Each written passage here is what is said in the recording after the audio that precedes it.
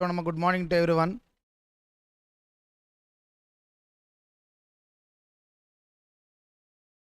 My name is Ramesh. My qualifications are CA, CMA, and BCom. Anyway, as far as CM entry is concerned, there we are having paper number 9. As far as paper number 9 is concerned, operations management and strategic management, totally for 100 marks. So out of this 100 marks,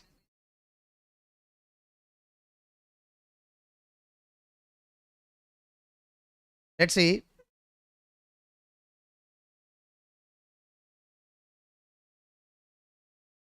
As far as paper number 9 is concerned, operations management as well as strategic management. This totally operations management totally for 70 marks. Strategic management is for 30 marks. In operations management totally we are having 7 chapters are there. Out of these 7 chapters, chapter number 2 as well as chapter number 4 are having different that is subtopics we are having. See, let's see the study material ones. Total we are having 7 chapters. Out of this, first chapter is completely pure theory. So if you have seen theory chapters, that is study note 1, first chapter is total theory, as well as chapter study note 3, design of operation system and control, that is also full theory. Then we are having study note 5, that is also what we are having full of theory. So remaining are what a combination of problems as well as what theory we are having. So if you see study note 4, we are having different subtopics are there. Totally we are having 11 subtopics we are having. Similarly, we are having study note 2, therein we are having 10 different subtopics are there. We are having it means what if you have seen the total subject, second chapter and fourth chapter only we are having what multiple subtopics are there. So if you have seen the weightage, so total out of the 7 topics, ఈ 7 topics లో మనకి second topic as well as ఈ fourth టాపిక్లో ఉన్న sub టాపిక్సే మనకి టోటల్గా 50% weightage ఉంటుందన్నమాట. ఓకేనండి. కాబట్టి మనం ఏం చేద్దామంటే మనం first will cover these sub టాపిక్స్లో కొన్ని మనకి కవర్ చేసుకుంటూ వెళ్దాం. Let me start with one of the sub topic, that is transportation. Will start with transportation model. Okay, let's see. So before starting this transportation, in examination, the weightage for theory as well as problematic. So approximately the weightage of theory comes for what 40% is. Total marks lo manaki 40% వరకు theory వస్తుంది. Remaining 60% వరకు మనకి problematic రావడానికి అవకాశం ఉందండి. కాబట్టి ఎగ్జామినేషన్లో మనం థియరీ గురించి కూడా మనం ఫోకస్ చేయాల్సిన అవసరం ఉంది. సో థియరీ అంటే డైరెక్ట్గా స్ట్రైట్ అవే మనకి క్వశ్చన్స్ రావు. ప్రాబ్లమేటిక్ ఏవైతే సాల్వ్ చేస్తున్నామో దాంట్లో నుంచి కూడా మనకి థియరీ క్వశ్చన్స్ ఫ్రేమ్ చేయడానికి అవకాశం ఉంది. కాబట్టి ఓన్లీ ప్రాబ్లమేటిక్ కాబట్టి ఇవి ప్రిపేర్ అవుతాను, లేకపోతే వీటిని వదిలేసి రిమైనింగ్ ప్రిపేర్ అవుతాను అంటే కాదు. యాక్చువల్గా ఎగ్జామినేషన్లో ప్రాబ్లమేటిక్ టాపిక్స్ ఏవైతే ఉన్నాయో అవి ప్రాబ్లమ్స్ మనం ఏ విధంగా సాల్వ్ చేస్తున్నాం అనే విధంగా కూడా వాళ్ళు థియరీ క్వశ్చన్స్ ఫ్రేమ్ చేస్తున్నారన్నమాట. సో ఇన్ఫ్యాక్ట్ థియరీ క్వశ్చన్స్ కూడా డైరెక్ట్ థియరీ క్వశ్చన్స్ ఇవ్వట్లే వాళ్ళు. ఆ థియరీ క్వశ్చన్స్ కూడా మనకి ఏదో if you taken one particular topic, ఆ పర్టికులర్ టాపిక్లో ఏదో ఒక సైడ్ హెడ్డింగ్ తీసుకుని దాని నుంచి థియరీ క్వశ్చన్ ఫ్రేమ్ చేస్తున్నారన్నమాట. కాబట్టి థియరీ క్వశ్చన్స్ మీరు డైరెక్ట్గా వస్తుందని మీరు అనుకోవద్దు. ఓకేనండి. So anyway will start with that is transportation model. So in this today's class will cover some topics in second chapter as well as fourth chapter. Second టాపిక్లో కొన్ని topics, fourth చాప్టర్లో కొన్ని టాపిక్స్. దాంతోపాటు మనం will cover study note 6 as well as study note 7, project management as well as maintenance of economics of maintenance and spares management. అవి that is 2 days క్లాస్లో మనం cover చేద్దాం. ఓకేనండి. కాబట్టి let me start with first topic, that is transportation model. So we are talking about transportation. As far as transportation is concerned, so if you see a company, they are manufacturing goods at different factories. In fact, if you are talking about a factory, they are establishing a factory where they are going to get what economies. So ఎక్కడైతే మనకి benefits వస్తుందో అక్కడ మనం factory పెడతాం. అంటే మనకి factory ఒక చోట ఉంటుంది, that is we are talking about sales department. They are going to sell the units. ఎక్కడైతే ఫ్యాక్టరీలో ప్రొడక్షన్ చేస్తున్నారో అక్కడే సేల్ చేస్తారా? Definitely not. Now the point is, if you see a company, they are having only a single factory. Okay, factory untunda? No, that is they are having what multiple factories we are having.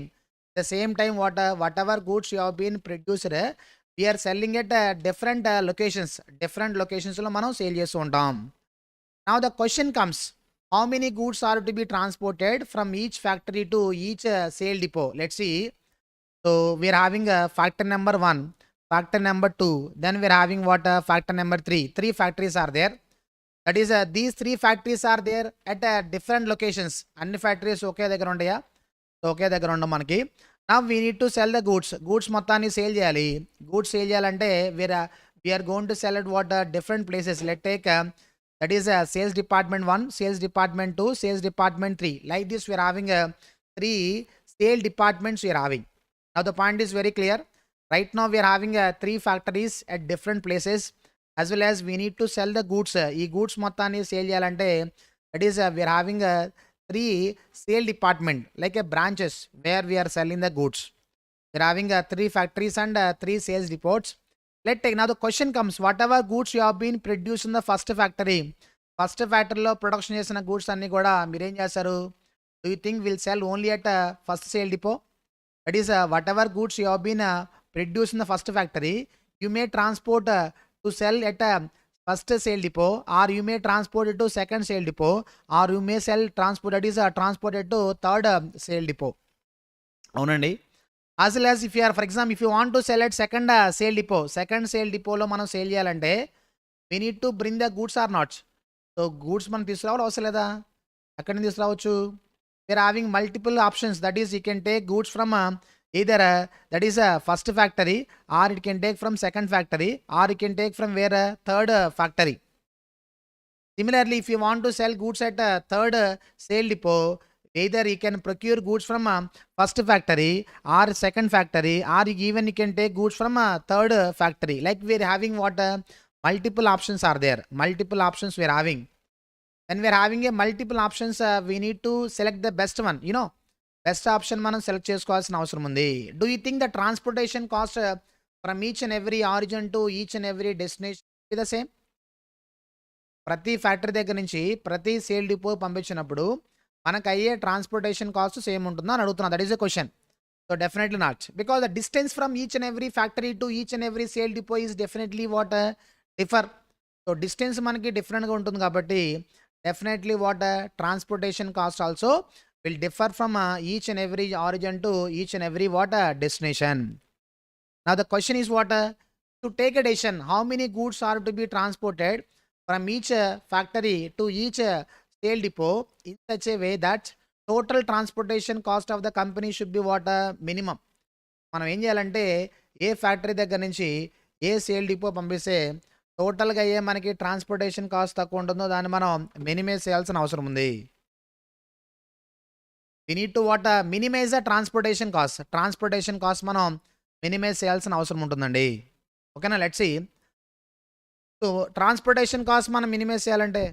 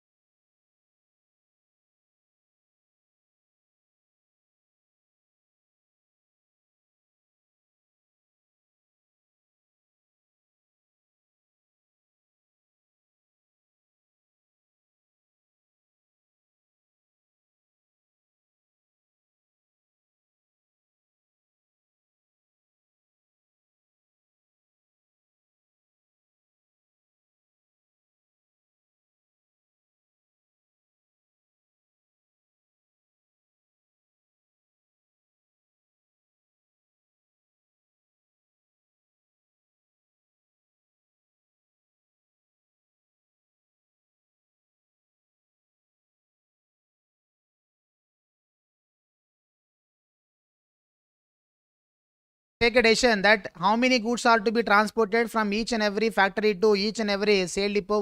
That is we need to decide. So ఏ factory దగ్గర నుంచి ఏ sale depot పంపిస్తే టోటల్గా అయ్యే transportation cost minimise అవుతుందో find out చేయాలి. Now the point is what we're not at all bothering about how much cost we should incur for manufacturing goods and each and every factory. So ఏ ఫ్యాక్టరీలో ఎంత production చేసే that is ఎంత production చేయాలి, ఎంత cost అవుతుంది అనే దాని గురించి మనం మాట్లాడుకోవట్లా. We're talking about what once the goods are been produced we need to transport the goods మొత్తాన్ని ట్రాన్స్పోర్ట్ చేయాలి. ఎక్కడ ట్రాన్స్పోర్ట్ చేయాలి, ఎక్కడైతే డిమాండ్ ఉంటుందో అక్కడికి ట్రాన్స్పోర్ట్ చేయాలి. సో ట్రాన్స్పోర్ట్ చేయాలంటే నా that we're not all talking about mode of transportation. ఏ వెహికల్లో ట్రాన్స్పోర్ట్ చేయాలి, దట్ ఈస్ ఫ్లైట్లోనా లారీలోనా దాని గురించి కూడా మాట్లాడుకోవట్లా. No the point is what how much quantity we should transport from each and every factory to each and every destination such a way that total transportation cost of the company should be what minimum. సో transportation cost మనం minimise చేయాల్సిన అవసరం ఉంది. అవునండి, ఓకేనా? Let's see. So transportation cost మనం minimise చేయాలంటే కనుక we are having what multiple options are there. So we can send goods either from first factory or from second factory, or even you can transport from where third factory. When we are having a multiple options, so the problem will be given as what matrix. ఒక matrix form లో problem ఇస్తారండి. Let's take for example, they have been given like this. Transportation cost they have been given, that is factor number 1, factor number 2, factor number 3, sale depot number 1, sale depot 2, sale depot 3. Now the question comes, if you are transporting goods from first factory to first sale depot, like a sale depot or like a branches. Let's take we are manufacturing goods at what factory. ఫ్యాక్టరీలో production చేస్తున్నాం. ఆ ఫ్యాక్టరీలో production చేసిన goods ఏవైతే ఉన్నాయో వాటిని ఏం చేయాలంటే మనం that is we need to sell at different బ్రాంచెస్లో మనం సేల్ చేయాలి అంటే కనుక సో ఫస్ట్ ఫ్యాక్టరీ దగ్గర నుంచి ఫస్ట్ సేల్ డిపో పంపిస్తే మీకు అయ్యే ట్రాన్స్పోర్టేషన్ కాస్ట్ ఎంత సార్ అంటే లెట్ టేక్ 10 రూపీస్. అవునండి, అంటే this is what unit transportation cost per unit. Transportation cost per unit comes to how much, that is 10 rupees. So first factory నుంచి first sale డిపోకి ఒక unit పంపిస్తే మనకి ఎంత అవుతుంది, 10 రూపీస్ అవుతుంది. At the same time, from first factory to second sale depot, we should incur 15 rupees. From first factory to third sale depot, we need to incur only 2 rupees. Now the point is what? So we have a different cost. The reason for having different transportation cost is because of what? Distance. So distance అన్ని చోట్ల same ఉంటుందా? ఉండదు. కాబట్టి ఏమైంది మనకి transportation cost కూడా మనకి డిఫరెంట్గా ఉందండి. Let's take second factory. If you are transporting goods from second factory to first sale depot, we should incur 15 rupees. Here we should incur 25 rupees. Here we have need to incur only 5 rupees.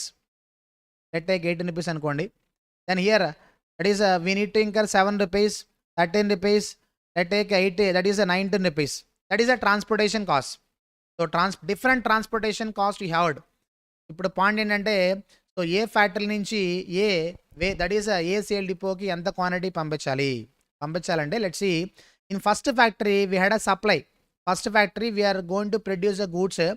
So first factory production is equal to 100 units. Second factory we have produced 500.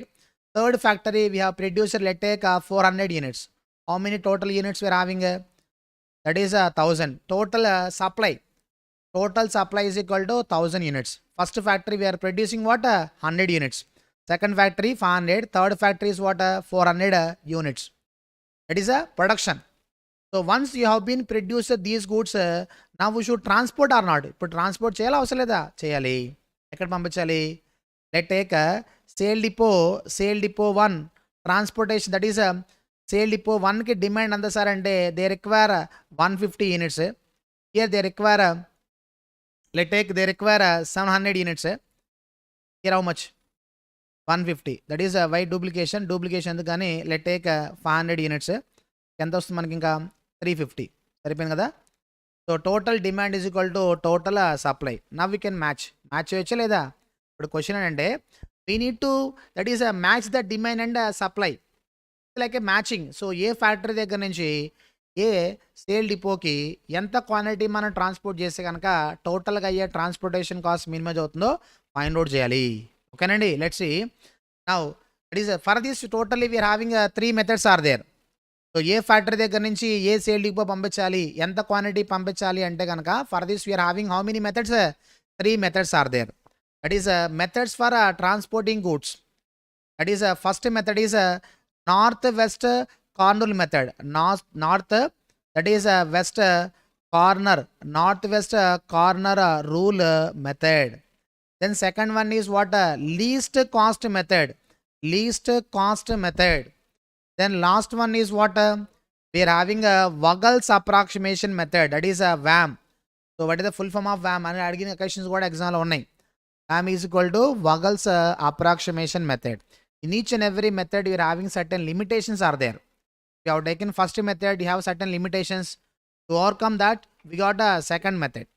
Second method also we have a limitations. To overcome that, we got a that is a third method. So that is our limitations ఏంటి. So ఎలా transport చేయాలి అనే దాని గురించి ఇప్పుడు మనం focus చేద్దాం. ఓకేనండి. కాబట్టి let take we are talking about first method. First method is what? Northwest corner rule method. Northwest corner rule method is like a FIFO method. First in first out method. Isn't it? ఏం చేస్తాం మనం first in first అవుట్లో first production చేసిన గూడ్స్ని will transport first. isn't it? A similar manner here also that is ఏం చేస్తున్నాము north west corner రూల్లో కూడా ఏం చేస్తామంటే like a FIFO method you're going to follow. FIFO method ఎలా ఉంటుందంటే దట్ ఈస్ చూడండి ఇదేంటి తెలుసు కదా India map. So that is first method అండి మనకి. We're talking about what north west. North ఇటు సౌత్ కింద కదా, నార్త్ పైన, తర్వాత వెస్ట్ వెస్ట్ ఇటు పక్కన దట్ ఈస్ ఇటా అటా that is left not that is now the point is what that is north west corner method. అంటే మీరు ఏం చేయాలండి నార్త్ వెస్ట్లో మనకి ఇక్కడ కదా ఇటు పక్క ఈస్ట్ కాబట్టి వెస్ట్ ఇటు ఏరియా అవునా. Now let that is north west is nothing but what top left or రైటా that is top left. That is nothing but north west is nothing but what top left. So go to top left then we should allocate that is the only point. So ఏం చేస్తామంటే north వెస్ట్లో మనకి north west is nothing but what top left this the area ఇది area కదా. So ఆ ఏరియాలో మనం allocate చేయాలి. అంటే let's see here just I copy this one. So we are talking about this one.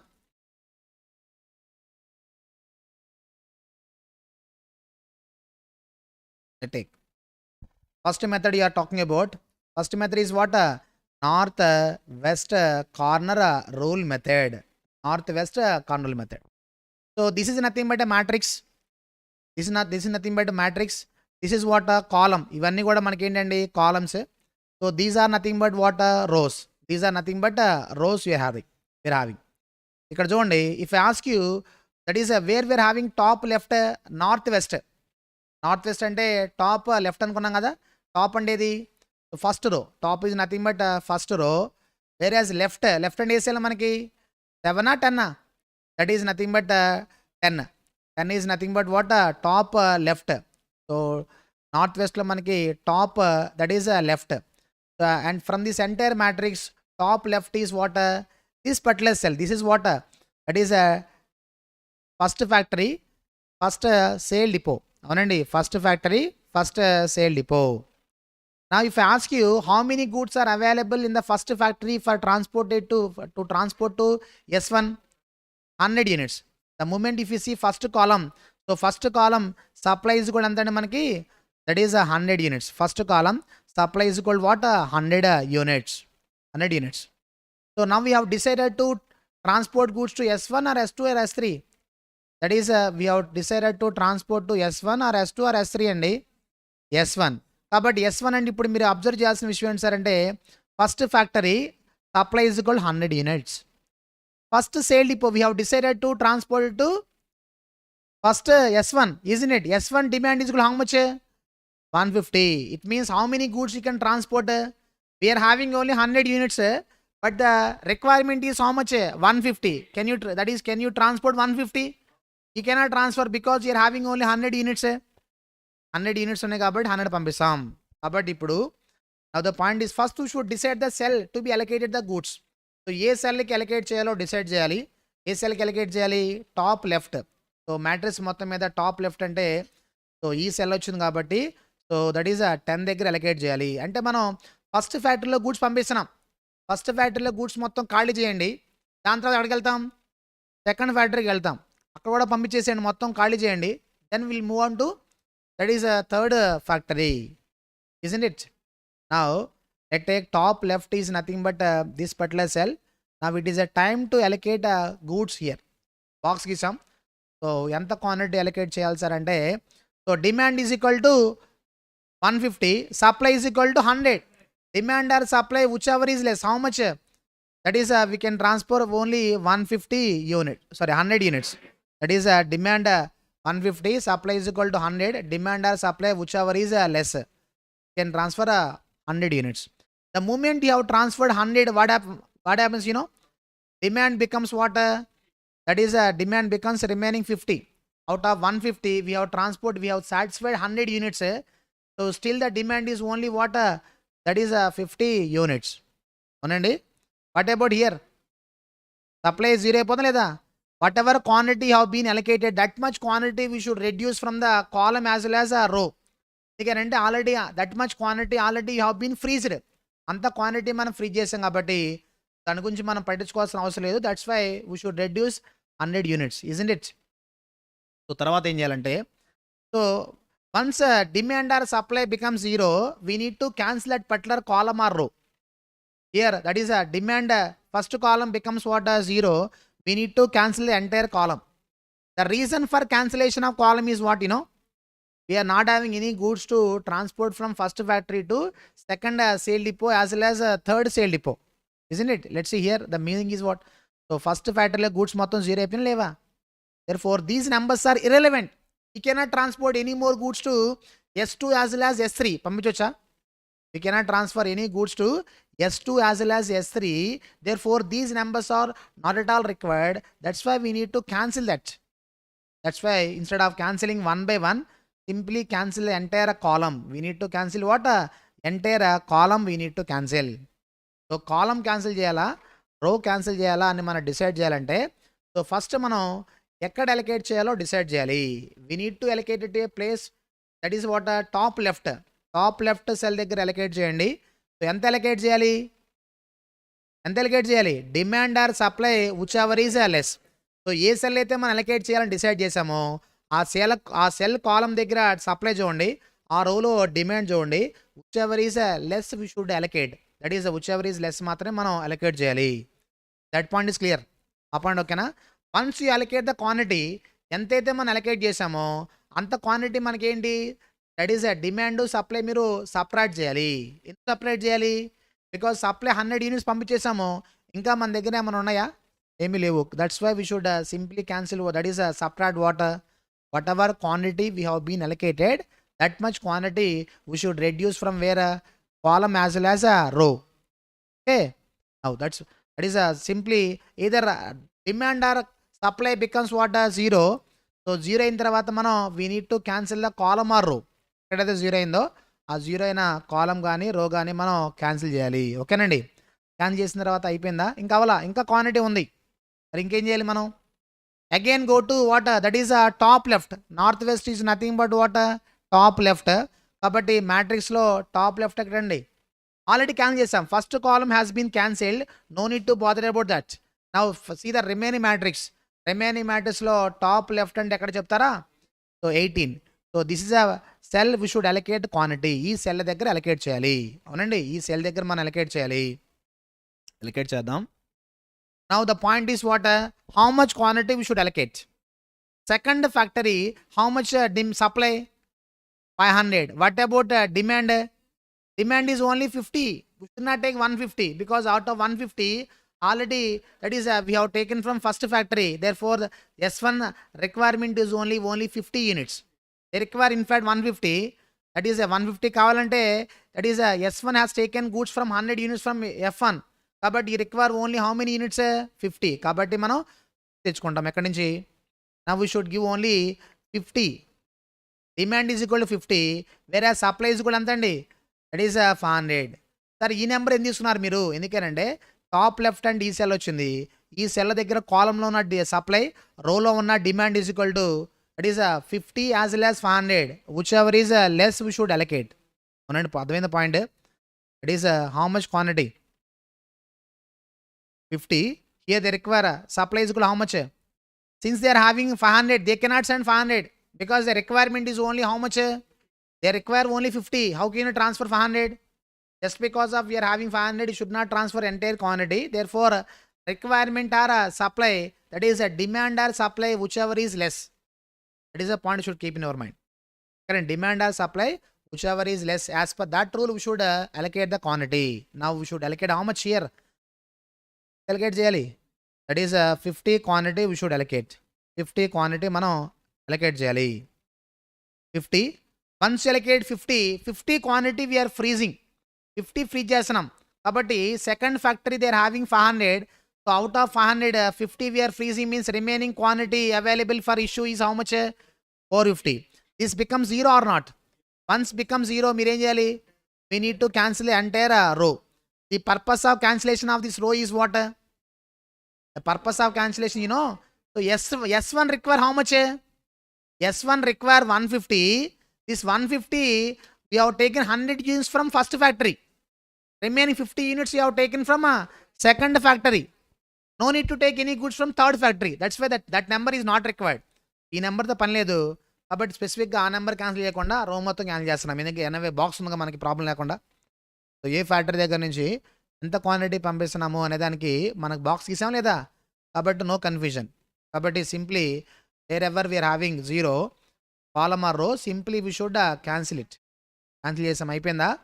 ఇంకా ఇష్యూ చేయాల్సిన క్వాంటిటీ ఉంది. Again see what top left, where where having top left, this is a matrix. So అంటే మీరు top left అనగానే ఏదైతే మనం cancel చేసామో column or row which has been cancel, we should ignore that.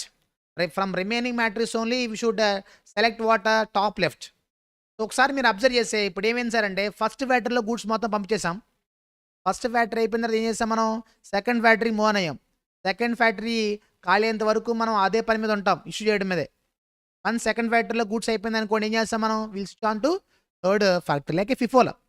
ఓకేనండి. Now come to the point. Tell me top left 25. This is a cell. How much quantity you should allocate? What is the reference? Second column. Supply is what? 450. Second row. This is nothing but second column and second row reference, you know. Second row how much demand? 500. So ఇప్పుడు ఎంత allocate చేయాలి? 450 or 500? How much? Whichever is less. Nothing but 450 we should allocate. Once you allocate 450, so still you have how much here? 50 units are there. This becomes what? 0. We need to cancel the entire what? Column. So once you cancel column, again let's take top left. Right now we are having only 2 elements are there. That is 13 as well as 19. దాంట్లో top left ఉంది అక్కడ, top left. So top is nothing but 13. కాబట్టి ఎంత అండి? This cell should allocate how much quantity? 400. Supply is equal to 400. Demand is equal to 50. Whichever is less, how much comes to 50? We should allocate only 50 units. Once you allocate 50, what happens, you know?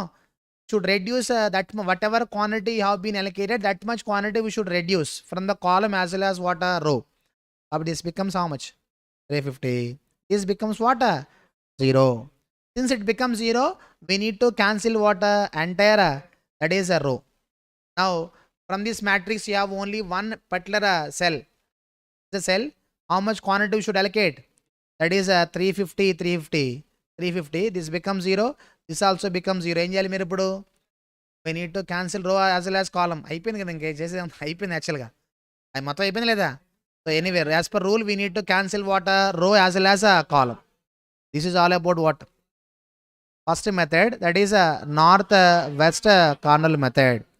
So as far as this particular method is concerned, first we should decide the cell to be allocated. ఏ సెల్కి allocate చేయాలో decide చేయాలి. చెప్తారా ఏ సెల్కి allocate చేయాలో? North west, nothing but top left. So go to the matrix there, that is select a cell, that is top left cell select చేయండి, అక్కడ మీరు అలొకేట్ చేయాలి. ఏ మెథడ్ ఇది? North west corner method. In this way we should allocate. So the limitation of this particular method is what? Limitation ఏంటి sir అంటే అసలు we are not at all bothering about what cost. So ఎక్కడ allocate చేస్తే తక్కువ cost అవుతుంది, ఏ factory దగ్గర నుంచి ఏ వేరోస్కి allocate చేస్తే తక్కువ కాస్ట్ అవుతుంది అనేది పట్టించుకోకుండా మనం ఏం చేస్తున్నాము? Blindly we are following north west, top left allocate చేసుకుంటూ వెళ్తున్నాం. Definitely cost under this method will be what? Much more ఎక్కువ ఉంటుంది. కాబట్టి we are having another method. The second method is what? Least cost method. We are talking about the next method, that is least cost method. First method ఓకేనా? Well, let's take. We are talking about a second method, so which is somewhat better than what a previous method. That is a least cost method. We are talking about a second method, that is a least cost method. పేర్లో ఉందేంటి least cost. Now from this entire matrix we need to identify what least element. Least element find out చేయండి. ఎక్కడండి matrix లో? Least element is what 2. So as far as second method is concerned, in a least cost method we need to identify least element of the matrix. Matrix లో least element మనం find out చేయండి.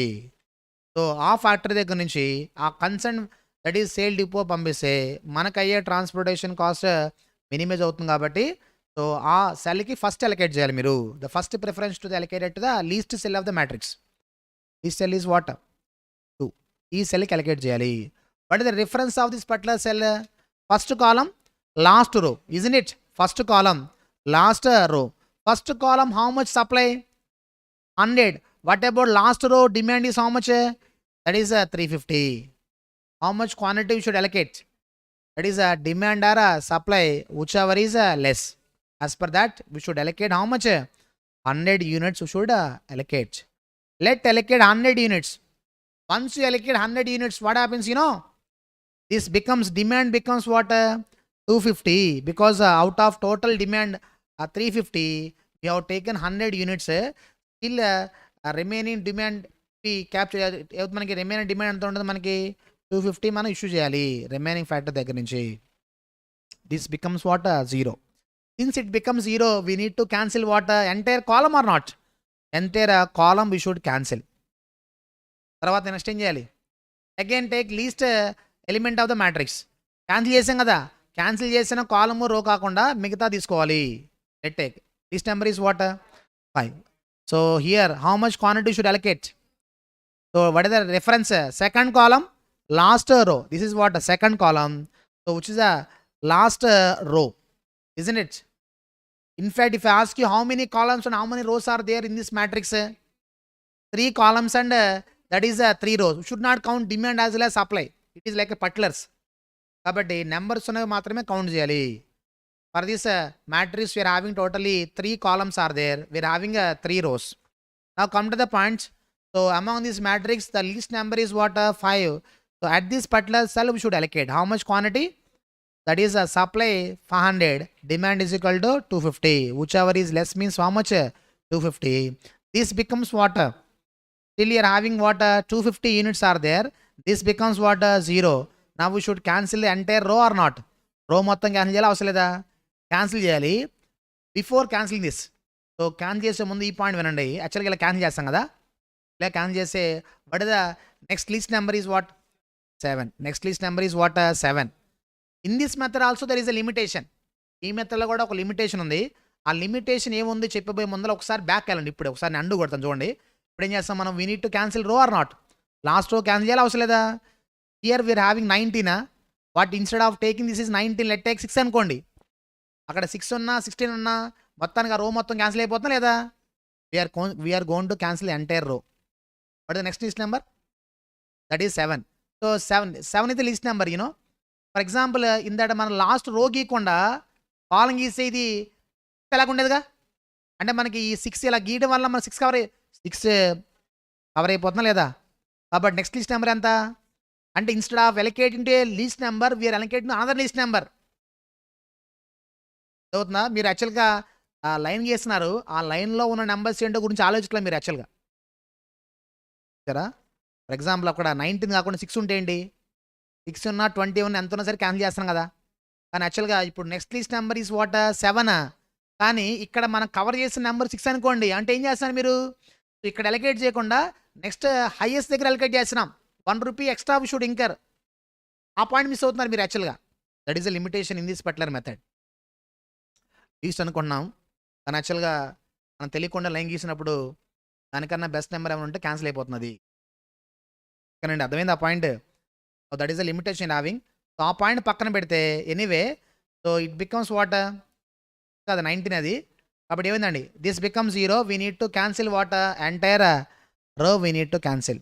Once cancel row తర్వాత ఏం చేయాలండి మనం again we should allocate ఎక్కడ allocate చేయాలి that is 7 how much quantity demand is equal 150 supply is equal 400 which over less means how much that is 150 we should allocate this becomes what 250 this becomes what 0 we need to cancel entire row now let's take this number is what 13 ఇప్పుడు మొత్తం మీద మీరు identify చేయాల్సింది ఏంటంటే ఒకటే point north west corner method top left that is the cell should allocate here least number ఏంటి least cost method ప్రకారం matrix మొత్తం మీద లీస్ట్ నెంబర్ ఎక్కడైతే ఉందో అక్కడ అలొకేట్ చేయడమే సో ఏ సెల్ దగ్గర అలొకేట్ చేయాలి అది ఇంపార్టెంట్ యాక్చువల్గా ఐడెంటిఫై చేయడం ఒకసారి once you have identify the cell how much quantity should allocate whatever method it is demand or supply whichever is less అవునండి ఎక్కడ అలొకేట్ చేయాలి 13 how much quantity that is 250 500 how much 250 we should allocate this becomes what this becomes 0 this becomes still 250 since it is what 250 third column is what 0 we need to cancel entire what third column tarvata next there is only one particular cell that is a cell we should allocate how much 250 500 no 250 we should allocate this becomes what 0 this also becomes 0 we need to cancel what entire row or column so examination కూడా ఇలాగ చేయాలి మీరు యాక్చువల్గా line గీస్తే అది వాళ్ళకి తెలియదేమో sir నెంబర్లు కొద్దిగా క్రాస్ అయిపోతున్నాయి బాక్స్ వెళ్ళిపోతున్న నెంబరు ఏం అవసరం వాళ్ళు చూసేది అదే యాక్చువల్గా ఎక్కడి నుంచి అడ పంపిస్తాం దట్ ఈస్ ద పాయింట్ కాబట్టి అలా గీసేయడం యాక్చువల్గా anyway come to the point that is all about what least cost method so online exam కాబట్టి వాళ్ళు ఏం చేస్తారంటే మ్యాట్రిక్స్ వాళ్ళే ఇచ్చి ఇదిగోండి థర్డ్ అలొకేషన్ ఎక్కడ పడుతుంది గివ్ ఏ రెఫరెన్స్ సో మనకి as per least cost method which cell gets a third allocation or which cell gets a second allocation or that is in fifth allocation how much quantity should allocate అలా ఇవ్వడానికి అవకాశం ఉంది అవుతుందా కదా అందరూ ఓకేనా let's next method is what Vogel's approximation method ఇక్కడ చూడండి if you're having same numbers what happens you know you're having least numbers same ఉంటే ఏం చేయాలి యాక్చువల్గా బోర్డ్ మీటర్లో ఏదో తీసుకొని చెప్పారు వాళ్ళు దానికన్నా బెటర్ ఆల్టర్నేటివ్ ఏంటి సార్ అంటే కనుక when we are having a equal least numbers if at all if you're having so wherever we are going to allocate more quantity that is a cell should allocate so least numbers type పెడితే కనుక least numbers ఎక్కడైతే ఎక్కువ allocate చేస్తామో ఏ cell దగ్గర అయితే ఎక్కువ quantity allocate చేయడానికి అవకాశం ఉంటుందో ఆ సెల్ దగ్గర అలొకేట్ చేయండి ఎందుకనే మీరు అబ్జర్వ్ చేస్తే లీస్ట్ నెంబర్ దగ్గర అలొకేట్ చేసుకుంటూ వస్తాం కదా that is next time allocate చేస్తున్నప్పుడు నెంబర్స్ అని పెరుగుకుంటూ వెళ్తున్నాయి అవునండి కాబట్టి మనకి తక్కువ నెంబర్ దగ్గర ఎక్కువ అలొకేట్ చేస్తే ఎక్కువ నెంబర్ దగ్గర తక్కువ అలొకేట్ అవుతుంది ఓవరాల్గా కాస్ట్ తగ్గుతుంది అనమాట ఆలోచించారు ఆ పాయింట్ కాబట్టి when there is a tie then allocated to a place where the highest quantity can be allocated ఎక్కడైతే మనకి ఎక్కువ క్వాంటిటీ అలొకేట్ చేయడానికి అవకాశం ఉంటుందో ఆ సెల్ దగ్గర అలొకేట్ చేయాలి ఓకేనండి ఏంటో మెథడ్ ఓకేనా అందరూ let's see third method that is Vogel's approximation method that is the best method you're having ప్రాక్టికల్గా ఫాలో అయ్యే మెథడ్ ఏంటి సార్ అంటే Vogel's approximation method let's see as far as Vogel's approximation method is concern వ్యామ్ here we need to calculate penalties. What is that? We need to calculate penalty. Penalty is nothing but cost difference. Penalty is nothing but what? Cost difference. Let's see here. Let's only. We need to calculate penalty for each and every column as well as what row. Penalty we should calculate for each column as well as what row. So penalty is merely difference between first least number and second least number. Penalty is nothing but what? Difference between first least number and second least number. Let's take first row. What is the first least number? The first least number is what? 7. అంటే జనరల్గా మనం ఎక్కడ allocate చేయాలి least number 7 కాబట్టి అక్కడ allocate చేయాలి ఒకవేళ ఇక్కడ మిస్ అయింది అనుకోండి అక్కడ అలొకేట్ చేస్తారు అట్లీస్ట్ సెకండ్ లీస్ట్ నెంబర్ ఎంత 10 కాబట్టి మనం ఏం చేస్తామంటే first penalty is nothing but what difference between first least number and watt second least number first least number ఎంత మనకి 7 సెకండ్ లీస్ట్ నెంబర్ ఎంత 10 డిఫరెన్స్ ఎంత that is Difference equal to 3. First list number is what? 13. Second list number is what? That is 15. What is the difference? Difference is what? 2.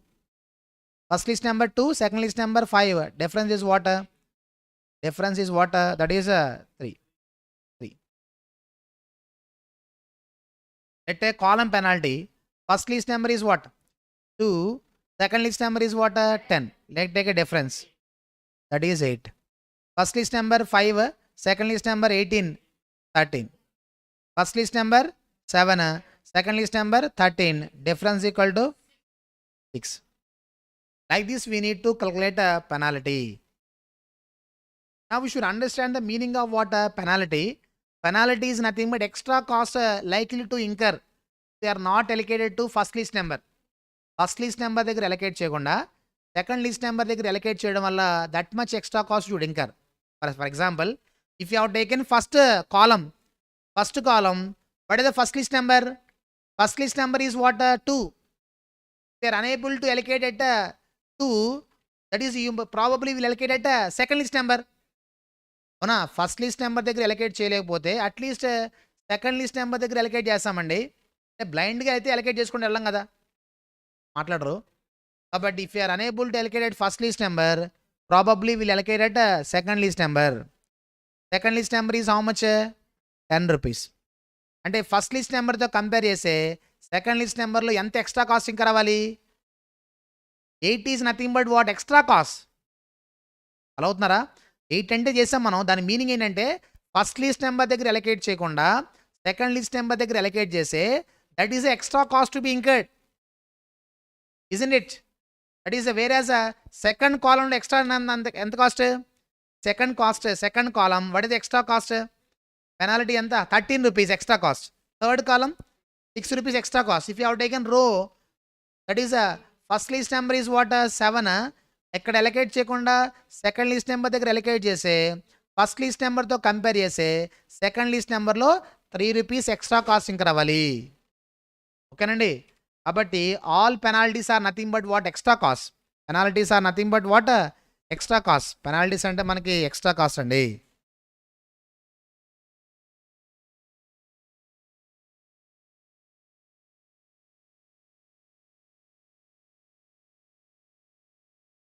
Penalty is nothing but what? Extra cost.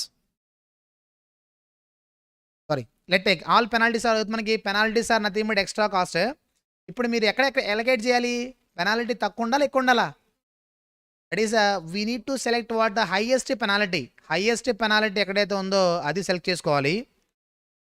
ఎక్కడైతే మనకి క్రిటికల్లో ఏదైతే మనకి extra cost incur అవుతున్నామో ఆ extra cost మనం avoid చేయాల్సిన అవసరం ఉంది. All these are nothing but what? Extra cost. That is first కాలంలో if you have taken first column, first least number దగ్గర అలొకేట్ చేయకుండా సెకండ్ లిస్ట్ నెంబర్ దగ్గర అలొకేట్ చేస్తే we should incur 8 rupees extra. If you have taken second column, if you are unable to allocate first least number, if you are going to allocate second least number, 13 rupees extra cost should incur. ఇక్కడైతే 6 rupees, ఇక్కడైతే 3 rupees, ఇక్కడ 2 rupees, ఇక్కడ 3 rupees. కాబట్టి ఎక్కడ మనకి extra cost అవుతుంది? Highest extra cost is what? That is second column. Second కాలంలో మనకి ఎక్స్ట్రా కాస్ట్ ఎక్కువ ఉంది కాబట్టి ఆ ఎక్స్ట్రా కాస్ట్ రాకుండా మీరు అవాయిడ్ చేయాలి. ఎక్స్ట్రా కాస్ట్ ఎప్పుడు వస్తుంది? ఫస్ట్ లిస్ట్ నెంబర్ దగ్గర అలొకేట్ చేయకుండా సెకండ్ లిస్ట్ నెంబర్ దగ్గర అలొకేట్ చేస్తే వస్తుంది. అవునా? అవునా కదండి? కాబట్టి ఆ సెకండ్ లిస్ట్ నెంబర్ దగ్గర వచ్చే థాట్ అక్కడ ఉంచుకోండి. Allocate first least number, thereby we can save 13 rupees. You know, first least number దగ్గర అలొకేట్ చేయకుండా సెకండ్ లిస్ట్ నెంబర్ దగ్గర అలొకేట్ చేస్తే అవన్నీ ఎక్స్ట్రా కాస్ట్లు. కాబట్టి ఎక్కడైతే మనకి ఎక్స్ట్రా కాస్ట్ ఉందో ఆ ఎక్స్ట్రా కాస్ట్ మనం అవాయిడ్ చేయాలంటే, అది రాకుండా చూడాలంటే మీరు ఏం చేయాలి? అదేదో ఫస్ట్ లిస్ట్ నెంబర్ అలొకేట్ చేస్తే అది రాకుండా ఉంటుందండి. అవునా కదా? కాబట్టి ఇప్పుడు మీరు ఏం చేయాలంటే identify A penalty which is having what? Identify highest penalty. That is so critical, that is so important. If you miss at that particular location, that is we need to ఇంకా 13 రూపీస్ ఎక్స్ట్రా. 13 రూపీస్ ఎక్స్ట్రా అవుతుంది. కాబట్టి extra అక్కడే ఉద్దేశం లేదు. అప్పుడు మీరు ఏం చేయాలి? ఆ సెల్లో ఆకేషన్ రాకుండా చూడాలంటే allocated first least number. Win the point? కాబట్టి అవన్నీ పక్కన పెడితే like this we need to calculate what? Penalties. Once you calculate penalty, we should take highest penalty. What is that? Highest penalty we should select. Where we are having highest penalty, highest penalty is on what? That is here it is. Highest penalty మనకి second కాలంలో ఉంది. కాబట్టి second కాలంలో point ఏంటంటే highest penalty is that highest penalty. తర్వాత highest పెనాల్టీలో that is least cost. Highest పెనాల్టీలో least cost ఎక్కడ ఉంది? Highest penalty 13 second column. Second column least number ఎక్కడ? That is 5. This is cell we should allocate. The point is very clear. ఏదైతే మనకి critical, ఏదైతే మనకి ఎక్స్ట్రా కాస్ట్ ఎక్కడైతే ఎక్కువ ఇంకా రాబోతున్నామో ఆ ఎక్స్ట్రా కాస్ట్ మొత్తాన్ని మీరు అవాయిడ్ చేయాలంటే ఏం చేయాలి? మీరు ఎక్స్ట్రా కాస్ట్ రాకుండా చూసుకోవాలి. రాకుండా ఉండాలంటే take highest penalty in that particular route. Least number should allocate. Where is the least number? 5. Once you select the cell, అక్కడి నుంచి అంతా మామూలే. ఎంత అలొకేట్ చేయాలి? Demand or supply whichever is less. What is the reference of this particular cell? Second column last row. Supply is equal to 500. Demand is equal to what? 350. Whichever is less comes to how much? 350 we should allocate. Once you allocate 350, demand and supply gets reduced by that much quantity. This becomes what? 0. Once becomes 0, we need to cancel entire row. Row మొత్తం cancel చేయండి. అయిపోయిందా చేయడం? అవలా ఇంకా ఉంది. మరి ఇంకా ఉందంటే ఏం చేయాలి? Again we need to calculate penalties. Until everything been allocated, we need to calculate penalties. Fresh penalties we should calculate. That is wherever we are having highest penalty in such a route having least number, that is a cell we should allocate. అవునా? కాబట్టి చెప్తారు ఇక్కడ. Now the point you should observe is what? See what is the penalty here? First row least number is 7. Second least number is what? 10. Difference is how much? 3. Here 13. So now the point you should observe is what? There is no change in penalty. If you cancel the third row, is there any disturbance to the first row and second row? No. Third row cancel చేసే first రోకి second రోకి disturbance ఏం లేదు. కాబట్టి when you cancel the row, remaining row penalties becomes what? As is. There is no change in row penalties. But column penalties are going to మనకి likely to affect. Let's take column penalty. 10, 15. Difference is what? That is 5. 18, 25. Difference is how much? That is 7. 7, 13. That is 6. These are what? Fresh penalties. 5, 7, 6, 3, 2. These are what? New penalties. Now we need to identify what? That is the same. Identify highest penalty. That is highest penalty route లో least number దగ్గర allocate చేయాలి. కాబట్టి చెప్తారా? The highest penalty is what? 7. Second column. There we should allocate at a least number. What is the least number? 18. How much quantity we should allocate? Demand or supply, whichever is less. Demand 150, supply 150 becomes what? 150 we should allocate. Becomes 0, they becomes 0. Therefore column as well as row becomes what? Both are 0. We should cancel both column as well as what? Row. రెండు కూడా మనం cancel చేస్తాం. Cancel చేయండి. మరి రెండు cancel అయింది కాబట్టి penalties రెండు మారితే మారవా? మారతాయి. మార్చండి. అయితే పాయింట్ ఏంటి సార్ అంటే just wait before that like this we should calculate what penalties. ఇలాగా మనం పెనాల్టీస్ క్యాల్కులేట్ చేయాలి. సో పెనాల్టీస్ క్యాల్కులేట్ చేసి మనకి హైయెస్ట్ పెనాల్టీ ఉన్న రూట్లో అలొకేట్ చేయాలి. ఇదంతా మామూలే. బట్ మీరు పెనాల్టీ క్యాల్కులేట్ చేయడం ఆపేయాలి. ఇంకా ఎప్పుడు ఆపేయాలి? ఇప్పుడు తేడా అవసరం లేదా? Can you calculate column penalty first column చేయొచ్చు పెనాల్టీ ఆర్ థర్డ్ కాలం చేయొచ్చా? We're unable to calculate penalties. ఆపేయడమే. when we have only one particular column or one particular row, then no need to calculate any penalties. So ఇక్కడ చూడండి, in this particular matrix you have only second row. చూడండి second row ఒకటే ఉంది కదా, second row ఒకటే ఉంది. when we are having only one particular row or one particular column to be cancelled, cancel చేయకుండా ఒకే కాలం కానీ ఒకే రో కానీ ఉన్నప్పుడైతే కనుక ఇంకా మనం పెనాల్టీస్ క్యాల్కులేట్ చేయాల్సిన అవసరం లేదు. ఎందుకేనంటే చేసినా కూడా రావు కాబట్టి. మాట్లాడరు, మీరు ట్రై చేసినా రావు, ఆపేయడం అక్కడ. మరి ఇంకా చేయడం ఆపేయాలా చేయాలా? కంటిన్యూ చేయాలా? చేయాలి. ఇంకా ఉంది, ఆపడం కాదు, ఇంకా కంటిన్యూ చేయాలి. Let's see here among this matrix we should find out what least element in the matrix. What is the least element? 13. How much quantity? 400, 500. 400 quantity. This becomes 100. This becomes 0. కాబట్టి ఎక్కడ ఇప్పుడు you need to cancel. Okay, cancel it. తర్వాత ఇక్కడ 15 దగ్గర 100 units demand supply whichever is less become 0. Okay, cancel it. That's it. That is all about what that is a Vogel's approximation method. Now the point is, whatever solution we have drawn, that is only initial solution. That is not a final solution, you know. Whatever solution we have drawn, this is known as what? Initial solution. This is known as a initial basic feasible solution. Whatever solution we have drawn, that is only basic solution, initial solution. The initial solution may or may not become final solution. Initial సొల్యూషనే final అవ్వచ్చు, అవ్వకపోవచ్చు. ఆ final solution ఎలా చేయాలో చూద్దాము. Before that ఇక్కడ దాకా అంతా క్లియరా? We're talking about transportation. Totally we are having 3 methods for solving the problem.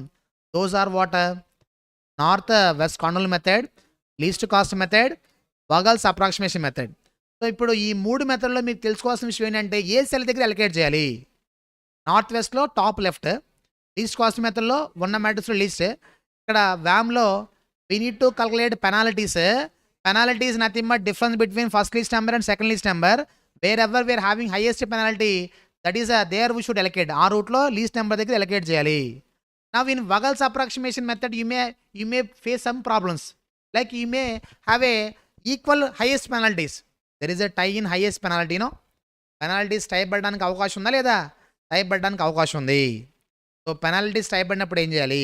ఇలా చూడండి. For example, let take I got a penalty, highest penalty. Let the highest penalty is equal, ఇక్కడ చూడండి 5, 7, 6 ఉంది కదా. 5, 7, 6. Now we are talking about when there is a tie in highest penalty. Highest penalty tie పడితే ఏంటి అనే occasion గురించి ఇప్పుడు మనం మాట్లాడుకున్నామండి. Let's see here. Have calculated penalties మనం క్యాల్కులేట్ చేసాం. ఆ పెనాల్టీస్ మనం టై పడితే ఏం చేయాలి?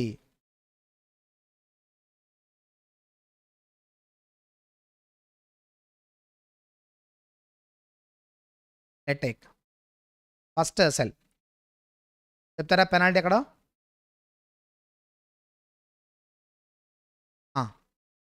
ఎంత పెనాల్టీ? ఫస్ట్ ఎంత? 3. Second row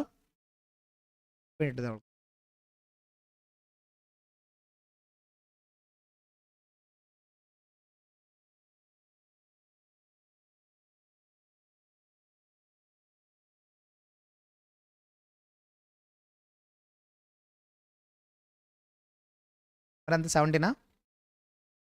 7. Okay, let take penalty difference between first least number, second least number. For example ఇది చెప్పండి occasion.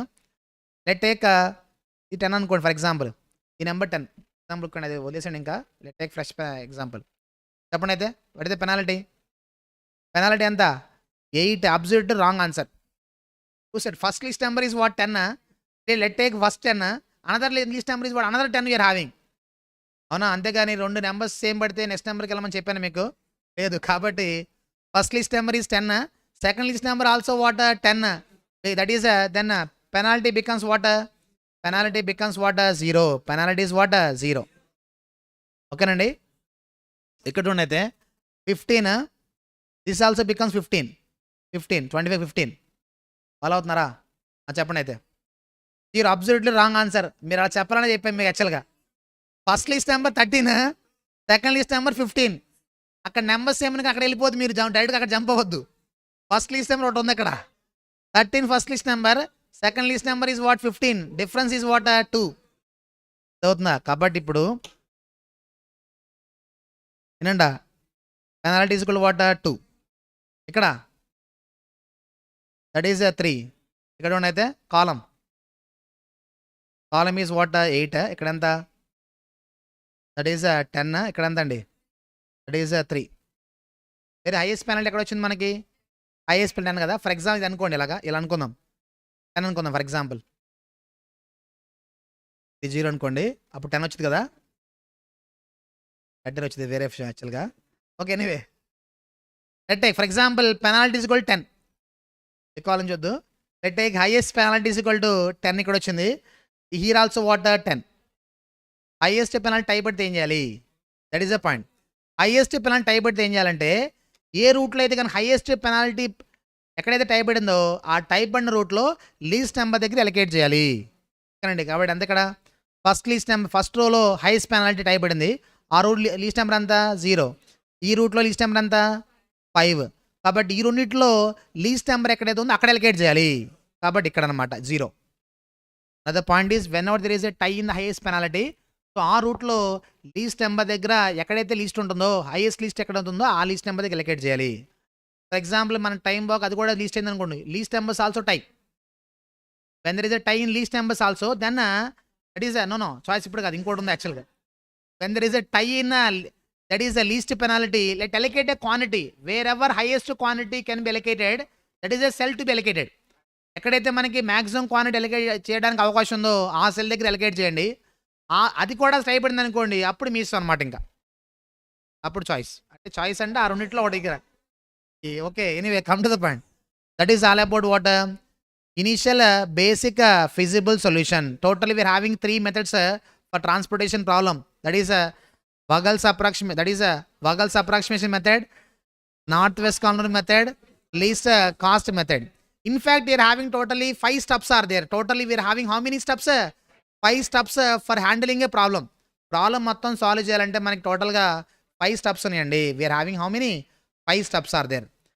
In fact, whatever we did, that is only one of the step in step మనకి 5 steps. Out of 5 steps, this is one step. ఒక step ఇంత పెద్దగా ఉంటే ఇంకా మిగతా అలా ఉంటుంది సార్, ఇంకేం లేవు. ఇంకో స్టెప్ ఉంటుంది అంతే, మిగతాని చిన్నగా ఉంటాయి యాక్చువల్గా. ఓకేనా? ఇన్ఫ్యాక్ట్ ఆల్రెడీ మనం 3 స్టెప్ చేసాం. ఏనండి? Anyway totally we are having 5 steps for handling a problem in transportation. 3 methods are there, 5 steps we are having. Let take step number 1. We are talking about steps. Totally we are having 5 steps are there. We are talking about methods. 3 methods we are having. Northwest Cornell method, least cost method, Vogel's approximation method. Whatever method it is, in order to decide the quantity to be allocated, totally we are having how many steps? 5 steps are there. Okay nandi? Ila chudandi okasari chudandi. Do you think the transportation problem is only for minimization of transportation cost? No. ఏం చేయాలంటే we need to match A factory దగ్గర నుంచి ఏ wear హౌస్కి ఎంత quantity పంపిస్తే కనుక transportation cost minimise అవుతుందో ఫైండ్ అవుట్ చేయాలి. Point number 1. Now do you think the selling price at each and every sale depot will be same? ప్రతి సేల్ డిపో దగ్గర సెల్లింగ్ ప్రైస్ సేమ్ ఉంటుందా? Do you think the manufacturing cost at each and every factory is also same? Do you think the transportation cost from each and every origin to destination also will be same? No. Selling price మారుతుంది, transportation cost మారుతుంది, production cost కూడా manufacturing cost కూడా మారుతుంది. కాబట్టి ఇప్పుడు మనం ఏం చేయాలంటే we need to transport such a quantity from each factory to each destination so that your profit should be what maximum. ఏ ఫ్యాక్టరీ దగ్గర నుంచి ఏ వేర్ హౌస్ పంపిస్తే మనకు వచ్చే ప్రాఫిట్ ఏదైతే ఉందో దాన్ని మనం దట్ ఈస్ మ్యాక్సిమైజ్ చేయాల్సిన అవసరం ఉంది. కాబట్టి ట్రాన్స్పోర్టేషన్ అనగానే సో ట్రాన్స్పోర్టేషన్ కాస్ట్ మినిమైజ్ చేయాలి అనే నోషన్లో ఉండొద్దు మీరు యాక్చువల్గా. The point is what? Selling price will differ. Selling price, let's take vegetable oil. Vegetable oil ఈ స్టేట్లో ఎంతో పక్క స్టేట్లో కూడా అంతేనా? పక్క స్టేట్లో ఎంతో కేరళలో కూడా అంతేనా? పెట్రోల్ ఇక్కడ ఎంతో వేరే స్టేట్ కూడా అంతేనా? ఎలాగైతే ఒకటే product the product selling price differ from state to state. కాబట్టి పాయింట్ ఏంటంటే we need to transport quantity from such a factory to such a sale depot so that total transportation cost should be what minimum. ఓకేనండి? యాక్చువల్గా transportation cost అనగానే మీరు only factory నుంచి production చేసిన గూడ్స్ని ఎక్కడ sale చేయాలి అనేది పాయింట్ కాదు యాక్చువల్గా. So how much quantity we should transport from each factory to each warehouse. You may have a multiple warehouse to store the raw material finished goods, isn't it? So ఏ factory నుంచి ఏ warehouse పంపించాలి, or ఏ warehouse నుంచి ఏ హోల్సేలర్స్కి అమ్మాలి, wholesalers or that is wholesale that is లేకపోతే రిటైలర్స్కి అమ్మాలి, అయితే ఈ వేర్ హౌస్ నుంచి వీ నీడ్ టు మనకి ఈ we are having sale depots are there. That is ఏ వేర్ హౌస్ నుంచి ఏ సేల్ డిపో సేల్ చేయాలి, లేదంటే కనుక we are having different sale depots are there. ఏ సేల్ డిపో నుంచి ఏ కస్టమర్కి సేల్ చేయాలి.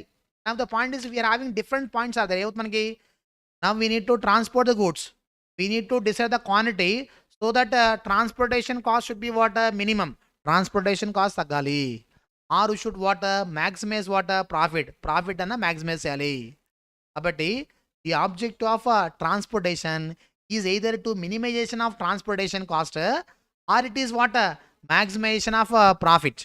కాబట్టి ఈ చాప్టర్ యొక్క ఆబ్జెక్టివ్ ఏంటి సార్ అంటే either we should minimize the cost or we should maximize what that is profit అన్న మ్యాక్సిమైజ్ చేయాలి. మాకు ఎలా తెలుస్తుంది సార్? వాళ్ళు ఇస్తారు క్వశ్చన్లో, that is when details are available for ascertaining profit we should maximize the profit. When they have been given only transportation cost we need to what minimize transportation cost కదా. ఓకేనా అందరూ? కాబట్టి టోటల్గా మనకి 5 స్టెప్స్ ఉన్నాయి. ఆ స్టెప్స్ గురించి మనం మాట్లాడుకున్నాం. Step number 1 is objective function. What is that? Objective function. We need to check whether the given problem is what minimization or it is for maximization. When details are given for ascertaining a profit, we should maximize the profit. When details are available only for a cost, we need to minimize what cost. Then step number 2 is what balancing. చూడండి, మనం తీసుకున్న ఎగ్జాంపుల్లో already balance చేసా 1000 కింద. యాక్చువల్గా ఎగ్జాంపుల్లో demand and supply is what balanced. So ప్రతిసారి sale డిపోలో ఎంతైతే అమ్ముతామో ఎగ్జాక్ట్గా అదే క్వాంటిటీ ప్రొడక్షన్ చేస్తారా? They may produce more quantity or less quantity than what demand. కాబట్టి sometimes demand and supply that is not equal. So how to handle unbalanced problem, balance అవ్వకపోతే ఎలా చేయాలి అనే దానికి సంబంధించి we're having step number 2. Step number 2 is what balancing. It is when demand and supply is equal, that's okay. When demand and supply are not equal, then we should add a dummy column or dummy row as per the requirement. Should add another column, should add another row as per the requirement of the problem. Wherever we are having a shortage, ఆ shortage ఉన్న కాలం కానీ రో కానీ add చేయాలి. Add చేస్తాం, okay sir, దాంట్లో numbers ఏం తీసుకోవాలి? Always dummy column or dummy row should only take what zeros, isn't it? Dummy column or dummy row should take only what zeros. Then take step number 3. Initial. Step number 3 is what initial basic feasible solution. Initial basic feasible solution. ఇప్పుడు చేసినంత అదే అన్నమాట. యాక్చువల్గా ఇప్పుడు చేసినంత కూడా initial basic feasible solution. Okay, that is step number 3. Then that is still we are having 2 more steps. Step number 4 as well as step number 5 we are having. Step number 4, 5 ఏంటి అనేది మీకు ఒక ఎగ్జాంపుల్ ద్వారా చెప్తాను. మనం will take one problem. ఓకేనండి, let take. రెగ్యులర్గా మనకి యాక్చువల్గా ఇవి ఇస్తారు ఎక్కడ దాకా. దట్ ఈస్ స్టెప్ నెంబర్ 3 వరకు ఇస్తారు. ఎలా స్టెప్ నెంబర్ 5 అడిగితే ఎలా చేయాలి అనేది మనం ఇప్పుడు చూద్దాం. ఓకేనండి, let's see. Start with the problem.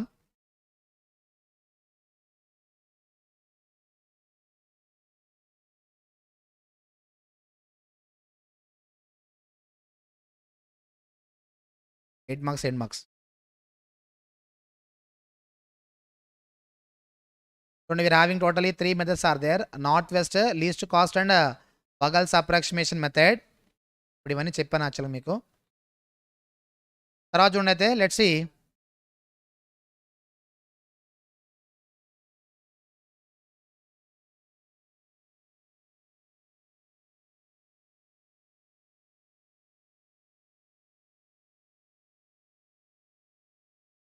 Let's see problem number 4.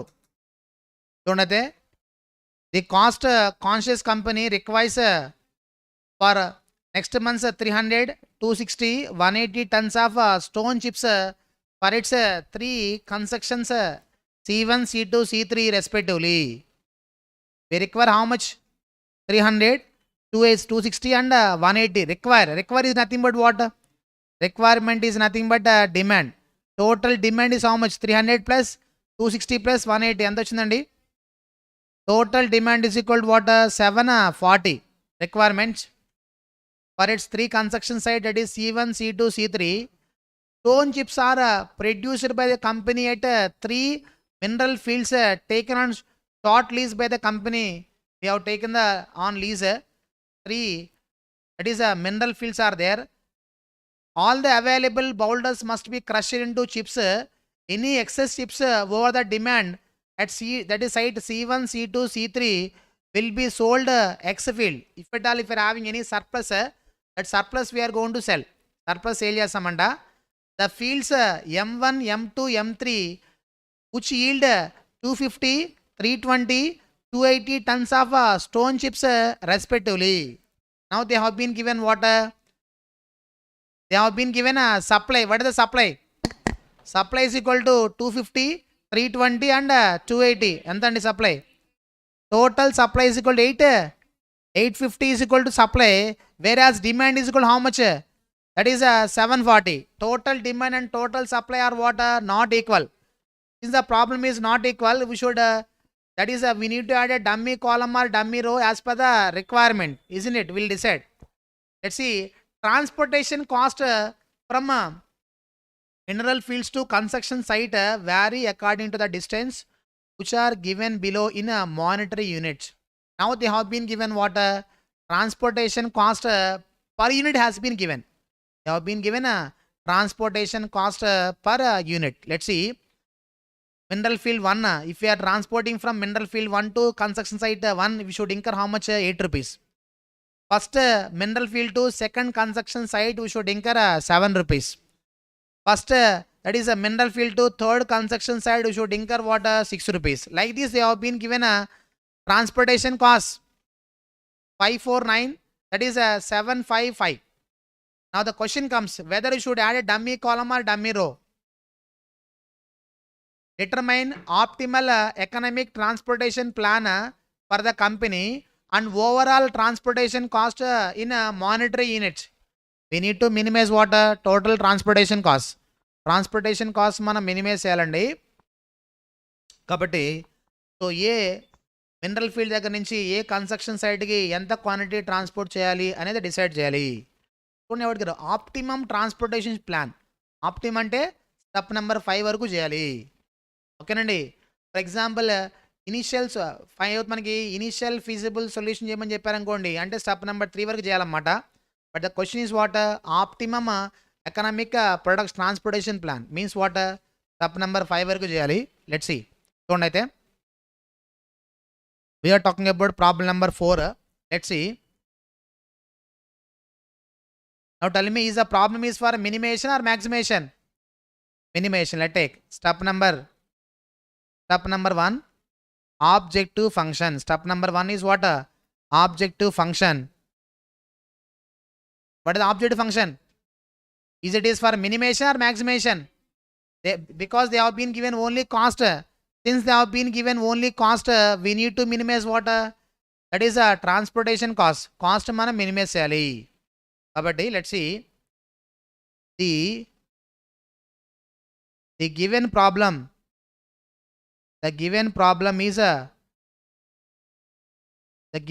is what? The given matrix is cost matrix. The given matrix is a cost matrix. Therefore the problem is for what? The problem is for minimization. The problem is for minimization. Let's take step number 2. What is step number 2? Balancing. Step number 2 is what? Balancing. Let's take what is the total demand. Let's take total demand. Total demand is how much? 740. See the question once.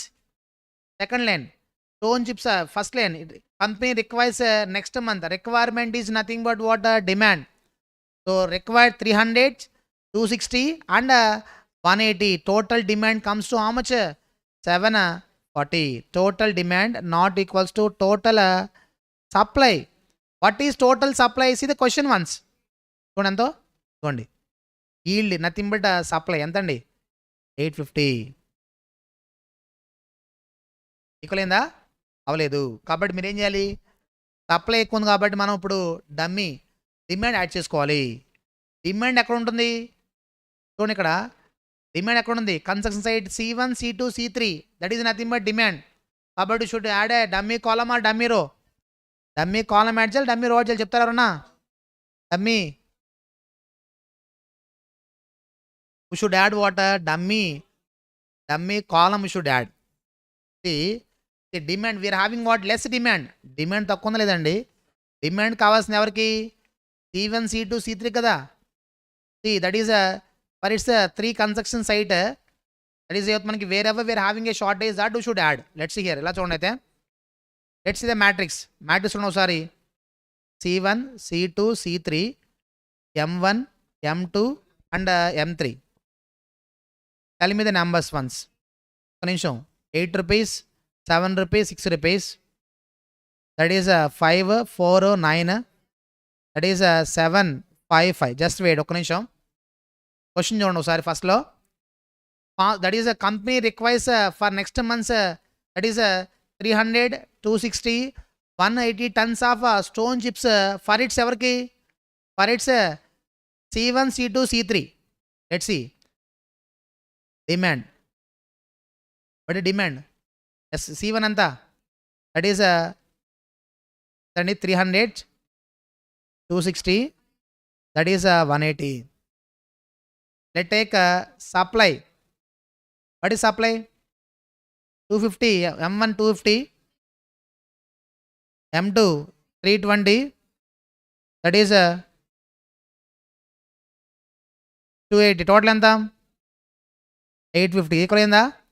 మరి ఏం చేయాలి? We should add a dummy column. We have dummy column or dummy row always should take what? 0. Now tell me how much here. Balance figure, that is 110. Balance we should take 110.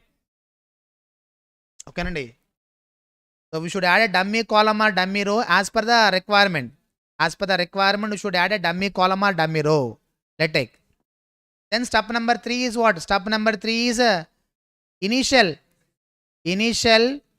basic feasible solution. Initial basic feasible solution. Let's take.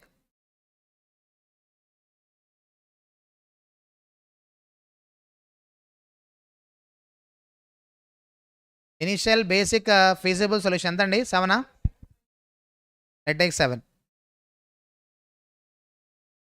Here we need to calculate. If nothing is given, we should solve the problem by using Vogel's approximation method. Problem ఏం చెప్పబోతే కనుక the best method is what? Vogel's approximation method. So ఆ మెథడ్లో solve చేయాలి చెప్తారు ఇప్పుడు. We need to calculate penalty. Tell me 0 6. 0 వదిలేయాలా? అవసరం అది కూడా తీసుకోవాలి. 0 6 ఎంతండి? 6 0 4 4 5 0 5. Let's take a penalty column, that is equal to 5 7 2 4 1 1 0. Just wait. Once penalty have been calculated, highest penalty ekkadandi? 6. Then least number is what? 0. How much quantity? 110, that is 250. 110 you should allocate.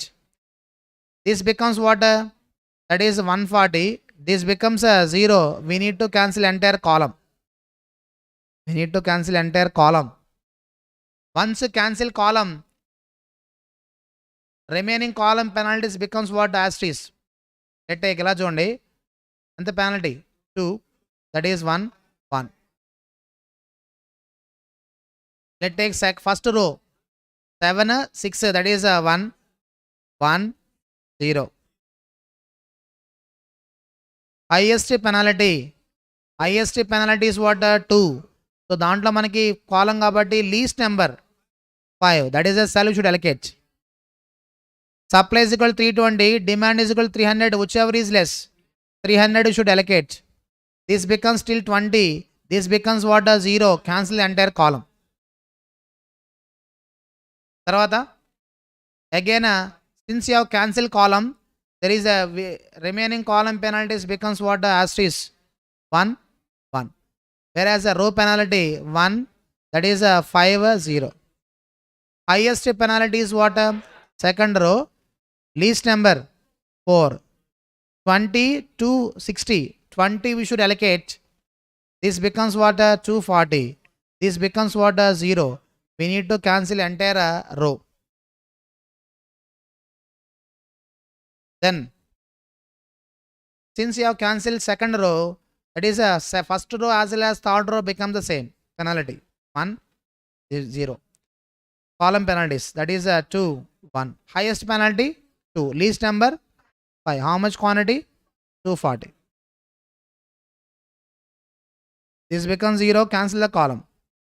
Then no need to calculate any penalty because you have only one particular column. When we have only one particular column or one particular row, no need to calculate any penalty. Straight away we can allocate. Least number anta 5. 40 you should allocate here. 140 here. This becomes 0. Then what? So here 140 least number, one number you are having. This becomes 0. This also becomes 0. That's it. That is all about what? Step number 3. Initial basic feasible solution. ఎగ్జామినేషన్లో వాళ్ళు ఇలా ఆడడానికి అవకాశం ఉంది. మొత్తం చేయమనకపోవచ్చు. So దీంట్లో initial basic feasible సొల్యూషన్లో థర్డ్ అలొకేషన్ ఏ సెల్ వస్తుంది? Give a cell reference the third allocation. Or fifth allocation ఎంత క్వాంటిటీ అలొకేట్ చేస్తాం? ఆర్ సిక్స్త్ అలొకేషన్ సెల్ యొక్క దట్ ఈస్ సెల్ యొక్క యూనిట్ కాస్ట్ ఎంత? అలా ఇవ్వడానికి అవకాశం ఉంది. దాని తర్వాత చూడండి, let's see step number 4. Step number 4 is equal to, we need to check whether number of allocations are equal to m plus n minus 1. Let's take number of allocations. Number of allocations equal to m plus n minus 1. M is equal to number of rows, n is equal to number of columns. Number of allocations. See the matrix. In this particular matrix, how many allocations are there? Allocations are nothing but boxes. How many boxes we are having? 1, 2, 3, 4, 5, 6. Number of allocations comes to 6. Just wait. Is equal to m is equal to number of rows. Number of rows equal to manaki. M also should count number of rows. First row m1, m2, m3. 3 rows are there. Should not count demand as well as penalty. Demand penalty count cheyakudadu. Numbers maatrame count cheyali. 3 rows we are having. 3 rows. How many columns you are having? That is C1, C2, C3 and dummy also should count. That is 4. Minus 1.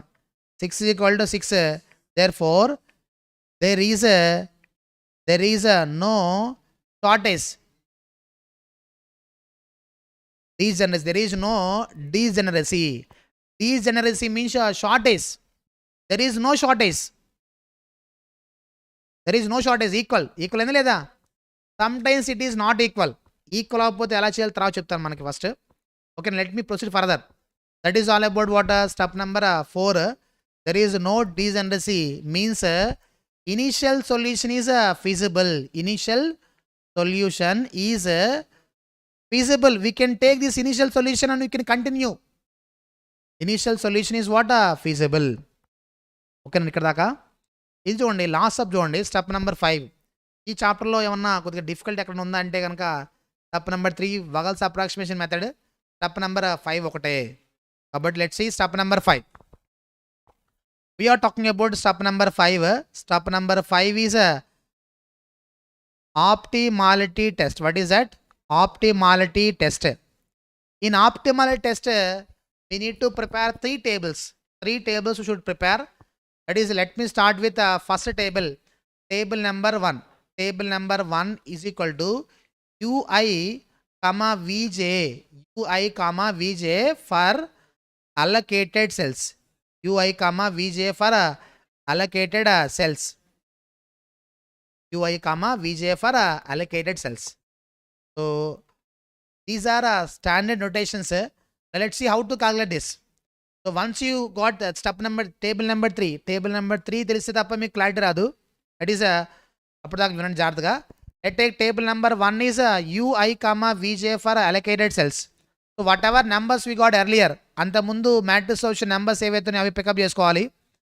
Let's take C1, C2, C3, then take what dummy M1, M2 and M3. Let's take what are the numbers? Question చెప్పండి ఒకసారి.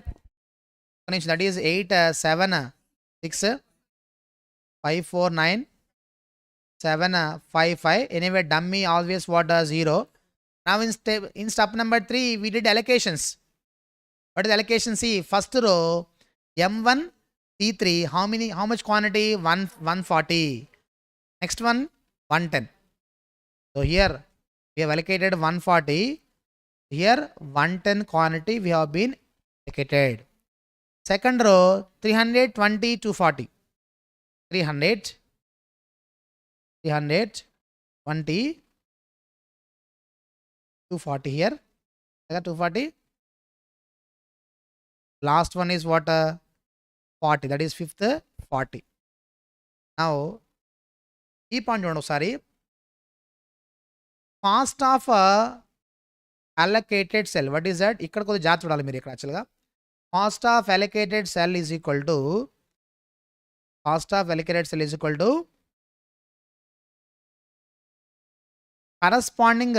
corresponding UI plus VJ. Cost of allocated cell is equal to corresponding UI plus VJ. That is a point. See here. ఇక్కడ చూడండి, always rows is equal to U I. ఇక్కడ ఒక number, ఇక్కడ number, ఇక్కడ number, 3 numbers you should calculate. Always that is VJ is nothing but a column. VJ, first column number, second column number, third column number. These numbers you should calculate. ఈ numbers మనం calculate చేయాలి. It is like a sudoku. ఒక number నుంచి ఇంకో number వస్తుంది కదా, so అలా find out చేయాలి. ఇక్కడ ఫైండ్ అవుట్ చేయాలంటే ఇలా చూడండి, అక్కడ బాక్స్లో చిన్న ఫార్ములా ఇచ్చాం మనం.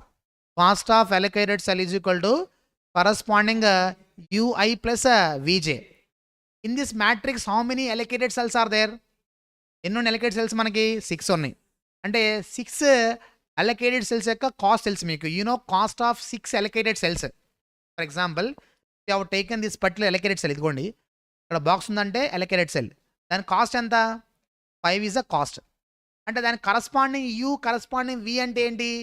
కరస్పాండింగ్ యూ అంటే ఈ నెంబర్, ఇక్కడ ఒక నెంబర్ వచ్చింది యూ. కరస్పాండింగ్ వి అంటే ఏంటి? ఈ నెంబర్. ఆల్వేస్ ఈ వి అంటే column numbers. V nothing but column numbers. U is nothing but what? Row numbers. For example let me take another allocated cell. Let take this particular cell. Corresponding U అంటే ఇది వస్తుంది, corresponding వి అంటే ఇక్కడ వస్తుంది, ఇది వస్తుంది అనమాట. ఆ corresponding U I plus V J add చేసే should be equal to what? Cost of allocated cell. Cost of allocated cells ఇదిగోండి. కాస్ట్ ఆఫ్ అలొకేటెడ్ సెల్ ఇదిగోండి. ఈ సెల్ కాస్ట్ 5 రూపీస్, ఈ కాస్ట్ సెల్ 4 రూపీస్, ఈ సెల్ అలొకేటెడ్ 5 రూపీస్, ఈ cell ఎంత 4 rupees, ఈ allocated cell 6 rupees, ఇక్కడ 0. Like this cost of allocated cells. ఆ ఫార్ములాలో మనకి 3 నెంబర్స్ ఉన్నాయి. Cost of allocated cell is equal to corresponding U plus V. If you know 2 numbers we can find out another number. మధ్యలో is equal ఉంది కాబట్టి కన్ఫర్మ్గా అయితే ఒక విషయం తెలుసు. We know cost of allocated cell. If you know either of U or V, we can find out other number. కాబట్టి ఏది తీసుకోవాలంటే to take U corresponding U or V taken as a base. The row or column having more number of allocated cells that is to be taken as a base. To take a base, either row or column having more number of allocated cells are to be taken as a base. Okay, let's see how many allocated cells we are having in the first row. 2 allocated cells are there. Second row, how many allocated cells we are having? 2. In third row, how many allocated cells? 2. There is a tie. Let calculate on the base of column. First column 1, second column 2, third column 2, fourth column 1. Now there is a tie. So mere point ఏంటంటే should select a row or column having more number of allocated cells. కాబట్టి ఎక్కడ ఉంది? టై ఉంది. టై ఉన్నప్పుడు మీ ఇష్టం, ఆ టై పడిన దాంట్లో ఏదో ఒకటి తీసుకోవచ్చు. టై ఎక్కడ పడింది? First row 2 allocated cells, second row 2 allocated, third row also 2 allocated. Whereas column even second column as well as third column also 2 allocated. When there is a tie, among this tie we can take any row or column can be taken as a base. Let చెప్పండి అయితే తీసుకుందాం మనం. Column, ఏ column? Third column అంట. Let take third column is equal to 0. Base always what? 0. అదే point is base ఎలా వచ్చింది మనకి? ఈ రో or column having more number of allocated cells. That is a row or column having what? Having a you should count only the number, not quantity in it. Quantity చూడకూడదు మీరు, just you should count what number of allocated cells. రో or column having more number of allocated cells. Number of what? Allocated cells. ఓకేనండి, చెప్తారు ఇప్పుడు. We have taken base. Once you have taken base, in this column we are having how many allocated cells? ఈ కాలంలో ఎన్ని ఉన్నాయి allocated cells? 2 ఉన్నాయి. కాబట్టి we can find out corresponding to u values. అవునా? కాబట్టి ఇలా చూడండి అయితే, if you have taken this particular that is this cell, what is the cost of allocated cell? Cost ఎంత ఇక్కడ? కాస్ట్ ఈజ్ ఈక్వల్ టు 5 అండి. కనిపించిందా cost? 5 is cost of allocated cell. 5 is equal to corresponding V ఎంత ఇక్కడ? You know we value ఇదిగోండి. వి value తెలుసు ఎంత? 0. అంటే 0 plus something is equal 5. Therefore you should take 5. Just wait. 5 ఏంటి? యూ వాల్యూ ఇదిగోండి. Corresponding U value is equal 5 అనమాట. ఇది 5. ఓకేనండి. Next one is what? ఇక్కడ ఇంకో నెంబర్ ఉంది కదా ఈ కాలంలో. అంటే మనం ఎక్కడి నుంచి స్టార్ట్ చేయాలంటే, ద బేస్ ఎక్కడైతే తీసుకున్నాం బేస్, ఆ బేస్ తీసుకున్న రోలో కానీ కాలంలో కానీ అలొకేటెడ్ సెల్స్ ఉంటాయి. దాన్ని బట్టి మిగతా నెంబర్స్ ఫైండ్ అవుట్ చేయాలి. ఆ నెంబర్స్ బట్టి రిమైనింగ్ అలా ఫైండ్ అవుట్ చేయాలన్నమాట. Okay, let take the first column, that is in the third column we have one more allocated cell base on which you can find out corresponding U value. Cost is కూడా ఎంత అండి మనకి? ఈ number cost ఎంత? Allocated cell 6. కాబట్టి 6 is equal to corresponding V ఎంత? 0. Corresponding V is equal 0. మరి what about U value? Something plus 0 is equal 6. కాబట్టి ఎంత వస్తుంది మనకి? దట్ ఈస్ 6 వస్తుంది. 6 ఎక్కడ వచ్చింది? అది ఆ నెంబర్ ఎక్కడ? ఫస్ట్ రో ఇక్కడ అనమాట. ఓకేనండి, ఈ కరస్పాండింగ్ నెంబర్ ఇది కాబట్టి. అవునా? అంతే, నాకు ఆపేయాలి. ఇంకా మిగతా ఫైండ్ అవుట్ చేయాలి. ఎలా ఫైండ్ అవుట్ చేయాలి మిగతాయి? Now I got 6 here you know వచ్చింది. మీరు అబ్జర్వ్ చేస్తే కేర్ఫుల్గా, this allocated in this particular row we're having one more allocated cell. దీన్ని తీసుకుని ఈ వాల్యూ ఫైండ్ అవుట్ చేయొచ్చు. ఓకేనండి, కాబట్టి ఫస్ట్ రోలో మనకు వచ్చింది ఏంటి? మనకి 6 ఈజ్ ఈక్వల్ టు యూ వచ్చింది. ఫస్ట్ రోలో అలొకేటెడ్ సెల్ ఉందా లేదా? దాని కాస్ట్ ఎంత? కాస్ట్ ఎంత అండి? 0. 0 is equal to cost. You value ఎంత? 6. మరి దానికి వి వాల్యూ ఎంత అవుతుంది? దట్ ఈస్ ఇక్కడ 6, ఇక్కడ వాల్యూ ఎంత? -6 plus something is equal to 0 అంట. ఎంత వస్తుంది అప్పుడు మనకి? గెట్ -6 ఎక్కడ తీసుకోవాలి? ఏ కాలం? లాస్ట్ కాలం. -6. నెక్స్ట్ ఇంకా చూడండి, we need to start with last row. In last row we had one corresponding U. In this particular row we had one allocated cell. So దీన్ని బట్టి మీరు ఇక్కడ వాల్యూ అసర్టైన్ చేయొచ్చు లేదా? ఎక్కడ వాల్యూ వస్తుంది దాన్ని బట్టి ఇక్కడ వాల్యూ వస్తుంది. ఈ వాల్యూని బట్టి ఇక్కడ ఇది వస్తుంది అనమాట. ఆ పాయింట్ లెట్ టేక్ ఇక్కడ అలొకేటెడ్ సెల్ కాస్ట్ ఎంత? 5. Cost is equal to 5. Corresponding U value ఎంత? 5. కరస్పాండింగ్ వి వాల్యూ ఎంత? 0. 5 plus something is equal to 5 అంట. కాబట్టి ఎంత వస్తుంది మనకి? దట్ ఈజ్ ఈక్వల్ ఎంత అండి? 0. ఓకే, ఇంకా చూడండి, మీరు అబ్జర్వ్ చూడండి, ప్రాబ్లం స్టక్ అయిపోతుంది మీరు అబ్జర్వ్ చేయకపోతే. సెకండ్ కాలంలో మనకి సెకండ్ రో ఎంతండి? కాస్ట్ ఈజ్ ఈక్వల్ ఎంత మనకి? 4. Cost is equal 4. Corresponding U value ఎంత? వి వాల్యూ ఎంత? 0. 0 ప్లస్ సంథింగ్ ఈజ్ ఈక్వల్ 4. ఎంత వస్తుంది? That is equal to 4. This is 4. Next ఇంకా ఇక్కడ నెంబర్ అసెట్ అని చెప్తారు ఎవరన్నా? ఈ నెంబర్ ఎంత? Very good, 1. ఎలా వచ్చింది 1 మీకు? Cost of allocated cell is equal 5. U value is equal to 4. 4 plus something is equal 5. That is equal ఎంత అండి మనకి? 1 వస్తుంది. Corresponding V value is equal to you will get 1. In this manner we should calculate what corresponding V values as well as U values. దాని యొక్క meaning ఏంటి చెప్తాను మీకు, just wait. That is all about what? Table number 1. అర్థమైంది? Table number 1. Let take table number 2. Table number 2 is ఇలా చూడండి. Table number 2 ui plus vj for unallocated cells. Let's take C1, C2, C3, then take dummy. First చూడండి, allocated పైన చూడండి, unallocated. కాబట్టి అన్అలొకేటెడ్తో ఎంత అన్అలొకేటెడ్ కాబట్టి corresponding U value ఎంత 6, corresponding V value ఎంత 1, 6 + 1 = దట్ ఈస్ 7. ఇక్కడ ఎంత అండి 7. మరి ఇక్కడ అన్అలొకేటెడ్ 6 + 0 = ఎంత మనకి 6. అలొకేటెడ్ కాబట్టి దీంతో పని లేదు మనకి యాక్చువల్గా, అంటే ఇంటూ రాసాం అందుకే. Let take this is M1, M2 as well as M3. M2 చూడండి, ఇదిగోండి M2 అంటే ఈ పైన చూడండి టేబుల్ నెంబర్ 1 అబ్జర్వ్ చేయాలి మీరు. There we're having 2 allocated cells, కాబట్టి అలొకేటెడ్ సంబంధం లేదు మనకి.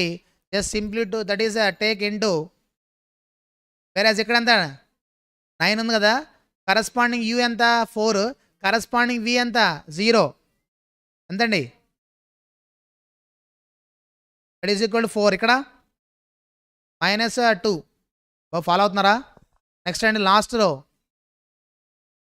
Very good, that is 6 into then ఇక్కడ అంతా -1. That is all about table number 2. Let take table number 3. Table number 3 is equal to net evaluation table is equal to table number 1 minus table number 2. Table number 1 minus what? Table number 2. C1, C2, C3, then take a dummy M1, M2, M3. Let take table number 1 లో చూడండి value ఎంత 8. 8 minus table number 2 లో correspond number అంతా మనకి 7 is equal to 1. Second number 7 ఇక్కడ ఎంతండి 6 is equal అంతా 1. ఎలాగో ఎలకేటెడ్ కాబట్టి అవసరం లేదు మనకి, టేబుల్ నెంబర్ 2లో ఇంటూస్ ఉన్నాయి కాబట్టి ఇంకా ఇర్రెలవెంట్. తర్వాత దట్ ఈస్ ఇంటూ కరస్పాండ్ ఇక్కడ ఎంత అండి 9, ఇక్కడ 4 ఈజ్ ఈక్వల్ టు అంతా 5. ఇక్కడ 0 minus of minus will get plus వస్తుంది కదా, that is +2. The next one is what here 7, 6, 1 into 0 minus of minus 1 will get what +1. Now observe this, what are these numbers indicates? Net evaluation టేబుల్లో వచ్చిన numbers మనకి ఏం చెప్తేసారంటే ఇలా చూడండి, all elements in net evaluation table are non negative. None of the number is what negative. Therefore the solution is what optimal. Over. నా what are the meaning of these numbers? ఆ numbers యొక్క meaning ఏంటి sir అంటే, అక్కడ ఇంటూస్ ఉన్నాయి కదా, ఇంటూస్ అంటే ఏంటవి? అలొకేటెడా అన్అలొకేటెడా? అలొకేటెడ్. ఇంటూస్ లేని నెంబర్స్ ఉన్నాయి కదా, అవేంటి? అన్అలొకేటెడ్. ఆ నెంబర్స్ మనకి ఏం ఇండికేట్ చేస్తున్నాయి సార్ అంటే, if you are allocating at unallocated cell, that is the likely increase in cost. Allocate చేయాలా, ఒకవేళ మీరు అలొకేట్ చేద్దాం అనుకున్నారు, అక్కడ అవ్వాల్సిన దానికన్నా అంత ఎక్స్ట్రా కాస్ట్ అవుతుంది. ఫర్ ఎగ్జాంపుల్ ఇక్కడ 5 ఉంది, ఎక్కడండి ఇక్కడ 5 ఉంది కదా, దాని మీనింగ్ ఏంటి? అక్కడ అలొకేట్ చేయకూడదు మీరు. ఒకవేళ అలొకేట్ చేశారనుకోండి, we should incur how much extra cost? 5 rupees should incur extra. ప్రస్తుతం ఉన్న దానికన్నా 5 రూపీస్ ఎక్స్ట్రా అవుతుంది, కాబట్టి అలొకేట్ చేయాలా? చేయకూడదు. ఓకేనండి. For example if you are getting any negative వచ్చింది అనుకోండి, నెగిటివ్ వచ్చిందంటే ఏంటి meaning? For example that is not 5, it is -5 అనుకోండి, అంటే అక్కడ అలొకేట్ చేయాలా? అక్కడ అలొకేట్ చేసే 5 రూపీస్ మనకు సేవింగ్ వస్తుంది. అలాంటప్పుడు అలొకేట్ చేయాలా అవసరం లేదా? చేయాలి. కాబట్టి పాయింట్ ఏంటి సార్ అంటే, అలొకేట్ చేయాలా వద్దా అని డిసైడ్ చేయాలంటే, we got all numbers in net evaluation table are what non negative. Negative రాలేదంటే, అంటే అన్ని నెంబర్స్ అక్కడ పాజిటివ్ వచ్చినాయి అంటే మీనింగ్ ఏంటంటే, అక్కడ అలొకేట్ చేయలేదు కొన్ని సెల్స్ దగ్గర, అలొకేట్ చేయని సెల్స్ దగ్గర అలొకేట్ చేసే ఎక్స్ట్రా కాస్ట్ అవుతుంది. అన్ని నెంబర్స్ అన్ని పాజిటివ్ వచ్చినాయి అంటే ఎక్స్ట్రా కాస్ట్ అవుతుంది. అంటే అలొకేట్ చేయని సెల్స్ దగ్గర అలొకేట్ చేస్తే ఎక్స్ట్రా కాస్ట్ అవుతుంది, కాబట్టి అలొకేట్ చేయకుండా ఉండడం మంచిది. అలొకేట్ చేయలేదు అంటే అలొకేట్ చేసిన సెల్స్ దగ్గర అలొకేట్ చేయడం కరెక్ట్ అవుతుందో, కాబట్టి the solution what optimal. That is the point. For example అక్కడ 5 వచ్చింది, నేను ఆ 5 ఎలా వచ్చిందో చెప్తాను ఇప్పుడు మీకు. 5 వచ్చింది కదా, టేబుల్ నెంబర్ 1 టేబుల్ నెంబర్ 2 అనుకోని చెప్పాను మీకు యాక్చువల్గా. Let take how I got is 5 rupees extra cost అని చెప్తాను మీకు. అవునా, ఇక్కడ 5 రూపీస్ ఉందండి, that 5 is nothing but extra cost. If you are allocating to that particular cell 5 rupees should incur extra than what is given that. మనకి ఆ సెల్కి ఏ సెల్ అది?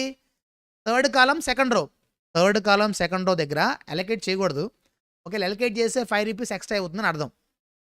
ఓకేనండి అని చెప్తున్నా కదా. అది ఎలా వచ్చిందంటే ఇలా చూడండి క్వశ్చన్లో ఇక్కడ ఇక్కడ ఎలకేట్ చేయలేదు కదా, ఇక్కడ ఎలకేట్ చేస్తే కూడా ఏమవుతుంది, ఇక్కడ ఎలకేట్ చేస్తే ఇక్కడ ఎలకేట్ చేస్తే అంతకుముందు ఎలకేట్ చేయకున్నప్పుడు ఎలకేట్ చేయనప్పుడు ఎంత క్వాంటిటీ ఉందో ఎలకేట్ చేసిన తర్వాత కూడా అంతే క్వాంటిటీ ఉంటుందా, లేదా ఏమైనా క్వాంటిటీ పెరిగి ఏమైనా మారుతుందా? ఇప్పుడు ఆ కాలం టోటల్ రో టోటల్ ఎలకేట్ చేయనప్పుడు ఎంతైతే ఉందో ఎలకేట్ చేసిన తర్వాత కూడా అంతే ఉంటుంది. That is the point, first point. అవునండి, ఇక్కడ మనం ఎలకేట్ చేయాలా, ఇక్కడ ఎలకేట్ చేశారనుకోండి, ఫర్ ఎగ్జాంపుల్ ఇక్కడ ఎలకేట్ చేయాలా మనం, for suppose you have been allocated, ఇక్కడ ఎలకేట్ చేస్తే ఆ కాలం పెరిగిపోతుందా లేదా, నేను మాట్లాడరు.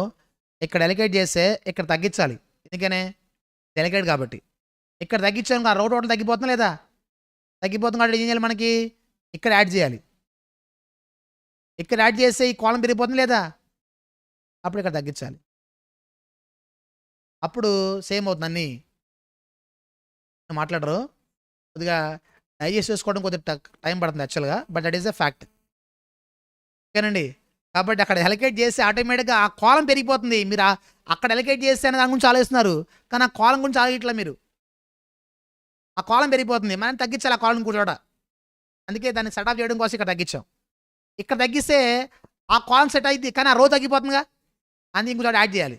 అక్కడ యాడ్ చేస్తే ఆ కాలం తగ్గిపోతుంది. ఆ కాంబైన్ చేయాలంటే యాడ్ చేసుకోవాలా, అడ్జస్ట్ చేయాలి. ఎవరు రాదనుకోని చెప్తున్నా మీకు మామూలుగా. ఫర్ ఎగ్జాంపుల్ ఇప్పుడు అలా చూద్దాం. అంటే ఇప్పుడు ఇక్కడ C1 దగ్గర ఎలకేట్ చేసి ఇప్పుడు ఏ సెల్ ఇది, ఈ ప్లస్ తీసుకున్న దగ్గర ఎంత ఒరిజినల్ కాస్ట్ ఎంత, సెకండ్ రో థర్డ్ కాలం సెల్ ఎంత నెంబరు 9 కనిపించిందా, 9 రూపీస్. నేను మాట్లాడరు, 9 రూపీస్, 9 యాడ్ అవుతుంది, తగ్గిద్దిగా. ఇది కాస్ట్, ఇది సేవింగ్ ఎంత, ఇక్కడ ఎంత నెంబరు. ఓకే, అయితే మీరు ఇక్కడ చూసి చెప్పండి. అయితే ఇక్కడ ఎలకేట్ చేస్తే 9 రూపీస్ అవుతుంది, ఇక్కడ తగ్గిద్దిగా. సేవింగ్ ఎంత, ఇక్కడ సేవింగ్ ఎంత అని అడుగుతాం మిమ్మల్ని, ఎంత 4 రూపీస్. మరి యాడ్ అవుతుందిగా, కాస్ట్ ఎంత ఈ సెల్ దగ్గర, కాస్ట్ ఎంత ఇప్పుడు క్వశ్చన్లో 5 రూపీస్ కాస్ట్. అక్కడ తగ్గిద్ది కాబట్టి సేవింగ్ ఎంత, ఈ పైన ఇక్కడ 4 రూపీస్ సేవింగ్, అంటే మొత్తం సేవింగ్ ఎంత 8 రూపీస్ సేవింగ్. ఎంత మొత్తం కాస్ట్ ఎంత 14, అంటే మొత్తం కరెక్ట్ అని చెప్పింది మీరు.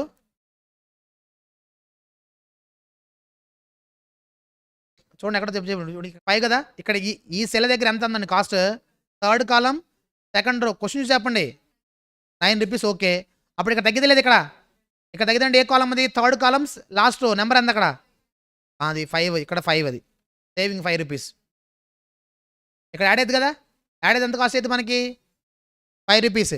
ఇక్కడ లెస్ చేస్తాం సేవింగ్ కదా, అంత సేవింగ్ 4 రూపీస్. కాబట్టి టోటల్ సేవింగ్ ఎంత 9 రూపీస్ సేవింగ్. మనకు అయ్యే కాస్ట్ ఎంత 14 రూపీస్ కాస్ట్, అంటే ఎక్స్ట్రా కాస్ట్ ఎంత, అదిగో ఈ 5 అలా వచ్చింది. అంత స్టోరీ చేస్తే కానీ ఆ నెంబర్ అక్కడ రాలా మనకి. ఓకేనండి, కాబట్టి పాయింట్ ఏంటంటే ఎలకేట్ చేయొద్దు, అయిపోయింది answer. Okay, none of the number is what negative, therefore since all numbers in net evaluation table are what non-negative, therefore the solution is what optimal. The solution is what optimal. So optimal కాబట్టి మనం చేసిన సొల్యూషనే correct. Let take transportation schedule. Transportation schedule ఇలా చూడండి.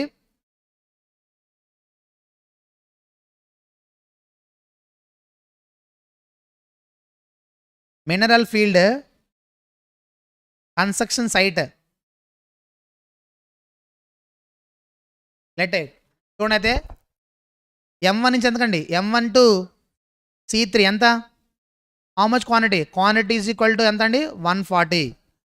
But the transportation cost per unit, transportation cost per unit is equal 6 rupees. Total ఎంత, total transportation cost కూడా ఎంత అండి 840. Just should multiply second first row last one dummy, that is second M1 to dummy ఎంతండి 110, dummy అంటే 0 ఎంత 0, అది మిగిలిపోతుంది అన్నమాట సర్ప్లస్గా.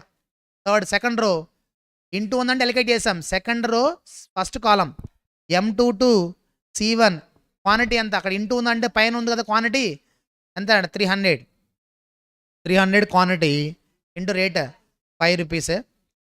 1500. Then M2 to C2, how much quantity? 20. And then 4 rupees, 80 rupees. Let's take M3 to C2. M3 to C2, 240 quantity, 5 rupees, 1200. M3 to C3, 40, 5 rupees, 200. Total. 3,820 is a minimum transportation cost. Minimum. If you plan this much cost should incur. That is very cost. That is the first point answer. What are the quantities to be sold from M1, M2, M3? Extra quantity sale chestam kada. Question lo third lo any excess ships over the demand at C1, C2, C3 will be sold X fields. Surplus ekkada undi? Dummy. Dummy and akkada ochindi. We got dummy from M1. Therefore, how much quantity? 110 quantity is to be sold from M1. Extra quantity. That is the answer. Surplus undi akkadi nunchi andi M1 నుంచి ఉంది కాబట్టి M1 నుంచి 110 quantity sale చేస్తాం. That is the point. ఓకేనా? అయితే ఎగ్జామ్లో ఇక్కడ దాకా ఇచ్చిన అకేషన్స్ ఎప్పుడు లేవు. If you see the last 10 ఇయర్స్లో స్టెప్ నెంబర్ 5 వరకు ఇచ్చిన అకేషన్స్ ఏమీ లేవండి. కానీ రెగ్యులర్గా స్టెప్ నెంబర్ 4 వరకు ఇస్తున్నారు వాళ్ళు. Step number 4 that is prepare initial basic feasible solution by north west contour method or least cost method or Vogels approximation method, then is a solution is feasible అని step number 4 అయితే 4 వరకు అయితే కనుక రెగ్యులర్గా ఇస్తున్నారు. ఇక్కడ దాకా point. Let's see. That is all about what transportation. Before that ఇలా చూడండి, sometimes what happens sometimes some routes are not available for transportation because of weather conditions. Weather conditions కరెక్ట్గా ఉండకపోవడం వల్ల or because of strikes or lockouts some routes are not possible to transport goods. అప్పుడు ఏం చేయాలి? Transport చేయాలంటే number తక్కువ ఉంటే allocate అవుతుందా, నెంబర్ ఎక్కువ ఉంటే ఎలికేట్ అవుతుందా? నెంబర్ తక్కువ ఉంటే ఎలికేట్ అవుతుంది. For example F1 to S3 route is not available. It means you should not allocate any quantity. Allocate చేయకూడదంటే సింప్లీ టేక్ ఇన్ఫినిటీ, ఆ సింప్లీ టేక్ డాష్, ఆ simply take M maximum number. Automatically that cell will be eliminated from the final allocation. కానండి, that is all about transportation. So ఈ చాప్టర్లో important ఉందంటే కనుక how to prepare initial basic feasible solution. That is the only point. అంతగాని ఇంకేం లేదు యాక్చువల్గా. దాని తర్వాత చూడండి అయితే let me start with another one, that is job allocation. We are talking about what job allocation. ఎలా చూడండి, this is also another sub topic. We are talking about job allocation. See, as far as a job allocation is concerned, we need to allot a job. So ఏ పర్సన్కి ఏ job allot చేయాలి అనేది మనం decide చేయాల్సిన అవసరం ఉంది. Once the company has been recruit the వర్కర్ని మనం రిక్రూట్ చేసిన తర్వాత ఏ వర్కర్కి ఏ జాబ్ అలాట్ చేయాలి అనేది డిసైడ్ చేయాల్సిన అవసరం ఉంది. Do you think the efficiency of each and every person will be the same? ప్రతి పర్సన్ యొక్క ఎఫిషియన్సీ ఏముంటుందా? Or do you think that is difficulty levels of each and every job also will be the same? No, the point is each and every job is what unique and different workers are having different efficiency levels. Now we should find out the best pairing. So ఏ వర్కర్కి ఏ job allot చేస్తే కనుక so allot చేయడం వల్ల వచ్చే benefits మనకి maximum అవుతుంది అని మనం ఫైండ్ అవుట్ చేయాలి. Let's see, we are having a workers. The point is once the worker is been recruited, we need to give a posting or not. A worker ఎక్కడ posting ఇవ్వాలి అని డిసైడ్ చేయాలి అవసరం లేదా? డిసైడ్ చేయాల్సిన అవసరం ఉంది. Let for example I have recruited 2 workers. That is worker 1, worker 2. 2 workers are there. Now I am having job number 1, job number 2. First worker, when appointed to the first job, he requires 10 hours to complete a job. He requires 10 hours. The same worker takes only 3 hours to complete the second job. It means what the first worker is more convenient for what job number 2, isn't it? Whereas second worker takes 8 hours time here. Let instead of taking 8, he will take 9 hours. Whereas he takes only 1 hour time. So the point is what? Now tell me, first worker ఎంత? First worker takes 10 hours to complete first job. Second, that is first worker takes 3 hours to complete second job.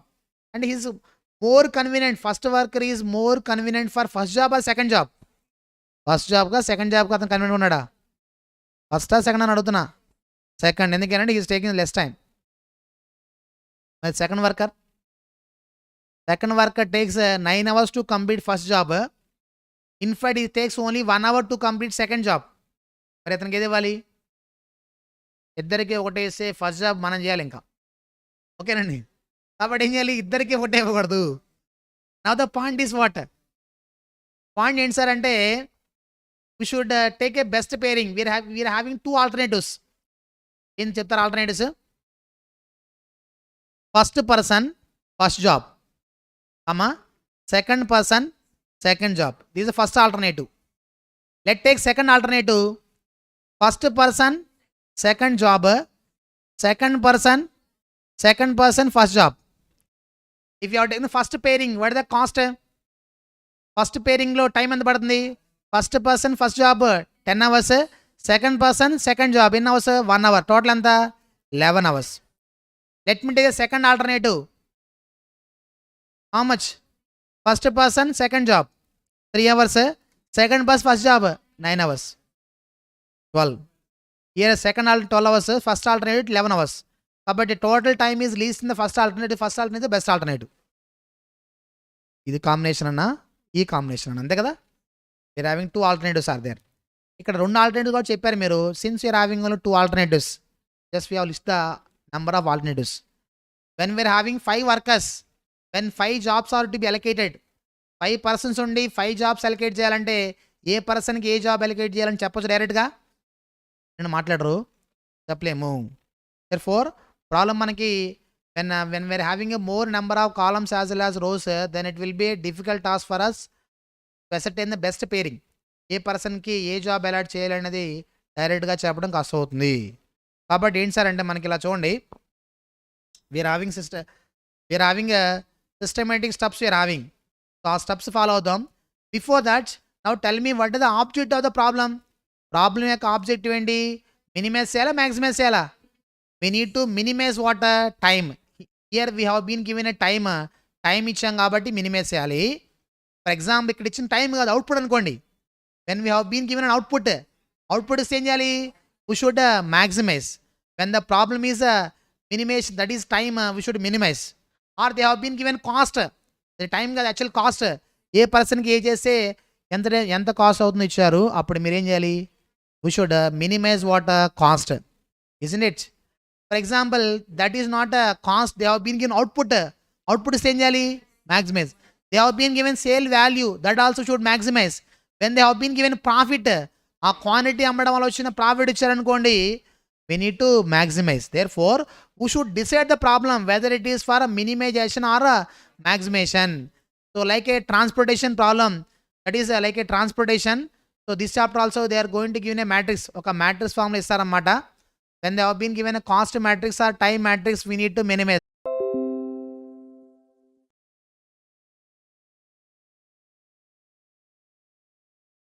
Okay, let's see. Therefore we should decide the problem whether it is for a minimization or it is for a maximization. The problem will be given in a matrix form. Okay, matrix form issaranడి వాళ్ళు. Let's see.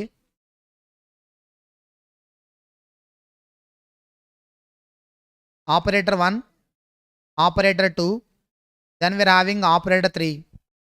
We are having 3 jobs. Job number 1, job number 2, job number 3. Let చూడండి, they have been given a time matrix. They have been given what hours.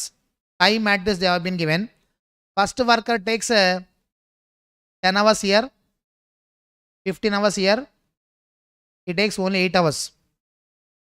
Second person takes 20 hours here, 18 hours here, 35 hours here. Whereas here this worker takes 25 hours, 20 hours, 30 hours. Now tell me, చెప్పండి, first person ఏది ఇవ్వాలి? First person is more convenient for what? Job number 1 అంట. Okay 1 ఇప్పుడు 1 3 yes sir. యాక్చువల్గా నేను column point of ఆలోచించాను sir నేను, కాబట్టి 10 చెప్పాను. నేను రో పాయింట్ ఆఫ్ ఆలోచించాను సార్, అందుకే 8 చెప్పారంటారండి. Okay. So let's see, if you are thinking from a person point of view, that is on what a column. The column, the first worker is more convenient for what a job number 1. But if you are thinking from job point of view, the job is being efficiently handled by third worker, because the third worker takes less time for this particular job. కాబట్టి మనం ఒకటి ఆలోచిస్తే answer ఇంకోలాగా వచ్చేటట్టుంది, అవునా? కాబట్టి మీరు అలా ఆలోచించకూడదు. ఓకేనండి. మీరు హ్యావింగ్ వాట్ దట్ ఈస్, మీరు కాలం పాయింట్ ఆఫ్ ఆలోచిస్తే ఒకటి వస్తుంది, రో పాయింట్ ఆఫ్ నుంచి ఆలోచిస్తే ఇంకోటి వస్తుంది. కాబట్టి మనం ఏం చేయాలంటే డైరెక్ట్గా చెప్పడం కష్టం. Total we are having 7 steps. Total we are having how many steps? That is 7 steps are there for handling what job allocation. That is a పర్సన్కి ఏ జాబ్ అలొకేట్ చేయాలంటే total we are having 7 steps are there. Do you think always number of workers are will be equal to number of jobs? ప్రతిసారి number of workers number of jobs కూడా equal అవుతాయా?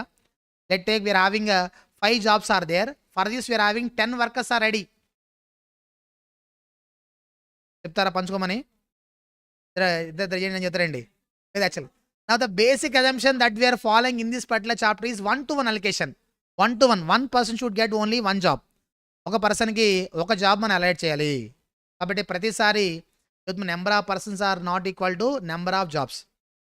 No problem. When number of persons are not equal to number of rows, like earlier chapter we have inserted dummy column or dummy row. Here also the number of columns and number of rows are not equal. We need to add a dummy column or dummy row as per the requirement. So here what, that is always dummy column or dummy row, we should take only what zeros. 0 తీసుకోవాలి. But anyway, as far as this particular chapter is concerned, totally we are having 7 steps are there. Step number 1 is what, objective function. We need to decide whether the problem is for what minimization or it is for what maximization. Then step number 2 is what balancing. When number of rows and number of columns are equal, the problem is said to be what balanced. For this we should count only number of rows and number of columns. Number of rows number of columns count చేయాలి, demand supply కాదు. Number of columns and number of rows we should count. If it is equal, that's okay. Otherwise we should add a dummy column or dummy row as per the requirements. Before that, ఎలా చూడండి, for example when the problem is of what maximization. ఇచ్చిన problem minimization ఇస్తే ఓకేనండి. When they have been given maximization, we need to convert the maximization problem into minimization problem and we should go head. How to convert the maximization problem into minimization problem? That is pick up the highest element of the matrix, subtract each and every element of the matrix from the highest element of the matrix. Then the resulting matrix is known as what opportunity cost or opportunity loss matrix. Okay, that is what step number 2. తర్వాత step number 3 we are having row minimization as well as column minimization. Row minimization as well as what column minimization. సరే అవేంటి చూద్దాం ఇప్పుడే మనం. ఓకేనండి. ఈ example ఇది. ఈ ఎగ్జాంపుల్ మనకి step number 1 is what objective function. The objective function of this particular problem is what minimization. They have been, the given matrix is a time matrix, therefore the problem is for what minimization. That's okay. Step number 2 is what balancing. Number of columns are equal to number of rows, therefore the problem is what balanced. Okay, that is a number of rows. How many rows? 3 rows. Number of rows 3 equal to number of columns. It means one person will get one job, no problem. ఒక పర్సన్కి ఒక job మీరు allot చేయొచ్చు. Number of persons are equal to number of jobs, therefore number of columns are equal to number of rows, and the problem is balanced. Now the point is when it is not balanced, we should add a dummy column or dummy row as per the requirement. For example, this particular problem 3 persons are there, we are having 3 jobs. Okay, for example we are having 5 persons are there, but we are having only 3 jobs, 3 workers. 5 jobs ఉన్నాయి, 3 workers ఉన్నారు. చెప్పండి అయితే whether you should add a dummy column or dummy row. 3 persons ఉన్నారు, 5 jobs ఉన్నాయి. ఇప్పుడు ఏం చేయాలి? Dummy MA కాలం add చేయాలి. ఎన్ని యాడ్ చేయాలి? 2 columns should add, because we are having what 3 persons right now. But how many jobs are there? 5 jobs are there. 5 rows we are having, 5 rows and 3 columns. Not equal. We should add what 2 more columns should add. We need to add what 2 more columns. Okay, no problem. By mistake column add రో add చేసినా పర్లేదు. తర్వాత చేసిన తర్వాత అర్థమైపోయింది అనమాట మనం తప్పు చేసామనేది. అవునా? Anyway that is we should balance it. ఓకేనండి, టేక్ ద బ్రేక్. తర్వాత జాబ్ కంప్లీట్ చేసిన తర్వాత immediately will start project management start చేద్దాం. సపరేట్గా చాప్టర్ నెంబర్ లాస్ట్ చాప్టర్ అది. ప్రాజెక్ట్ మేనేజ్మెంట్, మెయింటెనెన్స్ మేనేజ్మెంట్, ఈ 2 పెద్ద చాప్టర్లో అవి కంప్లీట్ చేద్దాం ఈరోజు. Take break.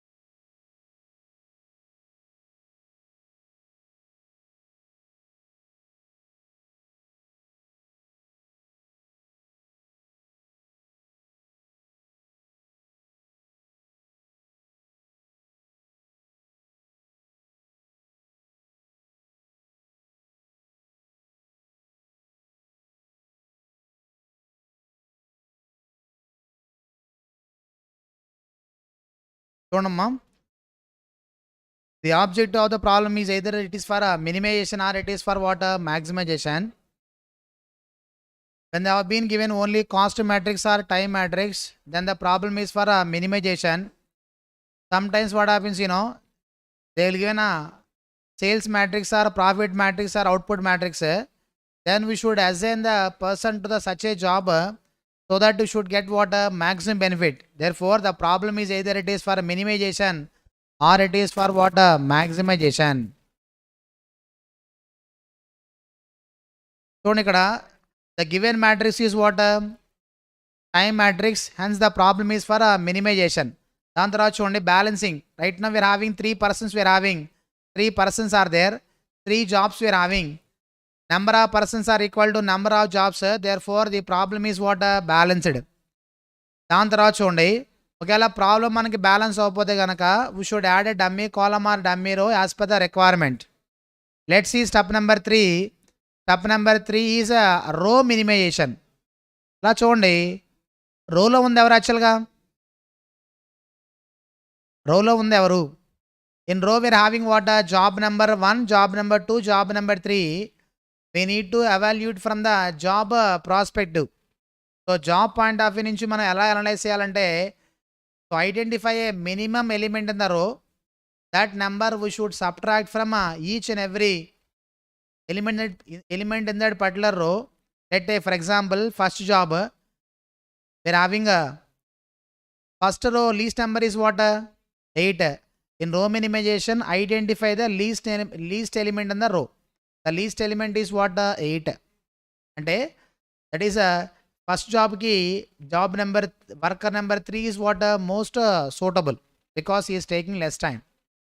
Ledu, if at all if you are not giving to third person, when this work is done by either of first worker or second worker, definitely it takes more time. కాబట్టి ఎంత extra time పడుతుంది? First row, in row minimization, identify the minimum element in the row. That minimum element we need to subtract from all elements in that particular row. కాబట్టి 10 minus 8 ఎంతండి? 10 minus 8 2, 15 minus 8 that is 7.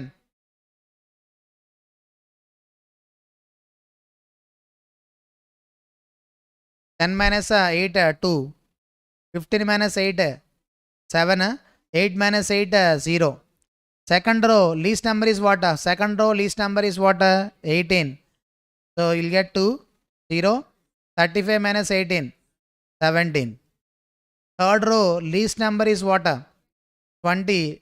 So from that every number is to be, this number is to be subtracted from all numbers. 25 minus 20 5 0, that is 10.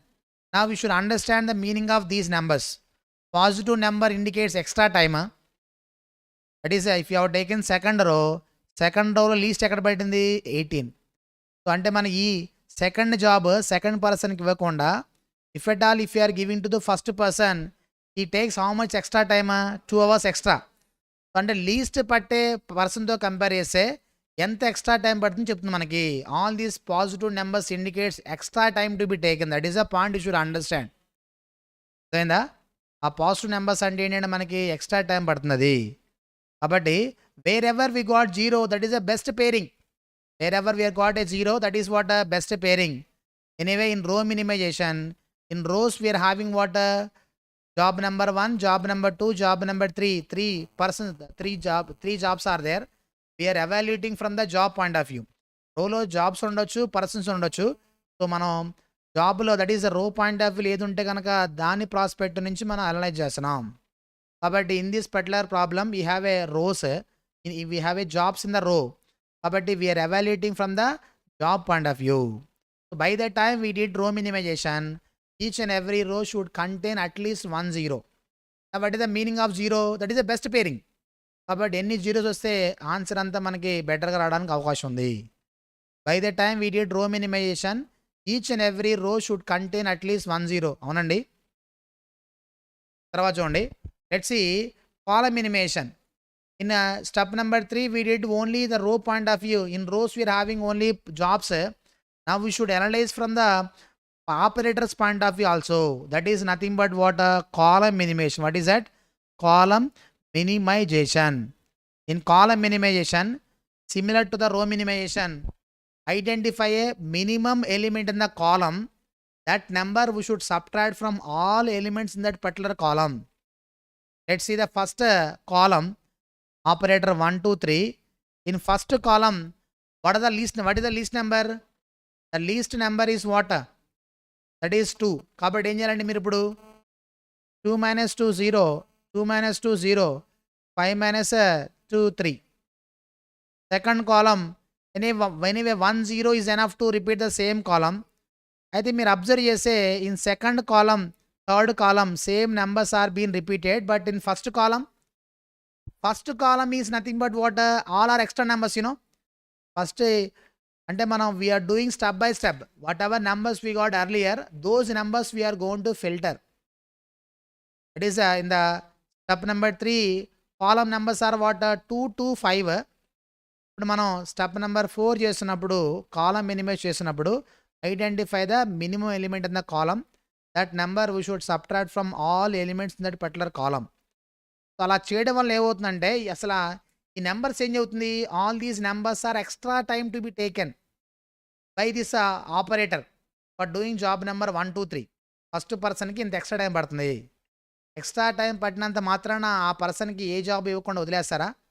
It is taking all extra time, person will not get any job. No, should allocate at least 1 job. కాబట్టి ఆ extra టైంలో least number ఎక్కడ ఉంది, అక్కడ allocate చేయాలి.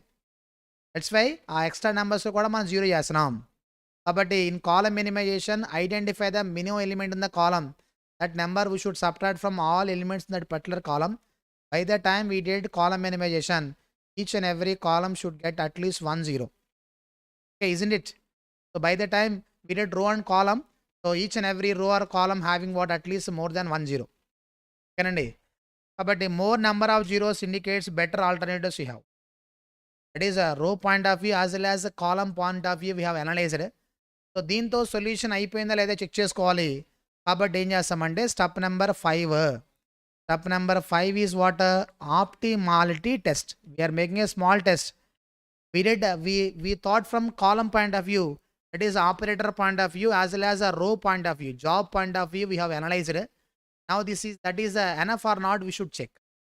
So అది ఎలా check చేస్తారు సార్ అంటే, for this optimality test, whatever numbers we got earlier, so previous matrix లో ఉన్న numbers ఏవైతే ఉన్నాయో అవి పికప్ చేయండి. 0 7 0 0 0 17 3 0 10. These are the numbers, isn't it? Once you have taken the numbers, ఈ numbers తీసుకున్న తర్వాత ఇప్పుడు మనం ఏం చేయాలి సార్ అంటే, మీరు అబ్జర్వ్ చేస్తే అసలు ఏం చేయాలి మనం? we did row and column minimization, అదే చేసిన, ఇంకేం చేసాము? Objective function, the problem is for minimization. Step number 2, balancing, number of columns are equal to number of rows. Step number 3, row minimization. So identify the minimum element in the row. That number we should subtract from all elements in that particular row. Like that we should operate for each and every row separately. Then column minimization, whatever numbers we got earlier, from that numbers identify the minimum element in the column. That number we should subtract from all elements in that particular column. Like that we should operate for each and every column separately. Now step number 5, optimality test.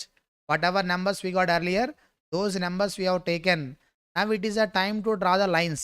Lines we should draw. The purpose of lines is to cover the zeros. This matrix, how many zeros we have? 5 zeros are there. So 5 zeros మనం cover చేయాలి. 5 zeros మనం cover చేయాలంటే we should draw only columns and rows. Horizontal lines or vertical lines only we should draw. Now the lines are to be drawn such a way that maximum number of zeros are to be covered. Point is minimum number of lines to draw maximum number of zeros. That is the only criteria. Minimum lines, that is to cover what? Maximum number of zeros. That is the only point. Let's take, చెప్పండి అయితే. Let's take first row, how many zeros? If you draw first row, how many zeros are to be covered? 2 zeros. If you have taken a second row, how many zeros? 2 zeros will be covered. If you have taken third row, how many zeros? 1 zero will be covered. Whereas if you have taken column, first column 2 zeros, second column 2 zeros, third column also what? 2 zeros. So third column 1 0. Kabatti now we are having options are there. we can take first column 2 zeros, second column 2 zeros, or even you can take first row, second row. 4 options are there. So lines ఎలా గీయాలంటే minimum number of lines are to be drawn to cover a maximum number of zeros. That is the only criteria. So when we have an options, so మీరు you can take a row or column because there is a tie. మీరు ఎలా గీసినా సరే ఒక లైన్కి 2 zeros cover అవుతున్నాయి. అలాంటప్పుడు మీ ఇష్టం ఎలాగైనా గీయొచ్చు అనమాట. చెప్తారు ఎలా గీయాలో. ఎలా అంటే లెట్ టేక్ కాలమా, కాలం తర్వాత again take column, then we are having only 1 0, we'll take a, that is a row or column. Number of lines are what? Number of lines ఎన్ని వచ్చినాయండి lines, that is 3. Number of lines are 3. What is the order of matrix? Order means number of columns or number of rows you should count. Order of matrix. So order of matrix also what? 3. Order of matrix is also 3. Number of lines are equal to order of matrix. Therefore, the solution is what? The solution is optimal. Solution is over. Okay. Otherwise, when it is when number of lines are not equal to order of matrix, you should take step number 6, known as what? Improved matrix. You should make an improvement. But right now, what happens? Now, what happens? Here. Improved matrix, no need to perform improved matrix because what? That is number of lines are equal to order of matrix, though no need to perform improved matrix. When it is not equal, you should improve. Since it is equal, so directly we can jump into what? Step number 7. Step number 6 is improved matrix. Question of improvement arises only when number of lines are not equal to order of matrix. Equal అయిందా లేదా? Equal అయింది కాబట్టి directly come to step number 7. Step number 7 is what? That is optimal assignment. What is that? Optimal assignment. Let allocate. Job number 1, 2, 3. Whatever numbers we are having earlier, what are the numbers? 0, 7, 0, 0, 0, 17, 3, 0, 10. Now it is a time to freeze the persons. So ఏ పర్సన్కి ఏ job allot చేయాలి అని decide చేయాలి. కాబట్టి ఎలా allot చేస్తామండి?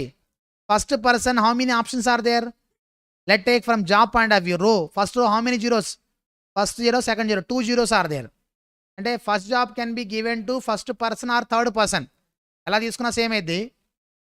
కాబట్టి మీరు ఏది ఇవ్వాలి సార్ అంటే, so we need to select a row or column having single zero. First row double zeros are there. కాబట్టి ఎక్కువ ఉన్న ఆప్షన్స్ అతని పక్కన పెట్టండి. ఎక్కువ ఉన్న ఆప్షన్ చేయదు ఫస్ట్, తక్కువ ఉన్న ఆప్షన్కి ఫస్ట్ ఇస్తే ఎక్కువ ఉన్న ఆప్షన్ ఆటోమేటిక్గా క్లోజ్ అవుతూ వస్తాయి అనమాట. కాబట్టి let's see a row or column having single zero. First row double zero, leave it. Second row how many zeros? 2 zeros, just leave it. But last row how many zeros? Only 1 0 we should allocate. Allocate means what? Make a small box. It means third job is given to second operator. Can you give any other job to second operator? So the second operator is willing to do any other job or not? Yes, that is second job. Second person second job ఇవ్వడానికి రెడీగా ఉన్నాడు. చూడండి 0 ఉంది కదా అక్కడ. కాబట్టి అతనికి ఇవ్వాలి అవ్వకూడదా?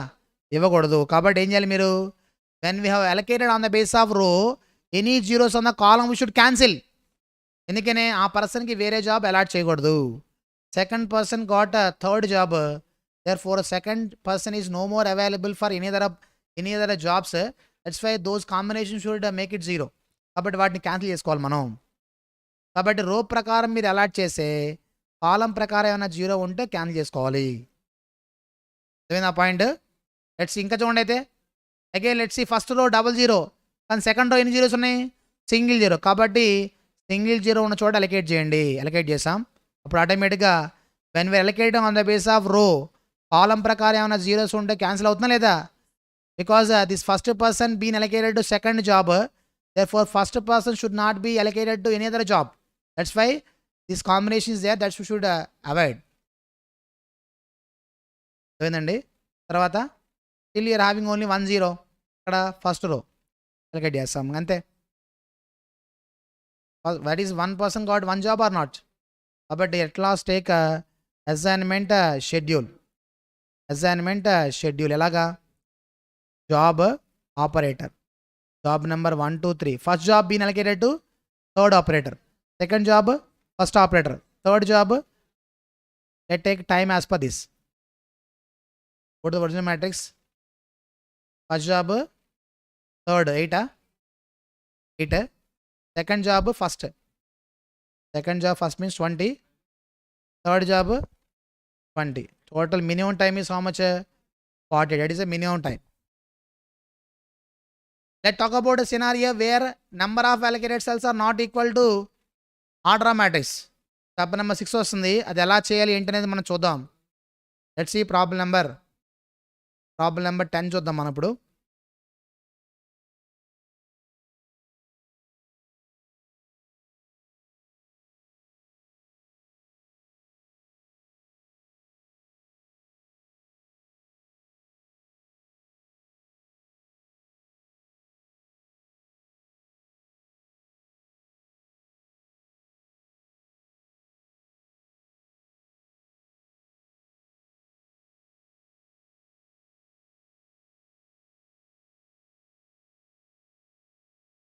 Let's see problem number 10. Problem number 10 చూడండి ఒకసారి. 4 operators are operator 1, operator 2, operator 3, operator 4 are available to the manager who has to get 4 jobs, job number 1, 2, 3, 4 done by assigning 1 job to each operator. How many jobs are there? 4 jobs. How many persons we are having? 4 persons. Number of persons are equal to number of jobs, therefore the problem is what? Balanced. Let's see. Given the time needed by different operators for different jobs in the matrix below. Now they have been given what? Time is given. See second and third line, time matrix they have been given. Since they have been given time, therefore the problem is for what? Minimization of time. They have been given numbers. First row 12, 10, 10, 8. Second row 14, 12, 15, 11. Third row 6, 10, 16, 4. That is fourth 8, 10, 9, 7. How should the manager assign the jobs so that total time needed for all jobs is what? Minimum. Should minimize the time. But we should find out the best pairing. First person only. First person is more convenient for what? Large job because it takes only 8 hours as compared to other jobs he has taken less time. అవునా మరి second person ఏది అతను కూడా ఇదే వాళ్ళ job మరి third అతనికి అది మిగతాది అందరికి అదే ఇస్తే మరి మిగతా ఎవరు చేస్తారు కాబట్టి అలా చేయకూడదు. కాబట్టి now the point is what? Let follow the steps. Problem number 10 we are talking about. Problem number 10, point number 1. Step number 1 is what? Objective function. Tell me the objective function. The given problem is a time matrix, therefore the problem is for what? Minimization. They have been given what? Minimization. Time matrix has been given, therefore the problem is for what? The problem is for minimization. Let's take step number 2. What is step number 2? Step number 2 is balancing. How many persons are there? See, we are having how many persons? 4 persons we are having, 4 jobs. Or we can take like this also. Number of columns, 4 columns are there. Number of rows, 4 rows we are having. Number of columns are equal to number of rows. Therefore, the problem is balanced. Ala kuda rayachu meeru. Ara, let's take number of columns. Columns equal to 4. Number of rows equal to what? 4. Number of columns are equal to number of rows. Therefore, the problem is what? Balanced. Let's take step number 3. Step number 3 is what? Row minimization. Step number 3 is what? Row minimization. చూడండి, in row minimization, job number 1, job number 2, job number 3, job number 4, operator 1, 2, 3, operator 4. Question చూడండి. First row least number is what? First row least number is equal to ఎంత 8. Kabatti we need to subtract the least number from all elements in that particular row. Let's take 12 minus 8, that is 4, 2, 2, 0. Second row least number is what? 11. Kabatti 3, 1, 4, 0. 3, 1, 4, 0. Third row least number is what? 4, 2, 6, 12, 0.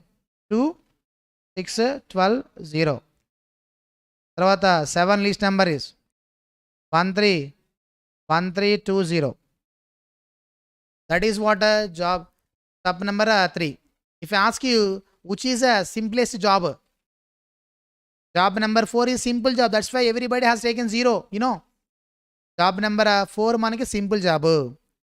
ఏదైనా difficult job అడిగారు అనుకోండి, ఏ కాలం ప్రకారం అయితే ఎక్కువ numbers ఉన్నాయో it is job number 4 అని మనకి అన్ని జీరోస్ కాబట్టి that is simple job. So ఆ జాబ్లో డిఫికల్ట్ జాబ్ అడిగారు అనుకోండి, ఆ job point of view columns ఉన్నాయి కాబట్టి నెంబర్స్ ఎక్కడైతే ఎక్కువ వస్తుందో that is a difficult job. అలా చెప్పాలి మీరు యాక్చువల్గా. Anyway come to the point. ఇక్కడ చూడండి, who is efficient worker? Efficient worker is worker 4 because is taking less time. You know, time తక్కువ కదా ఇక్కడ. మిగతా నెంబర్స్తో కంపేర్ చేస్తే లాస్ట్ నెంబర్ తక్కువ ఉన్నాయి కాబట్టి ఈజ్ ఎఫిషియెంట్ వర్కర్. క్వశ్చన్స్ అలా కూడా ఆడడానికి అవకాశం ఉంది, రెగ్యులర్ కాదు. ఏ జాబ్ సింపుల్ జాబు, ఏ జాబ్ మనకి ఎంత ఏ వర్కర్ ఎఫిషియెంట్ వర్కర్, అలా కూడా రావడానికి అవకాశం ఉంది. Anyway let take step number 4. Step number 4 is what? Column minimisation. నా లెట్ టేక్ చెప్తారా? Now whatever numbers we are got earlier, those numbers we should filter. First column least number is what? First column least number is 1. Subtract each and every element, that is subtract this least number from all numbers in that particular column. Kabatti 1 least kabatti subtract cheyandi. 3, 2, 1, 0. Second column is what? Least number is what? 0. 1 kabatti 1, 0, 5, 2. Third column least number is what? 2.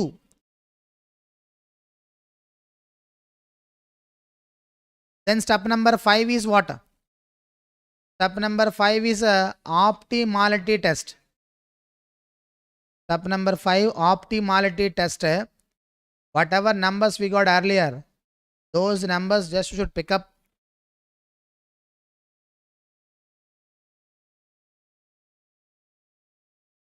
Now it is a time to draw the lines. So minimum number of lines are to be drawn to cover a maximum number of zeros. That is the only criteria. Let's take first row. How many zeros will be covered if you take first row? 2 zeros. Second row is say 2 zeros. Third row is say 1 0. Fourth row is say 3 zeros will be covered. Whereas if you have taken column, first column 1 0, second column 1 0, third column 2 zeros. Third కాలం నుంచి 2 zeros, ఇది 0 కాదు actual 10 కదా, అది దాన్ని count చేయొద్దు. Last column how many zeros? 4. So among the all the permutations last column having highest, hence last column should draw first. తర్వాత ఏం చేయాలి? స్టిల్ జీరోస్ ఆర్ దేర్ కాబట్టి ఏం చేద్దాం మనం? లాస్ట్ రో 2 zeros are third column also 2 zeros. Any alternative can choose. కాబట్టి ఎలా అయితే కనుక ఎక్కువ జీరోస్ కవర్ అవుతాయో అలాగే వేయాలి. Let take like this. Then how many zeros are there? 2 zeros we are having. These 2 zeros are there at different place. Hence we should draw 2 lines separately. Kabatti saripodi ila geddam oka line tho. Ala kudaradu actually. We should not take curved or straight lines only, should take horizontal or vertical lines. Kabatti like this. You can take a row or column. Number of lines are equal to order of matrix. Therefore the solutions are, the problem is what? Anyway, that is number of lines. Number of lines how many? 4 equal to order of matrix. Order means number of columns or number of rows should count. Therefore the solution is optimal. Since the solution is optimal, no need to make any further improvement. Therefore step number 6, improved matrix. Improved matrix is what? Nil. No need to make any improvement. Let's take step number 7. So optimal assignment. So whatever numbers we got earlier, just we should pick up those numbers So operator 1, 2, 3, 4. Operator 1, 2, 3, 4. Let's take. What are the numbers? 3100, 2020, 1510, 20200. Now you should make an assignment. Chapter ela cheyalo. Select a row having single zero. First row how many zeros? 2 zeros. Leave it. Second row how many zeros? 2 zeros. Leave it. Third row we are having what? Single zero. We should allocate. ఎందుకంటే first row two options ఉన్నాయి అతనికి. First person having a 2 options, either can be allocated to third job or fourth job. కానీ third person is having only single option. కాబట్టి single option అతనికి priority ఇవ్వండి. అప్పుడు ఎక్కువ option అతనికి ఆప్షన్స్ క్లోజ్ అవుతూ వస్తాయి. సో కాబట్టి ఏమవుతుంది మనకి, at last all will be allocated, అన్నీ కూడా అలొకేట్ అవుతాయి. కాబట్టి third person been allocated to fourth job. Now can this fourth job can be allocated to any other person? ఎవరైనా రెడీగా ఉన్నారు చేయడానికి? అందరూ రెడీగా ఉన్నారు. చూడండి, ఇది ఇక్కడ 0 ఉంది, ఇక్కడ 0 ఉంది, ఇక్కడ అన్ని జీరోస్ ఉన్నాయి. అన్ని జీరోస్ ఉన్నాయి కాబట్టి క్యాన్సిల్ చేయాలి అవసరం లేదా? అందరూ రెడీగా ఉన్నారు. First should cancel that. When we are allocating on the base of row, any zeros ఉన్న column should cancel it. We have cancel. తర్వాత again we have to see a select a row having single zero. ఎక్కడ? Second row having single zero ఇక్కడ. అప్పుడు తర్వాత అండి first having single zero ఇక్కడ. అప్పుడు ఇది క్యాన్సిల్ అయిపోతుంది. This will be allocated. Then let take assignment schedule. Operator job. Let take operator 1, 2, 3, 4. First operator got allocated third job. Second operator job number 2, third one job number 4, 1. Let take the time. Question చూడండి అయితే, first one third job, first person third job 10, second person second job 12, third person fourth job 4. A total minimum total time is equal 34 hours. That is all about first point answer. ఓకేనండి, 34 ఇదిగోండి. తర్వాత చూడండి, if job number 2 is not to be assigned to operator 2, you should not allocate a second operator to the second job. They are putting a condition. What should be the assignment over how much additional total time will be required? They are putting a condition that second person should not be allocated to second job. In fact, in the first point, చూడండి second person second job వచ్చింది. కానీ ఇప్పుడు ఏం చెప్తున్నారు వాళ్ళు, second పర్సన్కి second job ఎట్టి పరిస్థితుల్లోనూ అలొకేట్ చేయకూడదు. సో ఆ పర్సన్ ఆ జాబ్కి ఫిట్ అవ్వకపోవచ్చు. కాబట్టి ఫిట్ అవ్వని పర్సన్ని మనం ఆ జాబ్కి అసైన్ చేయొచ్చా? చేయకూడదు. కండిషన్ ఉన్నట్లయితే కనుక any cost we should not allocate second person to second job. When the job will be allocated, the number is less than will be allocated. Number తక్కువ అలొకేట్ అవ్వడానికి అవకాశం ఉంది. Let take a scenario wear this number never gets 0. Let take a infinity. At simply take a dash. Means that pairing is not available. అలాంటప్పుడు మనకి వస్తుందా, ఇంకా allocate అవుతుందా? అవ్వదు. కాబట్టి ఇప్పుడు సెకండ్ పర్సన్కి సెకండ్ జాబ్ ఇవ్వకుండా ఉండాలంటే second person will get either first job, third job or fourth job. మరి ఆటోమేటిక్గా అప్పుడు అవి మారిపోతే రిమైనింగ్ పర్సన్స్ కూడా అలొకేషన్ మారిపోతుందా లేదా? మారిపోతుంది. అంటే ఏం చేయాలి? ఫస్ట్ నుంచి చేయాలి. వెరీ గుడ్, ఫస్ట్ నుంచి చేయాలి. Let take second point. Second point we are talking about, let take cost time matrix. We are talking about what? Time matrix. What is the condition? The condition is what? Second person should not get a second job. That is a condition, you know. Second person should not get what? A second job. Therefore, I will take a dash for this pairing. Remaining numbers are asterisk. What are those remaining numbers? 12, 10, 10, 8. Second one. 14, 15, 14, 15, 11, 6, 10, 16, 4. That is 8, 10, 9, 7. Then let's take step number 1. Objective function. The problem is what? The above matrix is a time matrix. Therefore, the problem is for what? Minimization.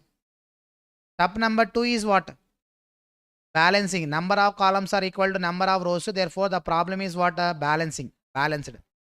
Let's take step number 3, row minimization. చెప్తారా?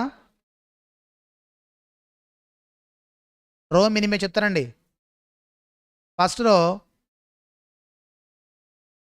in row minimization we should identify what minimum element in the row. చెప్తారా? First row ఎంత? Least number is what 8. కాబట్టి ఎంత వచ్చిందండి? 4. That is 2 2 0. Second row 11. కాబట్టి ఎంత? 3 dash 4 0. ఇక్కడ that is 2 4 sorry 6 12 0. That is 1 3 2 0. That is all about what? Step number 3. Let's take step number 4, column minimization. Step number 4, column minimization. Identify the minimum element in the column. So first column minimum ఎంతండి? 1. కాబట్టి ఎంత వస్తుంది? 3 2 1 0. ఇక్కడ 0 dash 4 1 0 2 10 0 0 0 0 0. Step number 4 this is. Let's take step number 5. In step number 5, optimality test. What is that? Optimal test.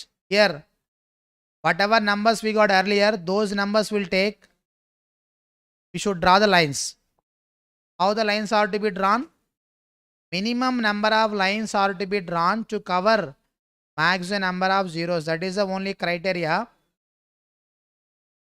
Tara lage lines first 4th column. Okay, tarvata operator 4. Okay, first row last row. చూడండి, number of lines ఎన్ని వచ్చినాయి మనకి? 3. not equals to order of matrix. What is the order of matrix? 4. Therefore, the solution is what? Not optimal. We need further improvement. ఇలా చూడండి, solution ఎందుకు optimal అవ్వదంటే, second operator is willing to do last job. Not only that, the third person also willing to do only last job. There is a competition among what? Second person as well as third person. మీరు యాక్చువల్గా second person third person గురించి ఎందుకు మాట్లాడుతున్నారు sir? What about remaining options ఉన్నాయి వాళ్ళకి. చూడండి, first person ఇదిగోండి, ఒక ఆప్షన్ ఉంది 0 0 0. 3 ఆప్షన్లు అతనికి. whereas fourth person also having what? Multiple options are there, but we are not having any options. Only single option is there for a second operator as well as what? Third operator. Second operator ki job number 4 కావాలి, third ఆపరేటర్కి job number 4 కావాలి. ఇద్దరికి ఒకటే job అవ్వచ్చా?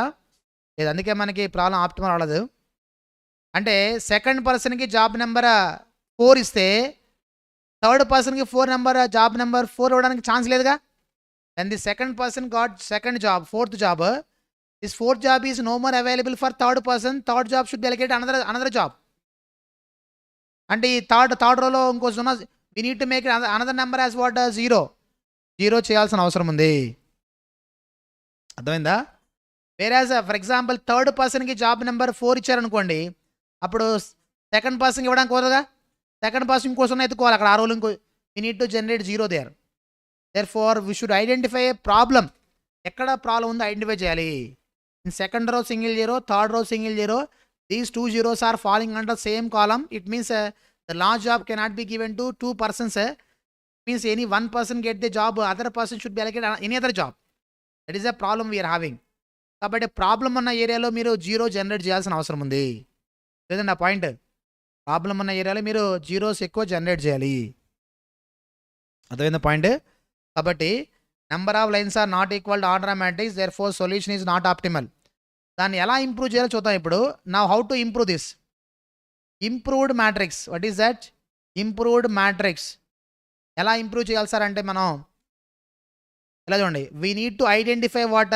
Minimum uncovered element. Minimum uncovered element.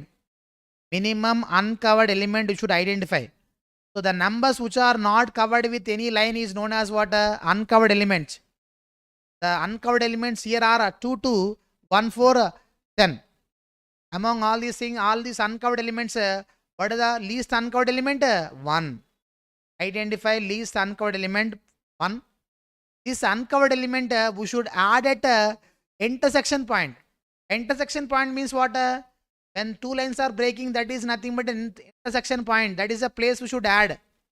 ఎందుకు add చేయాలంటే ఇక్కడ చూడండి, కాంపిటీషన్లో first person job number 4 చేస్తా అంటున్నాడు, fourth person also want to do fourth job.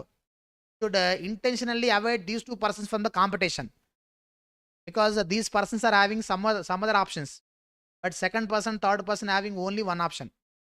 కాబట్టి సెకండ్ పర్సన్కి థర్డ్ పర్సన్ ఇద్దరిలో ఒకళ్ళకి ఇది జాబ్ నెంబర్ 4 రావాలంటే ఫస్ట్ పర్సన్ని లాస్ట్ పర్సన్ని ఆ జాబ్ నుంచి మనం ఏం చేయాలి? దట్ ఈస్ అవాయిడ్ చేయాలి. వాటిని అవాయిడ్ చేయాలంటే ఇంటర్సెక్షన్ పాయింట్ కాబట్టి యాడ్ చేసి సరిపోతుంది అక్కడ. That's why we are adding at intersection point.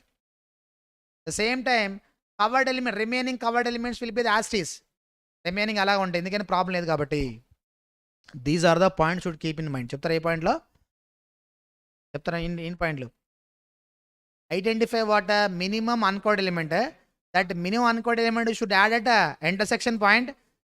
We need to subtract from all uncovered elements. We need to make an uncovered element become 0. That to least uncovered element becomes 0 means what? We need to subtract all uncovered. That is, we need to subtract minimum uncovered element from all uncovered elements. Covered elements becomes what? Same. Let's take. By keeping in these points into consideration, we should proceed with step number 6.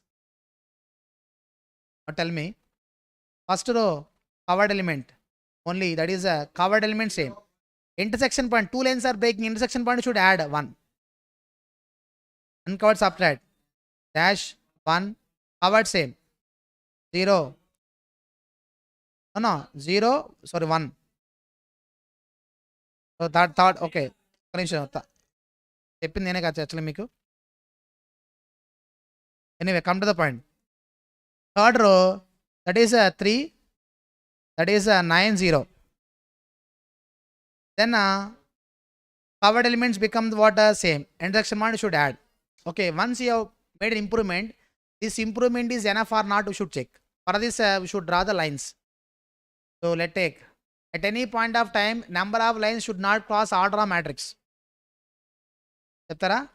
First row 2 zeros, column 2 zeros, column 2 zeros, only 1 0 will take a row or column. Number of lines are what? Equal to order of matrix. Solution is what? Optimal. Once solution becomes optimal, let's proceed with step number 7, optimal assignments.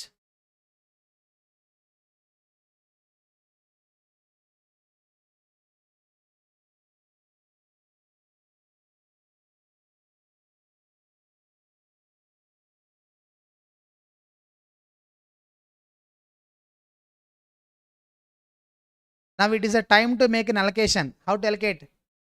Select a row having single 0. చెప్తారా? First row 0 leave it. Second row single 0 allocate. ఇప్పుడు ఇది cancel అయిపోతుంది. తర్వాత next third row single 0 allocate చేయండి, ఇది cancel అయిపోతుంది. This రో single 0 allocate చేయండి, క్యాన్సిల్ అయిపోతుంది. Sometimes we are unable to allocate on the basis of row because each and every row contains more than 1 0. Then at least allocate on the basis of column having single 0. When we are unable to allocate on the basis of column also, then let's pick up any 0 for making allocation. Arbitrarily you can choose. Then assignment schedule. I take operator job. First operator 1 2 3 4. First operator got second job. Second one got fourth job. J1 and J3. Let's see the, as per original question, tell me the time. First worker, second job, 10, 11, 6, 9, total 36. What is the extra time? Earlier it has taken how much time? 34. Now it is taking how much? 36. It means because of conditions there is an increase in time by how much? 2 hours. Extra time required is equal to 2 hours. The reason for having extra time is what? Because of putting certain restrictions, isn't it? Kabatti చూడండి ఇక్కడ ఈ job అలొకేషన్లో మనకి the problem is for what, either it is for minimization or it is for maximization. When the problem is of all the steps are for a minimization problem, when the problem is of maximization, that maximization problem we should convert into what, minimization problem by subtracting each and every element of the matrix from the highest element of the matrix. highest లోంచి మనం subtract చేస్తే కనుక the resultant matrix is known as what, opportunity cost or opportunity loss matrix. Let's see here, ఇలా చూడండి ఒకసారి చెప్తాను మీకు.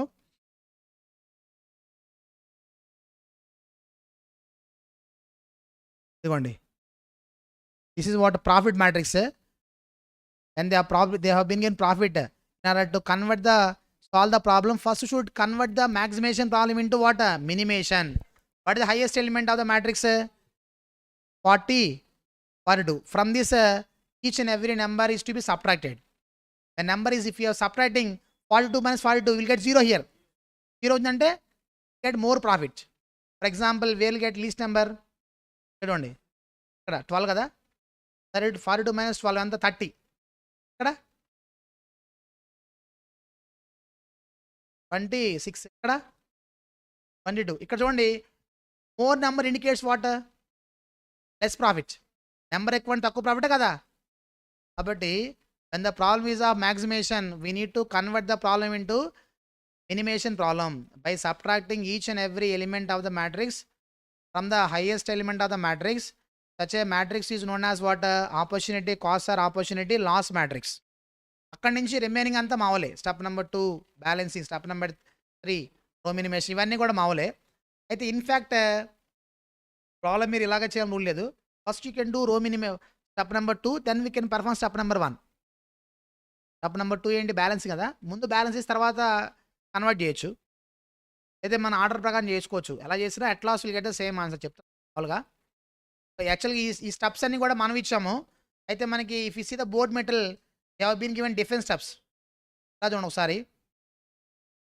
Right now that is how many methods are there for solving assign problem. 4 methods are there. చూడండి, complete enumeration method. Complete enumeration method means we need to list all the permutations and combinations. చూడండి ఇక్కడ list చేసాం కదా. ఇక్కడ example, first person first job, second person second job, first person second job, second person first job. That is the listing of all combination, nothing but what, complete enumeration method. Then we are having a transportation method as well as simplex. Earlier you were used to have simplex. This will get in a linear programming. Transportation we have completed. Anyway, other method is what, the popular method for solving transport assignment is what, Hungarian assignment method. Now whatever steps you have taken, that is as per this particular method only, Hungarian assignment method. We have seen all the steps. See, whatever you have discussed, మనకి మనం discuss చేసిన అన్ని కూడా ఇవే steps అండి. ఓకేనా. దాని తర్వాత చూడండి అయితే, ఓకేనా అందరూ, ఇది చూడండి అయితే will start with another topic.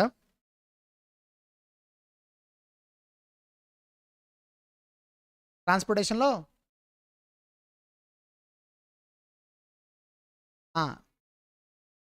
మన మార్నింగ్ చెప్పుకున్న కదా, ట్రాన్స్పోర్టేషన్లో number of allocated cells should be what, m+n-1 equal అవ్వాలి. ఈక్వల్ అవ్వకపోతే కనుక దాన్ని ఏమంటామంటే that is known as a degeneracy. ఆ డీజనరసీ వచ్చినప్పుడు ఏం చేయాలంటే we should increase the number of allocations. Number of allocation ఎలా ఇంక్రీజ్ చేయాలంటే, we need to allocate to a place, we need to allocate least unallocated cell.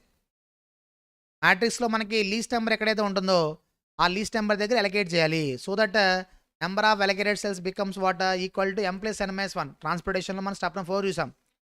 Number of allocated cells equal to m+n-1. That's okay, but there is a scenario where that is a number of allocated cells are not equal to order of matrix, that is m+n-1.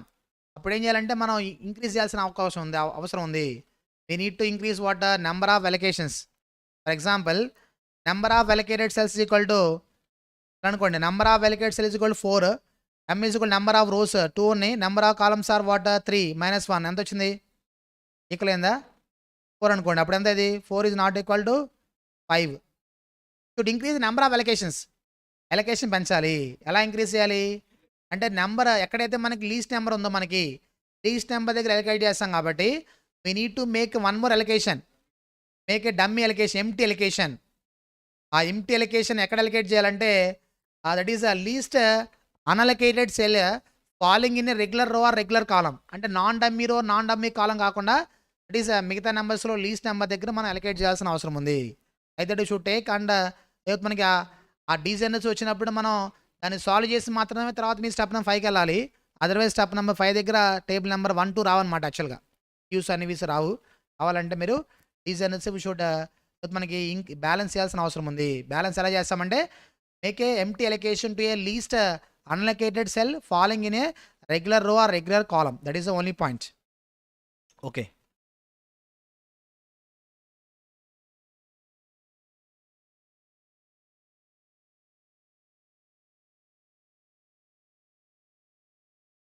Next చూడండి. అయితే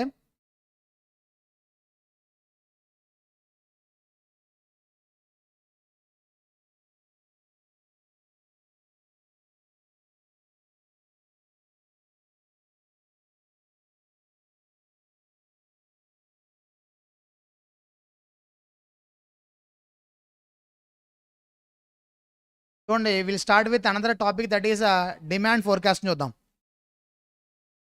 example అది కూడా important అండి. Start with demand forecasting. See, as far as demand forecasting is concerned, forecasting is nothing but what peeping into the future. Forecasting is nothing but estimation. We need to estimate what demand more accurately, because the profit of the concern, the profit of any business depends upon what sales. So ఫ్యూచర్లో మనకి ఎంత sales చేయగలము అనే దాన్ని బట్టి మన యొక్క profit depend అవుతుంది. The growth of the business depends upon only on what sales పైన డిపెండ్ అవుతుంది. కాబట్టి మనకి మీరు సేల్స్ని మనం ఎస్టిమేట్ చేయాల్సిన అవసరం ఉంది. At the starting of the year we need to estimate the sales మనం ఎస్టిమేట్ చేయాలి. సేల్స్ ఎస్టిమేట్ చేయాలంటే we are having a couple of methods for estimating the sales. It is like a budgetary control we are preparing budgets, so among all the budgets we are talking about sales budget. As far as sales is concerned, we need to estimate what sales. So ఫ్యూచర్లో మనకి ఎంత profit రాబోతుంది, ఫ్యూచర్లో company expand అవుతుందా లేదా అనే విషయం మనకి ఎలా తెలుస్తుందంటే base on only on what sales. కాబట్టి we need to predict sales మనం ఎస్టిమేట్ చేయాలి. సో సేల్స్ ఎలా ఎస్టిమేట్ చేయాలంటే we are having a couple of methods for estimating what sales. In a company we are having like a purchase department, sales department, HR department, finance department, like a multiple departments are there. So among those department, one of the department is what sales department. So based on the information collected from the sales department, like a sales manager we are having, so under the sales department so many employees are working. So by collecting the information from the sales department, we are in a position to find out the likely sales in the current year. Current year lo manaki enta sales rabotundi anedi మనం guess చేయొచ్చు. Or another alternative is what we are having a top management. ఈ top management ఎవరైతే ఉన్నారో that is internal as well as external విషయాలు చూస్తాయి. కాబట్టి మనకి ఆ టాప్ మేనేజ్మెంట్ వాళ్ళ దగ్గర నుంచి కూడా మనం ఫ్యూచర్లో మన సేల్స్ ఎంత ఉండబోతుంది అనేది చెప్పొచ్చు. Not only that, in a company we are having what multiple departments we are having. Purchase department, production department, sales department, finance department, we have a multiple departments. Will collect information from each and every department based on which we are going to predict the what likely sales. That is a group executive judgment method. We'll collect information from different departments based on which we'll estimate the sales. Not only that, we are going to connect a survey. The popular method for guessing what sales is what that is a survey method. So as far as survey method is concerned, under which that is manaki directly will contact with the customer తో మనం survey చేపిస్తాం. ఎలా అంటే that is will connect survey with customers. That is మనకి ఫ్యూచర్లో company యొక్క product purchase చేస్తారా లేదా, ఎంత క్వాంటిటీ కావాలి, ఏ రిక్వైర్మెంట్ కావాలి, మనకి అని డైరెక్ట్గా కస్టమర్స్తోనే కాంటాక్ట్ అయ్యి దాని ప్రకారం చేస్తే మనం సేల్స్ ఎంత ఉండబోతుంది అనేది మనం ఎస్టిమేట్ చేస్తామండి. ఆర్ అది కాకుండా మనకి we are having a popular method is what trend projection method. What is that? Trend projection method. Generally there is a trend. Sales మనకి ఇతర ఇంక్రీజింగ్ ట్రెండ్ అని ఉంటాయి, లేదు అంటే కనుక డిక్రీజింగ్ ట్రెండ్ అని ఉంటాయి మనకి. Based on the past experience we are going to determine the likely sales in the coming year. ఫ్యూచర్లో సేల్స్ ఎంత ఉండబోతుంది అనేది మనం ఎస్టిమేట్ చేస్తామండి. ఓకేనా? దట్ ఈస్ పాస్ట్ డేటా ఏదైతే ఉందో ఆ పాస్ట్ డేటాని మనం అనలైజ్ చేసి ఫ్యూచర్లో సేల్స్ ఎంత ఉండబోతుంది అనేది మనం అసర్టైన్ చేస్తాం. we're having regression line on x on y, we're having regression line on x on y, y on x ఉన్నాయి కదా స్టార్ట్లో. సో అది మనకి వాటికి సంబంధించి ఉన్నాయండి. మనకి ఇస్ regression అయినా what that is y is equal to ax a plus bx. So trend బట్టి మనం ఫ్యూచర్లో సేల్స్ ఎంత ఉండబోతుందని చెప్తాం మనం. ఫర్ ఎగ్జాంపుల్ 7th పాస్ అయ్యారు, 8th పాస్ అయ్యారు, 9th రౌటా, 9th కూడా పాస్ అవుతారు. 9th పాస్ అయ్యారు, 10th పాస్ అయ్యారు, ఇంటర్మీడియట్ ఫస్ట్ ఇయర్ పాస్ అయ్యారు, సెకండ్ ఇయర్ డౌటా? డౌట్ లేదు, అయిపోతుంది. అవునండి. ఇంటర్మీడియట్ సెకండ్ ఇయర్ పాస్ అయ్యారు, CA ఫౌండేషన్ పాస్ అయ్యారు, CMA ఫౌండేషన్ పాస్ అయ్యారు. మరి ఇంటర్ డౌటా? అవసరం లేదు, because there is a trend. ఒక ట్రెండ్ ఉంది కాబట్టి will complete what inter also.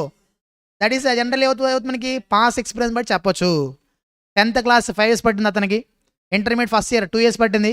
దాన్ని బట్టి అవుతుంది మనకి సెకండ్ ఇయర్ కూడా ఫస్ట్ రౌండ్ క్లియర్ అవుతుందా?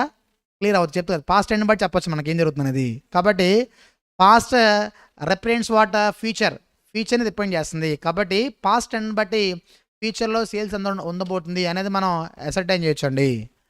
ఆర్ దట్ ఈస్ ఇలా apart from taking trend projection method, you're having moving average, simple moving average, weighted moving average, we can take a moving average. Moving average ప్రకారం చెప్పొచ్చు. Or what like a sampling, దాంట్లో population will take a sample. ఆ శాంపుల్ని బట్టి మనం population మీద opinion express చేస్తాం చేయమండి. లెట్ ఫర్ ఎగ్జాంపుల్ ఈ ఏపీలో సేల్స్ ఎంత ఉండబోతుంది ఒక పర్టికులర్ ప్రోడక్ట్ కంటే ఏం చేద్దాం మనం, ఎంత ఉండబోతుంది అంటే మొత్తం అమ్మాల్సిన అవసరంలా. సెలెక్ట్ 1 district, లెట్ గుంటూరు తీసుకోండి. దాంట్లో లెట్ 1 street బ్రాడీపేట, థర్డ్ నేను మాట్లాడరు. ఓకే, దట్ ఈస్ ఈ బ్రాడీపేట థర్డ్ లైన్లో ఎంత సేల్స్ ఉంటే, ఎంతమంది పాపులేషన్కి ఎంత సేల్స్ ఉంటే దాన్ని బట్టి ఓవరాల్గా ఏపీలో సేల్స్ ఎంత ఉండబోతుంది అనేది మనం గెస్ చేయడానికి అవకాశం ఉంది. Like we are having what multiple methods for predicting what sales. ఎందుకంటే సేల్స్ గురించి అంత ఎందుకు ఎక్కువ మాట్లాడుతున్నారు సార్ మీరంటే, remaining budgets are mainly depends upon what sales పైన డిపెండ్ అవుతుంది. కాబట్టి sales what key budget, principal budget. కాబట్టి ఈ సేల్స్ మనం ఎస్టిమేట్ చేయాల్సిన అవసరం ఉందండి. Like by using what couple of methods we are going to ascertain what sales among all the methods. Exam point of వ్యూలో మనకి ఇంపార్టెంట్ మెథడ్ ఏంటి సార్ అంటే trend projection method. They will give one trend based on which we need to find out the likely sales in the coming year. అవునా? For this we are having 2 methods are there, direct method as well as indirect method. We are having what direct method as well as indirect method. What are those direct method as well as indirect method? We'll see. చూడండి,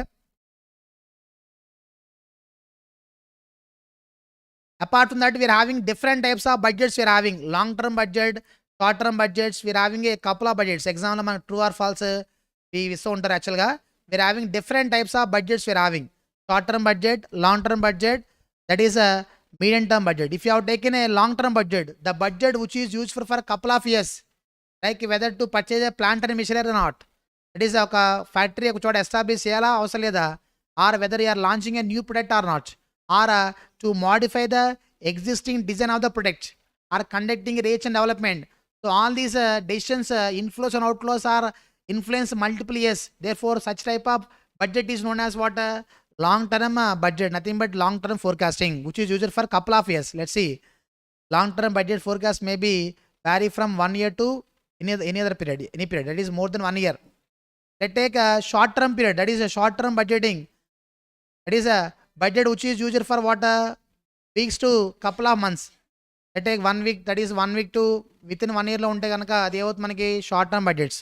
current ఇయర్లో ఎంత production చేయాలి, ఎంతమంది workers కావాలి, కాబట్టి మనకి over time చేయాలి అవసరం లేదా, ఇలాంటి డెసిషన్స్ అన్నీ కూడా మనకి ఏంటండి that is short term forecasting. ఇది కాకుండా మనకి we are having medium term forecasting, that is మనకి couple of months to year, that is మనకి 3 to 6 months ఇలా ఉంటే కనుక మీడియం టర్మ్ బడ్జెట్. కరెంట్ ఇయర్లో ఎంత డివిడెండ్ పే చేయాలి, కరెంట్ ఇయర్లో ఎంత ప్రొడక్షన్ చేయాలి, దట్ ఈస్ ఎంత ఎక్స్పెండిచర్ దేనికోసం ఇంకా రావాలి, ఇలాంటి డెసిషన్స్ అన్నీ కూడా మనకి medium term budgeting. Okay, like we are having different types of forecasting we are having. చూడండి, explain various methods or techniques of sales forecasting. First survey method, then collective opinion of sales forecast composition method, then a group executive method, experts opinion. So మనకన్నా మన గురించి పక్క వాళ్ళు ఇస్తుంది కాబట్టి వేరే expert దగ్గర తెలుసుకుంటాం అనమాట కంపెనీ ఫ్యూచర్లో సేల్స్ ఎంత ఉండబోతుందనే విషయం. దెన్ మార్కెట్ టెస్ట్ మెథడ్ చెప్పే కదా, బ్రాడ్ డిపేడా, దట్ ఈస్ ఇక్కడ సేల్ చేసి దాన్ని బట్టి ఓవరాల్గా ఎంతో చెప్పొచ్చు. Trend projection method we are having a time series. ముందు ఉందా స్టార్ట్లో టైమ్ సిరీస్ ప్యాచెస్ అడనా ఇల్లే కదా ఉండేది. Okay, anyway we are having a direct method as well as indirect method, that is moving average method. చూడండి అయితే we are having problems on direct method as well as indirect method. చూడండి అయితే లెట్స్ సీ ప్రాబ్లం నెంబర్ 1 అండి. Annual sales of TV sets by a dealer in Delhi are as follows. In 2013, 14, 15, 16, 17 how many years they have been given? They have been given 5 years. చూడండి sales చూడండి 3, 14, 36, 4, 33. మీరు observe చేసి there is up and downs we are having, that too huge up and downs. 3 అలా ఏమైంది, అయింది, సడన్గా పెరిగింది. అది కంటిన్యూ అవుతుందంటే దానికన్నా డబుల్ అయింది, సరే దానికన్నా డబుల్ అవుతుంది అంటే పడిపోయింది, ఇంకా పడడం లేదు, ఇంకా పెరిగింది. ఈసారి చూడాలి పెరుగుతుంది తగ్గుతుంది ఫైన్ నోట్ చేయాలి మనం, అదవుతుందండి. Let's see question is fit a linear trend equation to the sales figure, estimate the sales for the year 2018. They have been given details for how many years? 5 years. Base on which we need to find out likely sales in the next year. Next ఇయర్లో ఎంత sales ఉండబోతుంది అని మనం find out చేయాలి. ఓకేనండి, అయిందా? కాబట్టి ఇచ్చిన ఎన్ని ఇయర్స్ ఇచ్చారు వాళ్ళు? They have been given 5 years. అంటే మనకి అది ఇచ్చిన ఇయర్స్ అనేది ఆడ్ నెంబర్ ఆఫ్ ఇయర్సా ఈవెన్ నెంబర్ ఆఫ్ ఇయర్స్ మనం అసర్టైన్ చేసుకోవాలి. They have been given what odd number of years. So odd years చెప్పారు వాళ్ళు 5, 7, 3 అని ఆడ్ నెంబర్ ఆఫ్ ఇయర్స్ కదా. Middle of the year is to be taken as what base. Middle of the year is to be taken as base. Base అంటే ఎలా తీసుకోవాలో చూద్దాం మనం. We're talking about problem number 1. Let take year 2013, 14, 15, 2016, 2017. Let take they have been given sales అండి. ఎంత sales? Sales ఎంత? Sales equal to 3, 14, 36, 4, 33. Sales nothing but Y value. X value is equal చూడండి middle of the year is to be taken as what 0. When we are having odd number of years exactly we are having a middle year, that year should take what 0. That is we are having a more chance to get recent years sales రావడానికి మళ్ళీ అవకాశం ఉంటుంది కాబట్టి we should give a more weightage for recent years 1, 2 because time deviation is only 1. Middle of the year is we have taken only 1, therefore time deviation also only 1 by 1. ikkadanta -1, -2. Summation of x equal to what 0. Summation of y is equal to how much? 90. Let take x into y, let take x square, x into y -6, -14, -0, 4, 66 is equal to how much? అండి 50. whereas here 4, 1, 0, 1, 4. Summation of x square is equal to 10. Let take what is the formula? Regression ana y is equal to ఎంతండి? a plus bx. a is equal to simple average. Let take summation of y divided by n. a summation of y 90 divided by n, number of observations 5. How much it is? 18. Whereas b is equal to growth. b is equal to summation of xy divided by summation of x square. అంతండి 50 divided by 10 is equal to మనకి 5. Let take y is equal to a plus bx. a is equal to 18 plus b is equal to how much? 5. x is equal to, we should find out the sales for which year? 2018. 2015 కి ఎంత 1, 0, 16 కి ఎంత 1, 17 కి ఎంత 2, therefore 18 కి ఎంత ఇది 3 అవుతుంది. కాబట్టి 18 is equal to ఎంత అవుతుందండి? 3 వస్తుంది. 33 is equal to sales the coming year. చూడండి అయితే ఇదిగోండి 33 చెప్పిన థౌజండ్స్ కాబట్టి 33,000. ఓకేనా? That is all about what question number 1. తర్వాత చూడండి they have been given even number odd number of వేసా ఆడ్ నెంబర్ ఆఫ్ అయినప్పుడు మనకి we should take exactly middle of there is to be taken as what base is equal to summation of I divided by number of observations. B is equal to summation of xy divided by summation of x square. Then ఇప్పుడు this is what odd number of years కనుక let take a scenario where they have been given a even number of years. Question number 3 చూద్దాం. With the help of the following data, project the trend of sales for the next 5 years. We need to estimate sales for how many years? 5 years. 2002, 3, 4, 5, 6, 7 sales they have been given. That is 120, 130, 135, 140, 150, 165. Sales are in a increasing trend. చూడండి sales పెరుగుకుంటూ వెళ్ళి. Now we need to find out sales for the next 5 years. చూడండి అయితే they have been given a even number of years. ఏంటి sir అంటే even number of ఇచ్చారండి వాళ్ళు. చూడండి అయితే ఈవెన్ నెంబర్ ఆఫ్ ఇస్తే కనుక ఎలా చేయాలి? Problem number 3. ఇయర్ అండి ఇయర్ అంతా 2000, 2002, 2003, 4, 5, 6, 7. Let take sales. Y is equal to sales. How much sales? 120, 130, 135, 140, 150, 160. Let take a summation of y 840. Let take x. Since they have been given what even number of years, that is what even year. When they have been given even number of years, we should take 2 years as a base. We should take 2 years as a base. చెప్తారా? -1 +1. Therefore summation of x equals 0 or not? 0 అవుతుంది. కాబట్టి since you have taken 2 years, let time division is what 2 2. కాబట్టి 3 ఇక్కడ 5 ఇక్కడ 3 ఇక్కడ 5. Summation of x equal to what 0. x into y summation of x square.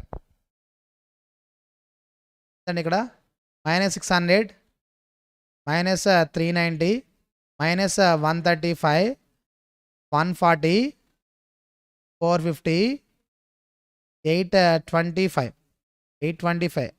Let take summation of xy is equal to how much అండి 290. Summation of x square 25 9 1 1 9 25 70. Let take a is equal to summation of y divided by n number of observations. 840 divided by how many observations they have been given? 6 is equal to 140. Where b is equal to summation of xy divided by summation of x square. That is 290 divided by 4.14. Let take y is equal to a plus bx. A is equal to 140 plus b is equal to 4.14. We need to predict sales for how many years? We need to estimate sales for the next 5 years. 2007 గా ఇచ్చింది వాళ్ళు. Therefore we should estimate sales for the 2008, 2009, 2010, 2011, 2000 that is 12. Let take what is the x value? When they have been given 2007, x value is equal to 5. Next year means what? Time division is 2 2 years. Therefore it becomes what? 7, 9, 11, 13, 15.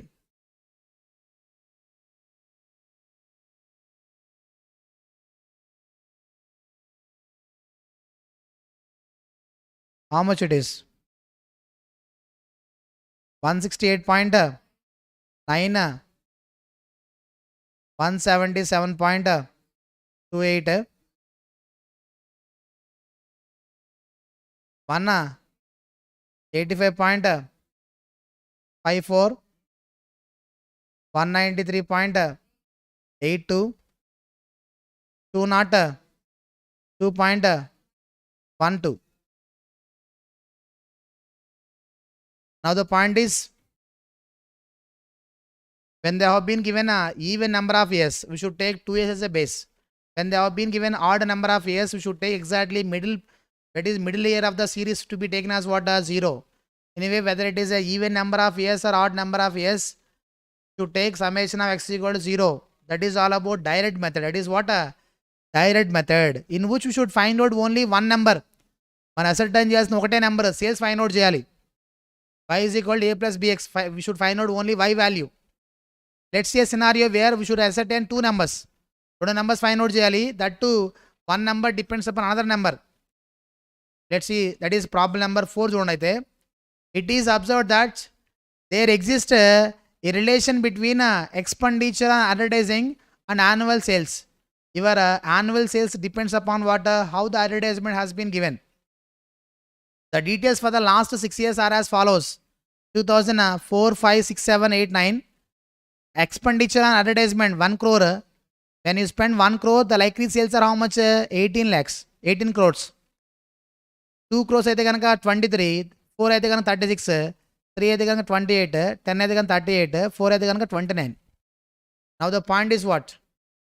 Estimate the annual sales when expenditure on advertisement is 5 crores. Expenditure is nothing but what? Advertisement is second column. When this is 5 crores, the likely sales you should find out. ఇందా చూస్తే క్వశ్చన్లో ఒకటే number ఇచ్చారు, కానీ ఇక్కడ 2 numbers ఇచ్చారా? నేను మాట్లాడరు కాబట్టి x వాల్యూ ఏది, y వాల్యూ ఏది? Then we should follow what? Indirect method we should follow. We should follow what? Indirect method. ఇక్కడ చూడండి, direct method. This method is applicable only when summation of x equals 0. To make it summation of x equals 0, it is necessary that time deviation should be divided by n is equal to summation x y divided by summation of x square. అనుకొని చేసాం ఇది. తర్వాత చూడండి, indirect method. This method not equal to 0. When summation of x equal to 0, we should use a direct method. When summation of x is not equal to 0, we should apply what? The indirect method. The values of a and b are to be calculated by solving the two equations. What are those equations? Summation of y is equal to na plus b summation of x. Summation of xy is b summation x square. We need to formulate these two equations. By solving these two equations, we will get a y value. Summation of y value is not summation ఏవైతే మనకి వాళ్ళు ఇచ్చిన, మనం చూడాల్సింది even number of years, add number of years కాదు. మనకి ఇచ్చిన 2 numbers are they have been given. That too, the sales depends upon what? How much expenditure we have been incurred on advertisement. ఎంత అడ్వర్టైజ్మెంట్ ఇచ్చాము అనే దాన్ని బట్టి sales depend అయి ఉంది. కాబట్టి advertisement has been given. When advertisement is likely 5 crores, we should find out the likely sales. Sales ఎంతో మనం అసర్టైన్ చేయాలి. అలాంటప్పుడు వాళ్ళు ఏమి ఇచ్చారు? వాళ్ళు they have been given X value ఇచ్చారు వాళ్ళే. We need to find out what? The Y value. Y is equal to A plus B X. అంటే మీరు వై వాల్యూ ఫైండ్ అవుట్ చేయాలి. అంటే the given numbers are nothing but what? X values. Advertisement మనకి that is X value అవుతుంది. అయితే let take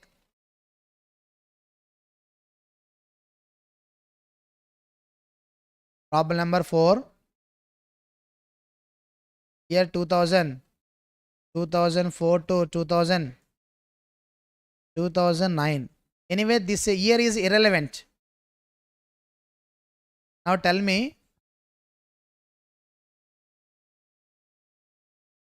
advertisement ఎంత అండి? Summation of X. Advertisement is equal to 1 crore, 2 crores, 4, తర్వాత 3 crores, 10, 4. Summation of X equal to 24. Let take Y value find out చేయాలి, అవసరం లేదా? That is y value ఎలా వస్తుందండి? వై వాల్యూ మనకు కావాలంటే కనుక ఇచ్చారు వై వాల్యూ ఎంత? 18, 23, 32, 28, 38, 29. Summation of y is equal to 168. xy x square. చెప్తారా నెంబర్స్?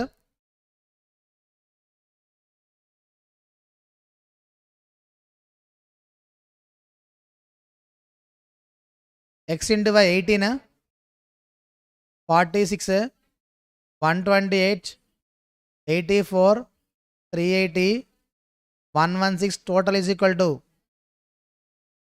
772. 146. Let take. చూడండి ఇక్కడ y is equal to a plus bx. A value B value ఎలా వస్తుంది చెప్తారండి?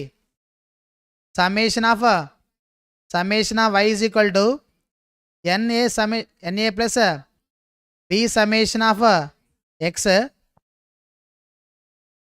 Second one, summation of xy is equal to a summation of x plus b summation of x square.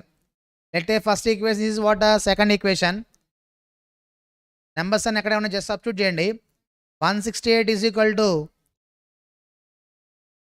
number of observation ichcharanడి వాళ్ళు. They have been given 6 observations kabatti 6a plus b summation of x 24b summation of xy 772 is equal to 24a plus 146b. కాబట్టి ఏం చేద్దాం మనం? First equation ఏం చేద్దామంటే multiply, that is first equation with what? With 4. ఎలా వచ్చింది? 24 divide by 6. చెప్పండి అయితే. అండి 6 72 is equal to 24a plus 96b. ఇక్కడ 772 equal to 24a plus 146b. Sign మార్చండి. వస్తుంది -100 is equal to -50b. b is equal to 2. whereas just you should find out a value. Substitute చేయండి. 772 is equal 24a plus 140 b and అంత 2 కదా equation, second ఈక్వేషన్లో. therefore a is equal to 10. let take y is equal to a plus bx. చెప్తారండి. a అంతా 10, b is equal to అంతా 2. ఇంటి x value ఇచ్చారు వాళ్ళు. advertisement expenditure is what? 5. question they have been given advertisement expenditure ఎంత అండి? 5 crores అంట. కాబట్టి 5 10 20. ఏజ్ కూడా ఎంత అండి? 20 వచ్చింది ఇది. అవునా? ఏజ్ కూడా 20. టోటల్ ఏజ్ కూడా ఎంత వస్తుంది మనకి? 30 వస్తుంది.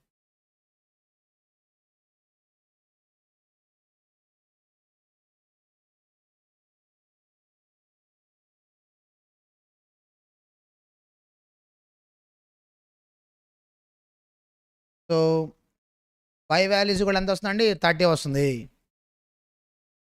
That is all about what direct method as well as indirect method. ఎగ్జామినేషన్లో మనకి డిమాండ్ ఫోర్కాస్టింగ్ ఇచ్చారంటే కనుక direct method as well as indirect method ఎగ్జామ్లో ఇంపార్టెంట్ అండి. ఓకేనా? దాని తర్వాత చూడండి అయితే that is all about what demand forecasting. So let me start with project management. Exam point of వ్యూలో ప్రాజెక్ట్ మేనేజ్మెంట్ చాలా ఇంపార్టెంట్ చాప్టర్ ఇది. Let will start with project management.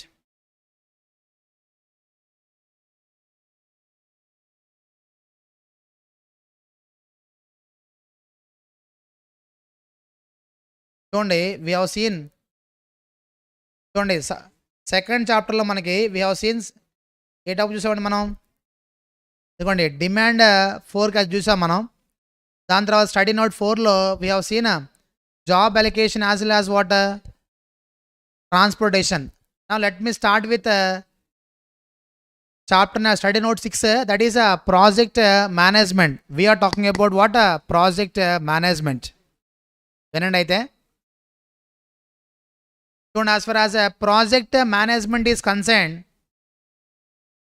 project management, we should know what is meant by project. We are talking about project management. Should know what is meant by project. See, as far as a project is concerned, project అనే పదం మీరు రెగ్యులర్గా ఎక్కడ వింటారు sir అంటే it is a construction business.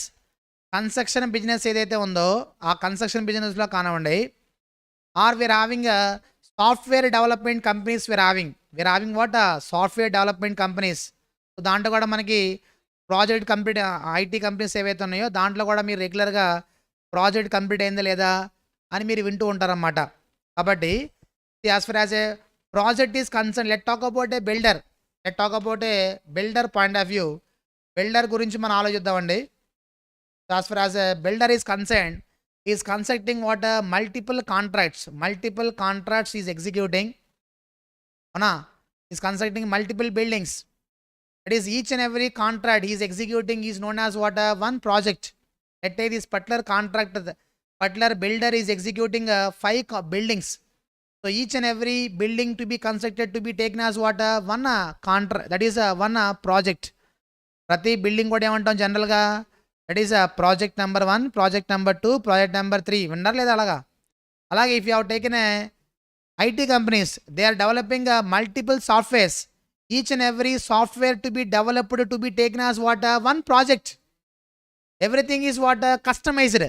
We need to execute work according to the direction given by the customer. Customer ఇచ్చిన direction ప్రకారం చేస్తూ ఉంటామండి. కాబట్టి in fact a bigger job is known as a contract. What is mean by job?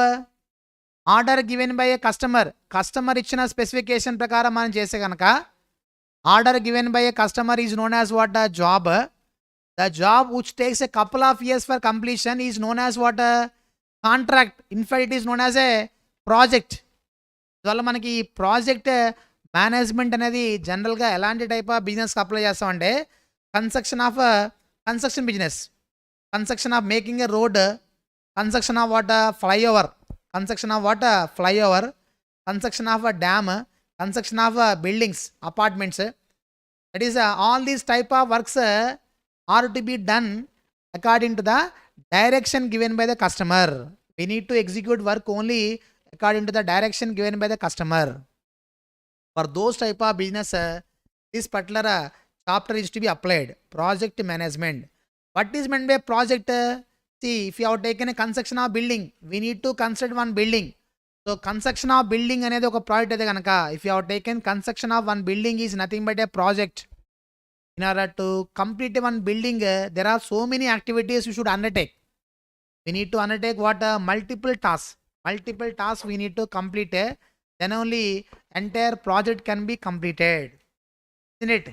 So that is in a project we are having what multiple activities. Each and every activity is known as what one task.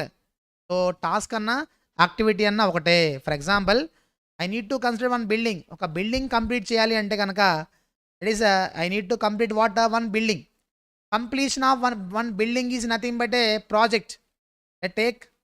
We need to complete what one building is nothing but one project. In order to complete the building so many activities should undertake, isn't it? Building complete చేయాలంటే మనం ముందు start చేయాలి కదా, foundation, తర్వాత ground, తర్వాత first floor, second floor, third floor.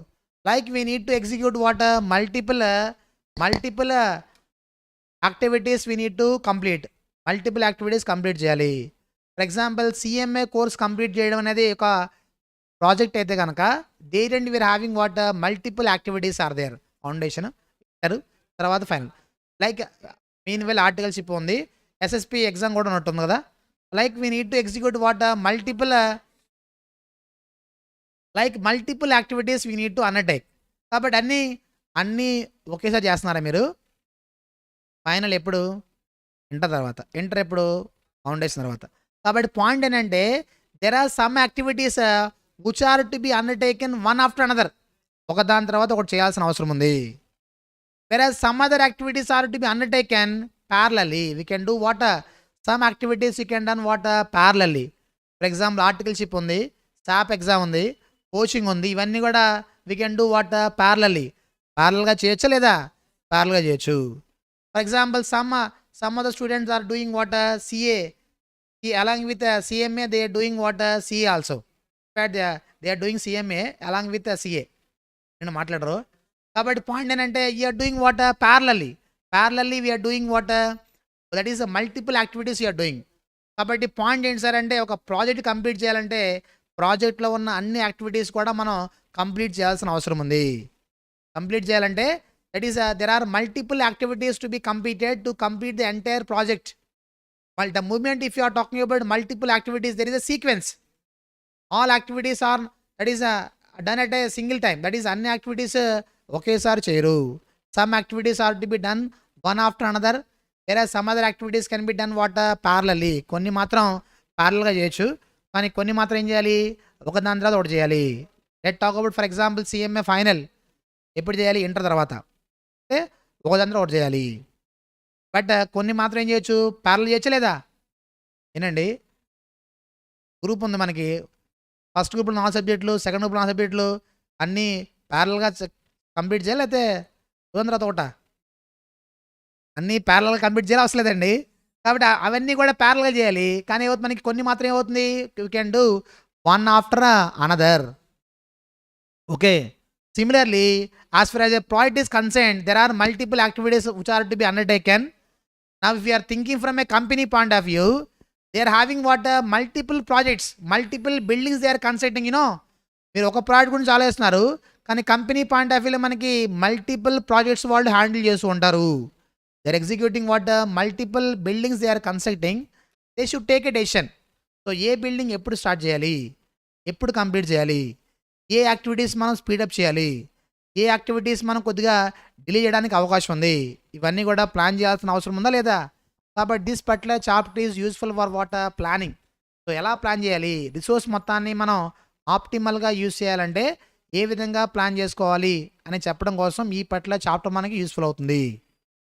Okay, now the point is what as far as a project is concerned, project is nothing but set of multiple activities. We are having a purpose, we are having a objective. ఒక project యొక్క object ఏంటి, మనకి కస్టమర్కి in టైంలో delivery చేయాలి. We need to deliver the product to the customer in time at a budgeted cost. అనుకున్న cost కల్లా మనం కంప్లీట్ చేసి ఇవ్వాల్సిన అవసరం ఉంది. అనుకున్న క్వాలిటీ ప్రకారం చూడండి, ఏ పాయింట్ ఎగ్జామ్లో అడుగుతా తెలియదు, చెప్పే పాయింట్ తీరి కూడా ఇవ్వడానికి అవకాశం ఉంది. Anyway come to the point. So as far as a project is concerned, project is having what multiple activities. All activities are not done at a time. Some activities are to be taken one after another. Some other activities can be done parallelly. So in this particular chapter our focus is on what, focus దేనిపైన ఉంటుంది sir అంటే కనుక ఏ project ముందు start చేయాలి, ఏ project మనకి ఎప్పటికల్లా complete చేయాలి, what and all the activities which are having a chance for making what postponement. ఏవి పోస్ట్పోన్ చేయొచ్చు, ఏవి పోస్ట్పోన్ చేయడానికి అవకాశం లేదు. What are the critical activities, what are the non critical activities. If it is non critical activity, how much chance we are having a chance for making what delay. Non critical activities are anyway having a chance for making delay, వాటిని ఎంతవరకు delay చేయడానికి అవకాశం ఉంది. ఇవన్నీ కూడా మనం ఈ particular చాప్టర్లో డిస్కస్ చేయబోతున్నాం. ఇవన్నీ చెప్పాలంటే first of all we should draw what network diagram. We should draw what network diagram. Before that, for handling a project popularly we are having 2 techniques. That is critical path method, CPM. Sorry, that is critical path method. Another one is programme evaluation review technique. We're having 2 techniques to handle a project effectively. That is a critical path method as well as a program evaluation review technique. Apart from that, still some other techniques are also available, like a bar, that is a bar diagram, pie chart, that is a Gantt task, like some other techniques are also we are having. But popularly, to handle a project in a effective manner, we are having 2 techniques. That is what a critical path method and program evaluation review technique. కాబట్టి ఈ project సంబంధించి ఎప్పుడు complete చేయాలి, so ఎప్పుడు మనం postpone చేయడానికి అవకాశం ఉంది, ఉన్న రిసోర్స్ మనకి ఎఫెక్టివ్గా యూటిలైజ్ చేయాలంటే ఏది ఫస్ట్ చేయాలి, ఏది తర్వాత చేయాలి, ఇవన్నీ కూడా మనం ప్లాన్ చేసుకోవడానికి ఈ పర్టికులర్ చాప్టర్ మనకి యూజ్ అవుతుంది. Let talk about let's a building. చూడండి, కన్స్ట్రక్షన్ ఆఫ్ బిల్డింగ్. ఒక బిల్డింగ్ మనం కన్స్ట్రక్ట్ చేయాలి సార్ అంటే, let's see we're constructing what the building. చూడండి, దట్ ఈస్ ఫౌండేషన్ కన్స్ట్రక్ట్ చేయాలంటే it takes 2 months time for completion. Ground floor it takes 3 months time for completion. Whereas first floor taking that is 1 month for completion. Whereas second floor taking 2 months for completion. Thereafter we need to complete we need to construct a wall. మనం ఏం చేయాలంటే చుట్టూ ఒక wall construct చేయాలన్నమాట, compound wall. Construction of this compound wall takes 3 months time. ఓకేనండి. కాబట్టి ఇప్పుడు point ఏంటి సార్ అంటే, what is the time, what is the minimum time that is required to complete the entire project. Project మొత్తం complete చేయాలంటే ఎంత time కావాలో అడుగుతుంది, అది question. The question is what is the minimum time that is required to complete the entire project. Project మొత్తం complete చేయాలంటే ఎంత time కావాలని అడుగుతాను. The minimum time, the minimum time is what, 8 months. Next ఇంకా ఎంత, 8 months కాకుండా 1 year time. 1 year ఎలా వచ్చిందా మీకు?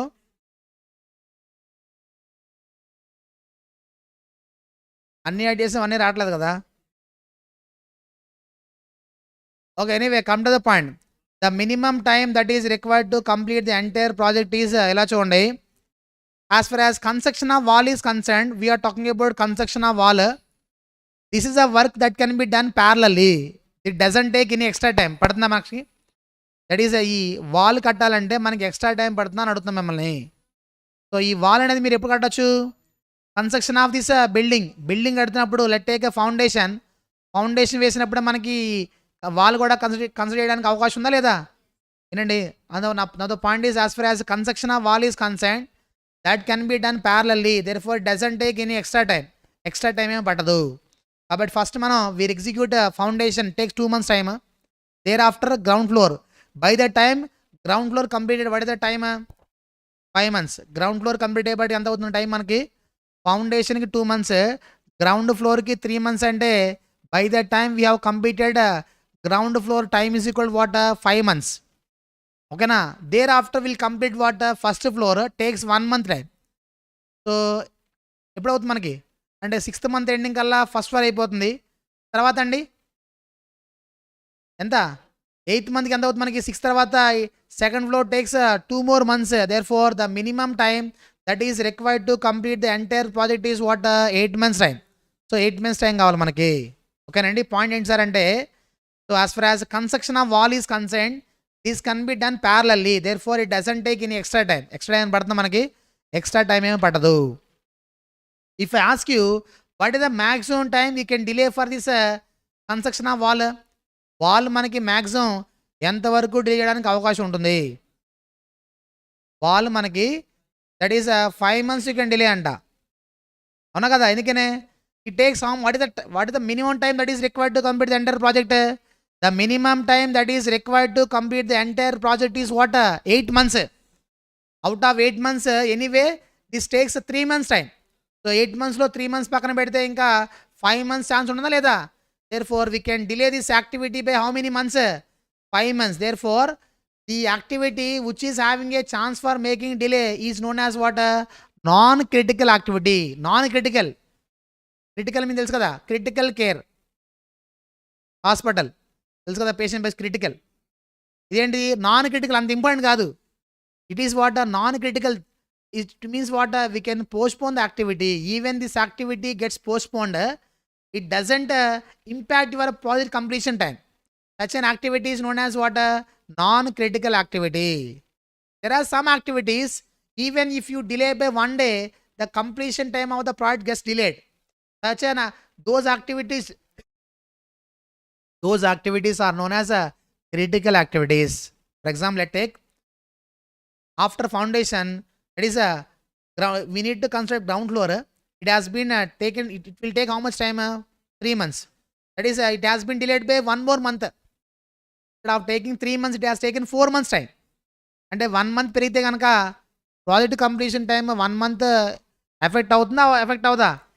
1 month డిలే అయితే కనుక ఆటోమేటిక్గా ప్రాజెక్ట్ కూడా 1 month డిలే అవుతుంది. కాబట్టి ఇప్పుడు మీరు అర్థం చేసుకోవాల్సిన విషయం ఏంటి సార్ అంటే, కొన్ని యాక్టివిటీస్ డిలే చేస్తే కనుక ప్రాజెక్ట్ కంప్లీషన్ టైం డిలే అవుతుంది. కొన్ని యాక్టివిటీస్ డిలే చేసినా సరే ప్రాజెక్ట్ డిలే కాదు. కాబట్టి the activities which are having a chance for making delay, those activities are known as what, the activities which are having a chance for making delay, delay చేయడానికి అవకాశం ఉన్న activities ఏమంటాం మనం? Non critical activities. The activities which are not at all having any chance for making delay, such an activity is known as what? Critical activity. కాబట్టి what is meant by activity? Activity is nothing but which takes certain time and which consumes certain resources is known as what? Activity. ఏదైతే మనకు చేయడానికి time పడుతుందో, ఏదైతే మనకి resource consume చేస్తుందో, resource అంటే అది మెటీరియల్ అవ్వచ్చు, లేబర్ అవ్వచ్చు, మిషన్ అవ్వచ్చు, ఏదైనా అవ్వచ్చు అది. కాబట్టి that is known as what? Activity. Let take for completion of this building complete చేయాలంటే మనకి ఎన్ని యాక్టివిటీస్ కంప్లీట్ చేయాలి ఇక్కడ? We are having how many activities? Foundation, ground floor, first floor, second floor, 4, then construction of what? Wall. Totally we are having 5 activities are there. Now among these 5 activities, what are the critical activities? What are the critical activities? Critical activities are what? Foundation, ground floor, first floor as well as what? Second floor. All these 4 activities are what? Critical activities. If any of one of the activities is been delayed, automatically project completion time also gets delayed. So those activities are known as what? Critical activities. వాటిని ఏమంటాం మనం? Critical activity అంటాం. Not even having a chance to delay by 1 day. ఒకటే కూడా delay చేయడానికి అవకాశం లేదు. Even that is delay చేశారో ఆటోమేటిక్గా ప్రాజెక్ట్ కంప్లీషన్ టైం కూడా పెరిగిపోతుంది. కాబట్టి the activities which are having a chance for making delay, those activities are known as what? Non critical. Means each and every activity can be delayed, but the point is what? Whether it will have an impact on project completion time or not, that is the point. If when an activity is being delayed, it is having an adverse impact on the project completion time, such an activity is known as what? Critical activity. A activity duration మారిస్తే కనుక project completion time మారుతుందో activity ఏమంటాం మనం? Critical activity అంటాం. కొన్ని activities మనం delay చేసినా సరే ప్రాజెక్ట్ కంప్లీషన్ టైం ఏమి మారదు. Those activities are known as what? Non critical activities. Here చూడండి, ఇక్కడ వచ్చిన యాక్టివిటీస్లో అన్నీ కూడా చేస్తున్నాం ప్యారల్గా. Here you told you that total we are having 5 activities are there. All these 5 activities are to be done parallelly. అన్నీ కూడా ప్యారల్ చేస్తున్నామా? Some activities you are doing one after another. We're having what? Preceding activity as well as succeeding activity. Isn't it? Let take for example, foundation is the first activity. Foundation is what? First activity. Thereafter, what is the succeeding activity for foundation? Ground floor. First foundation tarvata ground floor. Ground floor tarvata first floor. First floor ki mundala ground floor. Therefore, ground floor becomes preceding activity for the first floor. First floor ki preceding activity enti? Ground floor. Therefore, preceding activity for first floor is what? Ground floor. Succeeding activity for first floor is what? Ground floor. Second floor. Like this we are having what? Multiple activities are there. Activities మొత్తాన్ని మనం ఇలా divide చేయొచ్చు. Preceding activity as well as what? Succeeding activity. Preceding activity as well as what? Succeeding activity. ఓకేనండి. కాబట్టి ఇప్పుడు project సంబంధించి ఏ activity delay చేయడానికి అవకాశం ఉంది, ఏవి డిలే చేయడానికి అవకాశం లేదు అని అసర్టైన్ చేసే ప్రాసెస్లో మనం ఏం చేయాలి సార్ అంటే, we need to draw what? One diagram. Such a diagram is known as what? Network diagram అంటాం దాన్ని. నెట్వర్క్ డయాగ్రామ్ అంటాం. Known as what? Network diagram. To handle a project in an effective manner. Project మనకి ఎప్పుడు start చేయాలి, ఏవి activities ప్యారల్గా చేయాలి, ఏవి మనం ఇట్ ఈస్ లాస్ చేయాలి అని అసర్టైన్ చేసే ప్రాసెస్లో మనకి we need to draw what? Network diagram మనం డ్రా చేయాలన్నమాట. Let take here the first activity is what? Diagram ఎలా డ్రా చేయాలి సార్ అంటే, we are talking about rules for drawing diagram. Always each and every activity should be represented by using only one arrow. ఒక activity అంటే ఒక యారోతో draw చేయాలి. ఓకేనండి. Let take ఇక్కడ చూడండి ఎగ్జాంపుల్లో, let take foundations what? First activity not having any preceding activity. కాబట్టి diagram draw చేయాలంటే ఫస్ట్ ఏంటి? That is first one is what? Foundation. First one foundation first activity. Activity అంటే ఇలా స్ట్రైట్ లైన్స్ డ్రా చేయాలి. This is known as what? Activity foundation. Once foundation you have completed will start what? Ground floor. కాబట్టి ఇది completion of the first foundation, then immediately will start what? Ground floor. తర్వాత on completion of ground floor will start what? First floor. తర్వాత will start second floor. Then at last we're having, we need to make a wall. That wall can be done at any point of time. కాబట్టి starting దగ్గర నుంచి last వరకు ఎప్పుడైనా చేసుకోవచ్చు. Is what wall. The diagram should not be in a open shape. Diagram should be in a close shape. కాబట్టి ఏం చేస్తామంటే at last కొన్ని యాక్టివిటీస్ ఏవైతే ఉన్నాయో వాటిని మనం క్లబ్ చేయాలి. కాబట్టి లాస్ట్ కొన్ని యాక్టివిటీ ఏంటండి, we are having a second floor. You have second floor ఏదైతే ఉందో దాన్ని మనం ఇలా గీయాలి. Second floor like this, the diagram is to be drawn. Once the diagram is being drawn, we should give arrow. Arrow should be connected to the event. This circle is known as a event, or it is known as what, a connector. What is that? Connector, or it is known as a node. So this arrow should be taken as activity. Okay. In fact, let's see, if you are talking about first floor, this is known as a head event. What is that? Head event. Mundu kada head event. If you are talking about activity F, this is what the tile event. What is that? Tile event. Last on the tile event. Okay. Let's see, for example, activity G. For activity G, this become tile, this become head. Isn't it? This become what? Head event. Mundu kabatti. Last ne tile event avutundi. Okay. Now if you see the project, we are having what, parallel activities. So this is what parallel. This we can consider wall parallelly. It doesn't take any extra time. The main advantage of parallel activities are what, it doesn't take any extra time. Extra time em pattadu. Extra time pattadu kabatti we can postpone this activity. We can postpone this activity to a place where we are having less work. That is మనకి post చేసుకోవడానికి అవకాశం ఉంది. కాబట్టి ఎప్పుడైనా work కూడా హెవీగా ఉందనుకోండి, ఆ వర్క్ మొత్తాన్ని ఎప్పుడైతే వర్క్ తక్కువ ఉందో అక్కడ పోస్ట్పోన్ చేసుకోండి. కాబట్టి project management is used for what, planning a project. Project ఎప్పుడు స్టార్ట్ చేయాలి, ఎప్పుడు కంప్లీట్ చేయాలి, ఏ యాక్టివిటీస్ డిలే చేయడానికి అవకాశం ఉంది, ఏవి డిలే చేయడానికి ఛాన్స్ లేదు, ఏది ఎప్పటికల్లా కంప్లీట్ చేయాలి, ఒకవేళ కస్టమైజేషన్ డెడ్ లైన్ ఒకవేళ త్వరగా వచ్చేస్తే కనుక ఏ యాక్టివిటీస్ మనం స్పీడప్ చేయాలి, స్పీడప్ చేయాలంటే ఎంత కాస్ట్ అవుతుంది, ఏ యాక్టివిటీస్ మనం స్పీడప్ చేసి తక్కువ కాస్ట్ అయిపోతుంది, ఇవన్నీ కూడా మనం ప్లాన్ చేసుకోవాల్సిన అవసరం ఉంది. ఓకేనండి. ప్రాజెక్ట్ కంప్లీట్ చేయాలంటే కొన్ని activities, some activities you can do parallelly. For example, if you have taken cinema, ఒక సినిమా షూటింగ్ చేయాలంటే మనకి అన్ని సీన్స్ ఒకసారి తీరుగా, కొన్నిసార్లు మనకి లాస్ట్ సీన్స్ ముందు ఇస్తారు, ముందు సీన్ లాస్ట్ ఇస్తారు, కొన్ని సీన్స్ కాంబినేషన్ సీన్స్ ఉంటాయి. అవునా, ఒకేసారి మనకి 2-3 కెమెరా వర్క్స్తో కూడా చేస్తారు కదా వాళ్ళు. అంటే ఒకే టైం కాదు యాక్చువల్గా. కొంతమంది వాళ్ళు వేరే షూట్ చేస్తారు ఒకే సినిమానే. కాంబినేషన్ సీన్స్ కొన్ని ఉంటాయి, నాన్ కాంబినేషన్ కొన్ని ఉంటాయి కదా.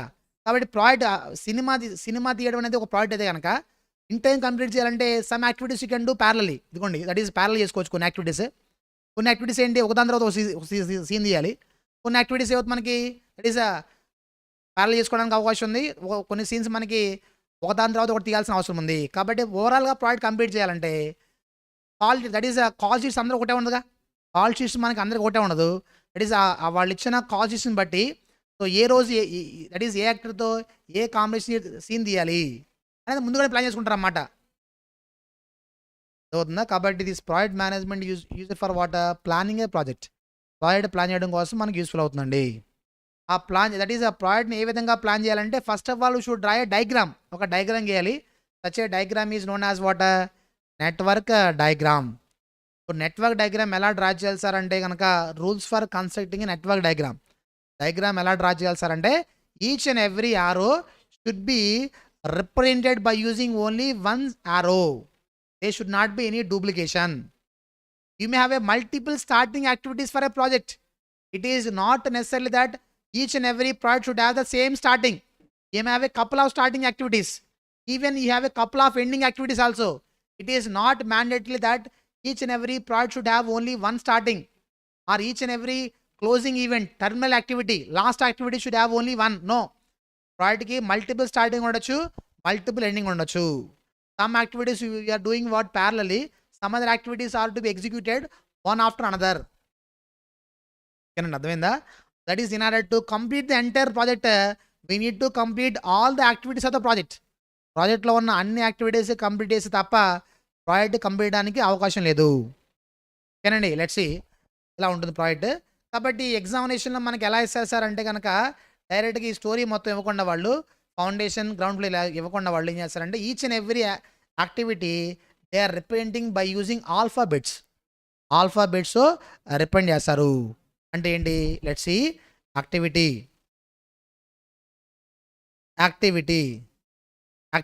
ఏ, యాక్టివిటీ బి, సి, డి, ఈ.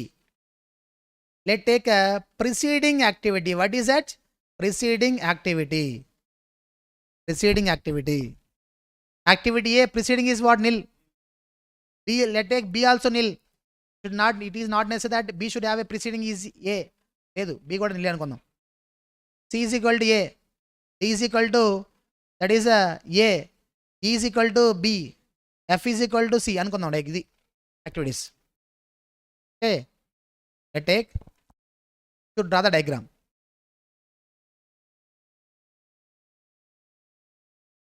Network diagram should draw. Chapter first ఏంటి, activity A. Can I write activity A comma B? No, because what A as well as B not having any preceding, therefore those becomes what, starting. అవి starting అవుతాయి కాబట్టి should not take A as well as B, because that is only one arrow. One arrow represents what, only one activity. This is what activity A. Let me take, this is what activity B. What about C? C will start after A. B also will start after, that is A. E will start after B. E. Then F will start after C. That's it. Is a diagram. We need to close the diagram. Otherwise, it is known as what? Dangling. Dangling means hanging free, like a hanger. So you should not have any hangers in the diagram. You close it. Close చేయాలంటే మనం ఏం చేయాలి, ఇక్కడ చూడండి ఇలా club చేయాలంటే దీన్ని ఇలా కలుపుదాం. ఈ ఎఫ్ తీసుకొని చేద్దాం మనం, సరిపోతుందిగా. That's it, that is the diagram. ఈ విధంగా మనం డ్రా చేయాలి. Then once you draw the diagram, we should give arrow. Arrow should be connected to the event. కరెక్ట్గా ఈవెంట్ కనెక్ట్ అవ్వాలి. Once you have been given the arrow, we should give event numbers. In fact so ఆ event number సర్కిల్లో ఇవ్వాలన్నమాట. 1 as per ascending order we should give the event number. 3, 4, 5. ఈ విధంగా మనం numbering ఇవ్వాలి. That is what, network diagram. సరే ఇప్పుడు ఇది చెప్పండి అయితే diagram.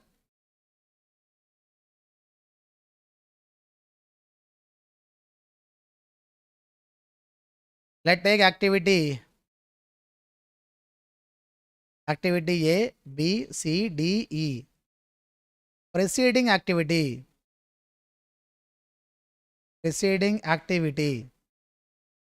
Activity A nil, B also nil.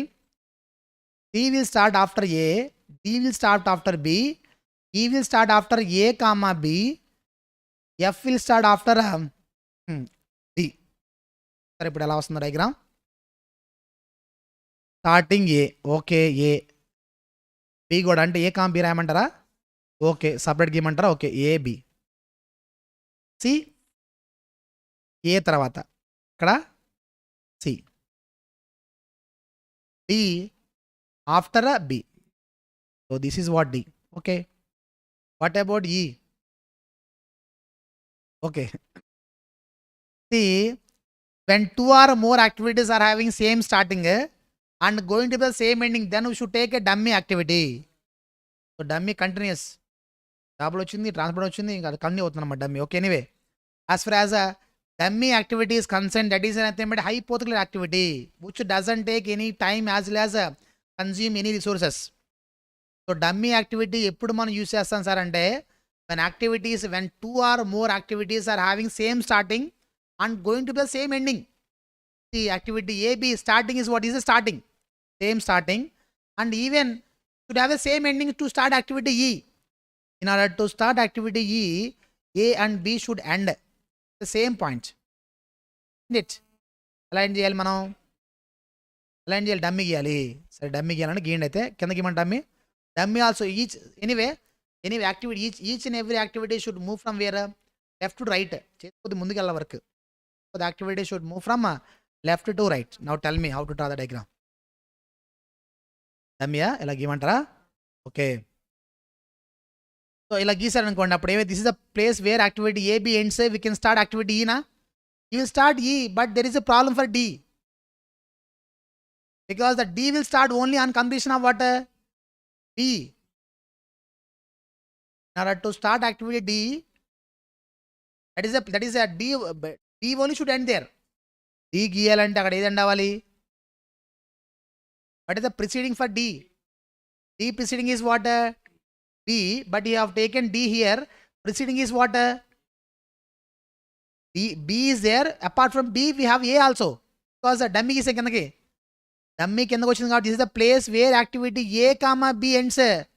We can jolly will start activity E, but there is a problem for D. You cannot start D on completion of A as well as B. The condition for drawing D is what? Only B.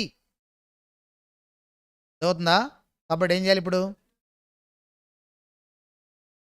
Dummy కింద గీసాం కాబట్టి ఇలా వచ్చింది problem. పైకి గీద్దామంటే dummy పైకి గీసారనుకోండి, అప్పుడు సికి problem అయింది. ఎందుకని సి ఎప్పుడు గీయాలి? ఏ తర్వాత. మరి డమ్మీ పైకి గీస్తే అప్పుడు సి ఎఫెక్ట్ అవుతాం లేదా?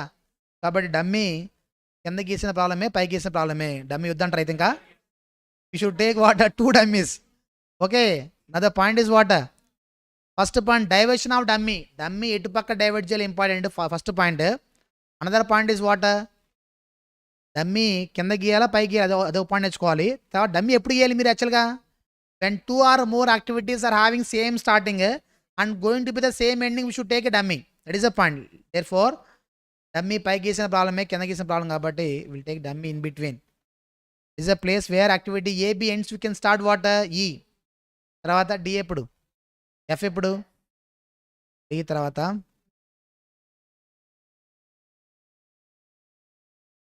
ఇలా పై గీసాను, అలా క్లోజ్ చేయాలని. తర్వాత EF కదా, G పెడదాం C తర్వాత, ఎందుకంటే క్లోజ్ సరిగా అవుతుంది. ఇలా క్లోజ్ చేద్దాం. ఈ ఎగ్జాంపుల్ నుంచి మీరు నేర్చుకోవాల్సిన విషయం ఏంటంటే, డమ్మీ ఎప్పుడు గీయాలి? పాయింట్ నెంబర్ 1, డమ్మీ ఇటుపక్క డైవర్ట్ చేయాలి. కానీ డమ్మీ కింద గీసి ఏది ఎఫెక్ట్ అవుతుంది, డమ్మీ పై గీసి ఏది ఎఫెక్ట్ అవుతుందో తెలుసుకోవాలి మీరు. సో డమ్మీ ఏమవుతుంది మనకి? డమ్మీ గీయడం వల్ల వచ్చే ఇంపాక్ట్ ఏంటి, అసలు డమ్మీ ఎప్పుడు గీయాలి? When 2 or more activities are having same starting, same ending, we should take a dummy. దాంతోపాటు డమ్మీ ఇటుపక్క గీస్తే ఏది ఎఫెక్ట్ అవుతుంది, కింద గీస్తే ఏది ఎఫెక్ట్ అవుతుంది, వేరే యాక్టివిటీస్కి ఏమైనా ఇంపాక్ట్ ఉందా, డమ్మీ పై గీస్తే ఇంపాక్ట్ ఏమైనా ఉందా, ఆ రెండు ఇంపాక్ట్ అవ్వకుండా ఏం చేసుకోవాలి, ఇవి మీరు గమనించాలన్నమాట ఈ ఎగ్జాంపుల్లో. ఓకేనండి. Let take another scenario. ఇలా చూడండి. అయితే let's see example number 3.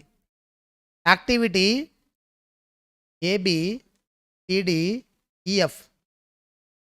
Preceding activity what? Preceding activity is nil. A comma B, C comma D, C comma D. చెప్పండి. అయితే AB, CD ఎప్పుడు, C ఎప్పుడు, ఏ తర్వాత. డమ్మీ ఎటు గీయమంట, కిందక పైగా? డమ్మీ కింద గీయండి. ఇక్కడ తర్వాత ఏం చేయాలి మీరు? Start C. ఇక్కడ నుంచి Cని, okay, that is you should start C here. తర్వాత D. తర్వాత డమ్మీ కింద గీయండి, because C and D should end to start activity E as well as F. తర్వాత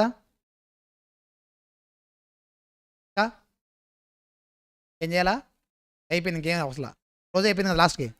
atlas diagram has been close అయిపోయింది. ఇంకా like this should take. Dummy కిందకి ఎలా వచ్చింది, డమ్మీ పైకి గీసాను అనుకోండి, అలా పైకి వెళ్తుంది డయాగ్రామ్ కొద్దిగా. మనం సరగా గీయచ్చు, నో ప్రాబ్లం. ఓకేనా? ఓకే, ఇలా చూడండి. అయితే let take another example. Activity A, B, C, D, EF. Preceding activity A nil, B nil, C is equal to B, D is equal to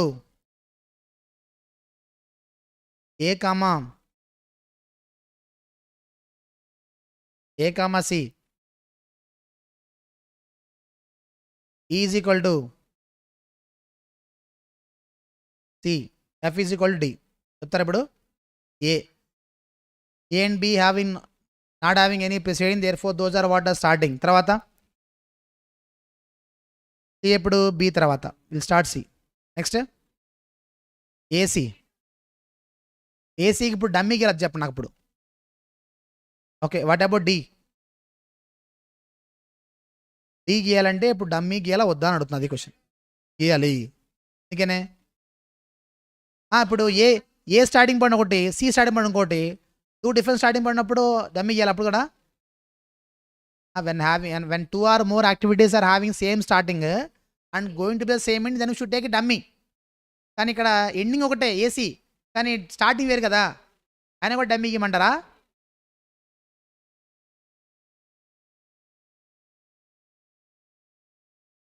ఏమంటారు మీరు? ఇప్పుడు నేనేమంటానండి, ఇప్పుడు ఎలాగేస్తా సి అంట, ఓకేనా? Okay, this is what D. అక్కడ okay, తర్వాత ఏంటి ఈ చూడండి.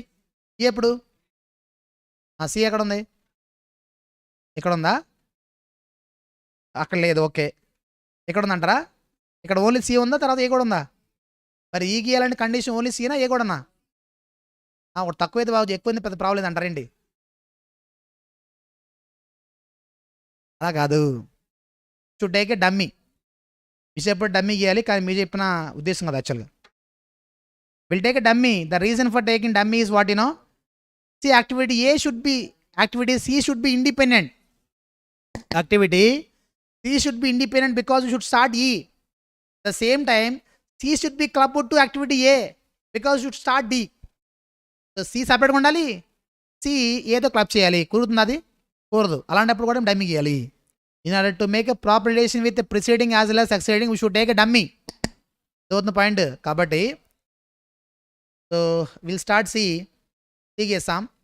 తర్వాత డి ఎప్పుడండి?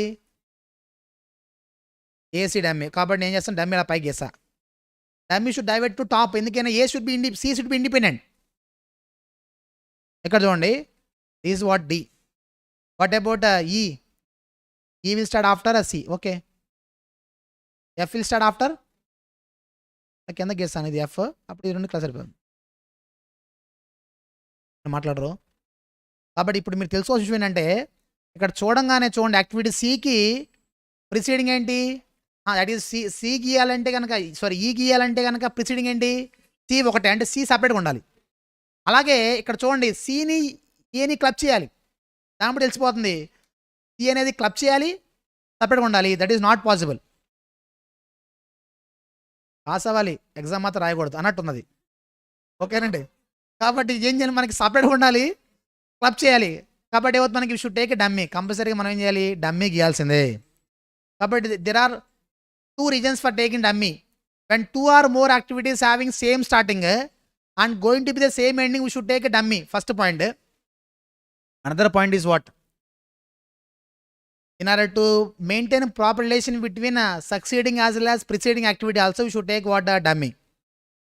ఇలా 2 occasionలో మనం డమ్మీ యాక్టివిటీ డ్రా చేయాల్సిన అవసరం ఉంటుంది. ఓకేనండి ఇక్కడ దాకా? ఓకేనండి, అయితే we'll do one thing, we'll see remaining in the next class. Thank you.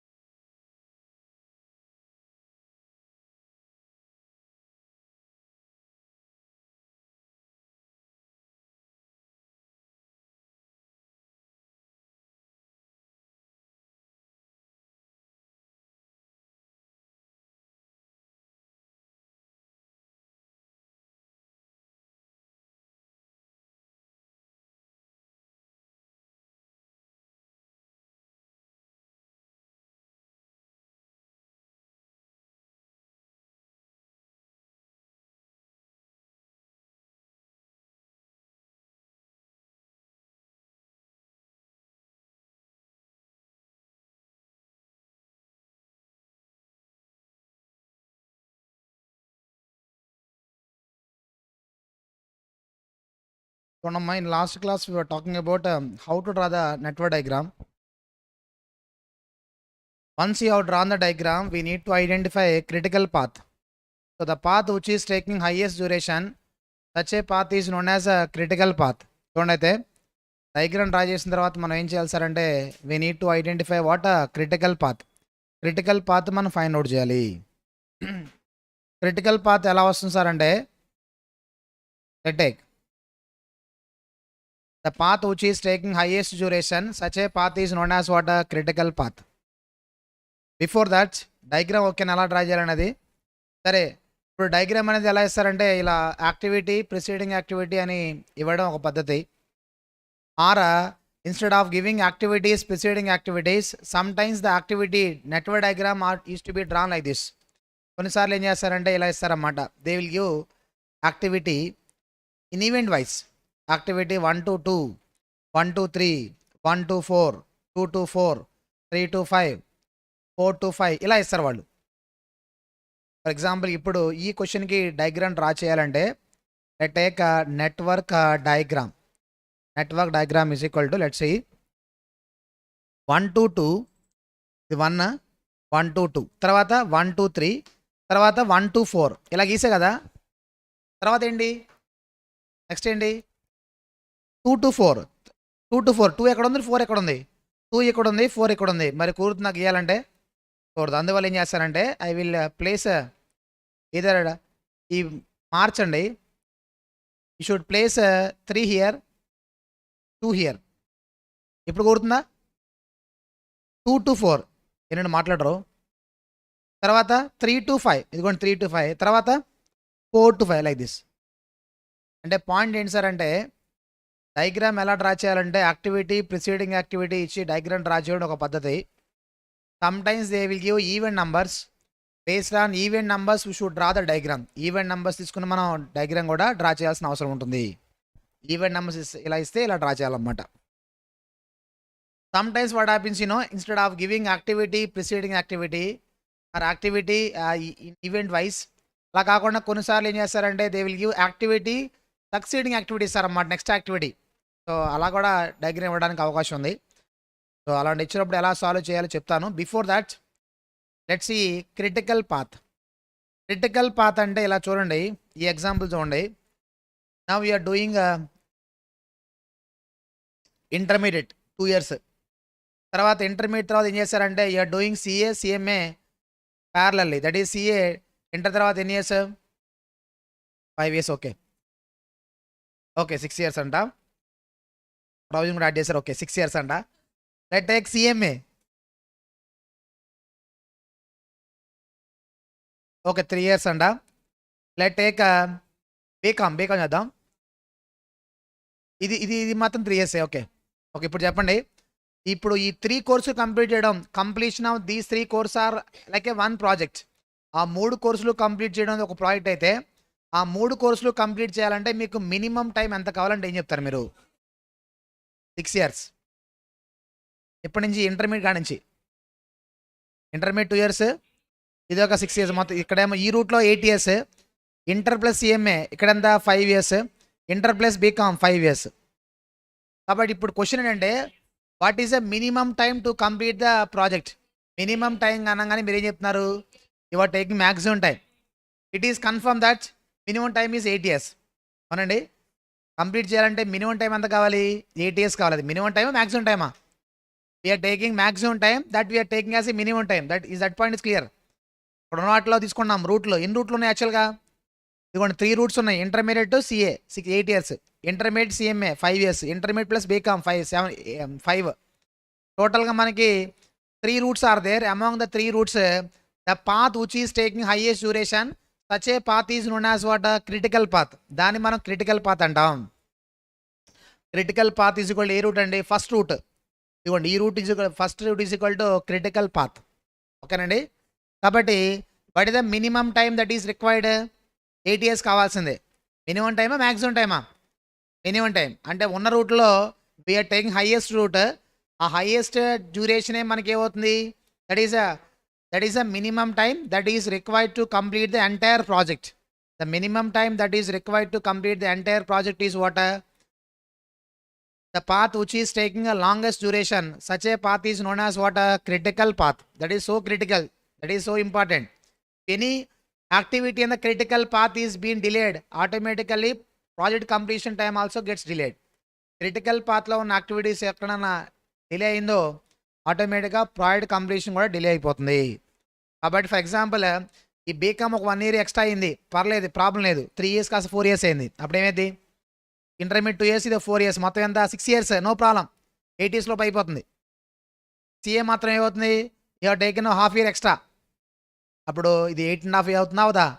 అంటే మనకి ఈ పాత్లో the path which is taking highest duration, such a path is known as what? Critical path. That is so important.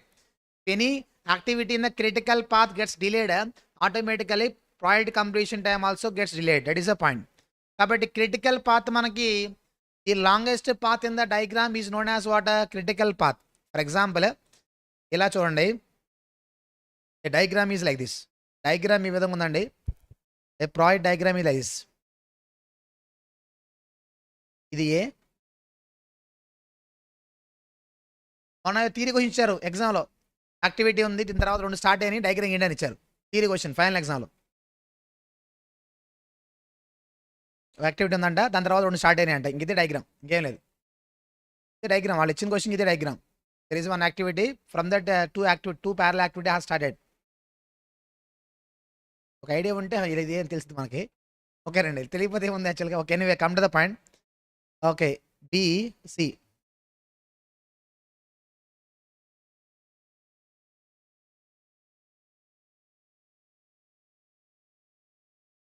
is a diagram. DF D. How many paths are there for this diagram? How many paths? For example, ఎన్ని paths అంటే ఇప్పుడు ఇలా చూడండి, గుంటూరు నుంచి విజయవాడలకి కాదు కదా, let take. సరే, గుంటూరు నుంచి విజయవాడ లోకల్ కదా. ఓకే, గుంటూరు టు విజయవాడ ఇలాంటి ఎన్ని రూట్స్ ఉన్నాయి మనకి? గుంటూరు టు విజయవాడ రూట్స్ ఎన్ని? ఏ రూట్స్ చెప్తారా? ఎందుకంటే పక్క వెళ్ళండి, స్టేషన్ ఉంటుంది, అటు వెళ్ళిపోవచ్చు అంటారు కదా, అదొక రూట్. కొద్దిగా బస్ స్టాండ్కి వెళ్ళండి, అటు వెళ్ళడానికి కూడా వెళ్ళండి రూట్. 2 routes are there. లేదా ఇటు పక్క వెళ్ళండి, అమరావతి రోడ్డు, అటు వెళ్ళండి, ఇంకో రూట్. ఈయన మాట్లాడరు అంటే from origin to destination you're having so many paths are there, isn't it? In a similar manner here also, this starting point, this is what ending point. ఇక్కడ నుంచి ఇక్కడ దాకా ఎన్ని రూట్స్ ఉన్నాయి? How many routes are there? 2 routes are there. Okay, this first route, ఇదిగోండి ఇదొక route. The another route is what? This is another route. Like we are having 2 routes are there for this particular diagram.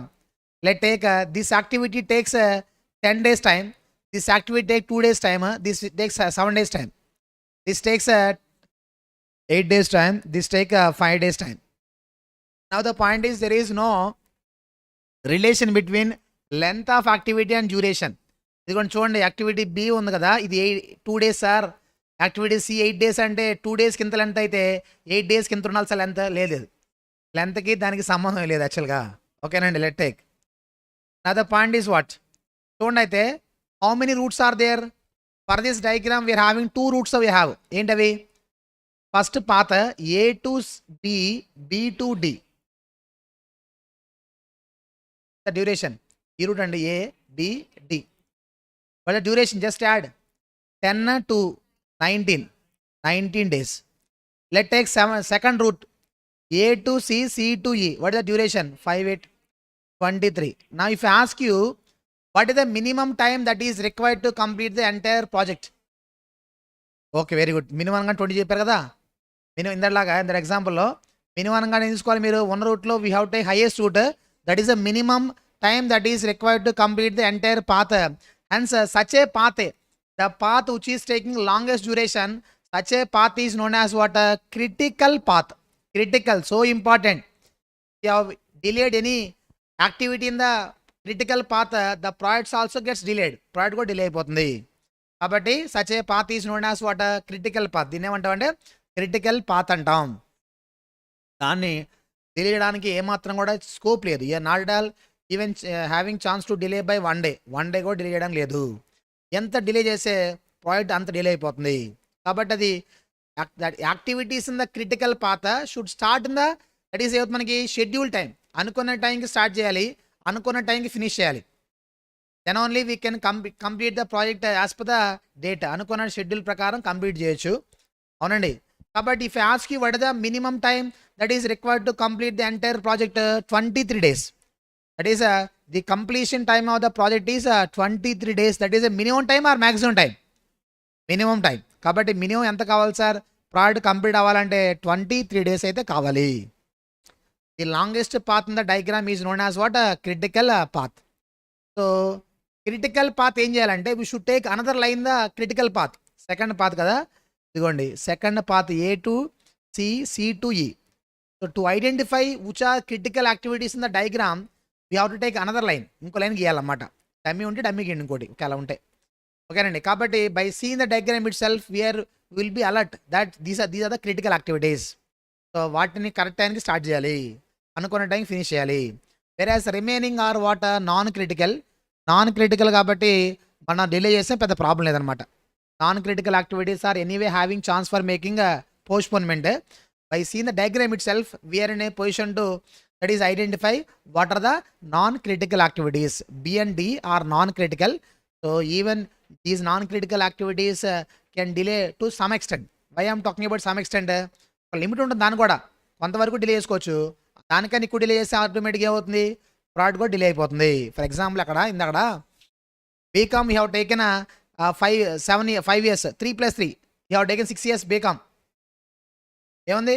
First semester రాయాలా, third semester రాయాలా, fifth రాయాలా, postpone అవుతూ వెళ్తాయి. నేను మాట్లాడరు. మళ్ళీ ఒక సెమిస్టర్ అంటే మళ్ళీ మధ్యలో గ్యాప్ 6 months ఉంటుంది కదా, 1 year పోయినట్టుగా. నేను మాట్లాడరు. అలా అయింది. BCom has taken how many years? 6 years time. 6 plus intermediate ఒక 2 years, అంతా 8 years సరిపోయింది. ఇదే దిస్ బికమ్స్ క్రిటికల్ పాత్. ఇది నేను మాట్లాడరు. అంటే ఇప్పుడు నా ఉద్దేశం బీకామ్ పోస్ట్పోన్ చేయమని కదా యాక్చువల్గా. అంటే non critical also becomes what? Critical. So non critical activity is having a chance to make delay to some extent. ఆ సమ్ ఎక్స్టెంట్ కన్నా డిలే చేశారు ఎక్కువ, ఆటోమేటికల్గా ఇది క్రిటికల్ అవుతుంది, ఇది ఇంపార్టెంట్ అయిపోతుంది.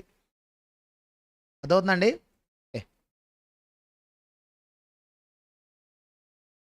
కాబట్టి critical activity. Let's see the diagram. చూడండి ఒకసారి చూద్దాం.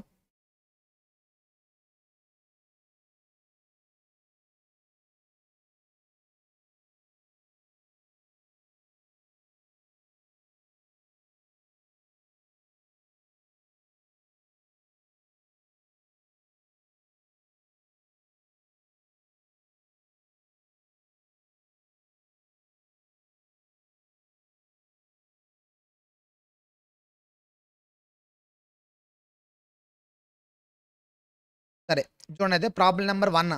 Let's see problem number 1. చెప్పండి. అయితే ఇదేంది? స్టడీ మెటీరియల్ ఆలో ఉన్నది క్వశ్చన్. సరే చెప్పండి. XYZ auto manufacturing company has to prepare a design of its latest model of motor cycle. Various activities to be performed to prepare a design are as follows. Activity A to K preceding activity ఇచ్చారన్నమాట. ఏకి nil, బికి సికి AA, తర్వాత డికి C, ఈకి BC, ఎఫ్కి DE, జీకి E, హెచ్కి జి, ఐకి ఎఫ్, జేకి IH, K is equal to L. K is equal to J. Prepare network diagram draw చేయాలన్నమాట. సో డయాగ్రామ్ చూడంగానే ఇప్పుడు ఆ క్వశ్చన్ చదవగా నాకు మైండ్లోకి వచ్చింది ఏంటి సార్ అంటే డమ్మీ గీయాలి ఒకటి. అలా చెప్పండి. ఈ లేదు, 2 గీయాలి, ఒకటి కాదు 2 గీయాలి. ఇది చెప్పిందా నేను చూసాను, ఇంకోటి 2 గీయాలి యాక్చువల్గా. ఇక్కడ చూడండి. లెట్స్ సి చూడండి. C should be independent because you should start D. C also should be club to D. C should be club to B. C సపరేట్గా ఉండాలి because you should start what? D గీయాలి. చూసారుగా ఇక్కడ చూడండి. C సపరేట్గా ఉండాలి because you should start D. The same time C should be club to B. సిని సపరేట్గా ఉంచాలి, సిని బితో క్లబ్ చేయాలి. డమ్మీ గీయాలి అవసరం లేదా? అక్కడ ఒకేషన్స్ ఉంది dummy.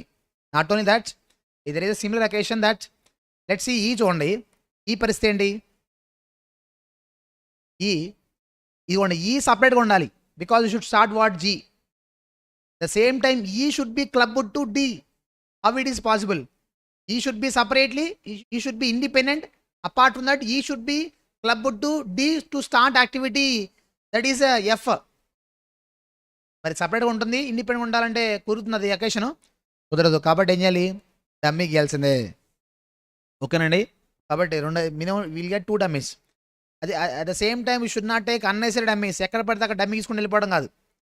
That is required dummies మాత్రం గీసుకుంటూ వెళ్ళాలన్నమాట. లెట్ టేక్ చెప్తారా? ఫస్ట్ ఏంటి,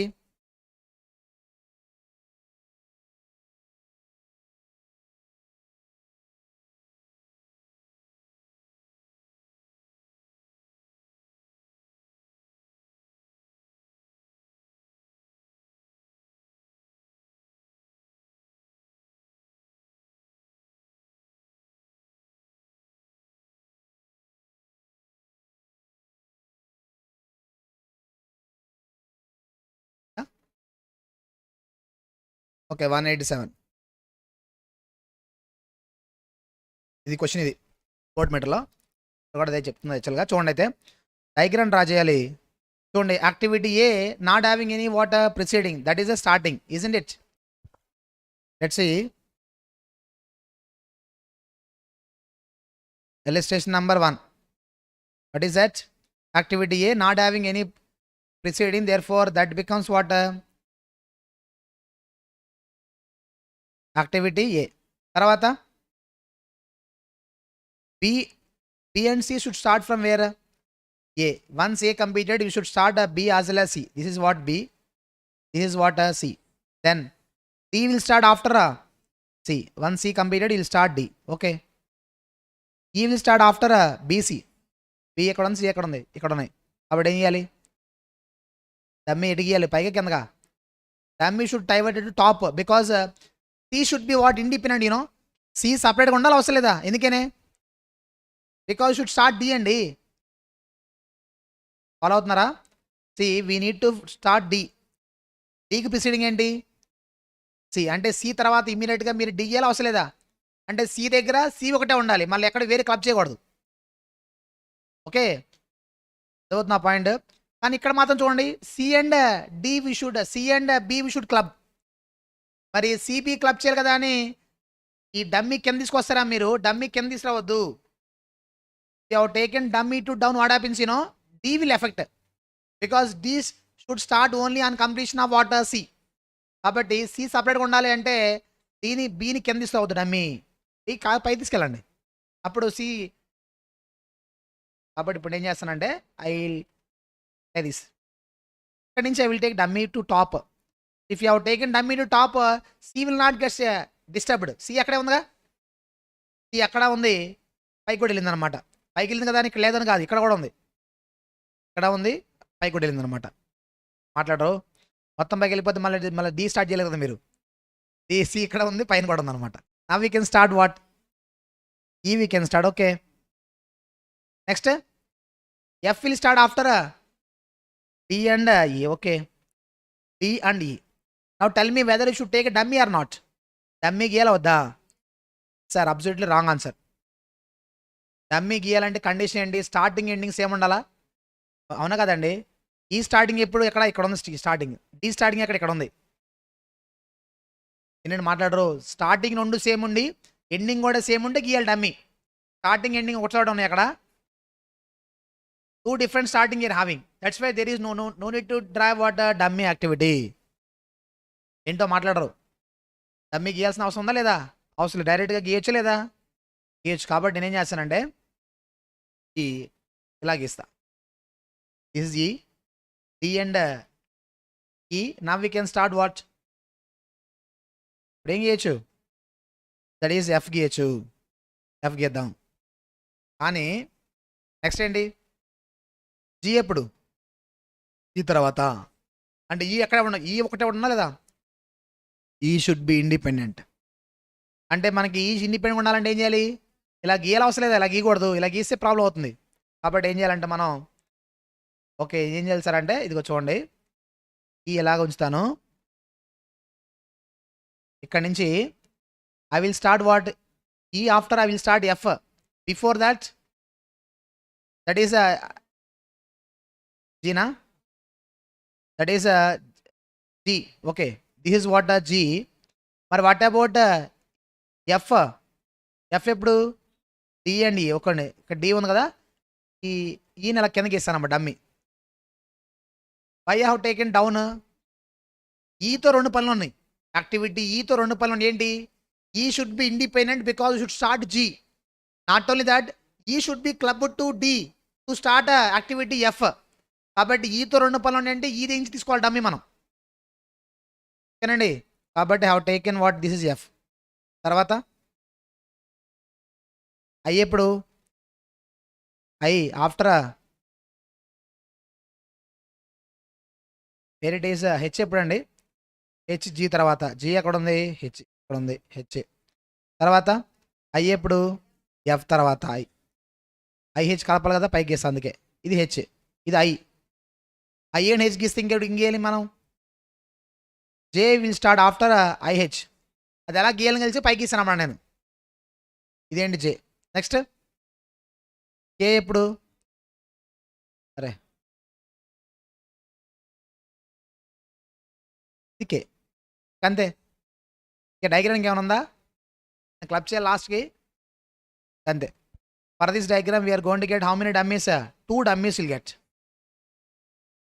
డమ్మీ 1, డమ్మీ 2. ఓకేనా బాబు? ఇది డయాగ్రామ్ గీయడం ఓకేనా? Let's see what is given in the చూడండి ఇలస్ట్రేషన్ నెంబర్. వీళ్ళు యాక్చువల్గా డమ్మీ ఇలా గీశారు. ఇంకొద్దిగా యాక్చువల్గా డమ్మీ కూడా కొద్దిగా పక్క లెఫ్ట్ నుంచి రైట్గా ఉండాలి. లెఫ్ట్ నుంచి రైట్గా ఉండాలి. కొద్దిగా ఇలా ఉండాలన్నమాట. గీసారు వాళ్ళు. కొద్దిగా అలా ఉంటే బెటర్. ఇంకా మీరు గీసిన ఒకటేనా? ఒకటేనండి. చదువుతుందా? ఓకే. తర్వాత చూడండి అయితే నెక్స్ట్ పాయింట్.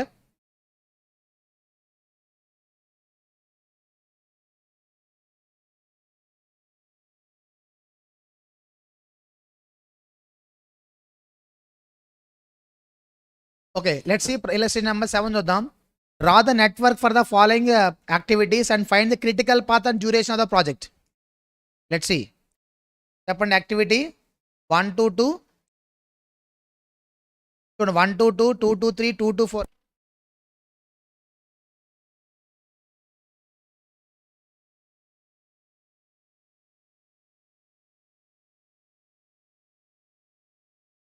చూడండి, we are having multiple activities are there. C 3 to 6, 3 to 4, 3 to 5.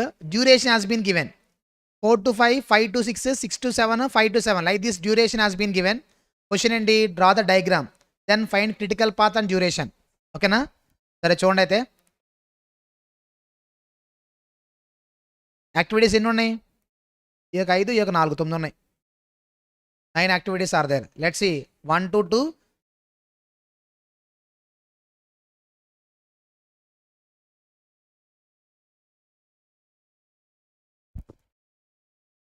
Illustration number 7. Let's take diagram. Network diagram. Let's see. First ఏంటండి? 1 to 2. తర్వాత 2 to 3. 2 నుంచి ఏమన్నా 2 to 4 కూడా ఉంది. 2 to 3, 2 to 4, 3 to 4, 3 to 5, 4 to 5, 5 to 6, 5 to 7, 6 to 7. The diagram. Exact అలా ఉన్న rule లేదు యాక్చువల్గా. ఇంకా చెప్పాలంటే ఇంకోటి గీసా చూడండి.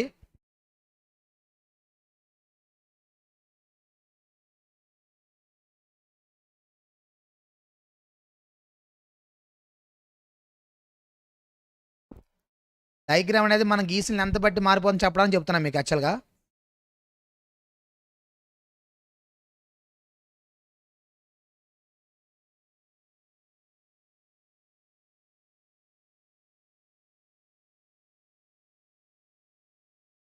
ఇదిగోండి పై డయాగ్రామ్ ఇది ఒకటే, 2 ఒకటే డయాగ్రామ్. 4 to 7 లేదా? ఒక నిమిషం. 5 to 7.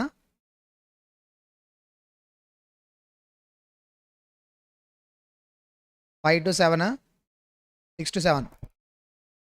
2 డయాగ్రామ్లు ఒకటే. పాయింట్ ఏంటంటే మనకు తీసుకున్న లెంత్ని బట్టి వస్తూ ఉండి చూడడానికి. అయితే we should see what relation we have to see properly బాబు. ఓకేనా? మనం గీసిన డయాగ్రామ్ లెంత్ని బట్టి డయాగ్రామ్ కనిపిస్తూ ఉంటుంది. దట్ ఈస్ నాట్ అది ఇంపార్టెంట్ కదా యాక్చువల్గా. ఓకేనా? తర్వాత చూడండి, లెట్స్ ద డ్యూరేషన్ 1 to 2కి ఎంత డ్యూరేషన్ 2.5. తర్వాత దేని 2 to 3 ఎంత 2.5, 1.5, 4, 3 to 5, 3 to 4 1, next 3 to 5 1, next 2, 5 to 6 3, 5 to 7 అంతా 1.7, 6 to 7 ఇది 1.5, ఇది 1.5, మిగతా కరెక్ట్ అని 2 1 1 కరెక్ట్ అనా 3 to 5, 3 to 4. సరే చూడండి, అయితే for this diagram how many paths are there, ఎన్ని రూట్స్ ఉన్నాయి, how many paths are there for this particular diagram. 3 paths అంట, 1 1 2 3 4 5 6. చెప్పండి ఎన్ని ఉన్నాయి పాత్రలు. సరే చూడండి అయితే ఎన్ని ఉన్నాయో, ఎన్ని ఉన్నాయండి, ఎన్ని పాత్రలు ఉన్నాయి డయాగ్రామ్కి 6 ఉన్నాయంట. ఓకే చూద్దాం అయితే. చూడండి ఇది ఒక పాత్ 1, ఇది ఒక రూట్, ఇలా వచ్చాం ఇలా వెళ్ళండి, ఈసారి వెళ్ళండి 2 పాత్స్, ఇలా ఉండి ఇన్నర్ రూట్ అని ఈసారి టేక్ డైవర్షన్ హియర్ 3 పాత్స్. ఇలా రండి, కింద రండి, ఇటు నుంచి 2 రూట్లు, అక్కడ 1 పాత్. ఎన్ని వచ్చింది ఇప్పటికి, ఇలా వచ్చింది, ఈసారి ఇటు వచ్చినట్లేదు కదా 5. ఓకే 1 to 2 3 5 ఇది స్ట్రైట్ రాలేదు చూడలేదు కదా. Like this we are having multiple roots are there. Okay, so now the point, the path which is taking highest duration, such a path is known as what, a critical path. So ఆ పాత్ని మనం critical path అంటాం. 6 to 7 అంత duration 1.5 కదా. కాబట్టి let take first question, draw the diagram. Okay, తర్వాత find the critical path and duration. Critical path find out చేయాలంటే ఉన్న పాత్లు మొత్తం లిస్ట్ చేయండి. Let take number of paths and duration, number of paths and duration. How many paths are they? Let take first path 1 to 2, 2 to 3, 3 to 5, 6 7. చెప్పండి add ఎంత వచ్చింది, 5 6 అండి 10.5. Second path ఇటు వెళ్దాం, 1 to 2, 3 5 7, 7.5. Let take another route,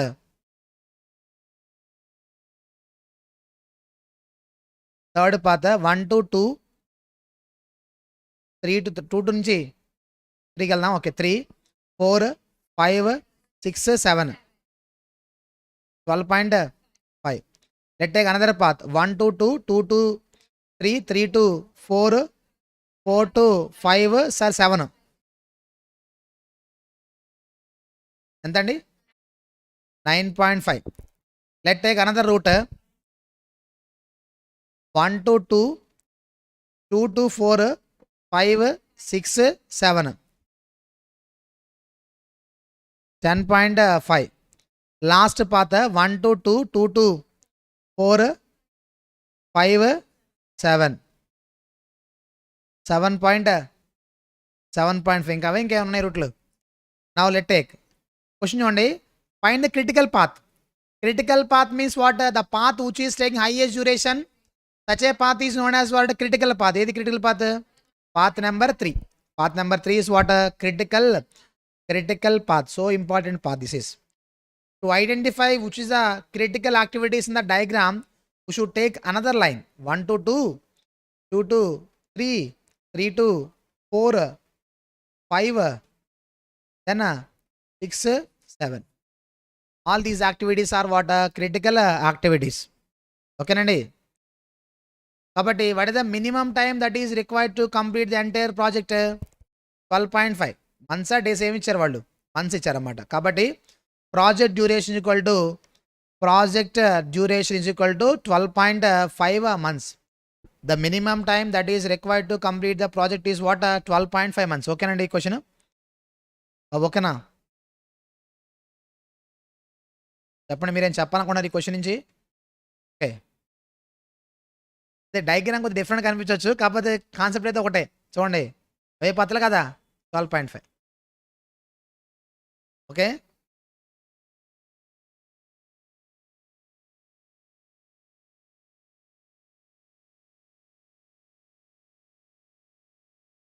సరే చూడండి అయితే ఇది ఓకే. కానీ ఈ క్వశ్చన్ చూడండి అసలు. Let's see problem number 8, illustration number 8.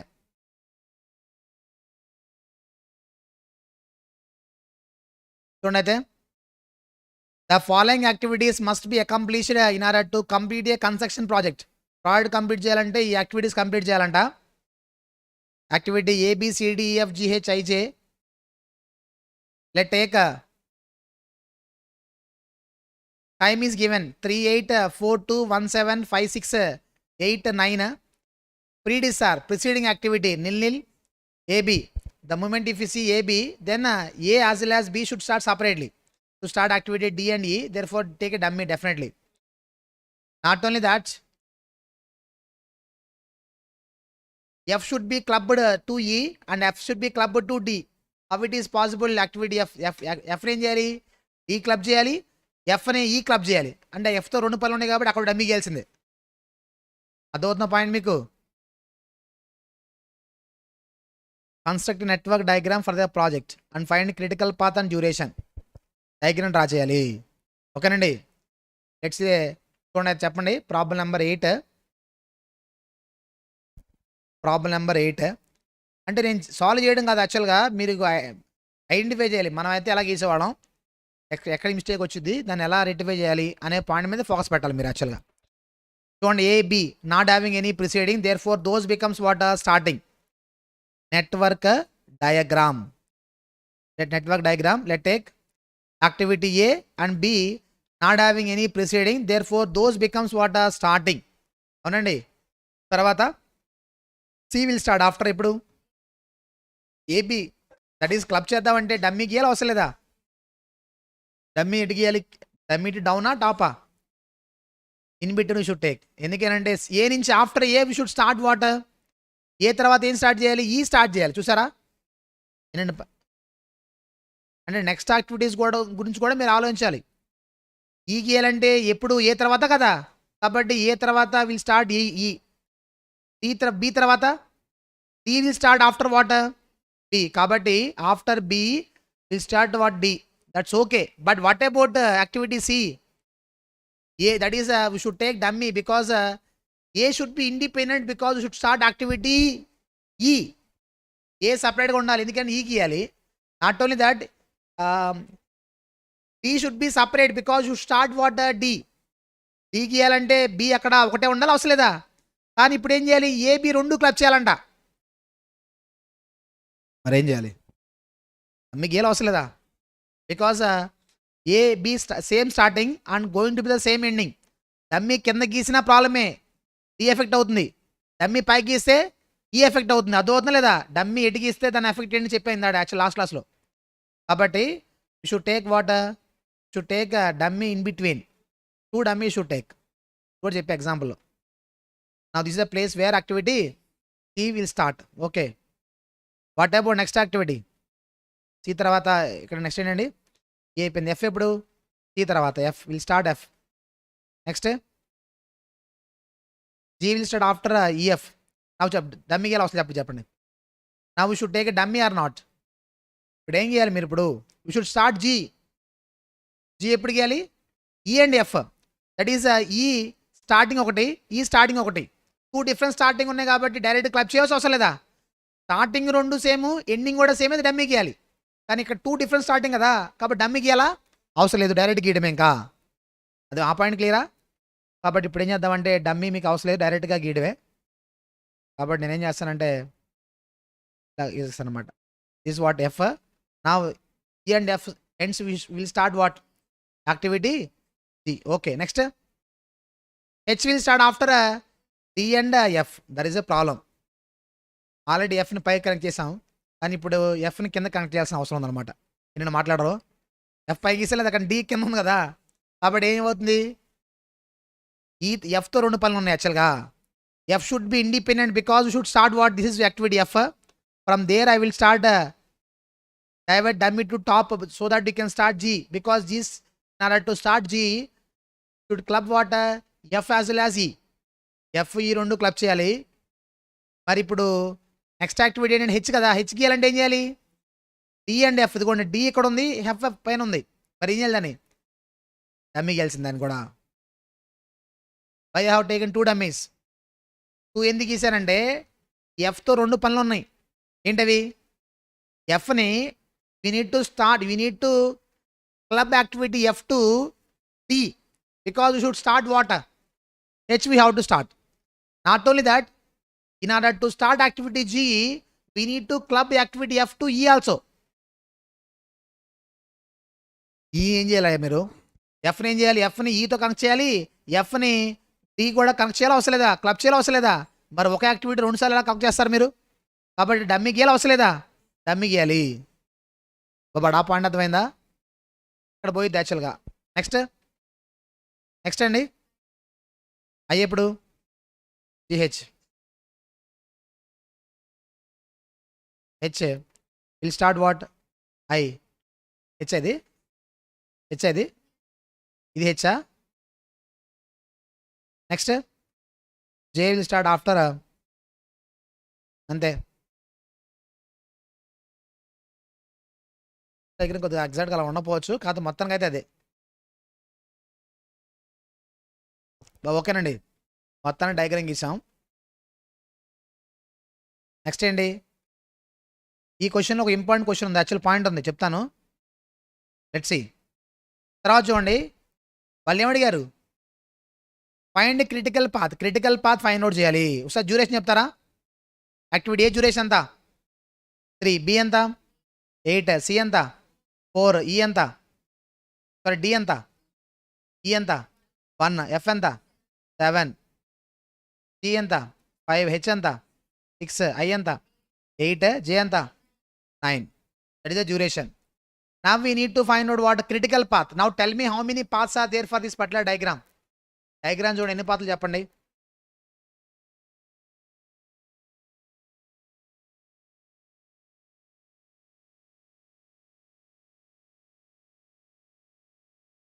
ఎన్ని పాత్లు? 6 ఉన్నాయంట. ఎలా చెప్పారు 6 మీరు?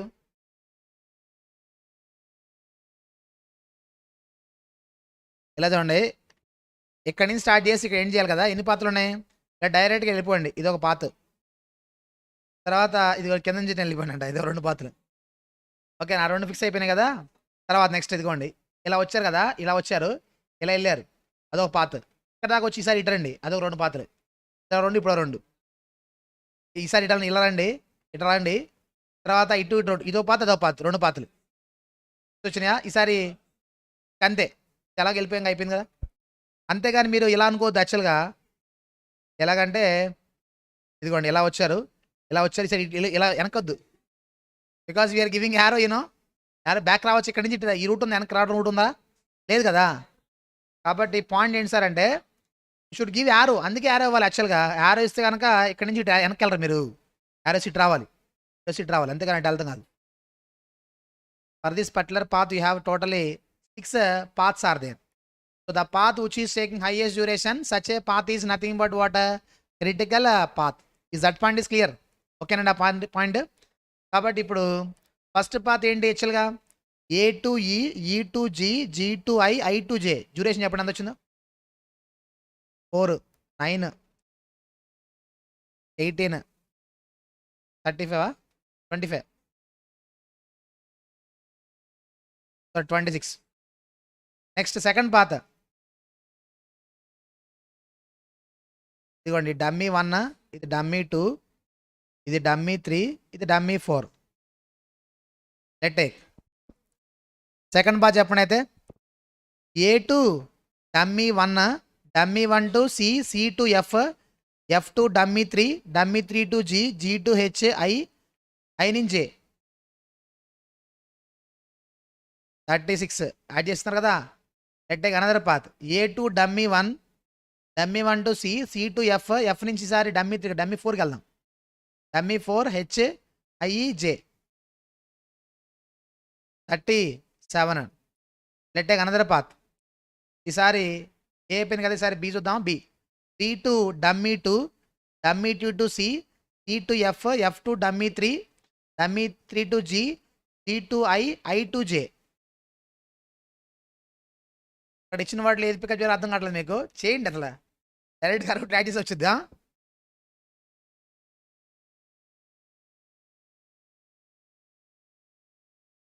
అండి ఎంత 8 ఎంత వచ్చింది 41. తర్వాత let take B to dummy 2, dummy 2 to C, C to F, F to dummy 4, H I J 42. Last path that is B to D, D to H, H to I, I to J 33. So highest path is what? That is a critical path. Therefore project completion time is equal to 42 months or days ఏంటివి ఇవన్నీ కూడా డేసా? Okay days, sorry weeks. That is the point. ఇలా activity wise list చేయడం ఒక పద్ధతి. Or we can give a event number, ascending order we should give a event number 1 2, that is 3 4 5 6 7 8 9 10 11. Event number may differ from diagram to diagram. It will differ based on length of the diagram. Diagram ఎలా గీసామని దాన్ని బట్టి numbering వస్తుంది అనుకోండి. ఆ numbering ప్రకారం ఇస్తే ఏమవుతుందంటే ఒక్కొక్కరు ఒక రూట్ వస్తుంది యాక్చువల్గా. అలా కన్నా అప్పుడు యాక్టివిటీ వైజ్ వెళ్తే కనుక you will get uniform answer. కాబట్టి యూనిఫామ్ రావాలంటే ఇలా రాయండి. ఇదంతా ఓకే, కానీ చూడండి assume that you are the project manager of the project mentioned above. Project has a progress for 10 weeks and status is as follows. సరే స్టేటస్ గురించి పక్కన పెడదాం. 10 weeks అయిపోయింది లేదా? 10 weeks అయిపోతే ఏం అవ్వాలి యాక్చువల్గా? 10 weeks అయిపోతే ఫస్ట్ ఏం కంప్లీట్ చేయాలి మీరు? We need to complete activity A. See the diagram first ఏం చేయాలండి? ఏ చేయాలి, తర్వాత బి చేయాలి. ఏ అండ్ బి ప్యారల్గా చేయాలి ఇన్ఫ్యాక్ట్, అవునా కదా? ఏ చేయాలంటే టైం ఎంత పడుతుంది? 3. బి చేయాలంటే ఎంత? 8. 10 weeks అంటే ఏమైంది? ఏబి 2 అయిపోతే ఇంకా దాని తర్వాత ఏమైనా స్టార్ట్ చేస్తా చేయరా? ఇప్పుడు by the time we complete activity B, A gets over because what? B takes longer time. So B చేసేపాటికి ఏ కంప్లీట్ అయిపోతుందా లేదండి? ప్యారల్గా అయిపోతుంది కదా. కాబట్టి ఏ తర్వాత ఏం చేస్తారు మీరు యాక్చువల్గా? ఏ తర్వాత ఈ కూడా స్టార్ట్ చేయొచ్చా లేదా దానికి ఏమన్నా ముహూర్తం చూడాలా? నేను మాట్లాడరు. ఏ తర్వాత ఈ కూడా చేస్తా, ఈ కూడా అయిపోతుందా అవుదా? మరి ఈ తర్వాత హెచ్ గీస్తారా? హెచ్ గీయాలంటే ఎఫ్ అయిపోవాలి, ఎఫ్ గీయాలంటే సి అయిపోవాలి. చూస్తున్నారా? కాబట్టి ఏ 10 weeks అయిపోతే ప్రోగ్రెస్ ఏ విధంగా ఉండాలి అంటే కనుక 10 weeks అయిపోతే ప్రోగ్రెస్ ఏ విధంగా అనుకున్న వరకు అనుకున్నట్టు జరిగిపోతే కనుక A should take 3 weeks time, B should take 8 weeks time. It means A and B that is to be done parallelly. By the time B gets over, you should complete what? A as well as E. ఏ అయిపోవాలి, ఈ కూడా అయిపోవాలి. ఏంటంటే మాట్లాడరు. B తర్వాత ఏం చేస్తారు? B కూడా కంప్లీట్ చేస్తారా చేయకూడదా? ఎందుకంటే 10 weeks అంటే టైం ఎంత? 10 weeks అంటే బి చేస్తాం 8 weeks, తర్వాత డి చేస్తాం 2 weeks. ఎంత? 10 weeks అయిపోతాం లేదా? 10 ఇక్కడే పెట్టింది సార్, ఏ చేయడం లేదంటారా? ఇవన్నీ ప్యారల్ చేస్తాం కదా, you're doing parallelly. Therefore doesn't take any extra time. can complete A also. In fact, E also we can complete. అవునండి. సరే E అయిపోయిన తర్వాత ఏమైనా స్టార్ట్ చేస్తారా? హెచ్ ఏమైనా స్టార్ట్ చేస్తారా? హెచ్ గీయాలంటే ఏం చేయాలి? హెచ్ గీయాలంటే ఇక్కడ మెర్జ్ అయింది ఇక్కడ, ఇదిగోండి, ఇది ఇక్కడ కనెక్ట్ అయిందా? ఇది కూడా ఈ రూట్ కూడా అయిపోవాలి, అవసరం లేదా? ఎఫ్ కూడా అయిపోవాలి. ఎఫ్ అవ్వాలంటే దానికి ముందు సి అవ్వాలి. సి అవ్వాలంటే అసలు సి ఎప్పుడు స్టార్ట్ చేస్తారు? అసలు సి చూడండి, ఈ విషయం చెప్పండి నాకు. సి మీరు ఎప్పుడు స్టార్ట్ చేస్తారు? That is the question. A అయిపోవాలా, బి అయిపోవాలా, 2 అయిపోవాలా? ఏబి 2 అయిపోవాలి. ఏబి 2 అయ్యేపాటి టైం ఎంత అయింది? 8 + 3 11. 8 వెరీ గుడ్, 8 కదా. ఎందుకనే బి చేసేపాటికి ఏ అయిపోయింది ఆల్రెడీ. కాబట్టి ఏబి అయిపోగానే immediately can start what? C can be started. ఓకేనా పాయింట్? కాబట్టి 10 weeks కల్లా మీరు if ask you what is the progress of work, 10 weeks తర్వాత ఎలా ఉండాలి వర్క్? 10 weeks కల్లా ఏమవ్వాలంటే ఏ అయిపోవాలి, బి అయిపోవాలి, డి అయిపోవాలి, ఐ అయిపోవాలి, సారీ ఈ అయిపోవాలి. వెరీ గుడ్, సి కూడా అయిపోవాలి. ఆ సి అవ్వదు, మిడిల్లో ఉంటుంది యాక్చువల్గా. సి ఎప్పుడు? బి అయిపోవాలి కదా. By the time B completed, time is equal to 8 weeks. Still you are having only 2 more weeks. In order to complete activity 4, activity C, it takes how much? 4 weeks time. Now we are having only 2 weeks time. మరి 50% అయిపోవాలిగా. అనుకున్న వరకు అనుకోవడం జరిగితే అలా ఉండాలి progress. ఏ అయిపోవాలి, B అయిపోవాలి, C సగం అయిపోవాలి, డి అయిపోవాలి, ఈ అయిపోవాలి. ఆ విధంగా ఉండాలి. అని చూద్దాం అసలు ఏమైంది అనేది. అనుకున్న వరకు అనుకోవడం జరిగితే ఇదంతా ఎందుకు డిస్కషన్ మనకి. నేను మాట్లాడరు. కొంతవరకు లేట్ అవ్వచ్చు, కొన్ని ముందు అయిపోవచ్చు. ఈ ఎక్స్పీరియన్స్తో నెక్స్ట్ చేసే యాక్టివిటీస్ ఇంకా టైం తక్కువ పడవచ్చు. ఈ లోపల కస్టమర్ కొత్త రిక్వైర్మెంట్ ఇచ్చి ఇది కొత్త యాక్టివిటీ చేయమని చెప్పొచ్చు. అవును కదా. కాబట్టి ఈ హ్యావ్ మల్టిపుల్ మనకి సినారియోస్ రావడానికి అవకాశం ఉంది. సరే చూద్దాం ఏమైందో. యాక్టివిటీస్ కంప్లీటెడ్ ఏ, బి, ఈ, వెరీ గుడ్. కొన్ని అయిపోయినాయి. మరి వాట్ అబౌట్ సి చూద్దాం. Other activities not at started. Other activities not at started, ఇంకా స్టార్ట్ కూడా అవ్వలేదంట. సరే ఏ అయిపోయింది, ఓకే. బి అయిపోయింది, ఓకే. తర్వాత ఈ అయిపోయిందా, అయిపోయింది. కానీ what about C as well as D. D మధ్యలో, డి అయిపోవాలి, సి ఏమో మధ్యలో ఉండాలి. ఇంకా స్టార్ట్ చేయాలంది అవి. స్టార్ట్ చేసి చేయలేదా, చేయలేదు. సరే చెప్పారు. క్రిటికల్ పాత్ ఏంటి అసలు. క్రిటికల్ పాత్ ఇది కదా, 5th పాత్ కదా. క్రిటికల్ పాత్లో సి ఉందా లేదా. సి అంటే ఏంటి, క్రిటికల్ యాక్టివిటీ కదా. క్రిటికల్ 10 వీక్స్ అయిపోతే critical activity C 2 weeks complete అయిపోవాలి వర్క్. నేనేం చెబుతున్నా అర్థమవుతుంది మీకు. ఇప్పుడు ఏబి 2 అయిన తర్వాత సి స్టార్ట్ చేయాలి మీరు. By the time activity AB gets over, time is equal to 8 weeks time. ఆ పాయింట్ ఓకేనా. ఏబి 2 అయిపోయి టైం అంత అయింది, 8 వీక్స్ అయిపోయిందా. 8 వీక్స్ అయిన తర్వాత ఇమీడియట్గా మనం ఏం చేయాలి, we need to start activity C కదండి. ఏబి అయిన తర్వాత సి స్టార్ట్ చేయాలి కదా. సి స్టార్ట్ చేయాలంటే సికి ఎంత ఏం పట్టాలి, 4 వీక్స్ పట్టాలి. అసలు మనకి 10 వీక్స్లో 8 వీక్స్ ఏబీ చేయడం కోసం వాడితే ఇంకా 2 వీక్స్ దీనికోసం చేయాలిగా. స్టార్ట్ చేసాం. అసలు స్టార్ట్ చేసి ఎన్ని మంత్స్ అయిపోవాలి, ఎన్ని వీక్స్ అయిపోవాలి టైము. 2 వీక్స్ అయిపోవాల్సిన వర్క్ ఇంతవరకు స్టార్ట్ అవ్వలేదంటే క్రిటికల్ పాత్ లేట్ అయిపోయినట్టుగా. క్రిటికల్ పాత్ లేట్ అయిపోయిందంటే project completion time 2 weeks late అయిపోతుందిగా. అంటే ఇప్పుడు ప్రాజెక్ట్ 44 కల్లా కంప్లీట్ 42 కల్లా కంప్లీట్ అవ్వాల్సి ఇప్పుడు ఎంత అయింది, 42, దట్ ఈస్ 4 అయిందిగా. అంటే since critical activities is not at started, E should have been completed 2 weeks by the end of 10th week. 10th week కల్లా 2 వీక్స్ టైం 2 వీక్స్ వరకు అయిపోవాలి యాక్చువల్గా. కానీ ఇంకా స్టార్టే చేయాలి. అంటే మనం స్టార్ట్ చేయడం 2 వీక్స్ లేట్ అయిపోయింది. 2 వీక్స్ లేట్ అయిపోయిందంటే ఆటోమేటిక్గా దాని ఇంపాక్ట్ ఆ కంప్లీషన్ టైం మీద కూడా ఉంటుందా ఉండదా, ఉంటుంది. కాబట్టి if you do nothing what happens, the project completion time gets delayed by 2 weeks. ఏం చేయకపోతే 2 వీక్స్ లేట్ అయిపోద్ది. ఏమైనా చేయొచ్చు. నేను మాట్లాడరు. ఆల్రెడీ 2 వీక్స్ లేట్ అయిపోయింది కాబట్టి మనం ప్రాజెక్ట్ 2 వీక్స్ స్పీడప్ చేయాలి. 2 వీక్స్ స్పీడప్ చేయాలంటే రిమైనింగ్ యాక్టివిటీస్ 2 వీక్స్ స్పీడప్ చేస్తే మనకి ప్రాజెక్ట్ త్వరగా చేయడానికి అవకాశం ఉందా లేదా. రిమైనింగ్ అంటే అన్నిటి మీద ఫోకస్ పెడతానే అవసరంలా, క్రిటికల్ యాక్టివిటీస్ మీద ఫోకస్ పెట్టాలి. క్రిటికల్ యాక్టివిటీస్ స్పీడప్ చేస్తే ప్రాజెక్ట్ త్వరగా స్పీడప్ అవుతుంది. అందుకని నాన్ క్రిటికల్ యాక్టివిటీస్ స్పీడప్ చేస్తే ఉపయోగం ఉండదు. మళ్ళీ అదే విషయం. సార్ నేను CMA త్వరగా అయిపోవాలి సార్, కాబట్టి నేను CMA ఫైనల్ ఇప్పుడు వేస్తాను సార్, ఉపయోగం లేదు. ఇప్పుడు చేయాల్సింది ఇప్పుడు స్పీడప్ చేయాలి. మాట్లాడరు. 1 మంత్ లేట్ అయిపోయింది సార్ CMA ఇంటరు, అందువల్ల 1 మంత్ లేట్ అయితే మిగతా టైం స్పీడప్ చేయండి, అప్పుడు అవుతుంది, కంప్లీట్ అవుతుంది. ఈ 1 మంత్ లేట్ అయిపోయింది కానీ CMA ఫైనల్ బుక్స్ అవుతాయి, ఇప్పుడు ఇంటర్ అయిద్దా ఏంటి మాట్లాడరు. నేనేం చెప్తానంటే ఆల్రెడీ లేట్ అయిపోయింది, activity C gets delayed by 2 weeks. కాబట్టి if you want to complete 2 weeks earlier, at least speed up the remaining critical activities నా డయాగ్రామ్. రిమైనింగ్ క్రిటికల్ అంటే ఏమున్నాయి యాక్చువల్గా, సి తర్వాత ఎఫ్ ఒకటి ఉంది, తర్వాత HAIJ ఉంది. At least you have to speed up those activities at least by 2 weeks. ఏది ఆ 2 వీక్స్ లేట్ 2 వీక్స్ స్పీడప్ చేయడం లేకపోతే అట్లీస్ట్ అదొక వీక్ ఇది వేరే వీక్ అయినా స్పీడప్ చేయండి. మొత్తం 2 వీక్స్ స్పీడప్ చేయాలి మీరు. ఏం చెబుతున్నా అర్థమవుతుందా మీకు. If no managerial action is taken at all, when will the project be gets completed. ఏం చేయకపోతే ఎప్పుడవుతుంది ప్రాజెక్ట్ అనుకున్నట్టు అయిపోద్దా. ఆల్రెడీ 2 వీక్స్ లేట్ అయిపోయింది కాబట్టి project completion time 2 weeks late అవుతుందా అవుదా. Therefore, project completion time gets delayed by 2 weeks. It means it will complete at the end of 44th week. Okay. తర్వాత what action you might take to get the project back to the schedule that can be completed at the end of 42 week. 42 week కల్లా complete చేయాలంటే మీరేం చేయాలి? ఏం చేయాలి?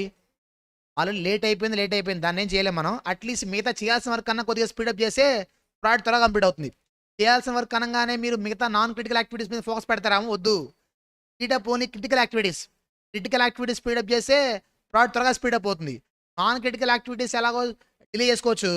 Non critical activity delay చేసుకోవడానికి అవకాశం ఉన్నాయి. డిలే చేయడానికి అవకాశం ఉన్న యాక్టివిటీస్ స్పీడప్ చేసే ఉపయోగం లేదు. ఓకేనండి.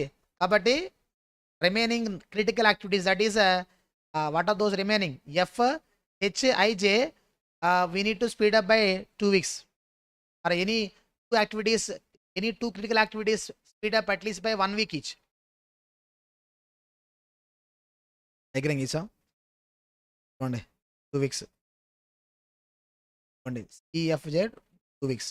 Or any 2 activities by 1 week each. Babu, okay na idi question? Next అండి క్వశ్చన్ అర్థమైతే ఇది మంచి question. Okay, let's see question number 9. Activities, the following informations regarding a project activities A to L ఇచ్చారు, ప్రిడిషన్స్ ఇచ్చారు, వాళ్ళు డ్యూరేషన్ చెప్పారు. Draw the network diagram, identify the critical path and duration of the project. బాబు ఇలా చూడండి ఇక్కడ ABCకి preceding ఏమైనా ఉన్నాయా? లేవు. AB క్లబ్ చేయాలంట ఇక్కడ. The moment you see AB we need to club, you have to take a dummy. ఎందుకని ఏకి start A and B not having any preceding, it means same starting and going to be the same ending, therefore you should take a dummy. That is the point number 1. ఏం చెప్తున్నారు అర్థమవుతుందా మీకు? తర్వాత ఇలా diagram చూసుకుంటా పోతే ఇక్కడ okay ఇక్కడ చూడండి C and F అంట, you have to start G. ఇదిగోండి CF DJ అంటే CFని ఇంకో కలపాలిగా, ఇంకో డమ్మీ కావాలి వస్తలేదా? ఏమో ఓకేనా పాయింట్? నాట్ ఓన్లీ దట్, ఇక్కడ చూడండి ఇక్కడ డమ్మీ వస్తుంది, తర్వాత ఈ 2 కనెక్ట్ చేయడానికి ఇంకో డమ్మీ వస్తుంది అనమాట. లెట్ టేక్ డయాగ్రామ్ చూడండి. అయితే చెప్పండి ఒకసారి. ఫస్ట్ యాక్టివిటీ ఏంటి? ABC not having any preceding, therefore those are nothing but what are starting.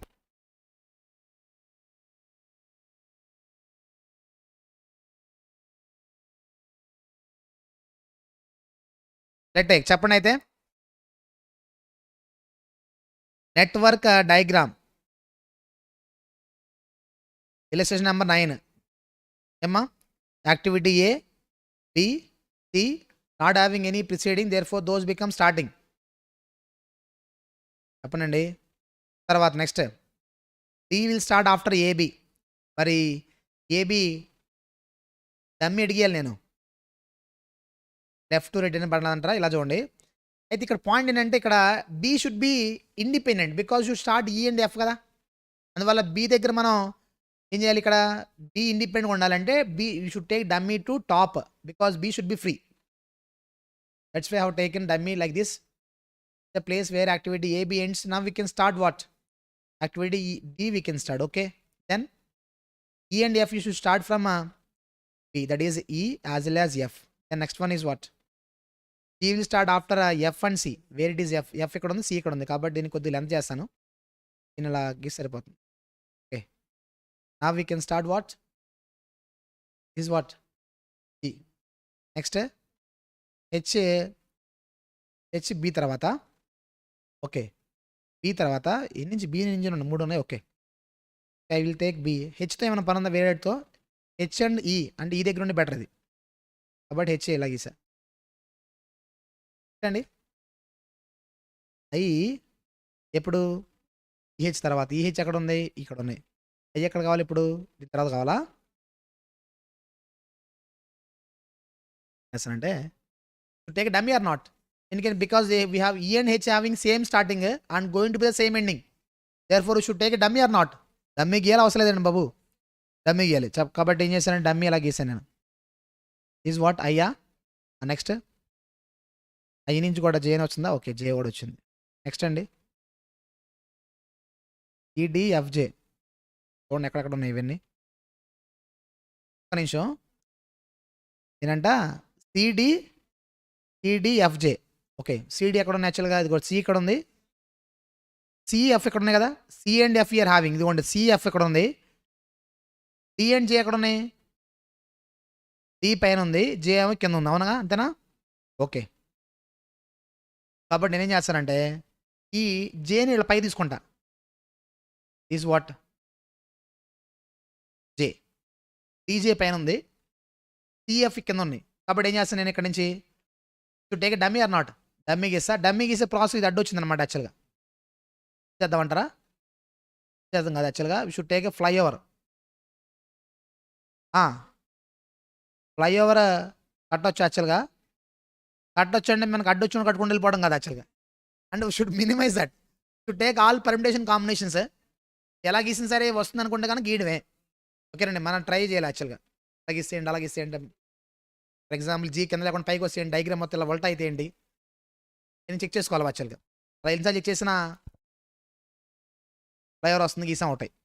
Next అండి this a place where activity EDFJ ends you can start what? ఏనా? ఇదేంటిది? ఏ. Next ఇంకా L గీయాలంటే ఎక్కడి నుంచి? ఏ దగ్గర నుంచి. ఇంకా సరే ఇప్పుడు క్లోజ్ చేయాలి కావి, ఇది క్లోజ్ చేయాలి. ఇది డయాగ్రామ్ బాబు, ఓకేనది?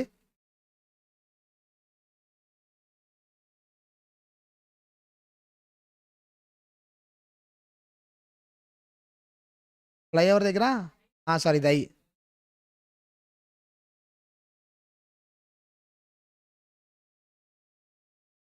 ఏనంట బాబు, ఓకేనా డయాగ్రామ్ ఇది? ఫ్లైఓవర్ ఫస్ట్ నుంచా? ఫ్లైఓవర్ అంటే ఇక్కడి నుంచే కదా. ఓకే, డయాగ్రామ్ ఇలా ఉంది కదా. ఇప్పుడు ఏం చెప్పారు ఇక్కడ నుంచి? దెర్ ఈజ్ ఏ ఐ ఇక్కడ ఉంది కదమ్మా. ఇప్పుడు ఏం చెప్పారు వాళ్ళు? We need to start activity K. K ఇప్పుడు స్టార్ట్ చేయాలి. CD F J. యాక్చువల్గా ఇక్కడ సిడి ఇక్కడ ఉంది, సి అండ్ ఎఫ్ ఇక్కడ ఉంది, డి అండ్ జే ఇక్కడ ఉంది.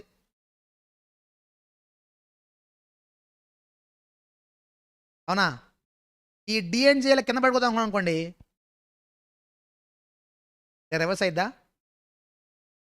అర్థమవుతుంది మీకు? అక్కడ డి అండ్ జే పైన ఉన్నాయి కదా, ఆ డి అండ్ జే పైకి వచ్చింది కదా. యాక్చువల్గా రెండు కిందకి వస్తే రెండు మనకి అన్ని ఈజీగా కనెక్ట్ చేసుకోవచ్చు. ఈజీ కనెక్ట్ అవుతాయా? అప్పుడు ఈజీ కనెక్ట్ అవుతుందంటే ఈ ఏబి ఉంది కదా, ఈ ఏ ప్లేస్లో బి, బి ప్లేస్లో ఏ పెడతాయి అన్ని కిందకు వస్తాయి రావా? మాట్లాడరు. ఆ డయాగ్రామ్ మధ్యలోంచి ఇలా తిరగబడిద్ది.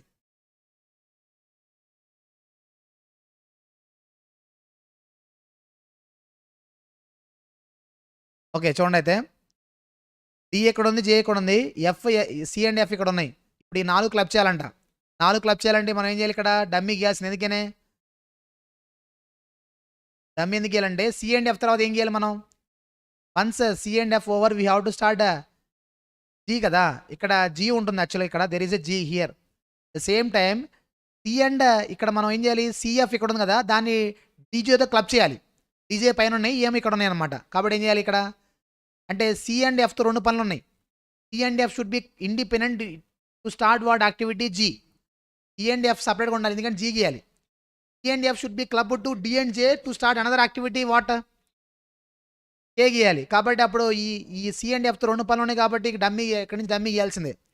డమ్మీ గీసే ప్రాసెస్ ఇది బ్రేక్ అవుతుంది. బ్రేక్ కాకుండా ఏం చేయాలి? చిన్న ఫ్లైర్ కడితే అప్పుడు అది బ్రేక్ అవ్వకుండా ఉంటుంది అనమాట. మాట్లాడరు. Is a place where activity CF DJ ends. Now we can start what? K can be started. తర్వాత కే నుంచి ఎల్ ఉంది, ఇలా గీసే ఎందుకంటే ఈ లాస్ట్ కనెక్ట్ చేయలేదు అందుకే కింద డయాగ్రామ్. ఓకేనది? ఓకే. తర్వాత now tell me how many paths are there for this diagram? చాలా పాత్రలు ఉంటాయి కదా. సరే, అంత ముందులాగా మన పాత్ మొత్తం నిశ్చేయడం. హైయెస్ట్ పాత్ ఏదైతుందో that is a critical path, that is a point. ఓకేనండి, చాలా పాత్రలు ఉన్నాయి. అదే హైయెస్ట్ పాత్, క్రిటికల్ పాత్ అదే. ఇంకా అది డయాగ్రామ్. కాబట్టి ఈ క్వశ్చన్ నుంచి మీరు అర్థం చేసుకోవాల్సిన ఏంటంటే ఫ్లైఓవర్ ఎలా గీయాలి.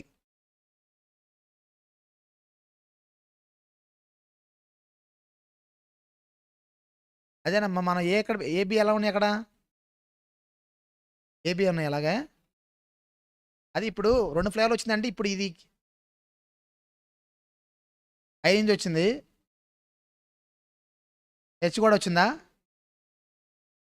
ఇప్పుడు ఒక్క నిమిషం మనం ఇక్కడి నుంచి గీసాం కదా, ఇది కొద్దిగా పొడిగిచ్చారనుకోండి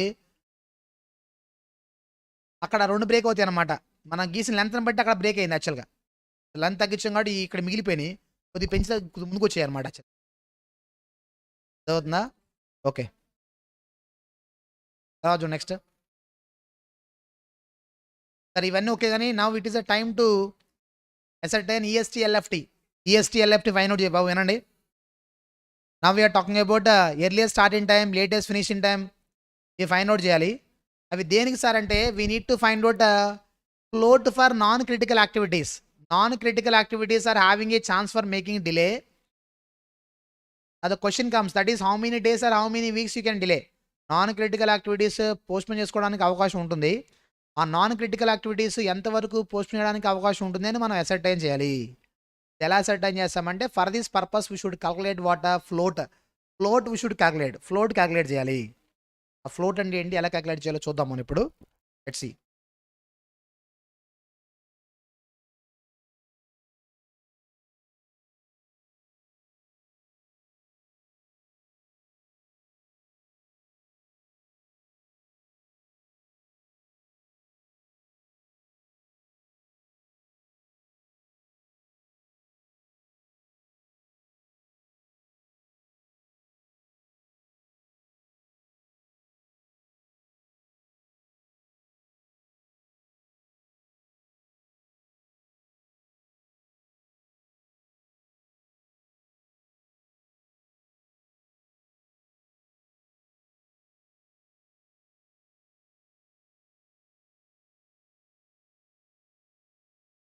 Let's see problem 15.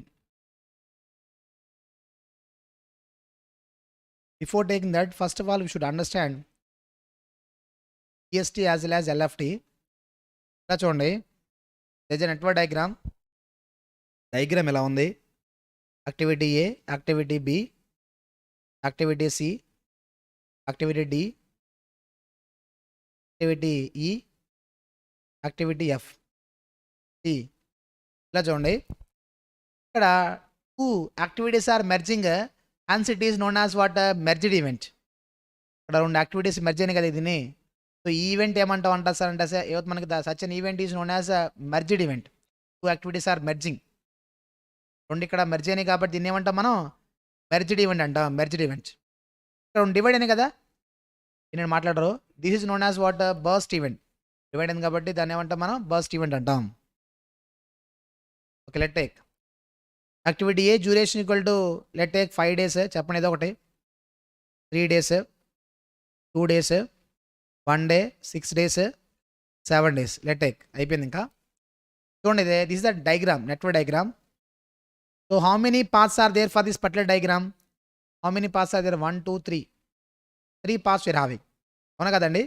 Let take first path A to C, C to F. What is the duration? 5 7 14. Second path B to D, D to F, 11. Third path B to E, that is 9. What is the highest path? First path is what? Highest path. Therefore the activities in the first path are known as what? Critical activities. Critical activities. How many non-critical activities are there in the diagram? Remaining 3 more activities are what? Non-critical. That is B, D and E are what? Nothing but what? Non-critical activities. ఓకేనండి, ఆ point ఓకేనా? సరే, ఇది ఎలా చూడండి, non critical activities are having a chance for making delay or not. Non critical activities delay చేయడానికి అవకాశం ఉందా లేదా? డిలే చేయడానికి అవకాశం ఉంది. కాబట్టి ఎలా డిలే చేయొచ్చు సార్, ఎంతవరకు డిలే చేయడానికి అవకాశం ఉంది సార్ అంటే for this we should take 2 boxes. 2 boxes we have to calculate. That is first box is known as earliest starting time. Second box is known as EST, earliest starting time. Second one is known as what? Latest finishing time. ఎంత లేట్గా start ఎంత లేట్గా finish చేయొచ్చు. First box ఏంటి, earliest starting time, ఎంత ఎర్లీగా start చేయొచ్చు. Take activity ఏ కానీ బి కానీ స్టార్ట్ చేయాలంటే ఏమన్నా ఆలోచించాల్సిన అవసరం ఉందా? ఇమీడియట్గా స్టార్ట్ చేయొచ్చుగా. ఎర్లియస్ట్ స్టార్టింగ్ ఈజ్ ఈక్వల్ 0, ఇమీడియట్గా స్టార్ట్ చేస్తాం. ఎప్పుడు గీస్తారు, will start activity C once we have completed activity A చేసేపటి టైం ఎంత అవుతుంది, 5 days కదా, అంటే 0 + 5 = 5. మరి సి చేయాలంటే టైం ఎంత పడుతుంది, 2 days. సి చేయాలంటే ముందు ఏ అయిపోవాలి కదా. By the time A completed time is equal 5, 5 + 2 = 7. అయితే ఇప్పుడు ఈ ఎఫ్ స్టార్ట్ చేయాలంటే ఏం చేయాలి మీరు, సి అయిపోవాలి, డి కూడా అయిపోవాలి కదా. C as well as D both should complete. So D complete అవ్వాలంటే ముందు అసలు డి కన్నా ముందు ఏముంది, బి ఉంది కదా, ముందు బి కంప్లీట్ అవ్వాలి కదండి.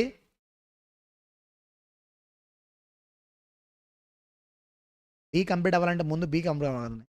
బి అవసరం లేదా సార్, నేను ఇంటర్మీడియట్ కంప్లీట్ చేయాలి సార్, ముందు 10th కంప్లీట్ చేయండి. డి గీయాలంటే డి కన్నా ముందు బి కంప్లీట్ చేయాలి కదండి ఫస్ట్. కాబట్టి బి కంప్లీట్ చేసే టైం ఎంత అయింది, 3 + 1 4 or 7 వచ్చేవారు హయ్యర్. ఏం సార్ ఎలా వచ్చింది చూడండి. ఇప్పుడు ఎఫ్ గీయాలంటే కండిషన్ ఏంటి, సి అయిపోవాలి, at the same time you have to complete what activity D also. By the time you have completed activity C is equal time ఎంత, ఏ గీయాలంటే 5, సి చేయాలంటే 2 + 5 7 అయిపోతుంది కదా. అంటే 7 తర్వాత స్టార్ట్ చేయొచ్చు. వేరే ఈ రూట్లో ఏంటి పరిస్థితి, by the time we complete activity D is equal to 4. D start చేసిందే 4కి, 4 + 1 చేస్తే ఏమవుతుంది 3. డి చేసేపాటికి డి స్టార్ట్ చేసేపాటికి 3 అయిపోయింది. 3 + 1 = 4. కాబట్టి ఇట్ ఈ seems to be like A greater than symbol, take highest of the roots. ఈ రూట్లో 5 + 2 = 7, ఆర్ ఈ రూట్లో 3 + 1 = 4. విచ్ ఆర్ హైయెస్ట్ అండ్ ఎంత వచ్చిందండి, దట్ ఈస్ 7. ఓకేనా point. Just should go on adding the numbers, add చేసుకుంటూ వెళ్ళటమేనండి.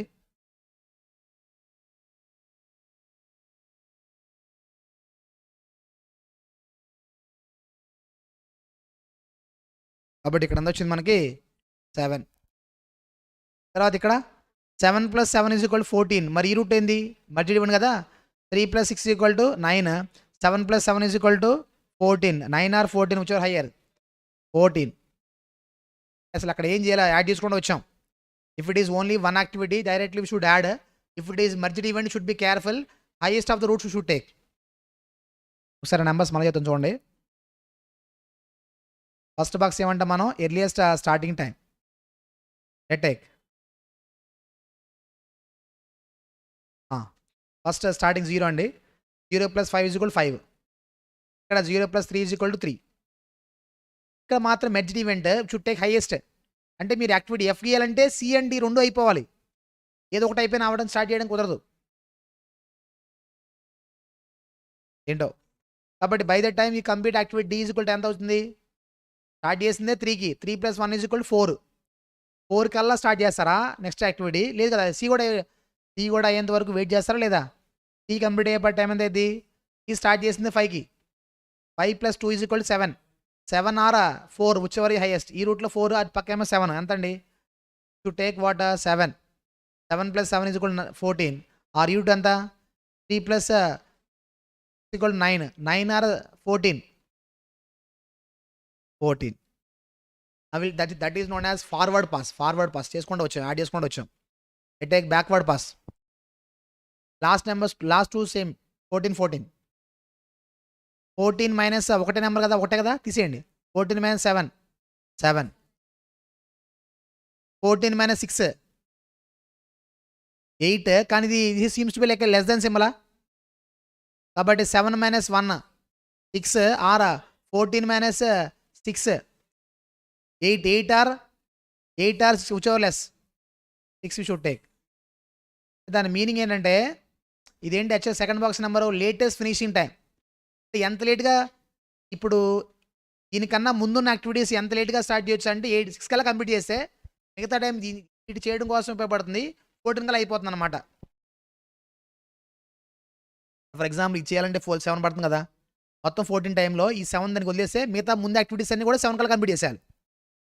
లేటెస్ట్ ఎంత how lately we can finish, we can complete the project within 14 days. 14 daysలో కంప్లీట్ చేయాలంటే ముందున్న యాక్టివిటీస్ మొత్తాన్ని ఎంత లేట్గా కంప్లీట్ చేయొచ్చు అనేది మీనింగ్. ఓకేనండి. ఇక్కడ 6 మైనస్ 3 ఆర్ యూనిట్ ఎంత ముందు చేయాలి కదా. 7 మైనస్ 2 ఎంత 5. 5 మైనస్ 5 0. ఇక్కడ 6 మైనస్ 3 3 ఆర్ 0 చివరిలో వేస్తారంటే 0. Like that you should find out what earliest starting time as well as latest finishing time, EST as well as LFT we have to calculate. ఈ విధంగా set చేయాలి. EFT that is EST and LFT, earliest starting time, latest finishing time, ఎంత లేట్గా finish చేయొచ్చు, ఎంత ఎర్లీగా start చేయొచ్చు, ascertain చేయాలి మీరు. ఓకేనండి. అసర్టైన్ చేసిన తర్వాత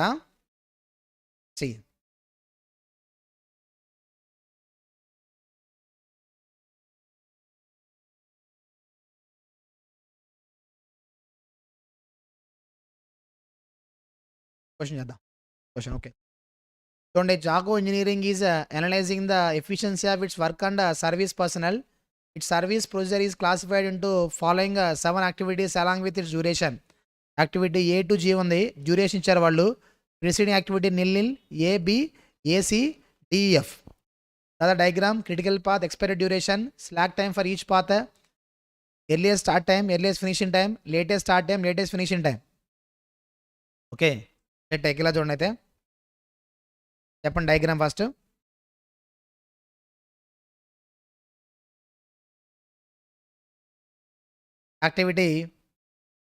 activity A B not having any preceding, therefore those becomes what are starting AB. తర్వాత next C will start after A, D will start after B, then that is E will start after A, then F will start after C, G will start after DEF. ఇది కొన్ని 3 club చేయాలంట, కాబట్టి dummy గీయాలి అవసరం లేదా? Dummy అవసరం లేదు, because 3 different starting, not required any dummy. దగ్గర గీసాం. తర్వాత డ్యూరేషన్ ఏ ఎంత 8, B ఎంత 4, C ఎంత E ఎంత, D ఎంత 9, E 11, F 3, 1. Now let me find out 2 boxes.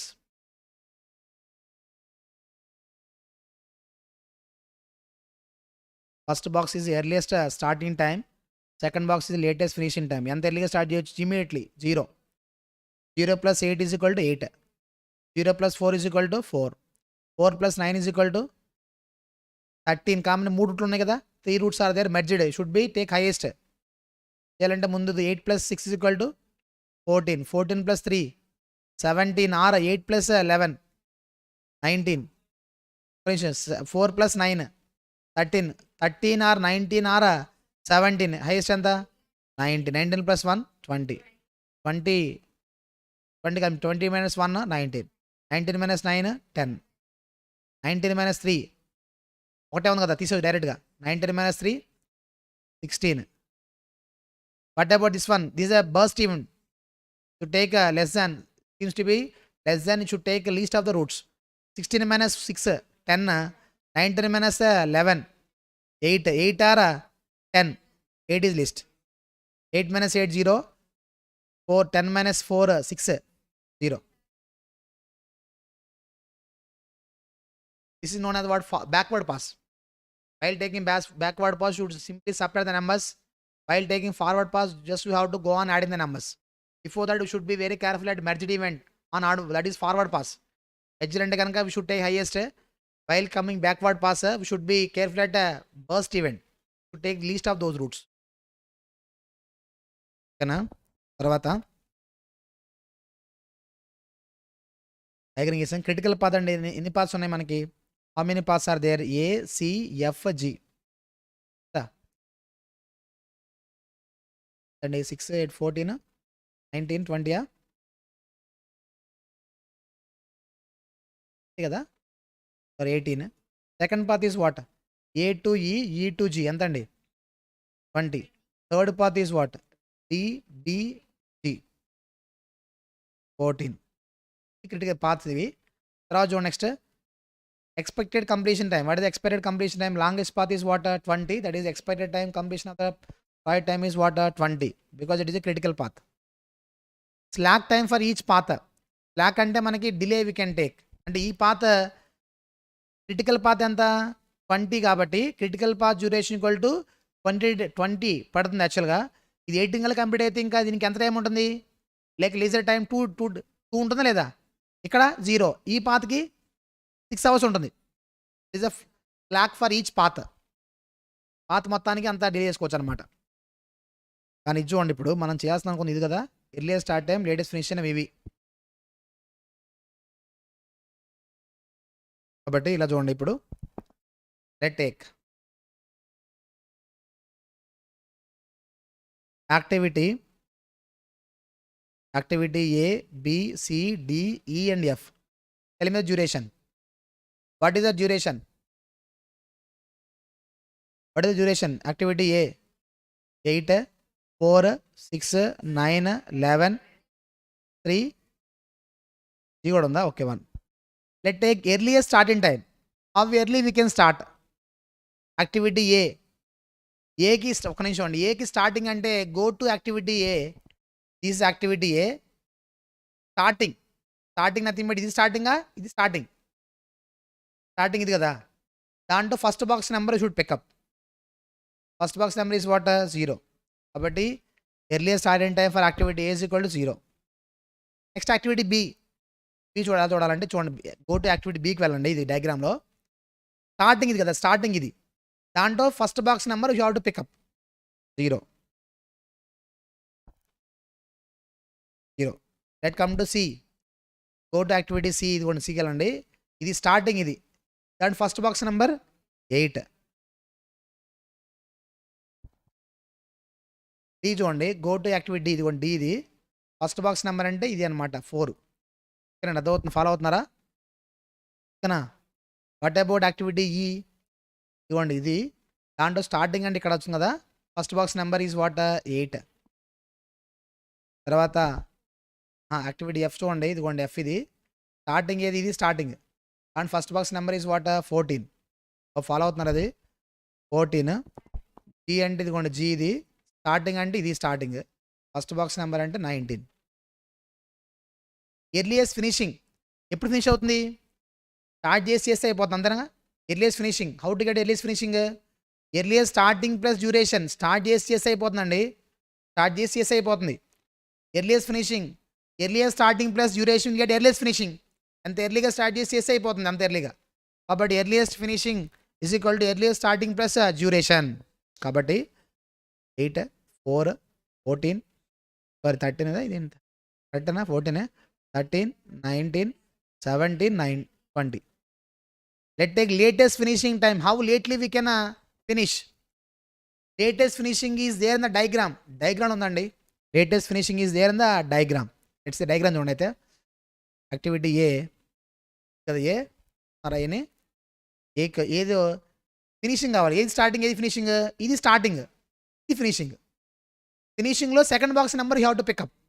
And in fact go to head event of an activity, pick up the second box number. Activity head అంటే ముందు కదా, ఇది first box number, second box number you have to pickup. కాబట్టి ఏ ఎంత? A 8, B ఎంత? B 10 కదా, ఇక్కడ ఉంది. హెడ్ అంటే ఇది 10. C ఎంత? 16. D E ఎంత? 19. D కూడా 19. కాబట్టి 8, 10, D 16, 9 to 19, 16, 19,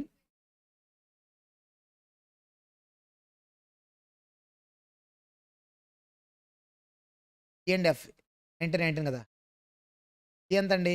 16. D ఎంత? 19. ఈకి 19 లా 3 19s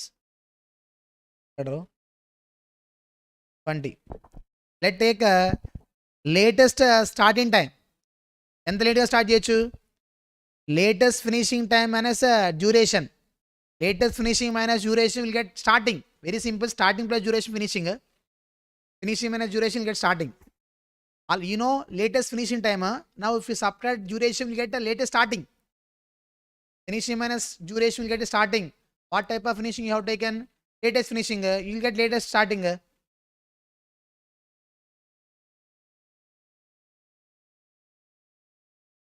8 minus 8 0 8 ఎంతండి 6 10 10 8 16 19 float, total float. I am talking about what total float is equal to ఏంటండి latest start time minus earliest start time. Both are starting. One is how lately we can stop, another one is how early we can start. Both are starting. Or you can take latest finishing minus earliest finishing. Both are finishing. One is how early we can finish, another one is how lately we can finish. You can take a difference of either of that, get the same answer. ఆ రెండింటిలో ఏది తీసుకున్న difference ఏం వస్తుంది answer చూడండి. కావాలంటే ఎంత 8 minus 8 0 ఇక్కడ 2 2 నా 4 2 sorry 2 6 0 2 we got how many zeros? 3 zeros we got. That too we get zeros only critical activities. Critical activities only have a 0 because those activities are not at all having any chance for making delay. కాబట్టి critical activities మాత్రం 0 వస్తుంది. నేను మాట్లాడరు కాబట్టి చూడండి. కావాలంటే critical activities ఏంటి యాక్చువల్గా మనకి ఇది కదా AEG కదా. కాబట్టి కరెక్ట్గా జీరోస్ వాటికే వస్తాయి. చూడండి కావాలంటే 0 A ఇక్కడ 0 ఈయన ఇది 0 critical activities only got float is equal 0. Remaining non critical activities are having a float. Non critical activities float ఉంటుంది. ఫ్లోట్ ఈజ్ ఈక్వల్ ఎలా వస్తుంది? Total latest finishing time minus earliest finishing time or latest start time minus earliest start time. ఇక difference will get a float. ఒక activity float మార్చామంటే అంటే float is nothing but that much chance you're having a float is nothing but that is the time we can delay for non critical activities. Non critical యాక్టివిటీస్కి మనం అంతవరకు delay చేయడానికి అవకాశం ఉందండి. మరి నాన్ క్రిటికల్ యాక్టివిటీ డిలే చేస్తే ఆటోమేటిక్గా వేరే యాక్టివిటీస్ కూడా డిలే అవ్వడానికి అవకాశం ఉందా లేదా? డైగ్రామ్లో ఒకటి మార్చి ఆటోమేటిక్ దాని ఇంపాక్ట్ నెక్స్ట్ కూడా పడుతుంది. కాబట్టి మొత్తానికి ఫ్లోట్ ఎలా ఫైండ్ అవుట్ చేయాలంటే ఇట్ ఈస్ మనకి latest finishing time minus earliest finishing time or latest start time minus earliest starting time. So that is the time available to delay what non critical. So delay గురించి మీరు ఎందుకు మాట్లాడుతున్నారు sir అంటే non critical activities ఎలాగో delay చేయడానికి అవకాశం ఉంది కాబట్టి మీరు non critical activities postpone to a place where we are having less work ఉన్న చోటకి డిలే చేసుకోండి. నాన్ క్రిటికల్ యాక్టివిటీస్ ఎలాగో డిలే చేయడానికి అవకాశం ఉంది కాబట్టి ఆ నాన్ క్రిటికల్ యాక్టివిటీస్కి వాడే రిసోర్స్ ఏవైతే ఉన్నాయో వర్కర్స్ కానివ్వండి మిషన్స్ కానివ్వండి ఏమైనా రిసోర్స్ మనకి స్పేర్గా ఉంటాయి. ఆ రిసోర్స్ మొత్తాన్ని క్రిటికల్ యాక్టివిటీస్కి డైవర్ట్ చేస్తారనుకోండి. క్రిటికల్ యాక్టివిటీస్ స్పీడప్ అవుతాయి. నాన్ క్రిటికల్ యాక్టివిటీస్ ఎలాగో డిలే చేయడానికి అవకాశం ఉంది కాబట్టి అవి డిలే అవుతాయి. ప్రాజెక్ట్ మొత్తం ఓవరాల్గా త్వరగా అనుకున్న టైం కన్నా ముందు కన్నా కంప్లీట్ అవ్వడానికి అవకాశం ఉంటుందన్నమాట. కాబట్టి we should use the float for non critical activities in such a way that so that project can B complete in with in the time. అనుకున్న టైం కన్నా ముందు టైం కన్నా కంప్లీట్ చేయాలి అంటే కనుక ఈ నాన్ క్రిటికల్ యాక్టివిటీస్ అన్నీ కూడా మనం ప్లాన్ చేసుకోవాల్సిన అవసరం ఉంది. That is the point. Divert the resources to be used for non critical activities to diverted to critical activities so that critical activities can be మనకి speed up thereby project can be completed before expected time. అనుకున్న time కన్నా ముందు time కన్నా complete అవ్వడానికి అవకాశం ఉంటుంది. కదా ఓకేనా?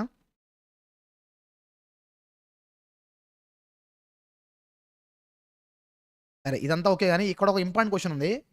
ఆ క్వశ్చన్ చూద్దాం. క్వశ్చన్ నెంబర్ 15 అండి. 15కి చూడండి ఒక point number A to G అని కొన్ని పాయింట్లు ఇచ్చారు వాళ్ళు. They have been given activities. చూడండి so many activities they have been given. చాలా ఇచ్చారు యాక్టివిటీస్.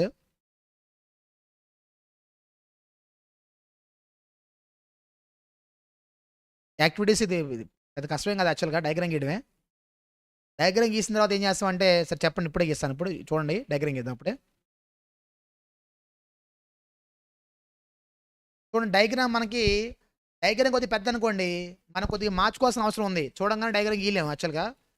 పెద్ద క్వశ్చన్ అయితే కొద్దిగా టైం పడుతుంది అనమాట. దాన్ని మార్చుకోవాల్సిన అవసరం ఉంటుంది. చెప్తాను ఎలా గీయాలనేది. చూడండి అయితే ఫస్ట్ యాక్టివిటీ 1 to క్వశ్చన్ చూడండి. ఈ క్వశ్చన్ అండి 1 to 2 1 to 2 1 to 3 1 to 4 1 to 5 చూడండి బ్రేక్ అయింది మధ్యలో. 2 to 4 2 ఎక్కడ ఉంది 4 ఎక్కడ ఉంది? కాబట్టి నేను చేస్తానంటే ఇది ఈ 4 ఈ 3 ప్లేస్లో 2 పెడతా. 2 ప్లేస్ 3 పెడతా. అప్పుడు నాకు దగ్గర దగ్గర ఉంటాయి 2. Next 2 to 7. Okay. Next 3 to 5. Okay. చూడండి 3 ఎక్కడుంది, 5 ఎక్కడుంది. కాబట్టి ఏం చేద్దాం, ఈ 5 కాస్త పైకి తీసుకెళ్ళిపోతాను నేను. అది మీ ఇష్టమా? అవును. ఎలా నెక్స్ట్ వైపు ఎలా గీసుకోవచ్చు, ఎలాగైనా గీయొచ్చని చెప్తున్నాను మీకు యాక్చువల్గా. ఓకేనండి. Next 3 to 6. ఒక్క నిమిషం. 4 to 10. Okay. 5 to okay. 6 to 7. Okay. 7 కొద్దిగా లెంత్ చేస్తా, ఎందుకైనా మళ్ళీ బ్యాక్ వచ్చేటట్టుంది. Okay. Okay. 7 to 10. Okay. 8 to 9. Okay. 8 to 10. ఇదిగో ఏమైందో బ్యాక్ వస్తుంది, బ్యాక్ వస్తుంది. కాబట్టి ఏం చేద్దాం, అప్పుడు 10 ఇక్కడ పెట్టాను అనుకోండి, అప్పుడు నాకు ఇలాగ కుడుతుంది అనమాట. Next 9 to 12. 9 నుంచి 12 ఇక్కడ పెడదాం. ఓకే. 10 to 14.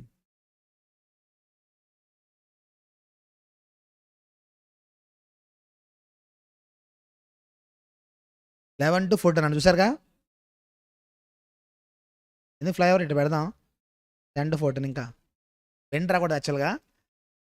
Next 12 to 13. ఖాళీ లేదు, ఏం చేద్దాం, 13 to 14 అలాగా అయిపోయింది.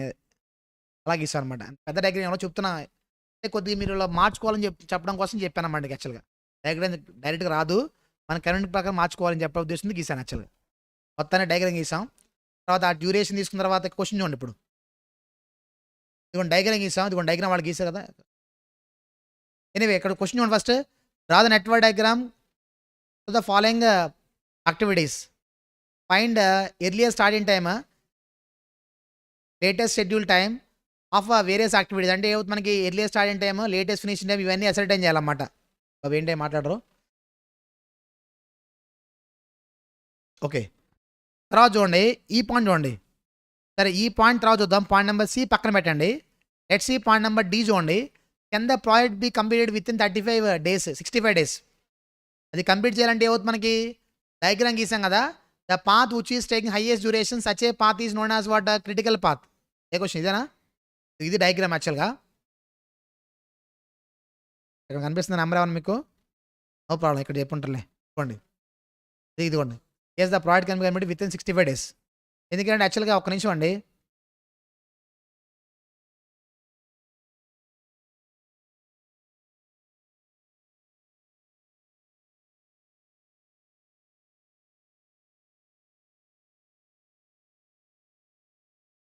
నది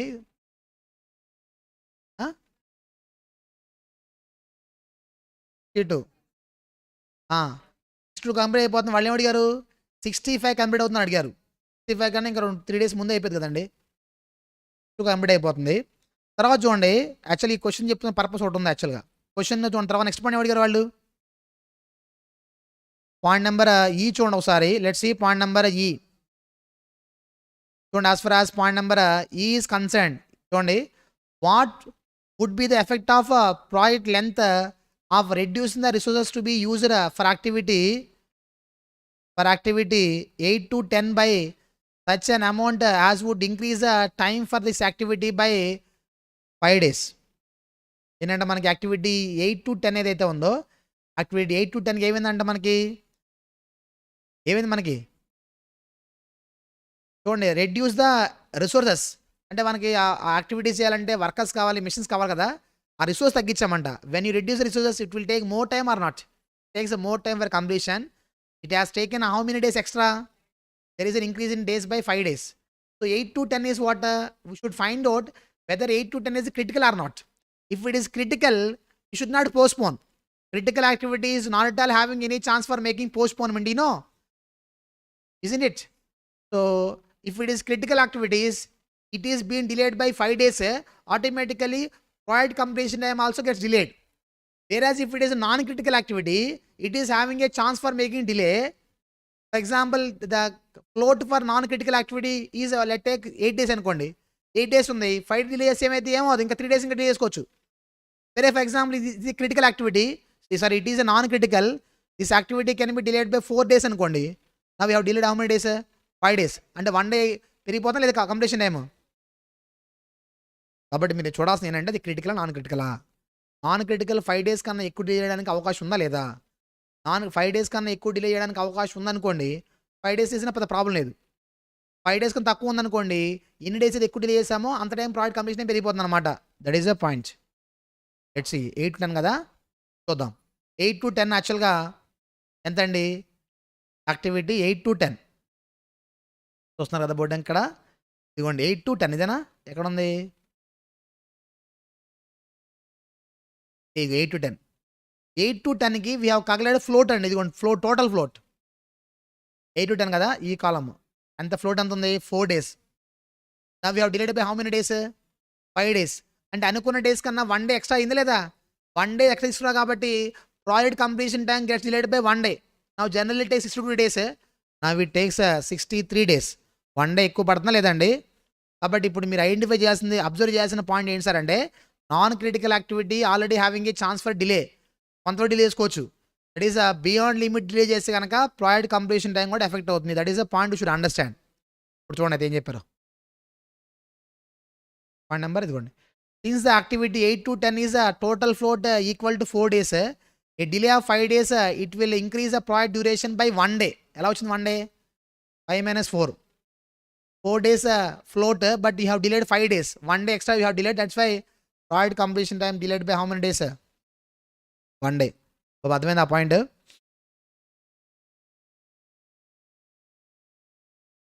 నెక్స్ట్ అండి ఈ క్వశ్చన్ చూడండి.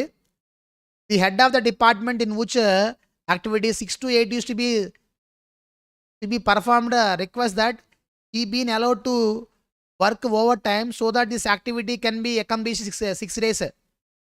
ఇప్పుడు 6 to 8 యాక్చువల్గా ఎన్ని డేస్ పడుతుంది? 6 to 8 generally takes how many days? 10 days. Now he is doing over time, he is completing job in 6 days. అంటే he is been delayed, he speed up by 4 days. Speed up చేశాడు అన్నమాట ఈ యాక్టివిటీ. క్వశ్చన్ అంటే, should his request be considered in the interest of completion project completion time at an earliest date. Project త్వరగా complete అవ్వాలంటే అతన్ని over time చేయించాలా వద్దా, అది question. Over time చేయించాలా వద్దంటే, if it is a critical activity we should that is if you do over time automatically what happens, project will be complete earliest date, త్వరగా complete అవుతుంది. If it is non critical activity speed up చేయడం ఉపయోగం ఉందా? Non critical activity delay చేసుకోవచ్చు. Non critical activity speed up చేయడం వల్ల ఉపయోగం లేదు. కాబట్టి ఫస్ట్ మీకు తెలియాల్సిన విషయం ఏంటంటే, అది క్రిటికలా non క్రిటికలా?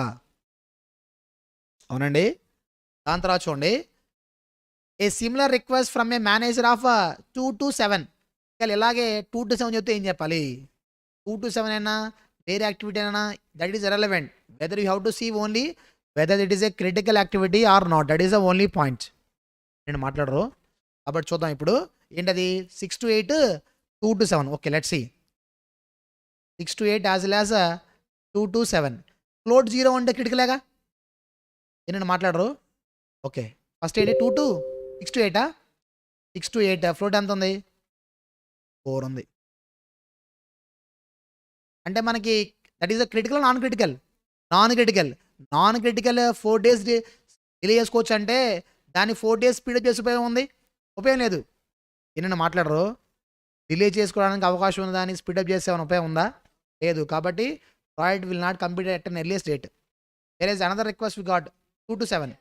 So 2 to 7 is what critical activity. 0 float 0 అంటే ఏంటి? Critical activity. కాబట్టి ప్రాజెక్ట్ త్వరగా కంప్లీట్ చేయాలంటే అతన్ని 2 to 7ని స్పీడప్ చేయాలి, అవసరం లేదా? చేయాలి. చూడండి అదే చెప్పుంటారు. Activity 6 to 8 is non critical activity and the total float equals to 6 days. Therefore there is no use working overtime on decreasing its activity time would not cause a change in its completion duration. However, activity 2 to 7 is worthwhile working overtime on it because activity 2 to 7 is a critical one. కాబట్టి ఇప్పుడు మీకు తెలియాల్సిన విషయం ఒకటే, critical అయితే కనుక speedup చేయండి, non critical అయితే చేయడానికి అవకాశం ఉంది కాబట్టి డిలే చేసుకోవచ్చు, దాన్ని స్పీడప్ చేయొద్దు. ఓకే రెండో పాయింట్. తర్వాత లాస్ట్ ఈ పాయింట్ చూడండి ఒకసారి. ఇక్కడ వచ్చి ఇక్కడ ఫార్ములా ఇచ్చాను. Total float is equal to LFT latest finishing time minus earliest finishing time latest start time అయినా ఎర్లియర్ స్టార్ట్ టైం ఇచ్చాను మీకు. నేను మాట్లాడరు. ఆ టోటల్ ఫ్లోట్ అంటే non critical activity can be delayed by that much without delay in the project. అంతవరకు delay చేసినా సరే క్రిటికల్ దట్ ఈస్ అవుతుంది మనకి ప్రాజెక్ట్ మనకి ఇన్ టైం కంప్లీట్ అవుతుంది అని అర్థం. ఓకే సార్, ఈ పాయింట్ చూడండి. అయితే we are having 2 more floats are there. Sir ఇవి చూడండి ఒకసారి. ఫ్రీ ఫ్లోట్ అంటే మీనింగ్ ఏంటి సార్ అంటే free float is nothing but how much float is available for the non critical activity without effect in the float of the succeeding activity. Next activity float మార్చకుండా ఈ activity float మార్చడానికి ఎంతవరకు అవకాశం ఉందో చెప్పేదే మనకి free float. Free float is nothing but float available for the current activity without change in the float of the succeeding activity. E activity float మారిస్తే automatic impact next పడుతుంది. కాబట్టి నెక్స్ట్ యాక్టివిటీ మీద ఫ్లోట్ మీద impact పడకుండా ఈ activity ఎంతవరకు మారడానికి అవకాశం ఉందో చెప్పేదే మనకి free float is equal to total float minus slack of head event. Head event slack అంటే ఎలా వస్తుంది కొంచెం ఇక్కడ చూడండి. Slack is nothing but difference between LST and EFT. దాని తర్వాత you are having independent float. Independent float is nothing but how much float available for the current activity without effect in the float of the preceding activity. Free float minus slack of tail event. అది second point ఇచ్చారు యాక్చువల్గా. Second point అదే free float independent float we not calculate. సరే ఈ point చూడండి. If activity total float equals 25 days, a delay of 9 days would not ఒక నిమిషం అండి. క్వశ్చన్ ఏంటి యాక్చువల్గా అంటే దీంట్లో స్పెషల్ పాయింట్ అని చెప్తా. స్పెషల్ పాయింట్ అని తీసుకున్నాం యాక్చువల్గా. కొద్ది పెద్ద క్వశ్చన్ పెద్దది. చూడండి, it has come to know that is due to non availability of resources in time activity 3 to 5 would be delayed by 9 days. 9 days delay అయింది కాబట్టి 3 to 5 అనేది క్రిటికలా నాన్ క్రిటికలా చూడండి.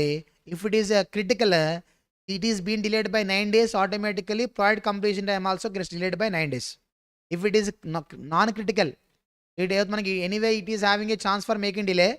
మరి ఆ డిలే అనేది 9 days కన్నా ఎక్కువ తక్కువ చూసుకోండి. దాన్ని బట్టి మనం ప్రాజెక్ట్ కంప్లీషన్ టైం ఎఫెక్ట్ అవుతుందని చెప్పొచ్చు అనమాట. Will effect project completion time starting of its succeeding activity by how much. 2 to the activity 3 to 5. Okay,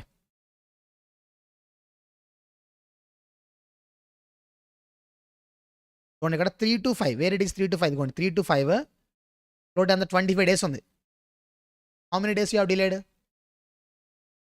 You have a 25 days to chance for making delay.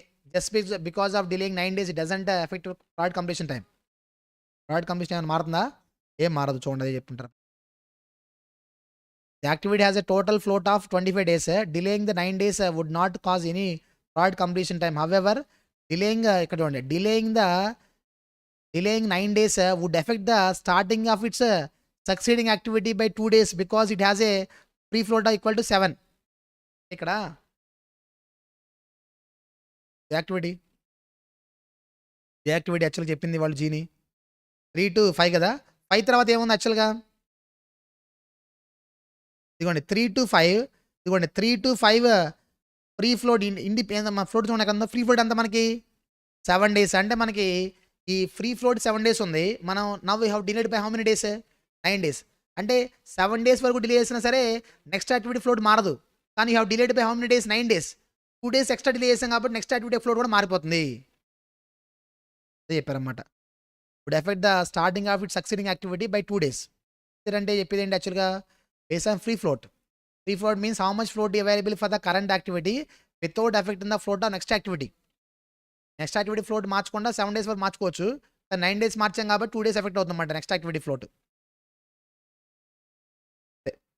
దాని తర్వాత there is a last concept in this particular chapter that is crashing. We are having a topic called crashing. Before discussing what is crashing, you should understand a concept of CPM as well as program evaluation review technique. See, as far as critical path method is concerned, it is used for what? Repetitive projects. For example, I am constructing buildings. I have constructed 100 buildings. 100 buildings కట్టాము. కొత్తగా ఒక building కట్టాలంటే ఎంత time పడుతుందో చెప్పొచ్చా లేదా? ఎందుకంటే అంత ఎక్స్పీరియన్స్ ఉంది కాబట్టి. సో ఈసారి బిల్డింగ్ కట్టక ముందలే మనకి బిల్డింగ్ కట్టాలంటే ఎంత టైం పడుతుంది, ఆ బిల్డింగ్లో ఉన్న ప్రతి యాక్టివిటీ చేయాలంటే ఎంత టైం పడుతుంది, దాంట్లో నాన్ క్రిటికల్ యాక్టివిటీ ఏంటి ముందు చెప్పొచ్చు. That is a critical path method is used for repeated projects. We can ascertain time with certainty. Time ఎంత పడుతుందో ఈజీగా చెప్పొచ్చు. But as far as programme evaluation review technique is concern, it is used for what non repeated projects. Yet we are constructing field, we are constructing buildings. Now we got an order to make a road. కాబట్టి ఈ road వేయాలంటే ఎంత cost తెలుస్తుందా మనకి? లేదు. ఎందుకని that is a new one, కొత్త work కాబట్టి అలాంటి వర్క్ చేసిన ఎక్స్పీరియన్స్ లేదు కాబట్టి ఆ వర్క్ కంప్లీట్ చేయాలంటే ఎంత టైం పడుతుంది అనేది మనం ఎగ్జాక్ట్గా చెప్పలేమండి. కాబట్టి programme evaluation review technique is user for non repeated projects. అంతకుముందు చేసిన ఎక్స్పీరియన్స్ లేదు కాబట్టి టైం ఎంత పడుతుందో చెప్పలేం కరెక్ట్గా. ఒకవేళ టైం ఎంత ఫైండ్ అవుట్ చేయాలంటే we should find out 3 types of times. Time as per pessimistic, time as per optimistic, time as per most likely. 3 types of time estimates are there. So అంటే మనకి అన్ని time as per pessimistic means what, that is a maximum time. అంటే ఒక activity చేయాలంటే ప్రాజెక్ట్లో మనకి in a project we have a multiple activities. On an యావరేజ్గా ఒక యాక్టివిటీ చేయడం కోసం ఎంత టైం పడుతుంది అని మనం ఫైండ్ అవుట్ చేయాలి. ఎలా ఫైండ్ అవుట్ చేయాలంటే అన్ని సిచ్యువేషన్స్ మనకి వర్స్ట్గా వెళ్తే కనుక ఎంత టైం పడుతుంది, అన్ని సిచ్యువేషన్స్ మనకి ఫేర్లో ఉంటే ఎంత టైం పడుతుంది, కొన్ని అడ్వర్స్ కొన్ని ఫేర్గా పడితే ఎంత టైం పడుతుంది అనేది అసర్టైన్ చేస్తాం అనమాట. Because the time is not known with certainty, because you don't know, it is entirely new project, కొత్త ప్రాజెక్ట్ కాబట్టి ఎగ్జాక్ట్గా చేయాలంటే ఎంత టైం పడుతుందో తెలియదు మనకి. అలాంటప్పుడు ఏం చేస్తామంటే that is we have to find out 3 types of times. Time as per pessimistic, time as per optimistic, time as per most likely. So time as per pessimistic అంటే ఏంటి, takes less time or more time. More time. Optimistic means what, everything is done as per the plan. అన్ని situations ఫేవరబుల్గా ఉంటే కనుక మనకు తక్కువ time పడుతుంది. Most likely means it is in between pessimistic and optimistic, based on which we should find out the expected time. So TE, time as expected time is equal to TP plus 4TM plus TP, that is TO divide by 6. We are giving more weightage for likely time. Time as specific ఒకటి, optimistic ఒకటి, that is 4 mostly time. ఎక్కువ చేయడానికి అవకాశం ఉంది కాబట్టి 4 ఇచ్చాం weightage. 4 + 1 + 1 6 కాబట్టి divide by 6 కొడితే we got average time. Like this we have to find out expected time for each and every activity. So base on which we can find out the likely completion time of the project. Project మొత్తం complete చేయాలంటే ఎంత time పడుతుంది అనేది మనం ascertain చేయొచ్చు. ఓకేనండి. దాంతోపాటు we are using certain statistical tools in program evaluation review technique. Because time is not known with certainty, therefore we need to use that is statistical tools like a standard deviation, variance, like a standard normal variant z value. Those statistical tools are used to find out the likely completion time of the project. కానీ అది లేవన్నమాట యాక్చువల్గా. అంతకుముందు old సిలబస్లో ఉండేవి యాక్చువల్గా వీటి మీద ప్రాబ్లమ్స్, కానీ ప్రస్తుతం లేవు యాక్చువల్గా. ఓన్లీ థియరీ కంటే మాత్రం ఒక చిన్న క్వశ్చన్, ఆ థియరీ క్వశ్చన్ రెగ్యులర్ చేస్తూ ఉంటారు అన్నమాట. Difference between PERT as well as CPM. Time కరెక్ట్గా తెలుసు, ఇక్కడ తెలియదు మనకి. స్టాటిస్టికల్ టూల్స్ వాడాల్సిన అవసరం ఉంది పెట్లో, ఇక్కడ అవసరం లేదు, టైం కరెక్ట్గా తెలుసు కాబట్టి. Anyway, then our last topic is what, crashing. What is meant by crashing? Crash is nothing but speed. Let's see, if you are చూడండి, ఒక బిల్డింగ్ కడుతున్నామంటే it takes 12 months time, it takes 1 crore for completion. నా way spend 1.5 crores, I will spend 50% extra. Can I complete the project within before 12 months or not? ఎక్కువ spend చేస్తే నేను తక్కువ టైంలో complete చేస్తాను చేయొచ్చు అనమాట. కాబట్టి so I can complete with in 8 months. It means if you want to speed up this project by 4 months, we need to spend how much extra? 0.5 crores. అవునండి. కాబట్టి the relation between time and cost is what? అంటే మనకి ఏదో ఒక విషయం, ఎక్కువ time పెడితే overall cost పెరుగుతుంది, వేరియేషన్ అనుకోండి. టైం ఎక్కువ అయితే ఎక్కువ కాస్ట్ అవుతుంది, అది వేరియేషన్ జనరల్గా. కానీ మీరు తక్కువ టైం కంప్లీట్ చేయాలన్నా అప్పుడు కూడా కాస్ట్ పెరుగుతుంది అనమాట. ఆలోచించారా పాయింట్ అది? లెట్స్ ఇప్పుడు పాయింట్ ఏంటంటే, we need to complete the project at earliest date. అనుకున్న టైం కన్నా కంప్లీట్ చేయాలి. సో అనుకున్న టైం కన్నా ఎందుకు కంప్లీట్ చేయాలి సార్ అంటే, ప్రాజెక్ట్లో ఉన్న యాక్టివిటీస్ ప్రాజెక్ట్లో ఉన్న యాక్టివిటీస్ అన్నీ కూడా అనుకున్న టైం ప్రకారం కంప్లీట్ అవ్వవు. Definitely some activities gets delay అయితే మిగతా యాక్టివిటీస్ అన్నా మనం స్పీడప్ చేయాల్సిన అవసరం ఉందా లేదా? స్పీడప్ చేయాలి. లేదు, ఫర్ ఎగ్జాంపుల్ ప్రాజెక్ట్ త్వరగా కంప్లీట్ అయిపోయింది అనుకోండి, ఒక 1-2 months ఏమైందంటే ఆ 1-2 months we can invest in another project, దాని నుంచి ఎక్కువ ప్రాఫిట్ అవడానికి అవకాశం ఉంది. That's why we need to speed up the project speed up చేయాల్సిన అవసరం ఉంది.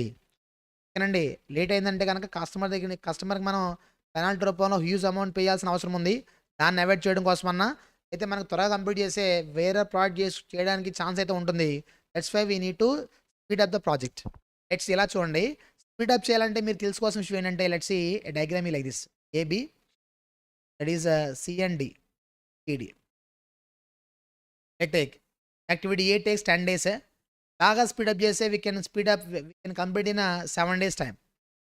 బ్రాకెట్లో పెట్టింది క్రాష్ డ్యూరేషన్, ఇది normal duration. Normally takes 10 days. If you speed up we can complete in 7 days time. It means how many days we can speed up this activity? 3 days. 3 days మనం speedup చేయొచ్చు బాబు. Okay నా point? This take 8 days, we can complete in 6 days. 6 days, 5 days, 4 days, 1 day. Now tell me critical path. First path ఏంటి? AC critical activity ఎంత అండి? 10, 8 అంత 18. Second path ఏంటి? 6, 4, 10. B and D. Critical path is what? First path. First path is what? Critical path. ఇప్పుడు speed up చేయాలంటే నేనేం చేయాలి? Critical activity speed up చేయాలా, నాన్ క్రిటికలా? నాన్ క్రిటికల్ యాక్టివిటీ స్పీడప్ చేసి ఉపయోగం లేదు. ఓకేనండి? CMA బుక్స్ చదివినట్టు ఉంటుంది ఇప్పుడు ఫైనల్ బుక్స్. నాన్ క్రిటికల్ అంత ఇంపార్టెంట్ కదా అవి. మర్చిపోండి అవి వాటి గురించి. మాకు ఆలోచన వస్తే మర్చిపోతాను సార్ అంటారు మీరు యాక్చువల్గా. ఓకే, కరెక్టే. పాయింట్ ఏంటంటే non critical activities are having a chance for making delay. కాబట్టి క్రిటికల్ యాక్టివిటీస్ మీద మీరు ఫోకస్ పెట్టాలి అనండి. కాబట్టి ఇప్పుడు in order to complete the project within the time we should speed up only what the critical activity, that is A and C. ఇప్పుడు do you think the speed up cost of A and C will be the same? 1 day speed up చేస్తే మనకు అయ్యే cost ఒకటే అవుతుందా? For example 10 daysలో complete చేస్తే 10,000 అవుతుంది. 7 daysలో complete చేస్తే కనుక వీ షుడ్ ఇంకా 16,000 అవునా కదా? తక్కువ డేస్ అయితే ఎక్కువ కాస్ట్ అవుతుంది లేదండి. అంటే ఇప్పుడు ఎంత ఎక్స్ట్రా కాస్ట్ అయింది మీకు? 6,000. 6,000 ఇంకా రావడం వల్ల మాకు వచ్చే సేవింగ్ ఏంటి? 10 daysలో అవ్వాల్సింది 7 days అయిపోయింది. అంటే 3 days సేవ్ అయిందా లేదా? ఒక డేకి ఎంత అయినట్టు? 2,000 ఈజ్ స్పీడప్ కాస్ట్. ఒక డే స్పీడప్ చేస్తే ఎంత అయింది మాకు? 2,000. ఇది ఒక డే స్పీడప్ చేస్తే 1,000 అనుకోండి. అంటే మీకు ఏంటి ఇక్కడ? Difference in cost divide by difference in duration will get a crash cost per day, nothing but a speed up cost. ఇక్కడంతా 1,000. Let take this is only 100 rupees, this is only 50 rupees. చెప్పండి అయితే ఏది స్పీడప్ చేయాలి? We need to speed up activity A, B, C or D. ఏం speed up చేయాలి? Wrong answer అంటే ఏం చెప్తారు ఇప్పుడు మీరు? బి చెప్తారంట, సి చెప్తారు. ఓకే, ఇప్పుడు క్రిటికల్ పాత్ ఏంటండి? AC. In order to complete the project earliest date we should speed up only what critical activities first. Focusing on non critical activity doesn't make sense. Non critical activities focus చేస్తే ఉపయోగం లేదు, cost పెరుగుతుంది తప్ప. కాబట్టి మీరు ఏం చేయాలి ఇప్పుడు? We need to speed up only ARC. Among ARC, so వేరే వీఆర్ హ్యావింగ్ లెస్ కాస్ట్. ఇక్కడ 3,000, 2,000 అవుతుంది. ఇక్కడంతా 1,000. ఒక డే స్పీడప్ చేస్తే అయ్యే కాస్ట్ ఎక్కడ తక్కువ ఉంది? సీలో తక్కువ ఉంది. అంటే సీని స్పీడప్ చేయాలి. ఓకేనండి? సీని how many days we are having a chance for making speed up? Normally takes 8 days time. If you speed up we can complete in 6 days. అంటే the scope for crash is what? Only 2 days. 2 days మనం speed up చేయడానికి అవకాశం ఉందా లేదా? కాబట్టి ఇప్పుడు మీరు ఏం చేయాలంటే 2 days స్పీడప్ చేయాలి. కాబట్టి ఫస్ట్ ఏది స్పీడప్ చేయాలో డిసైడ్ చేయాలి. First point is we have to speed up only critical activity. Point number 1. Critical యాక్టివిటీస్లో కూడా ఏది స్పీడప్ చేయాలంటే ఏ క్రిటికల్ యాక్టివిటీ స్పీడప్ చేస్తే తక్కువ కాస్ట్ అవుతుందో దాన్ని స్పీడప్ చేయాలి. Second point, how many days we have to speed up? The difference between normal duration as well as crash duration will get a scope for crashing. ఏదైతే మనం speedup చేద్దాం అనుకున్నామో దాన్ని చూడాలన్నమాట. ఎన్ని డేస్ వరకు స్పీడప్ చేసుకోవచ్చు? ఎన్ని డేస్ ఇప్పుడు వచ్చింది? 2 days కదా. ఫర్ ఎగ్జాంపుల్ ఇప్పుడు నేను అడుగుతున్న క్వశ్చన్ అంటే ఇప్పుడు ఇది 18 కదా. Let take it is what 17 అనుకోండి. ఇప్పుడు ఏమైంది? దీన్ని 2 days స్పీడప్ చేస్తే సీని ఏమైతే అప్పుడు మనకి 16 కాస్త 18 కాస్త 16 అయింది. కానీ ఇది మాత్రం 17 అయిద్దా? అది క్రిటికల్ అవుతుంది. వెరీ గుడ్, మాట్లాడరు. కాబట్టి ఇప్పుడు పాయింట్ ఏంటంటే మీకు ఎన్ని డేస్ టైం ఉంటే అన్ని డేస్ స్పీడప్ చేయడం కాదు. ఎన్ని డేస్కి అయితే మీకు అడ్వాంటేజ్ వస్తుందో అన్ని డేస్ వాటికి స్పీడప్ చేయాలి. Even though we are having a chance to speed up by 2 days, we cannot speed up 2 days because ఈ speed up 2 days you will get benefit only for 1 day. Sir ఏం చెప్తున్నారు sir మీరు?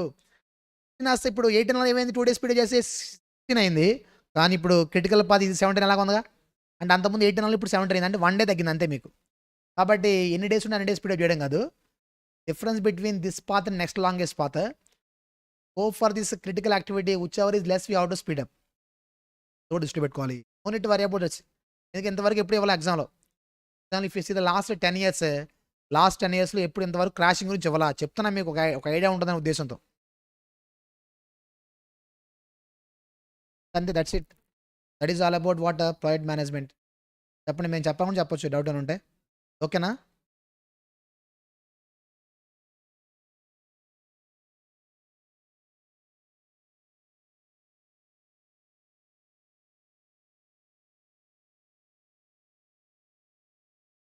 బాబు చెప్తారా doubt అని ఉంటే ఆన్లైన్లో వాళ్ళు?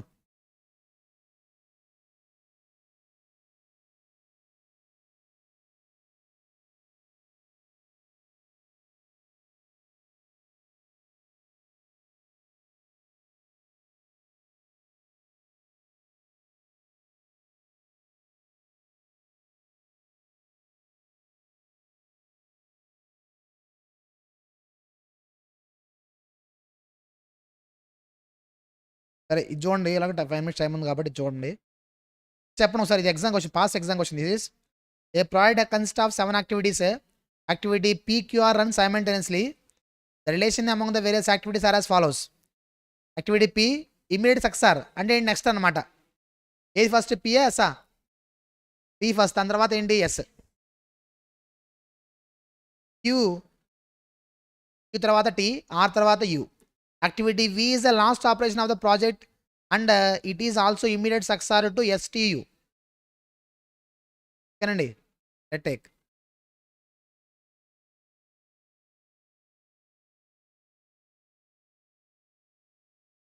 చెప్తారా అయితే ఎలా చేయాలో? యాక్చువల్గా ఇది ఈ లైన్ లేదండి, ఇది యాక్చువల్గా బై మిస్టేక్ వేరే లైన్ పడింది ఇక్కడ. ఇది డ్రా ద డయాగ్రామ్. ఏనంట వి ఎప్పుడు లాస్ట్లో ఉందా లేదా డయాగ్రామ్లో? ఇదిగోండి వి లాస్ట్లో ఉంది, ఇది వి. తర్వాత ఇవి ఏంటి మనకి, ఇట్ ఈస్ ఇమీడియట్ సక్సెస్ అని అవుతుంది మనకి. V is the last operation of the point and immediate successor to STU. అంటే STU తర్వాత వి ఉంది. అంటే వి ముందు, వి కన్నా ముందు ఏమన్నట్టు, ఈ 3 ఉన్నట్టుగా. వి కన్నా ముందర ఏమన్నట్టు, ఎస్ ఉంది, టీ ఉంది, యూ ఉంది. ఓకే. పి ఎప్పుడు, పి తర్వాత ఏంటి, ఎస్. అంటే ఎస్ ముందు పి ఉన్నట్టుగా, పి ఉంది. క్యూ తర్వాత ఎస్, క్యూ తర్వాత ఏమైంది, సక్సెసర్ టీ. టీ కన్నా ముందు ఏమన్నట్టు, యూ ఉన్నట్టుగా. పి తర్వాత యూ, యూ కన్నా ముందు ఆర్ ఉన్నట్టుగా. వచ్చినాయి.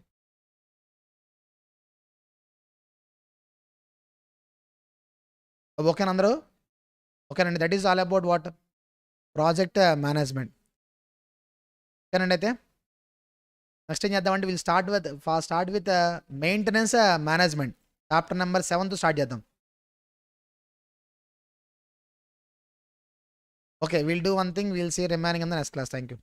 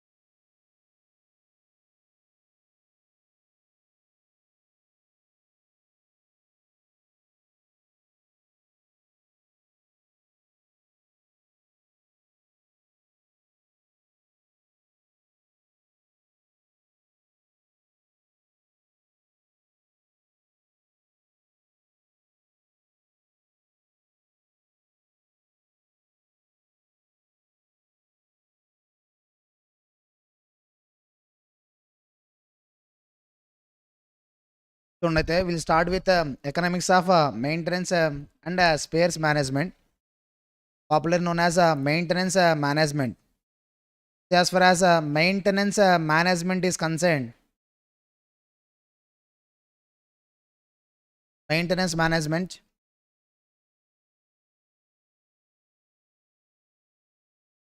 as far as maintenance is nothing but keeping the things ready for use. It means as far as a company is concerned, most of the amount they are investing on what plant and machinery and buildings. So building సంబంధించి అదేవిధంగా బిల్డింగ్లో ఉన్న machines ఏదైతే ఉందో, out of total investment 70-80% of your investment is on what building and plant and machinery. Hence we need to maintain these assets in a good condition. So ఈ plant and machinery ఏదైతే ఉందో, as far as a building is concerned, we need to maintain the building as well as a machinery in a good condition. If we maintain these assets in an optimum working condition, thereby we are having a chance to improve the performance.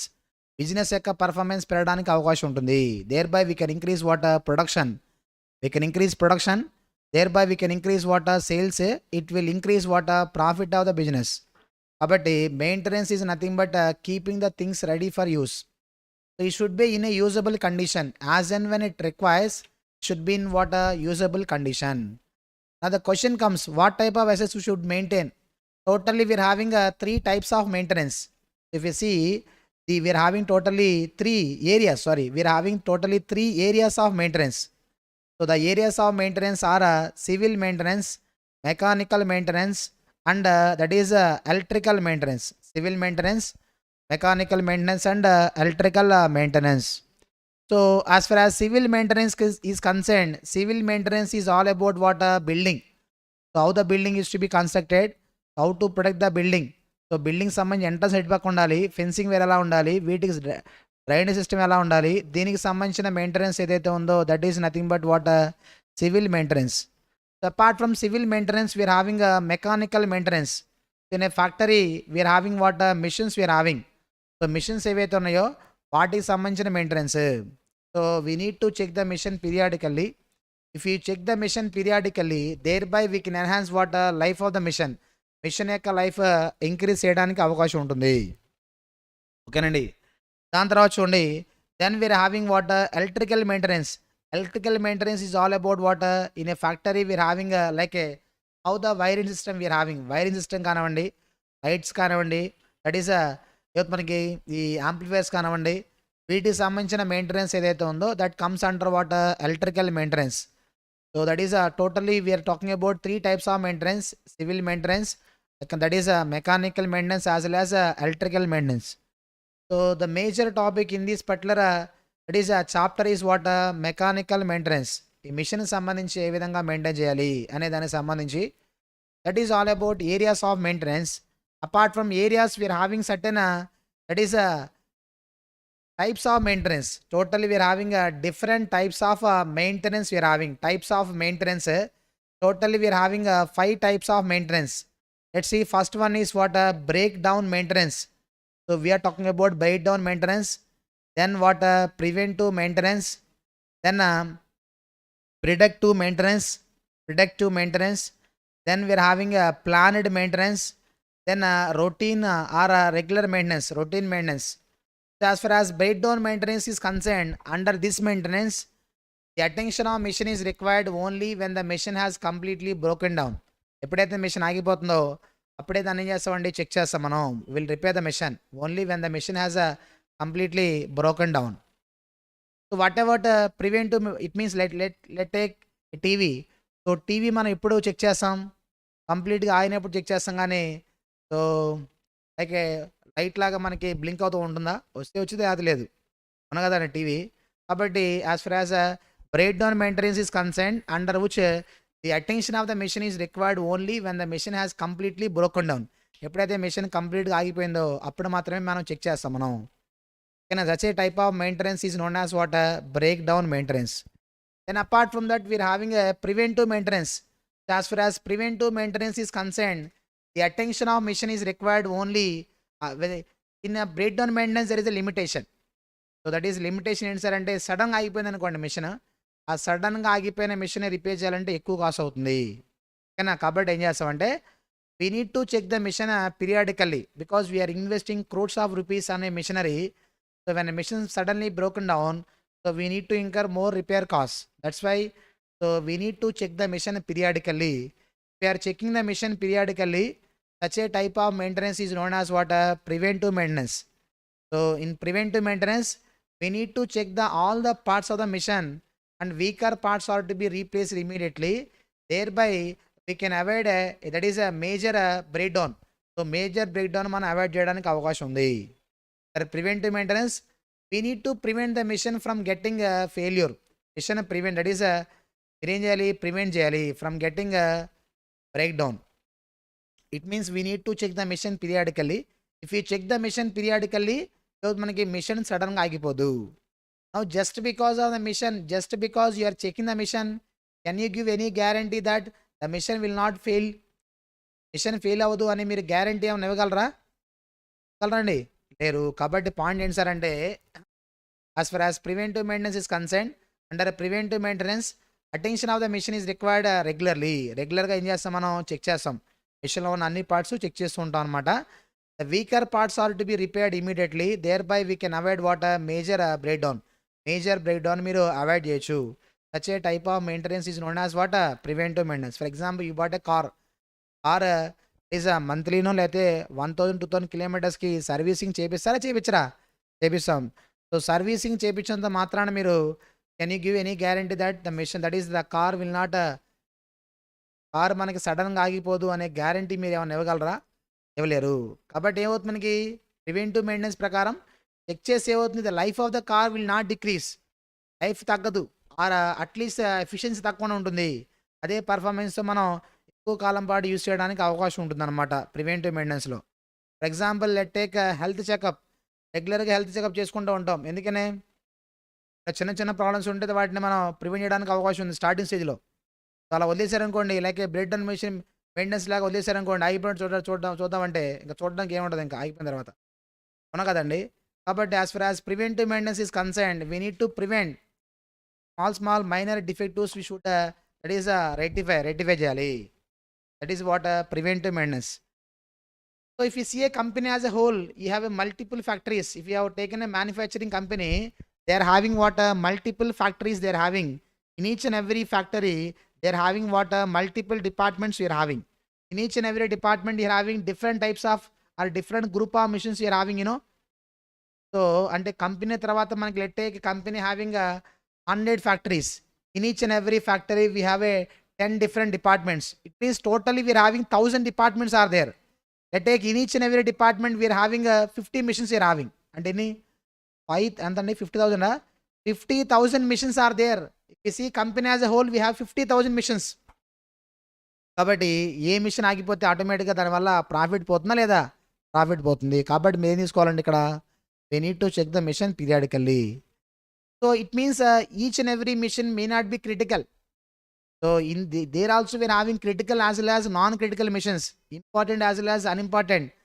Means what ఒక machine ఆగిపోయిందంటే profit పైన direct impact చూపించవచ్చు, profit పైన అంత impact చూపించకపోవచ్చు. కాబట్టి the machines which are so critical for those type of machines we should apply what preventive maintenance.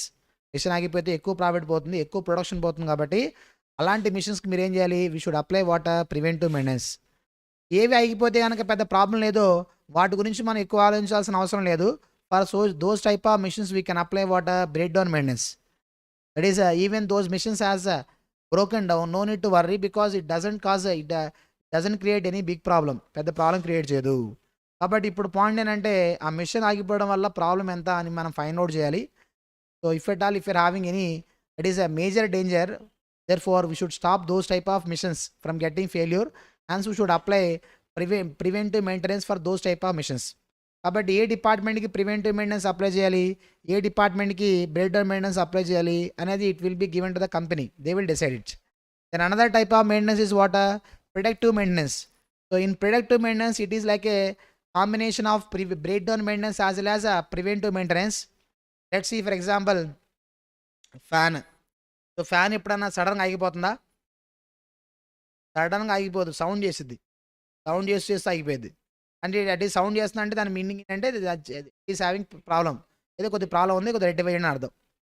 Are if you have taking lift సడన్గా ఆగిపోతుందా, ఏదో సౌండ్ చేస్తుందా లేదా, సౌండ్ చేస్తుంది. కాబట్టి సడన్ ఒక కరెంట్ పోతే మామూలుగా అయితే ఆగదుగా. అంటే మనకి when ever it is having A problem, so problem ఏమైనా ఉందంటే కనుక ఏమవుతుంది మనకు కొద్దిగా ఇంటిమేట్ చేస్తుంది. ఓకేనా. కాబట్టి అప్పుడు ఏం చేయాలి, మనకి we require attention is required. అందువల్ల ఏం చేస్తామంటే we are attaching a small sensitive devices to the machine. So when a machine is feeling it is machine మనకి ఎక్కువ ప్రెజర్కి, దట్ ఈస్ మిషన్లో మనకి ఎక్కువ హీట్ కానివ్వండి, ఎక్కువ ప్రెజర్ వచ్చినప్పుడు ఏం చేస్తామంటే ఒక చిన్న డివైస్ అటాచ్ చేస్తాం. So those device will intimate, ఆ డివైస్ మనకి ఇంటిమేట్ చేస్తాను అనమాట. లైక్ అలారం లాగా సౌండ్ చేయొచ్చు, ఆంప్లిఫైర్స్ లాగా రేటింగ్ చూపించవచ్చు. కాబట్టి ఏమవుతుంది మనకి by those type of indications understand that attention of the machine is what required. So అలాంటప్పుడు మిషన్ మనం ఏం చేస్తాము, in first one break down maintenance. So machine ఆగిపోయేంత వరకు దాన్ని అలా వదిలేయడం కరెక్ట్ కాదు. అలాని ప్రివెంటివ్ మెయింటెనెన్స్లో ప్రతిసారి వీళ్ళు డిస్టర్బ్ చేయడం అది కూడా కరెక్ట్ కాదు. కాబట్టి ఏం చేస్తామంటే it is A combination of what preventive as well as break down maintenance. The attention is required only when it is required. So such a type of maintenance is known as what predictive maintenance, isn't it? Then another type of maintenance is what planned maintenance. Planned maintenance, that is we will plan, that is periodically we'll check the mission. That is periodical check చేస్తాం అనమాట. Will take a period 1 month 2 months check చేస్తాం. దాని ప్రకారం మనం మనకి problem ఏమైనా ఉంటే కనుక వాటిని మనం రీప్లేస్ చేయాల్సిన అవసరం ఉంది. ఇట్ ఈస్ మీన్స్ ఈ ప్రివెంటివ్ మెయింటెనెన్స్లో we should decide the time, ఎంత ఫ్రీక్వెంట్గా చెక్ చేయాలని డిసైడ్ చేయాలి. ప్లాన్డ్ మెయింటెనెన్స్ మనకి periodically will take a decision, 1 month ఒకసారి 2 months ఒకసారి డెసిషన్ తీసుకుంటాం అనమాట. Then we are having a routine maintenance, that is a work to be done while the machine is in operation. Let's take applying greases or oil, that is a work to be done while the machine is in running condition ఉన్న apply చేయొచ్చు. such a type of maintenance is known as what that is a routine maintenance or also known as shutdown maintenance. or ఏం చేస్తారంటే ఒక పీరియాడికల్గా మనకి holidays కానీ Sundays ఉన్నప్పుడు ఆపి ఇలాంటి రొటీన్ మెయింటెనెన్స్ కూడా చేయొచ్చు అనమాట. Or while the machine is in operation itself we can undertake this type of maintenance. Like this we are having totally 5 types of maintenance and 3 areas of what maintenance. So as far as maintenance is concerned, how we are having a departments like a purchase department, sales department, finance department, human resource department, design department, research and development department. In a similar manner for a company also there is one particular department which takes care of this particular maintenance work. Such a department is known as what maintenance department. So maintenance department we are having. So now the company should decide whether this maintenance department should be centralized or decentralized. So that is when it is a small company, everything can be controlled from head office. So if you have a multiple factories, then you may want a decentralized. So for every department or for a couple of factories, you may have what one particular maintenance department. So if it is everything is being controlled from one department or head office, it is known as centralized, or you can what decentralized also. It is a big company having what different departments, and each and every department if you have a group of missions, so then you may require separate maintenance department for each and every factory. Then you may what decentralized. For example, if you have taken RTC పక్కనే workshop ఉంటుంది ప్రతి ఆర్టీసీకి, that is depot ఉంటుందన్నమాట. కాబట్టి వాళ్ళు repairing overall work చేసుకుంటూ ఉంటారు అన్నమాట. కాబట్టి they will decide anyway. So as far as maintenance department is concern, maintenance department you have a multiple departments like a preventive department, maintenance department. We need to purchase spare parts purchase చేయాల్సిన అవసరం ఉంది. Like different types of spare parts are there. Regular spare parts, durable spare parts, capital spare parts. Like we have a different types of spare parts. రెగ్యులర్గా వాడే ఉంటాయి machines, that is spare parts. Like what are, nuts, bolts, oils and greases, all these are used what are less cost, that is మనకి frequently used. రెగ్యులర్గా వాడతాము, తక్కువ cost అనమాట. Those are nothing but what are regular spare parts. Sometimes we are having what are రెగ్యులర్గా వాడడం, అకేషన్గా వాడతాం. Are that is life టైంలో ఎప్పుడు వాడము, ఎప్పుడో స్పెషల్ అకేషన్ మిషన్స్ ఆ స్పేర్ పార్ట్స్ లేకపోతే షట్ డౌన్ అయిపోతామే. దట్ ఈస్ బల్క్గా మనకి కాస్ట్ అవుతుంది అన్నప్పుడు మనకి అలాంటి స్పేర్ పార్ట్స్ ఏవైతున్నాయో those are nothing but what capital spare parts. Like for example regularly will not use. For example like fire extinguishers are there. రెగ్యులర్గా వాడతామా? వాడడం. ఒకవేళ వాడాల్సినప్పుడు లేకపోతే పెద్ద ప్రాబ్లం క్రియేట్ చేయవా. కాబట్టి లైఫ్ టైంలో ఎప్పుడు వాడము, ఎప్పుడన్నా వాడాలన్నప్పుడు దట్ ఈస్ కంపల్సరీ అవుతుంది మనకి. అవి లేకపోతే కనుక ఎక్కువ పెద్ద ప్రాబ్లం క్రియేట్ చేస్తాయి. Like different types of spare parts we are having. Different types of spare parts ఉన్నాయండి మనకి. Sometimes value of spare parts is very less. So అదే రిలయబిలిటీ ఈజ్ వాట్ హైయెస్ట్. ఎక్కువ కాలం పనిచేస్తాయి. ఒకవేళ ఎప్పుడన్నా పోయింది అంటే కనుక it creates what big problem. So అలాంటి మనకి స్పేర్ పార్ట్స్ కూడా different types of spare parts we are having. కాబట్టి the company has to decide how much quantity they should purchase. So ఎంత క్వాంటిటీ పర్చేస్ చేయాలి, how long they should maintain, that is to which supplier they should order. ఏ సప్లయర్కి spare parts order చేయాలి. So that is ఎంత quantity spare parts మనం order చేయాలి, how long we have to store, where we have to store, everything should be planned. అదంతా కూడా మనం plan చేయాల్సిన అవసరం ఉంది. That is even though everything is been planned, because of scarcity of spare parts we are unable to మనకి repair a machine మనం repair చేయలేని అవకాశం ఉంటుంది. కాబట్టి మనం ఏం చేయాలి, ఇక్కడ workers should have a team of group of workers. Is machine repair చేయాలంటే you cannot repair a machine with a single worker.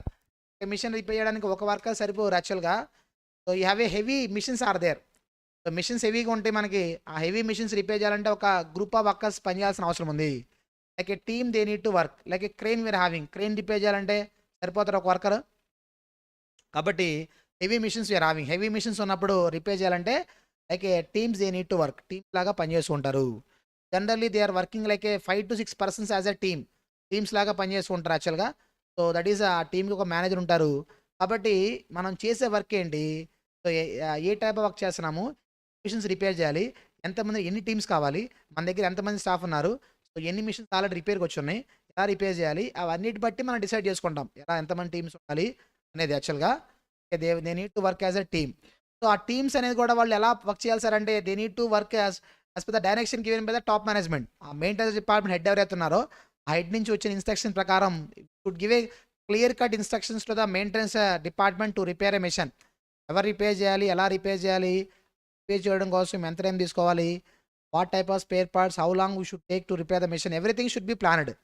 So when there is no planning what happens that is there is a wastage of what resources మనకి wastage అయిపోతాయి.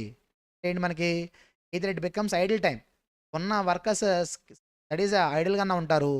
లేదు అంటే కనుక there is a burden to some of the workers. క్రూస్లో కొంతమందికి burden ఎక్కువ ఉంటుంది, కొంతమంది ఖాళీగా ఉంటారు యాక్చువల్గా. For this we require what planning కావాల్సిన అవసరం ఉంది. ఓకేనండి. So how can you plan? It is a preventive maintenance based on the past experience. That is we can find out the likely failure. Anyway you should maintain the records. How the records are to be maintained, you should maintain records for each and every equipment. ప్రతి ఎక్విప్మెంట్కి records maintain చేయాలి. అంటే మనకి ఏ company as a whole you have a like 50,000 machines are there. Should maintain records for each and every equipment wise should maintain the records. Equipment wise records maintain చేయాలి. When the machine has been purchased, so until it is completely broken down, until it is being sold as a scrap, you should maintain the mission, should maintain the record when it has been purchased. So that is first time who has repaired the mission, how he has repaired the mission, how long he has taken to repair the mission, what type of spare parts he has repaired. So what is the next failure, what is the time gap between first failure and second failure, which part is failing frequently. Like this data used to be maintained. When you maintain this particular data, so based on this we can predict the likely failure, what is the next failure, based on which you can ready to repair the mission before its failure, because there is a frequency is based on which you can guess the likely failure by the time you will have been taken to procure the raw material spare parts మొత్తం తెచ్చుకుని ఉంటాం. కాబట్టి అప్పుడు మనం ఇమీడియట్గా repair చేయడానికి అవకాశం ఉంటుంది. ఇమీడియట్గా రిపేర్ చేయాలి అంటే ఫస్ట్ మనకి ఏం కావాలి, ప్లాన్ కావాలి. For this we need to maintain the records are to be maintain for equipment wise. Maintain the records equipment wise what happens sir, కొత్త మిషన్ కొనాలి అంటే కనుక అంతకుముందు పాత మిషన్ ఎలాంటి ట్రబుల్ ఇచ్చింది, ఎంత కాస్ట్ అయింది, స్పేర్ పార్ట్స్కి ఎంత కాస్ట్ అయింది, ప్రొడక్షన్ ఎంత, ప్రాఫిట్ ఎంత, దాన్ని బట్టి ఈసారి ఎలాంటి టైప్ ఆఫ్ మిషన్ కొనాలా వద్దా అని డిసిషన్ తీసుకోవచ్చు అనమాట. కాబట్టి we should maintain the records maintain చేయాలి. వర్కర్కి we should give a training for the employee. ఆ వర్కర్ ఎవరు తీసుకున్నాం మనకి, ఆ వర్కర్కి ఏం చేయాలి, మనం ట్రైనింగ్ ఇవ్వాల్సిన అవసరం ఉంది. Instruction should be passed in a clear cut manner. They should not be any overlap ఉండకూడదు. యాక్చువల్గా ఓవర్లాప్ ఉందనుకోండి ఏమవుతుంది, మనకి రిసోర్స్ అన్ని వేస్ట్ అవుతూ ఉంటాయి. కాబట్టి ఓవర్లాప్ ఉండకూడదు. That is should have a right number of workers to repair the machine. Workers ఎక్కువ ఉన్న ప్రాబ్లం, తక్కువ ఉన్న ప్రాబ్లమే. కాబట్టి మన దగ్గర ఎన్ని మిషన్స్ కొన్నాం, ఫ్యూచర్ కంపెనీ ఎక్స్పాండ్ అవుతుందా, ఎక్స్పాండ్ అవుతుంటే కనుక కొత్త మిషన్ యాడ్ అవుతూ ఉంటాయి, దానికి తగ్గట్టు వర్కర్స్ కూడా కొంతమంది వర్కర్స్ కావాల్సిన అవసరం ఉంది. ఎంతమంది వర్కర్స్ రిక్రూట్ చేయాలి, ఎంతమంది రిక్రూట్ చేస్తున్నారు, ఎంతమంది ట్రైనింగ్ ఇచ్చాం, ఎంతమంది వెళ్ళిపోతున్నారు పాత వాళ్ళు. కాబట్టి ఇవన్నీ కూడా పెండింగ్ వర్క్ ఎంత ఉంది, ఇవన్నీ తీసుకుని base on which we should guess the number of workers required to repair the machine. Then it should give a training how to repair a machine. So while repairing a machine, should not repair the machine as you like, or that is you should repair the machine as per the instruction given by the manufacturer. When you bought the machine, supplier might have been given instruction, whenever there is a problem in the machine like this, you should repair the machine as per the direction given by the supplier of the machine, or that is if at all if you have any instructions from the top management, accordingly you should repair. Or if you are not having any that is instructions, that is manaki based on the past experience, we should repair the machine. So repair చేయాల్సిన అవసరం ఉంది.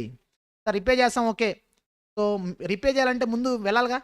That is we are having a maintenance department, we have a break down and ఫ్యాక్టరీలో ఉంది machine రిపేర్కి వచ్చి, అక్కడికి వెళ్ళి repair చేయాలంటే first of all should get an confirmation that so and so machine got failed, please come to the factory and repair a machine. First of all should get an, మనకి ఆ requisition రావాలి అవసరం లేదా.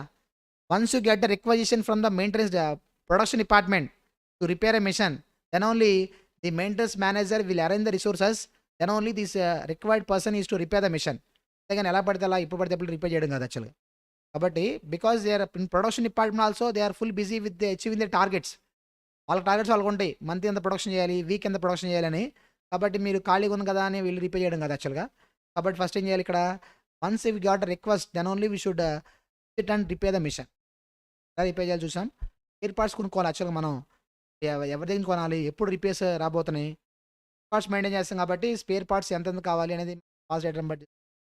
Then only not only that you should see the moment of spare parts, whether the spare parts are what fast moving or slow moving, ఫాస్ట్గా move అవుతున్నాయా స్లోగా move అవుతున్నాయా. That is రెగ్యులర్గా పోయే స్పేర్ పార్ట్స్ ఏవైతున్నాయో those are nothing but fast moving spare parts, those are to be replace immediately. Then the spare parts are slow moving, no need to replace immediately. Now the point is what how much quantity or timing of purchase we are talking about. If these are fast moving, should replace what periodically, otherwise is we can defer the payment purchase of what spare parts. That is all about what spare parts as well as repair. In a company I told you that is multiple departments are there. It means preventive maintenance department ఒకటి, break down department ఇంకోటి, spare parts purchase department ఒకటి, spare parts store చేసే department వేరే వాళ్ళు. కానీ like we are having what multiple departments are there in the maintenance department self. Maintenance డిపార్ట్మెంట్లోనే ఇలా multiple departments work చేస్తూ ఉంటాయి అనమాట యాక్చువల్గా. ఓకేనండి. తర్వాత బిఫోర్ ప్లానింగ్ ఏ మెయింటెనెన్స్, అంటే మనకి ప్లానింగ్ చేయాలి కదా యాక్చువల్గా.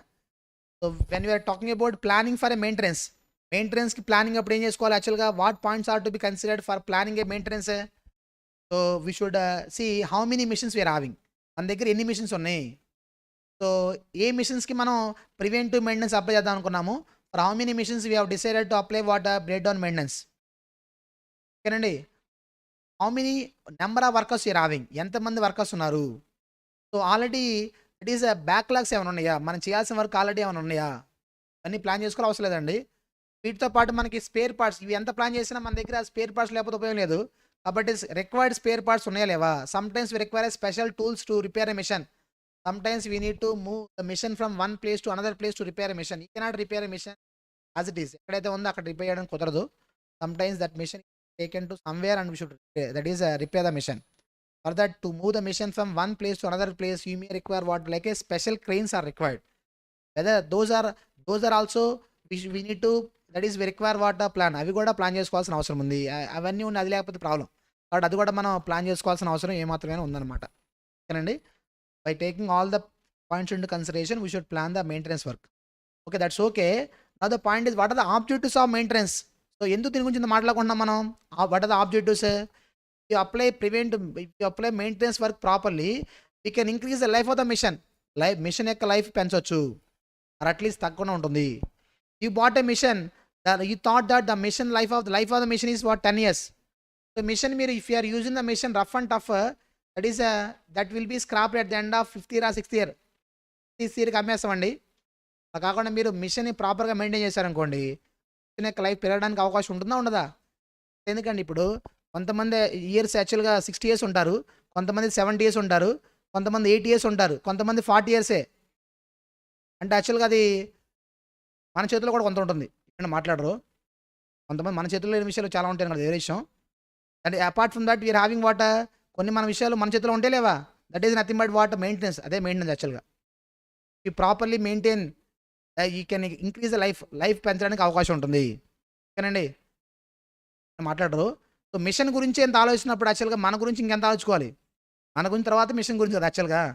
అవునా, ఈ మనం అనేది ఒకటి ఉంటే అప్పుడు మిషన్ తర్వాత నేను మాట్లాడరు యాక్చువల్గా.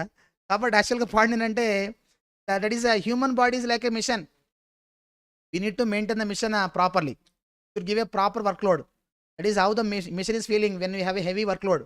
మిషన్కి ఎక్కువ వర్క్ లోడ్ ఉన్నప్పుడు ఎలా ఫీల్ అవుతుందో, so the body also will feel like that only. అండి మనకు మాట్లాడరు. ఫర్ ఎగ్జాంపుల్ యాక్చువల్గా పెద్ద సబ్జెక్ట్, యాక్చువల్గా దీనికన్నా పెద్ద సబ్జెక్ట్ యాక్చువల్గా అది. ఎనీవే యాక్చువల్గా ఫర్ ఎగ్జాంపుల్ మీరు హ్యావింగ్ ఏ పాయింట్ ఏంటంటే హెవీ గురించి మాట్లాడుతున్నాను. యాక్చువల్గా మీరు హ్యావింగ్ లిమిటేషన్, అంటే ఒక డేకి ఎన్ని తీసుకోవాలి అనే లిమిటేషన్ ఉంటుంది కదా. మనం ఎక్కువ తీసుకున్నాం అనుకోండి, మన బాడీలో ఉన్న organs that is has to work over time కూడా పని చేయాల్సిన అవసరం ఉంటుంది అనమాట. రెస్ట్ తీసుకుంటాం కదా నైట్ పూట, అవి రెస్ట్ ఆర్గాన్స్ కూడా పని చేస్తూ ఉంటాయి అనమాట. డబల్ షిఫ్ట్, త్రిబుల్ షిఫ్ట్ పని చేస్తూ ఉంటాయి యాక్చువల్గా. ఆటోమేటిక్ ఒక ఆర్గానికి ఒక లైఫ్ ఉంటుంది, ఇది ఇలా పని చేసింది, ఈ లైఫ్ ఎంత అని ఉంటుంది యాక్చువల్గా. కానీ మనం ఓవర్ టైం చేపిస్తే దాని యొక్క లైఫ్ తగ్గిపోతుంది, ఆర్గాన్ మీద ఇంకో దాని మీద ఓవరాల్గా లైఫ్ మీద పడుతుంది అన్నమాట ఎఫెక్ట్. మాట్లాడరు. కాబట్టి యూ షుడ్ మెయింటైన్ ప్రాపర్గా మెయింటైన్ చేయాల్సిన అవసరం ఉంది. ఎంత కావాలి, మనం చేసే పని ఏంటి, దాన్ని బట్టి మనం తీసుకోవాల్సిన అవసరం ఉందన్నమాట. ఓకే, అది యాక్చువల్గా మిషన్ గురించి వచ్చింది కూడా చెప్తున్నా యాక్చువల్గా. Anyway come back to the machine. కాబట్టి we need to maintain the machine properly. Machine ప్రాపర్గా మెయింటైన్ చేయాల్సిన అవసరం ఉంది యాక్చువల్గా. If you maintain the machine properly, what happens, we can increase the life of the machine. We can increase the life of the machine. At least ಇವತ್ತು మనకి mission life తగ్గకుండా చూడొచ్చు అండి. అవునా, 10 ఇయర్స్ వాడాం. కొంతమంది చూడండి, మీరు వాడుతున్నారు యాక్చువల్గా, బ్యాగ్లు వాడుతున్నారు యాక్చువల్గా, కాలేజ్ బ్యాగ్. ఇంటర్మీడియట్ ఫస్ట్ ఇయర్లో కొన్నారు, ఫస్ట్ ఇయర్ వాడారు, సెకండ్ ఇయర్ వాడారు, ఫౌండేషన్ వాడారు. చూస్తే సెకండ్ ఇయర్, దట్ ఈస్ ఇంటర్లో కూడా అదే ఇప్పుడు సిఏ ఇంటర్లో కూడా అదే బ్యాగ్ వాడుతున్నారు. చూస్తే ఫైన్ కూడా వచ్చేటట్టు ఉంది. అవునా, కాబట్టి it depends upon how you have been maintain. మనం దాన్ని ఎలా మెయింటైన్ చేస్తామనే దాన్ని బట్టి ఉంటుంది. యూ బాట్ ఏ వాచ్ కొన్నారు మీరు, కొన్నప్పుడు అనుకున్నారు యాక్చువల్గా 1 ఇయర్ వాడదాము, తర్వాత కొత్త వాచ్ ఇస్తున్నాం అనుకున్నారు. 1 ఇయర్ వాడారు, 2 ఇయర్స్ వాడారు, 2-3 ఇయర్స్ వచ్చేటట్టు ఉంది. వచ్చేటప్పుడు ఉంటే పాడేస్తారా మీరు? లేదు కదా, వాడతాం కదా. And it's the point is it purely depends upon how we have been maintain. దాన్ని ఎలా మెయింటైన్ చేస్తాం దాన్ని బట్టి దాని యొక్క లైఫ్ డిపెండ్ అవుతుంది అనేది పాయింట్ చెప్పాల్సింది యాక్చువల్గా. Then we can increase the performance of the machine యొక్క పర్ఫార్మెన్స్ పెరగడానికి అవకాశం ఉంది. So as and when the machine becomes older and older, that is ఏమవుతుంది, ఆటోమేటిక్గా ఏమవుతుంది, మిషన్ యొక్క లైఫ్ తగ్గిపోతుందా లేదా? సో మిషన్ యొక్క పర్ఫార్మెన్స్ తగ్గిపోతుంది యాక్చువల్గా. లైఫ్ పెరుగుతున్న కొద్దీ that is maintenance cost will increase and the performance production of the machine that is go on decrease. దాన్ని మనం కొంతవరకు తగ్గించడానికి అవకాశం ఉంది. అంటే మనకి ఒరిజినల్ మిషన్ కొన్నప్పుడు ఎంత పర్ఫార్మెన్స్ ఉందో అంత పర్ఫార్మెన్స్ ఉండకపోవచ్చు, but definitely if you maintain the machine that is మనకి అంత ముందుతో కంపేర్ చేస్తే డెఫినెట్గా కొంత పర్ఫార్మెన్స్ బెటర్గా ఉండడానికి అవకాశం ఉంది. మాట్లాడరు. దట్ ఈస్ 10 ఇయర్స్ అనుకున్నాము, మీరు ప్రాపర్గా వాడకుండా ఉంటే 6 ఇయర్ కల్లా పోతుంది. అంటే ఇప్పుడు మనం ప్రాపర్గా యూజ్ చేయడం వల్ల 10 ఇయర్స్ వచ్చిందిగా. అంటే ఈ 4 ఇయర్స్ మీరు ఫ్రీగా వాడినట్టుగా, 4 ఇయర్స్ మీరు కొత్త ఇన్వెస్ట్మెంట్ లేకుండా వాడినట్టుగా. అంటే we can avoid extra investment. So we can avoid extra investment you can avoid చేయొచ్చు. నేను మాట్లాడరు. Not only that, you can we can decrease cost of ప్రొడక్షన్గా తగ్గించవచ్చు. ఎలా తగ్గించవచ్చు? Since there is a increase in production పెరుగుతుంది, cost తగ్గుతుంది. Maintenance cost decrease or not. మీరు ప్రాపర్గా మెయింటైన్ చేస్తే, ఎప్పటికప్పుడు మీరు ప్రాపర్గా మెయింటైన్ చేస్తాను కాబట్టి మెయింటెనెన్స్ కాస్ట్ తగ్గుతుందండి. సడన్గా అయిపోయిన మిషన్ రిపేర్ చేసేప్పుడు ఎంత కాస్ట్ అవుతుందో, రెగ్యులర్గా చెక్ చేస్తున్న మిషన్ కూడా అదే కాస్ట్ అవుతుందా? అవదు. రెగ్యులర్గా చెక్ చేస్తున్నప్పుడు చిన్న ప్రాబ్లమ్స్ మనం మైనర్ డిఫెక్ట్స్ ఇమీడియట్గా రెక్టిఫై చేస్తాం కాబట్టి that doesn't create any big problem. Thereby we can minimize indirect cost, that is maintenance repair cost తగ్గించవచ్చు. కాబట్టి కాస్ట్ తక్కువ, ప్రొడక్షన్ ఎక్కువ, ఆటోమేటిక్గా అవుతుంది cost of production per unit decreases. Thereby you can increase profit పెరగడానికి అవకాశం ఉంటుంది. ఓకేనండి పాయింట్ అది. కాబట్టి all these are objectives of proper maintenance. Not only that, we can deliver the product to the customer in time. Customer ఇచ్చిన time లోపు delivery చేయడానికి అవకాశం ఉంటుంది. When you maintain the machine in a good condition, you are having a greater chance to meet your commitment. కస్టమర్కి ఇచ్చిన commitment in 1 month 2 months 3 months time ఇస్తాం కదా, ఆ టైం లోపల డెలివరీ చేయడానికి అవకాశం ఉంటుంది. Not only that, we can that is we can maintain the quality when the orders are rush. So there will be a compromise in the quality of the products. No rush here because the working the highest reliability. Machine రిలయబుల్గా పనిచేస్తుంది కాబట్టి అంత rush అవ్వాల్సిన అవసరం ఏమాత్రం కూడా లేదు.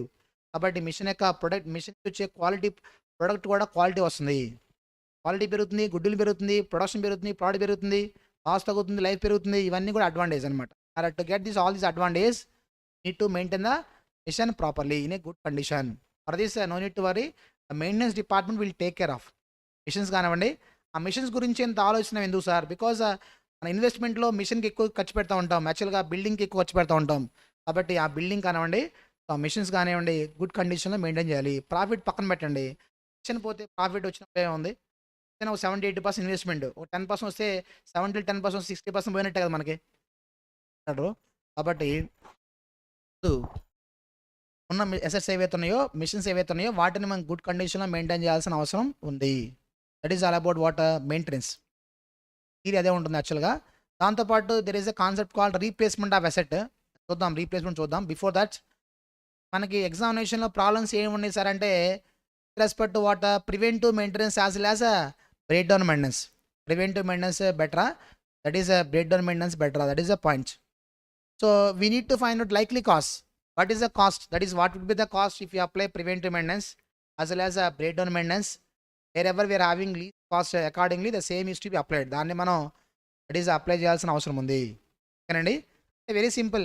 రెగ్యులర్గా చెక్ చేయాలి మిషన్ని, అయితే మిషన్ ఆగిపోయినప్పుడు చూడాలి. అదే క్వశ్చన్. ఇంకా మిషన్ ఆగినప్పుడు చూస్తే ఎంత కాస్ట్ అవుతుంది, రెగ్యులర్గా చెక్ చేస్తే ఎంత అవుతుంది. సో రెగ్యులర్గా చెక్ చేసినంత మాత్రాన మిషన్ ఆగదు అనే గ్యారంటీ మీరు ఇవ్వగలరా? లేదు, ఆగిపోతుంది. కానీ మీరేం చేయొచ్చు, ఒకసారి ఆడడానికి రెండోసారి ఆడడానికి మధ్యలో టైం గ్యాప్ ఎక్కువ ఉంటుంది అనమాట. It means number of break downs come decrease. Total break downs తక్కువ ఉంటుంది. టోటల్ బ్రేక్ డౌన్స్ తగ్గిందంటే ఒక బ్రేక్ డౌన్కి వేరే బ్రేక్ డౌన్కి మధ్యలో గ్యాప్ పెరిగినట్టే కదా. We can expand the life of the life పెంచడానికి అవకాశం ఉంది. ఒక ఫెయిల్యూర్కి మధ్యలో ఫెయిల్యూర్కి నెక్స్ట్ ఫెయిల్యూర్కి మధ్యలో ఆ టైం గ్యాప్ మనం వీ కెన్ ఎక్స్పాండ్ చేయడానికి అవకాశం ఉంది. కాబట్టి ఆ టైం గ్యాప్ ఎక్స్పాండ్ చేసి ప్రివెంటివ్ కాస్ట్ రెగ్యులర్గా చెక్ చేయాలా, లేదా వదిలేసి బ్రేక్ డౌన్ కాస్ట్ ఇంకా రావాలి? That is a question. రెగ్యులర్గా చెక్ చేయాలా, దట్ ఈస్ మిషన్ ఆగినప్పుడు చెక్ చేయాలా, అదే question actual. What about what that is preventive maintenance versus break down maintenance చూద్దామండి ఇప్పుడు యాక్చువల్గా మనం.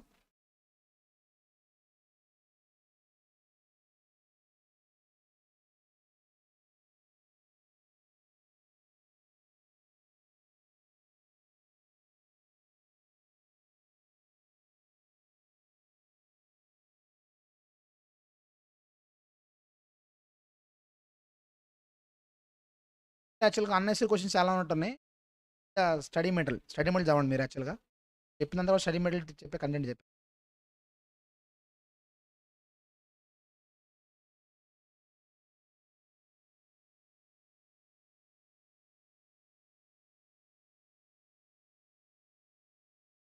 This particular chapter there are 3-4 regularly asking questions.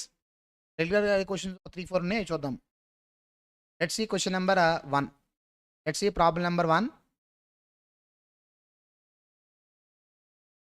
A workshop has 20 identical missions.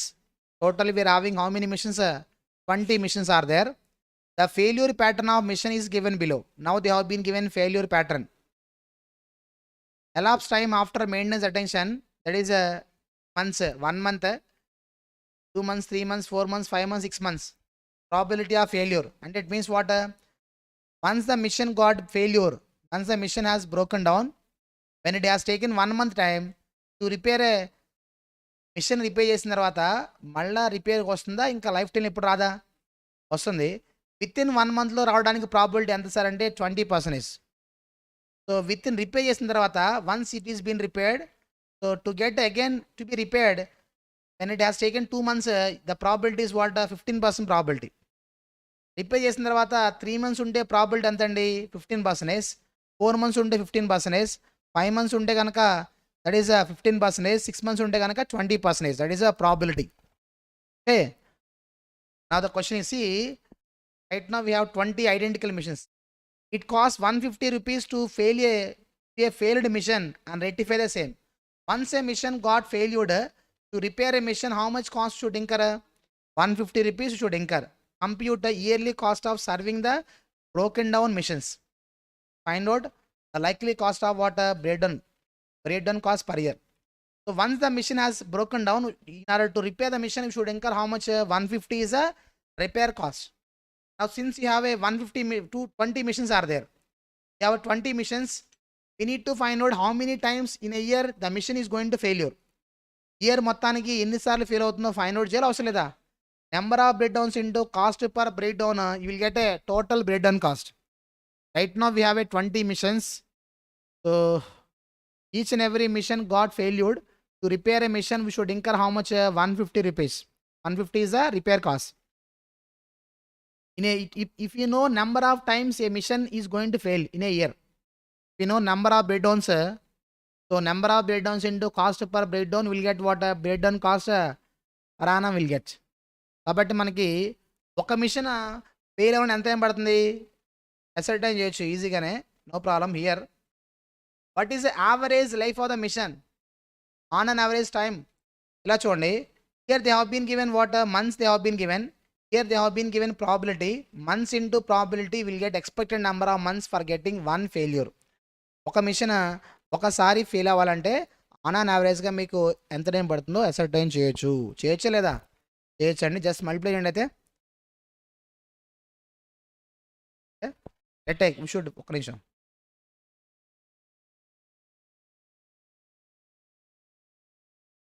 Take problem number 1. The expected time, expected life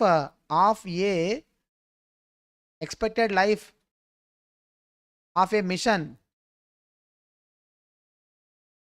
for getting one failure. Is that expected life of a mission for getting one failure? ఒక machine ఒకసారి fail అవ్వాలంటే ఎంత time పడుతుంది? ఏం లేదు, months into probability. Months into what? Probability. Let take first month probability 20%. దాని probability చూడండి ఒకసారి, 0.2 అంటే 20%. 2 months into 15% probability. 3 months into 15%. 4 months into 15%. 5 months into 15%. బాబా ఆన్లైన్లో వాళ్ళు ఓకేనా? Plus 6 months into how much? 20%. Let take summation of it. 3.5 months. 3.5 months is nothing but what? On an average. A mission takes 3.5 months time to repair, to be repaired again. Machine repair చేసిన తర్వాత మళ్ళీ repair రావాలంటే time ఎంత పడుతుంది? 3.5 months. Anyway the life is only 6 months. 6 months డెఫినెట్గా ఒకసారి వస్తుంది. On an average చూస్తే కనుక if you have taken average, it takes how much time? 3.5 months to get one machine for number of breakdowns of a machine equal to అంత మనకి 1 time. Each and every machine gets 1 failure for 3.5 months. ఒకసారి వస్తుంది అనమాట. ఇప్పుడు 3.5 monthsకి ఒకసారి వస్తుంది failure. ఎన్ని machines? ఒక మిషన్, అన్ని మిషన్ కలిపా? One machine takes 3.5 months for getting 1 failure. చేద్దాం 12 కదా యాక్చువల్గా, divide by 12 divide by 3.5. Let take number of breakdowns per annum. Number of breakdowns per annum per mission is equal to చూడండి, it is the mission is going to failure one time for 3.5 months, isn't it? 3.5 months ఒకసారి fail అయితే in a year we are having 12 months. How many? What are the likely failures? 3.4285 times. Anyway, you are not having any fraction of failures. Fail అయితే fail అవ్వాలి, లేకపోతే లేదు. For competition convenience we are taking the fraction also into consideration, isn't it? ఒకసారి fail అయితే ఇది one machine is going to failure for 3.4285 times. Now how many machines you have? 20 missions are there. Therefore total number of breakdowns, see, one mission is going to failure, total breakdowns per annum. One mission is going to failure for 3.4285 times. Like we have a 20 missions you have, you know. So 20 missions means how many times all missions are going to failure? 68.57. Sorry, 68. 68.568 times. Okay, 571 times. Let's take a breakdown cost. How to get breakdown cost? Breakdown cost per annum is equal to number of breakdowns into cost per breakdown. Number of breakdowns into cost per breakdown.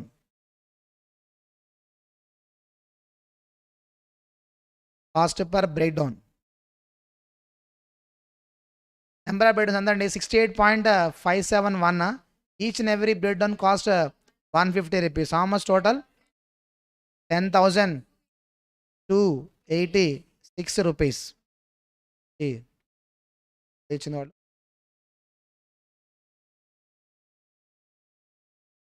యాక్చువల్గా each అంటే theory అనేది మనకి project management theory అడుగుతారు, దాంతోపాటు maintenance management కూడా theory అడుగుతారండి. Anyway come to the point. Okay, నీ question months into probability will get months question.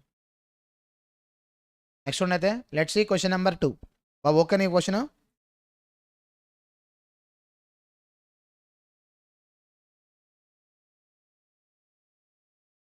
Let's see question number 2.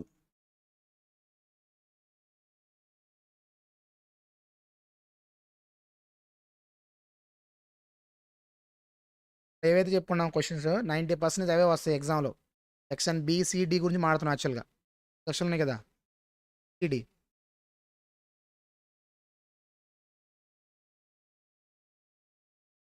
Let's see problem number 2. చూడండి అయితే, PKR company has kept records of breakdown of its missions for 300 days work, that is work year, as shown below. Number of breakdowns, that is 0, 1, 2, 3, 4. Frequency in failure, frequency they have been given 40, 150, 70, 30, 10. Total how much? 300 days. Now the point is, the form estimates that for each breakdown cost 650 rupees. Each and every time a mission broken down should incur 650 rupees to repair a mission, isn't it? It is considering the adopting a preventive maintenance program. It would cost 200 rupees per day and limit the number of breakdowns to an average of 1 per day. Other point you should understand is what, you know. So each and every time a failure occurs should incur how much? 650. It is considering adopting the preventive maintenance program. The company is considering to implement what? Preventive maintenance. If you apply preventive maintenance, what happens, you know, this would cost 200 rupees per day. If you apply preventive maintenance, you should incur 200 rupees per day. How many days are there in a year? 300. Fine, one question. 300 days into 2, that is 200 rupees. 60,000 you should incur. Apart from that, and limit the number of breakdowns to an average of 1 per day. You apply preventive maintenance. Because of applying preventive maintenance, number of breakdowns decrease or increase? Preventive maintenance apply చేసే missions breakdown తగ్గుతుందా పెరుగుతుందా? తగ్గుతుంది. You can limit the number of breakdowns to 1 per day. ఒక డేకి 1 చేయొచ్చు. What is expected? That is annual savings from preventive maintenance program. Preventive maintenance apply చేస్తే మనకు వచ్చే సేవింగ్ ఎంత, అది క్వశ్చన్. సేవింగ్ ఎంత అని మనం ఫైండ్ అవుట్ చేయాలంటే we should find out likely cost of breakdown cost as well as what preventive cost. Preventive కాస్ట్లో ఎంత అవుతుంది, బ్రేక్డౌన్ కాస్ట్లో ఎంత అవుతుందో తెలిస్తే దాన్ని బట్టి ఏం చేయొచ్చండి, మనం టోటల్ కాస్ట్ ఎంతో అసర్టైన్ చేయొచ్చు, అవునా కదా. కాబట్టి లెట్ టేక్, కాబట్టి we should find out breakdown cost as well as preventive cost. So they have been given for 8 marks. They have been given question actually.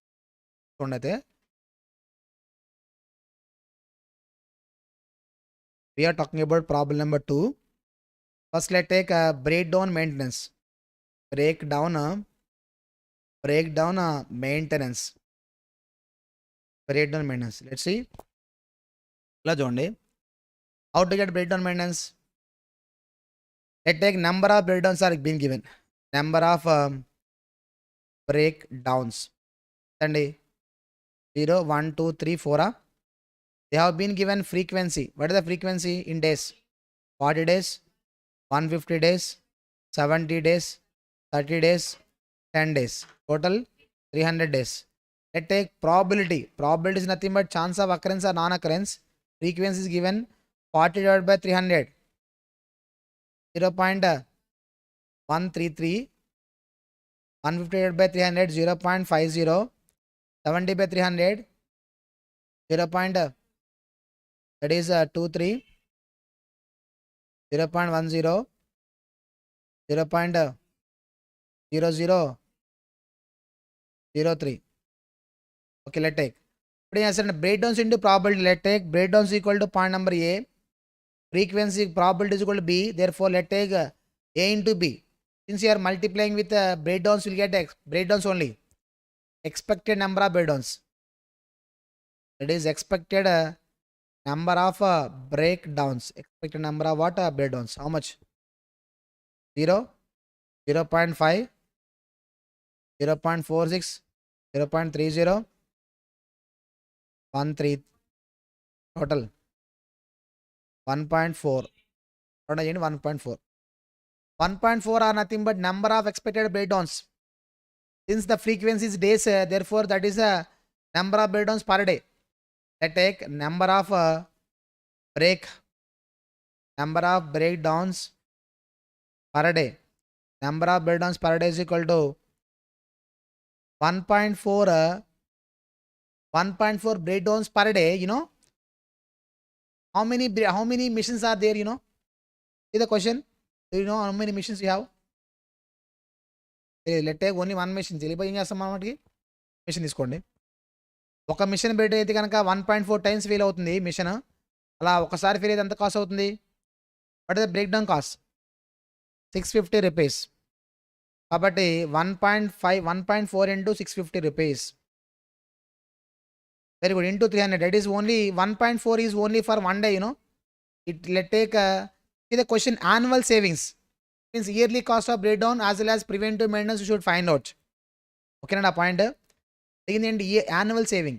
Year మొత్తానికి బ్రేక్డౌన్ కాస్ట్ ఎంత, year మొత్తానికి preventive maintenance cost ఎంతో మనం ascertain చేయాలి. ఓకేనండి ఆ point. కాబట్టి ఎంత? 2,73,000 breakdown cost. Let take preventive maintenance cost. Preventive maintenance policy. Preventive maintenance equal to what is the preventive cost? Preventive cost is equal to, because of applying preventive maintenance, limit the number of breakdowns to, what is the preventive cost? 200 rupees per day. 200 rupees per day into how many days? 300 days. 60,000. అంతే ఇంకా అయ్యేది? No. Breakdown cost. Because of applying preventive maintenance, you will not incur any breakdown cost. No. Preventive cost incur అయినా సరే so మీరు guarantee ఇవ్వలేరు కదా, ఎప్పటికప్పుడు fail అవుతుందా లేదా? ఫెయిల్ అవుతుంది. Let take break down cost. So we can decrease the number of break downs. So earlier it is taking how much time? That is 1.4 times per day it is going to fail. But because of applying preventive maintenance, we can reduce the number of break downs from 0.2 to 0.4 to 1. Benefit is only 0.4. Okay. అవునా చెప్పారు వాడు వాళ్ళు. And limit the number of break downs to average of 1 per day. కాబట్టి 1 into 1 కదా into 300 days into every time FL out ఇంకా 650 rupees. ఎంత అండి? 1,95,000 is the cost. What is the total preventive cost? 2,55,000. If you apply preventive maintenance, the cost is only 55,000, 2 lakh. Whereas here 2,70,000. What is the likely saving? 18,000 is a savings due to preventive maintenance. That is savings in cost due to preventive maintenance is equal to 18,000 rupees. Cost savings due to what? Preventive maintenance equal how much it is? 18,000 rupees. That is a point. కాబట్టి ఇది ఇందాక question చేసింది ఏంటి? యాక్చువల్గా break down cost ఎంత? ఈ question ఏంటి? Break down బెటరా ప్రివెంటివ్ బెటరా? ఓకేనండి. ఒక మోడల్ యాక్చువల్గా, అదొక first question model, second question కూడా వేరే మోడల్ యాక్చువల్గా. Anyway question number 3 exactly same, numbers మార్చడం యాక్చువల్గా. That is also given for 10 marks in exam.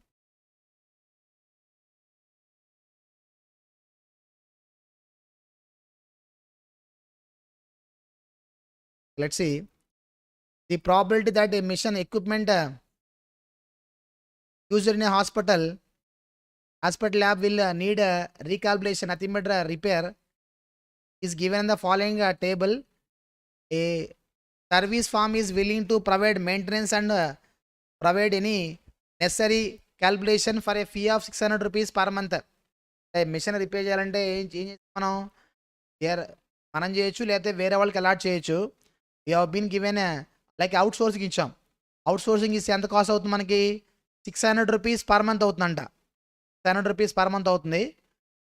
Recalibration cost 300 rupees per time. లేదు మనం రిపేర్ చేసాం అనుకోండి, ఎంత అవుతుంది రిపేర్ కాస్ట్? 300 అవుతుంది. Which approach would you most cost effective? Recalibration as needed or service contract? మనం చేయాలా లేకపోతే సర్వీస్ కాంట్రాక్ట్కి అలాట్ చేయాలా? ఫర్ ఎగ్జాంపుల్ మనకి ఏసీస్ ఉన్నాయి, ఏసీస్ అన్ని రిపేర్కి వచ్చినప్పుడు మనమే రిపేర్ చేయాలా లేకపోతే ఆ వర్క్ అంతా కూడా వేరే వాళ్ళకి కాంట్రాక్ట్కి ఇవ్వాలి? అది క్వశ్చన్ యాక్చువల్గా. అలాంటి క్వశ్చన్ అనమాట. హాస్పిటల్ ల్యాబ్ కూడా అదే పరిస్థితి యాక్చువల్గా. So they have been given number of recalibrations 0, 1, 2, 3, 4, probability of occurrence. Multiply ఎంత వచ్చింది? 2. Just you should multiply the, take summation of it. 2.22 is nothing but number of breakdowns. Recalibration nothing but breakdowns. When a breakdown occurs, you should incur how much? Breakdown cost 300 rupees per time. Into 300 ఎంత? 666 you should incur. Whereas if you are giving for outsourcing ఎంత అవుతుంది? Outsourcing servicing ఇస్తే కనుక 600 అవుతుంది. మనం చేయడం బెటరా సర్వీస్కి ఇస్తే బెటరా? అదే ఇవ్వండి.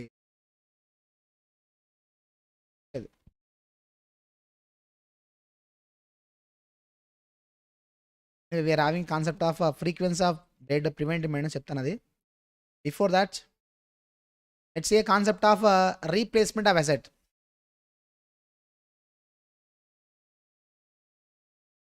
That is replacement of asset. Asset కొన్న తర్వాత రీప్లేస్ చేయాలి అవసరం లేదా? We are having a life. So ఎలాగైతే మనకి లైఫ్ ఉందో in a similar manner we are having a life for the machines also. So as and when the machine becomes older and older, so life field that is the maintenance cost increase. Machine యొక్క life పెరుగుతున్న కొద్ది ఏమవుతుంది? Maintenance cost పెరుగుకుంటూ వెళ్తుంది. Performance పరిస్థితి ఏంటి? Machine యొక్క performance తగ్గుతుందా లేదండి? ప్రొడక్షన్ తగ్గిపోతుంది. Even if the scrap value also what decreases. First year అమ్మితే ఒక స్క్రాప్ వస్తుంది, సెకండ్ ఇయర్ ఎండింగ్ అమ్మితే ఒక స్క్రాప్ వస్తుంది, థర్డ్ ఇయర్ ఎండింగ్ వస్తే కనుక ఇంకో స్క్రాప్ వస్తుంది. స్క్రాప్ వాల్యూ తగ్గుతుందా పెరుగుతుందా? స్క్రాప్ వాల్యూ తగ్గుతుంది, రిపేర్ కాస్ట్ పెరుగుతుంది, ప్రొడక్షన్ రేట్ పడిపోతూ ఉంటుంది అనమాట. By taking all the factors in to consideration you may decide before we should replace asset before it is expiry date. 10 years అనుకోండి, 10 years కన్నా ముందే దీనికన్నా వేరే మిషన్ తీసుకోవడం బెటర్ లాగా ఉంటుంది అని అనిపించవచ్చు అనమాట మీకు. ఆ డేట్ మనం ఫైండ్ అవుట్ చేయాలి. Isn't it? For example you bought a car కొన్నాం, కొత్త కారు. చెప్పండి ఎంత కాస్ట్? ఎంతంట? 10 lakhs. చిన్న కారు కొందాం అంటే మనకి మెయింటెనెన్స్ కాస్ట్ ఎక్కువ అవ్వాలి. అది చిన్న కారు కొంటే ఎక్కువ మెయింటెనెన్స్ కాస్ట్. 5 lakhs పెట్టి కొన్నాం, అవునండి. నాన్న కొన్నామంట, తక్కువే కదా. Like let take you bought మీ కార్ ఫర్ 5 lakhs. ఓకేనండి. లెట్ టేక్ ఇది తీసుకోండి, ఇంకా బాగుంటుంది. Let take you bought second hand car, ఇంకా ఎక్కువ మెయింటెనెన్స్ కాస్ట్. ఏంటంటే మాట్లాడరు. ఓకే, 5 lakhs పెట్టి కొన్నాం మనం.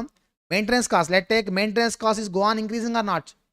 That is first year maintenance cost 20,000, second year 50,000, third year 1 lakh, fourth year 2 lakhs, that is fifth year, that is 3 lakhs. Now we are in dilemma whether 5th year we should replace with a new car or not.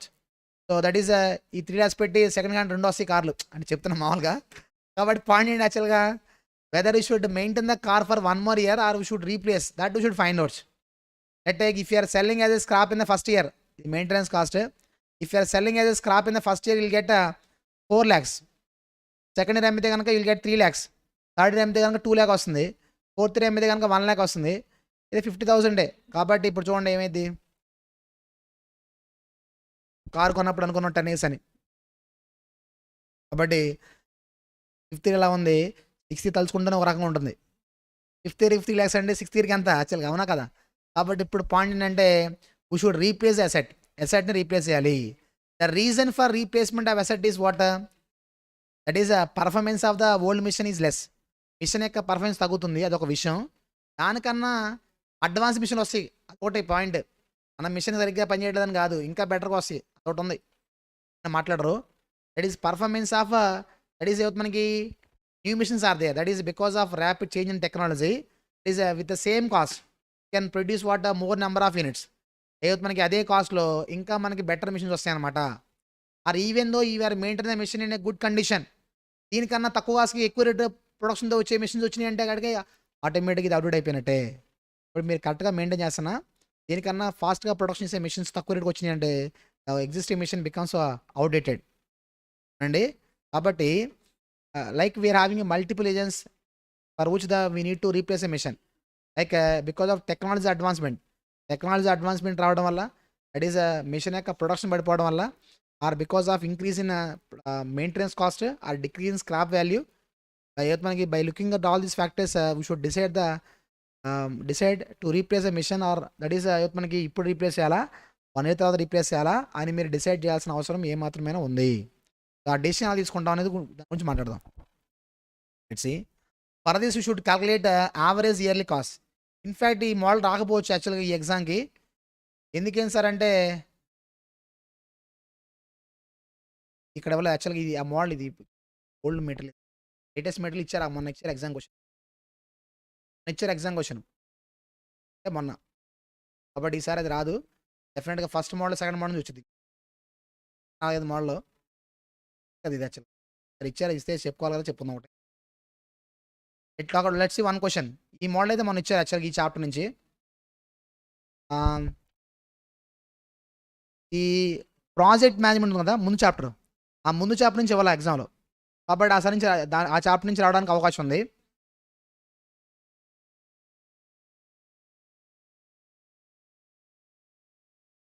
Transportation ఇవ్వాల,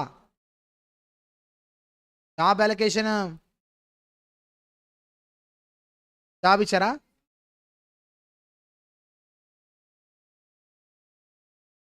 ఇవ్వాల.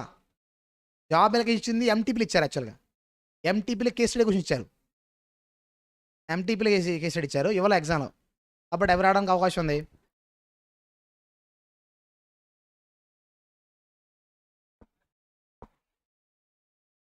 కాబట్టి ఈ chapter అయితే కనుక first model second model నుంచి question ఉంది, తర్వాత ఇంకో క్వశ్చన్ కూడా చెప్తున్నది, ఆ model important. Anyway let's see this particular model. ఏంటా anyway come to the point చూడండి. అయితే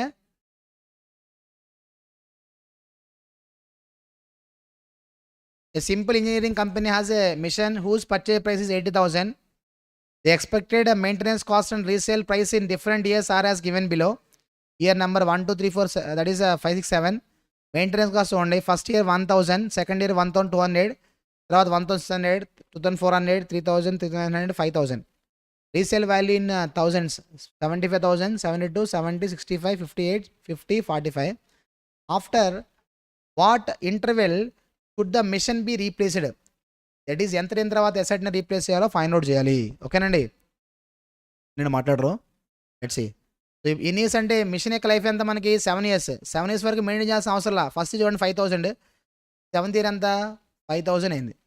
50, 75 వస్తే 45 వస్తుంది. కాబట్టి maintenance cost is go on increasing, scrap value is decreased. Therefore we should decide the timing of replacement of asset. ఎలా asset ఏం చేయాలంటే చూడండి ఒకసారి. Problem number 8. Let's take a year. I will replace asset at the end of first year. Then what happens, what is the maintenance cost? Maintenance cost is equal to 1,000 first year. What is net investment? Net investment is nothing but what? Like a depreciation. How to get it? Initial cost minus scrap value. I bought asset at how much value? 80,000. If I sell at the end of first year, how much I will get? 75. It means I get 75,000. It means what is my depreciation for the first year? I lost only 5,000. That is my depreciation in the first year. Means how much total cost? Total cost equal to 1,000, 5,000 depreciation, 1,000 maintenance cost, total cost how much is 6,000. Isn't it? When I maintain asset for 1 year, what is my average yearly cost? Average yearly cost comes to how much? Yearly cost 6,000 only. Let's take, instead of maintaining 1 year, I will maintain asset for 2 years. If you maintain asset for 2 years, what is your maintenance cost for 2 years? First year 1,000, second year how much? 1,200. What is the total maintenance cost for 2 years? Cumulative maintenance gap uncham akkada actually cumulative writing kosam. 1,000, 2,200 is a maintenance cost for 2 years. What is the depreciation for 2 years? If you sell the asset at the end of second year, how much scrap value you get? 72,000. It means depreciation for 2 years is 8,000. 8,000 depreciation for 2 years. 2,200 is the maintenance cost for 2 years. What is total cost? 10,200 is the cost for how many years? 2 years. That is the cost for 2 years. What is the average yearly cost for average yearly? You cannot compare 6,000 because that is for 1 year cost. This is 2 years cost. That's why we have to calculate average yearly cost. 5,100. Sorry. So better kanta 1,000 ikkada 5,100. If you maintain for 1 more year, that is average cost may decrease. Let maintain asset for 3 years. 3 years maintenance cost. 300 third year. What is total cost for 3 years? Maintenance cost 3,800. What is the depreciation for 3 years? You bought for 80,000. You were selling at the end of third year 70,000. It means 10,000 is the depreciation for third year or 3 years? 3 years కలిపి. Third రెండుగా అమ్మితే మీకు 10,000 పోతుంది 3 years మొత్తం మీద. Total cost is how much? 13,800. That is the cost for 3 years. 4,600. Average yearly cost is gone decreasing. Let's take fourth year. 2,400. 6,200. You bought for 80,000. What is the scrap at the end of fourth year? 65,000. It means the likely depreciation is only how 15,000. 21,200 divided by 4 years. There is an increase in cost. So the least cost is in third year. Therefore, we should maintain the asset for 3 years. And we should replace the asset at the end of third year. Third year ending, that is ammedame. Replace చేయడమే. Replace చేయాలంటే ఎలా replace చేయాలి? ఇలాంటి machine ఏం కొంటే కొనుక్కోండి. లేదంటే ఏమవుతుంది మనకి ఈ మిషన్ కొనాలా వేరే మిషన్ కొనాలంటే కనుక ఏ మిషన్కి ఎంత కాస్ట్ అవుతుంది ఆన్ అన్ యావరేజ్గా ఏ మిషన్కి తక్కువ కాస్ట్ అవుతుందో ఆ ఇయర్కి పర్చేజ్ దట్ ఈస్ ఆ మిషన్ కొంటాం.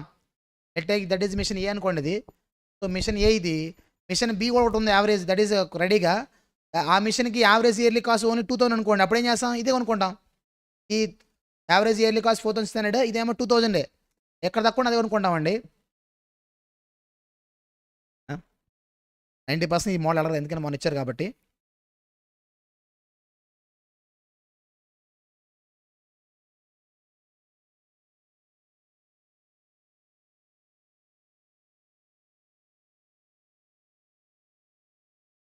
See that ఇదిగో చూద్దాం అయితే.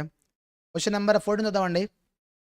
Product A has a mean time between failure of 30. Product A అని చూడండి మెయిన్ టైం ఎంత అండి 30 hours. What is meant by mean time between failure? That is nothing but mean is nothing but average. Mean time between failure అంటే ఒక ఫెయిల్యూర్కి next ఫెయిల్యూర్కి మధ్యలో gap ఎంత 30 hours.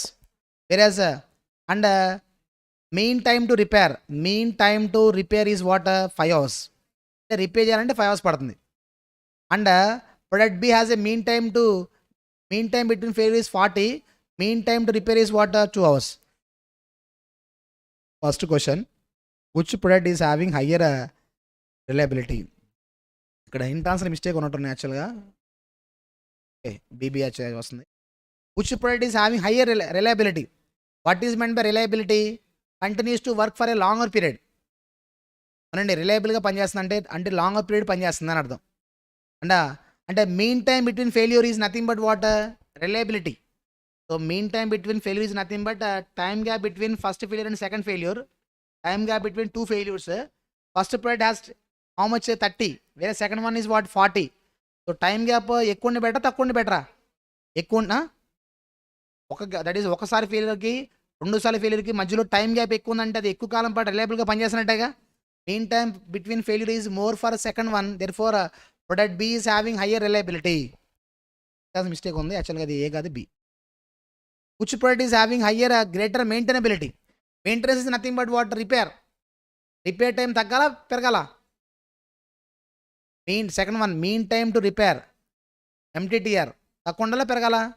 తక్కువ ఉండాలి. ఎక్కడ తక్కువ ఉంది? బీకే, కాబట్టి అదే better. Mean time to repair is less for second product, hence it is having greater maintainability. తక్కువ టైంలో రిపేర్ చేస్తాము, తక్కువ కాస్ట్ అవుతుంది మనకి. తర్వాత which product is having greater availability. So among mean time between failure and mean time to repair, which is a productive time? This is productive time. This is what a non-productive. Repair time is non-productive, you know. Mean time to repair అంటే repair చేయడం కోసం time పెట్టాం కదా. Repair టైంలో production వస్తుందా? రాదు. అంటే మొత్తం టైం అంతా యాక్చువల్గా 35 అవర్స్, ఇది 42 అవర్స్.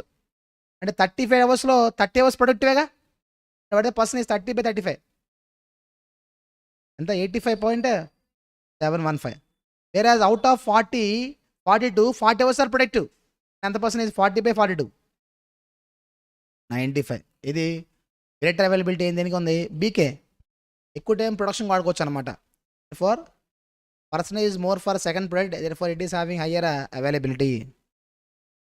అర్థమైందన్న పాయింట్ అది, ఓకేనా? ఓకే.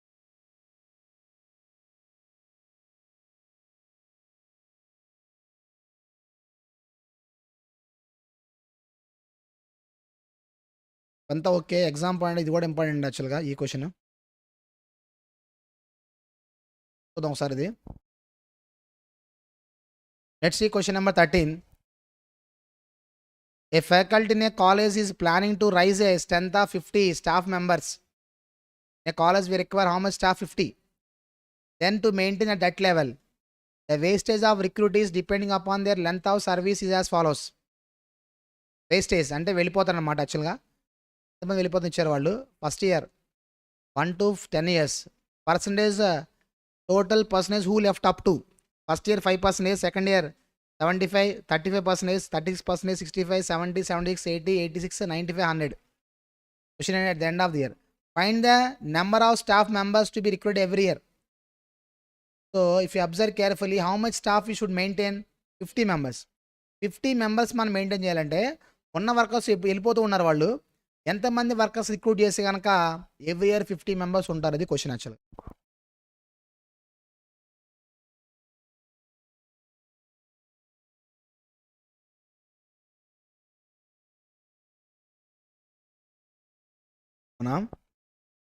లెట్ టేక్ చూడండి అయితే.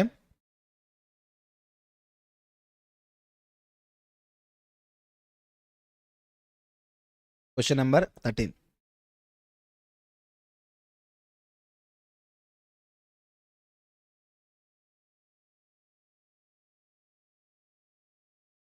లెట్ టేక్ ఆ ప్రాబిలిటీ అంతా కూడా 100% ఉంది కదా యాక్చువల్గా.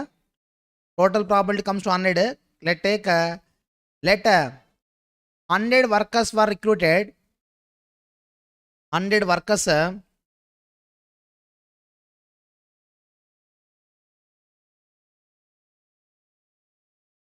are recruited each year at the beginning. We are recruiting 100 workers at the beginning of the year.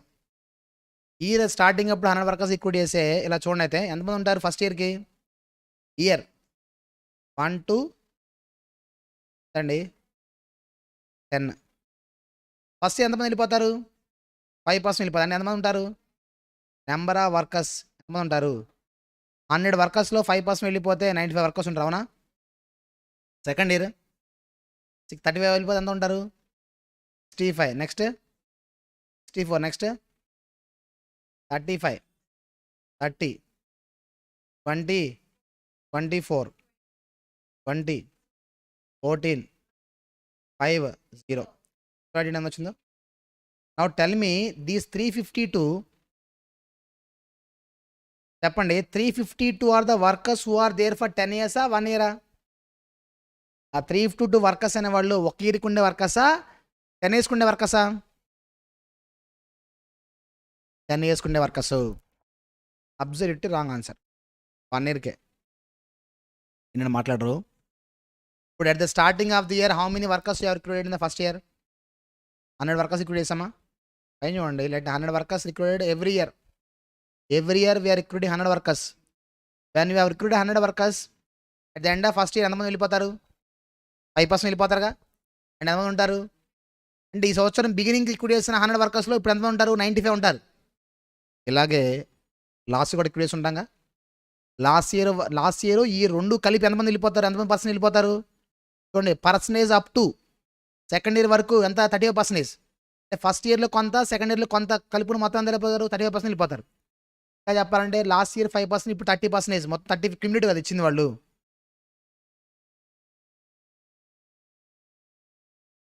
In this year we have recruited 100 workers at the beginning of the year. At the end of the year 5% left. So 95 are the workers who are continuing in the current year who have been recruited in the starting of the year. Year స్టార్టింగ్లో recruit చేసిన workers ఎంతమంది ఉంటారంటే 95 workers ఉంటారు. ఏంటంటే మాట్లాడరు. అలాగే ఈ year లాగా లాస్ట్ కూడా రిక్రూట్ చేసి ఉండగా లాస్ట్ ఇయర్ కొంతమంది వెళ్ళిపోంటారు. ఈ లాస్ట్ ఇయర్ రిక్రూట్ చేసిన వర్కర్స్లో ఈ కరెంట్ ఇయర్లో కొంతమంది వెళ్ళిపోంటారుగా. అవునండి, లాస్ట్ ఇయర్ ప్లస్ ఈ ఇయర్ కలుపుకొని మొత్తం ఎంతమంది పర్సెంటేజ్? 35% వెళ్ళిపోయి ఉంటారుగా. అంటే ఈ 65 are the workers who are continuing in the current year who have been recruit in the last year. అంటే ఈ 65 అనేది ఈ కరెంట్ ఇయర్లో ఉండే వర్కర్సే కదా. అలాగే 3 ఇయర్స్ బ్యాక్ అలా రిక్రూట్ చేసి ఉండగా 3 ఇయర్స్ బ్యాక్ రిక్రూట్ చేసిన వర్కర్స్లో ఇప్పుడు ఉండి కంటిన్యూ ఎంతమంది? 35 వర్కర్సే.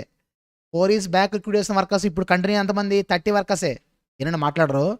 కాబట్టి all these workers who are continuing in the current year ఇయర్లో మనకి ఎంతమంది ఉంటారంటే 352 వర్కర్స్ ఉంటారు. నేను మాట్లాడరు. అర్థమైంది ఆ పాయింట్? సరే, ఇప్పుడు 95 ఏంటి? At the starting of the year we have recruited 100 workers. So what is the wastage? So 5% waste అంటే 5% వెళ్ళిపోతారు అన్నమాట. 100 వర్కర్స్ 5% వెళ్ళిపోతే ఎంత ఉంటారు? 95 workers are the workers who have been recruited in the current year. 100 వర్కర్స్లో 5% వెళ్ళిపోతే 95 వర్కర్స్ కరెంట్ ఇయర్లో continue అవుతున్నారు. కరెంట్ ఇయర్లో కంటిన్యూ అయిన వాళ్ళు వీళ్ళేనా? ఇంకెవరు లేరా? Last year also might have been recruited 100 workers. Last ఇయర్లో 100 మంది రిక్రూట్ చేస్తే లాస్ట్ ఇయర్ 2 ఇయర్స్ అయిపోయింది కదా వాళ్ళకి. 2 ఇయర్స్ అయిపోతే ఎంతమంది వెళ్ళిపోతారు? 35%. 100 మంది 35%. 65 are the workers who are continuing in the current year. ఓకేనా? కరెంట్ ఇయర్ కదా వాళ్ళు కూడా. అలాగే 2 ఇయర్స్ బ్యాక్ 3 ఇయర్స్ బ్యాక్ కూడా రిక్రూట్ చేసి ఉంటాంగా. 3 ఇయర్స్ బ్యాక్ తీసుకున్న వాళ్ళు వర్కర్ ఎంతమంది ఉంటారు? ఇప్పుడు 30% వెళ్ళిపోతే కనుక 64 ఉంటారు. అవునా? 64 are the workers who are continuing in the current year. Therefore all these workers who are continuing in the current year when you recruit 100 workers every year. అవునండి, 100 వర్కర్స్ రిక్రూట్ చేస్తే ఎంతమంది ఉంటారు మనకి? 352 వర్కర్స్ ఉంటారు. మనకు కావాల్సిన ఎంతమంది? Should maintain how much workers? 50 workers ఉండాలి అంటే ఎంతమంది రిక్రూట్ చేయాలి? That is a point. Let take proportionately. ఏమైంది ఆ పాయింట్? మనం రిక్రూట్ చేస్తే 352 ఉంటారు ఎవ్రీ ఇయర్. సైకిల్ అలా జరుగుతూ ఉంటుంది. 14.20 workers who are continuing in the every year. 50 మంది మెయింటైన్ చేయాలి ఎవ్రీ ఇయర్ అంటే every year we should recruit 14.20 workers. ఏమైందండి? వర్కర్స్ ఇప్పుడు కూడా స్టార్టింగ్ రిక్రూట్ చేయాలా? ఎండింగ్ రిక్రూట్ చేయకూడదా? ఇది కూడా రిక్రూట్ చేసుకోవచ్చుగా. అదంతా ఇప్పుడు ఇయర్ స్టార్టింగ్ రిక్రూట్ చేస్తే ఇయర్ ఎండింగ్ రిక్రూట్ చేస్తే what happens if you're recruiting at the end of the year? Let take if recruited at the end of each year. If you're recruiting at the end of each year what happens you know? అప్పుడు ఏమైంది? నెంబర్లు కొద్దిగా జరుగుతాయి పక్కకి. ఏంటంటే first year ending ఎంతమంది ఉంటారు? అప్పుడే రిక్రూట్ చేసింది, ఎండింగ్ రిక్రూట్ చేస్తున్నాం, వాళ్ళు అలాగ ఉంటారుగా. నేను మాట్లాడరు. మరి లాస్ట్ ఇయర్ రిక్రూట్ చేసిన వరకు లాస్ట్ ఇయర్ ఎండింగ్ కూడా రిక్రూట్ చేసాం. లాస్ట్ ఇయర్ ఎండింగ్కి కరెంట్ ఎండింగ్ టైం గ్యాప్ ఎంత? 1 ఇయర్. 1 ఇయర్ అంటే ఎంతమంది వెళ్ళిపోతారు? 5% వెళ్ళేది అంటే ఎంతమంది ఉంటారు? ఇప్పుడు 95 వర్కర్స్ ఉంటారు అమ్మ. 95 సెకండ్ ఇయర్ ఎండింగ్కి మాట్లాడరు. థర్డ్ ఇయర్ ఎండింగ్కి 65 అంటే నెంబర్స్ అని కొద్దిగా పక్క జరని అంతే కదా. ఈ నెంబర్స్ కొద్దిగా పక్క జరని 0 పోయింది, ఫస్ట్ 100 వచ్చింది, 100 యాడ్ చేయడమే కదా. అదవుతుంది నా పాయింట్. అప్పుడు అర్థం అవ్వాలి. ఇప్పుడు ఎంత అవుతుంది మనకి? Total number of workers comes to how much? 352 plus 100 workers 452. ఓకేనండి. ఇప్పుడు ఎంత అవుతుంది మనకి? 100 వర్కర్స్ రిక్రూట్ చేస్తే 452 ఉంటే 50 ఉండాలంటే ఎంతమంది ఉండాలి? 11.06. ఎవ్రీ ఇయర్ కరెక్ట్గా పాలసీ ప్రకారం ఏ ఎండింగ్ రిక్రూట్ చేస్తామా? కొంతమంది స్టార్టింగ్ రిక్రూట్ చేయొచ్చు, ఎండింగ్ రిక్రూట్ చేయొచ్చు. Let take average. కాబట్టి should not let take average. 14.20 plus 11.26 divide by 2 12.63. Round అయ్యి 13 వర్కర్స్ అండి. వర్కర్స్ ఎంత?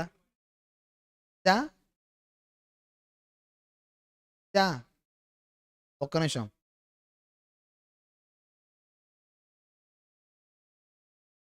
$14.2 కరెక్టనా? ఇదంతా 11.20 కరెక్టనా?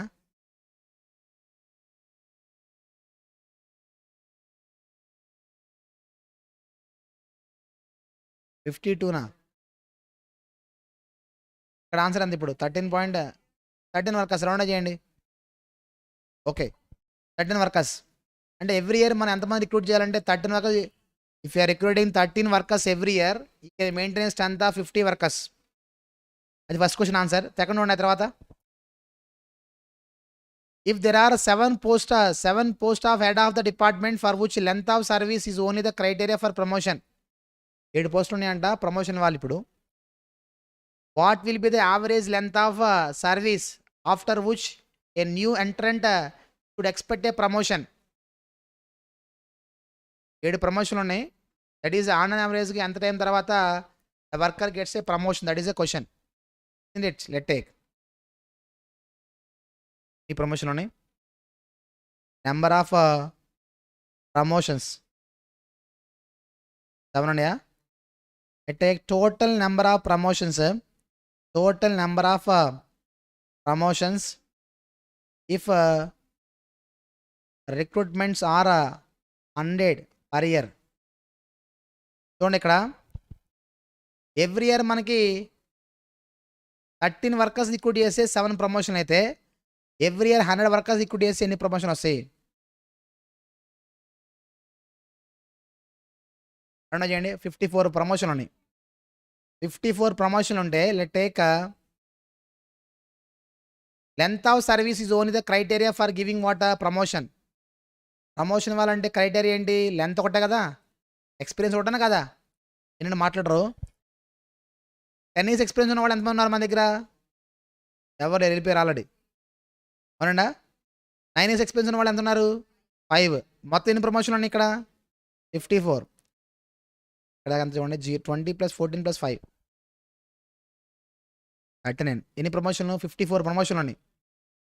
54లో 39 పోతే ఇంకెన్ని కావాలి? ఇంకెన్ని ఉంటాయి? 15 ఉంటాయి. అవునా?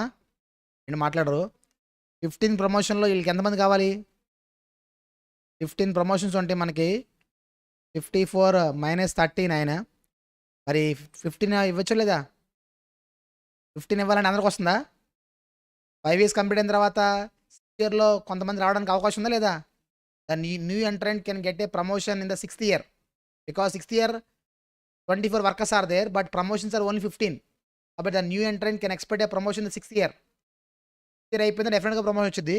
కానీ 6th yearలో కూడా 24 మంది 15 మంది వస్తుందన్నమాట. 50% కన్నా ఎక్కువ ఛాన్స్ ఉంది వచ్చే వాళ్ళకి. కాబట్టి the new entrant can expect a promotion in the 6th year. Is that point is clear? ఓకేనండి. తర్వాత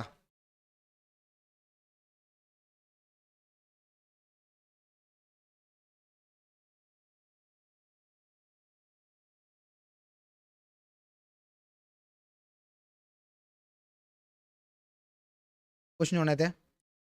చూడండి, without stand by equipment a shut down will cost 200 rupees per day. ఏంటంటే మనకి without shut down stand by equipment cost 200 rupees per day. ఏంటంటే మనకి stand by spare machine ఏదనుకోండి ఎంత అవుతుంది కాస్ట్? మనకి 200 rupees అవుతుందంట. It is estimated that average of 2.5 days per year can be last due to shut down. పేరు ఉందనుకోండి, question ఏంటంటే స్పేర్ మిషన్స్ మెయింటైన్ చేయాలా వద్దా, అది క్వశ్చన్. చూద్దాం ఒకసారి. చూడండి, without shut down stand by equipment shut down cost 200 rupees per day.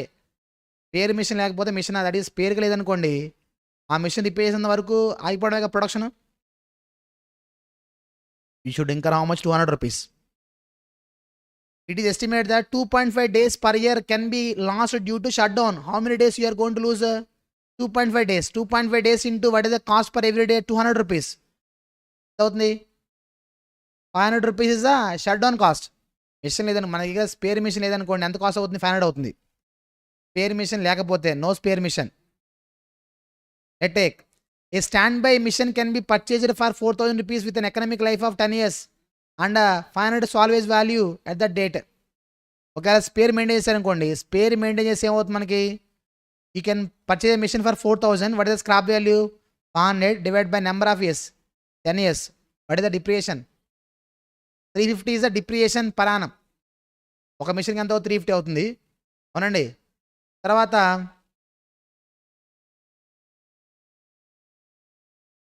That is it's annual cost including 2.5 days of actual operation 100 rupees.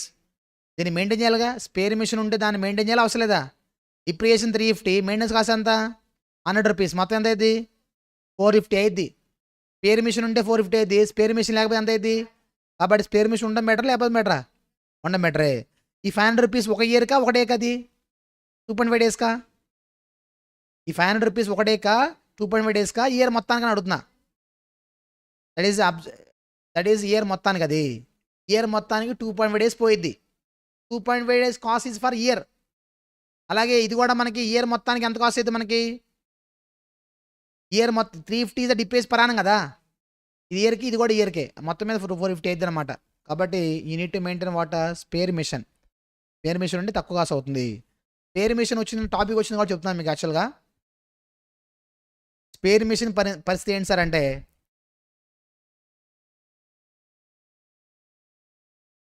ఇప్పుడు మనకి 2 టెక్నిక్స్ ఆర్ దేర్. సో 10 మిషన్లు కావాలి, but you're having only 8 machines. So that is మనకి ఎన్ని machines కావాలంటే ఎలా చూడండి, maintenance సంబంధించి 2 techniques are there. We required is 10 machines, 8 machines, but you're maintaining 10 machines. అంటే ఏం చేస్తాం మనం? 2 మిషన్స్ స్పేర్గా మెయింటైన్ చేస్తాం. ఫస్ట్ ఆల్టర్నేట్ ఏం చేస్తాం అంటే, will run only 8 machines. Whenever any machine break downs will replace with a spare machine, no problem. There will not be any disturbance in production. Another technique is what, we'll operate 10 missions. It is not necessary that you should operate 100% capacity because you require only 8 missions. కాబట్టి ఈ 10 మిషన్స్లో కూడా 100% capacity పనిచేయము. So 80%, 70% capacity పనిచేస్తాం. ఏదైనా trouble ఇస్తే కనుక that capacity will be maintained with overloading other machines, so that you can compensate. For 2 techniques ఉన్నాయి. Spare machines మనకి డైరెక్ట్గా స్పేర్ మిషన్స్ ఖాళీగా ఉంచాలి, లేదా అది కూడా కంటిన్యూస్ రన్ చేయాలి అనే దానికి సంబంధించి. ఓకేనా పాయింట్? దాని తర్వాత చూడండి, now we are talking about timing of. ఈ క్వశ్చన్ చూద్దాం, ప్రివెంటివ్ మెయింటెనెన్స్. ఇది కూడా ఇంపార్టెంటే. ఇది ఫ్రీక్వెన్సీ అనేది యాక్చువల్ కదా. క్వశ్చన్ నెంబర్ 6 చూద్దామండి.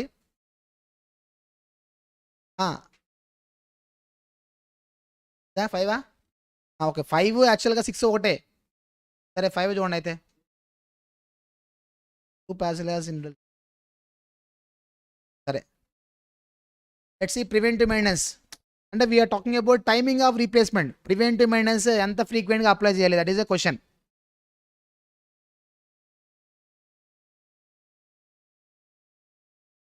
As far as preventive maintenance is concerned, periodically we have to check the mission and we have to repair the mission. Now the point is we should decide the periodicity. How frequent we should check the mission. That is the point. Let's see. A company has 50 identical missions in its facilities. The cost of preventive service is 20 rupees and cost of repair after breakdown occurs is 100 rupees. To apply preventive maintenance, you should incur 20 rupees. To apply breakdown maintenance, 100 rupees per breakdown you should incur. Question is, company seeks minimum cost preventing service frequency. They are talking about frequency. Has collected the breakdown probabilities on the following table. Months after servicing that breakdown occurs, 0, 1, 2, 3, 4, 5, 6, 7, 8. Probability that occurs, probability is given.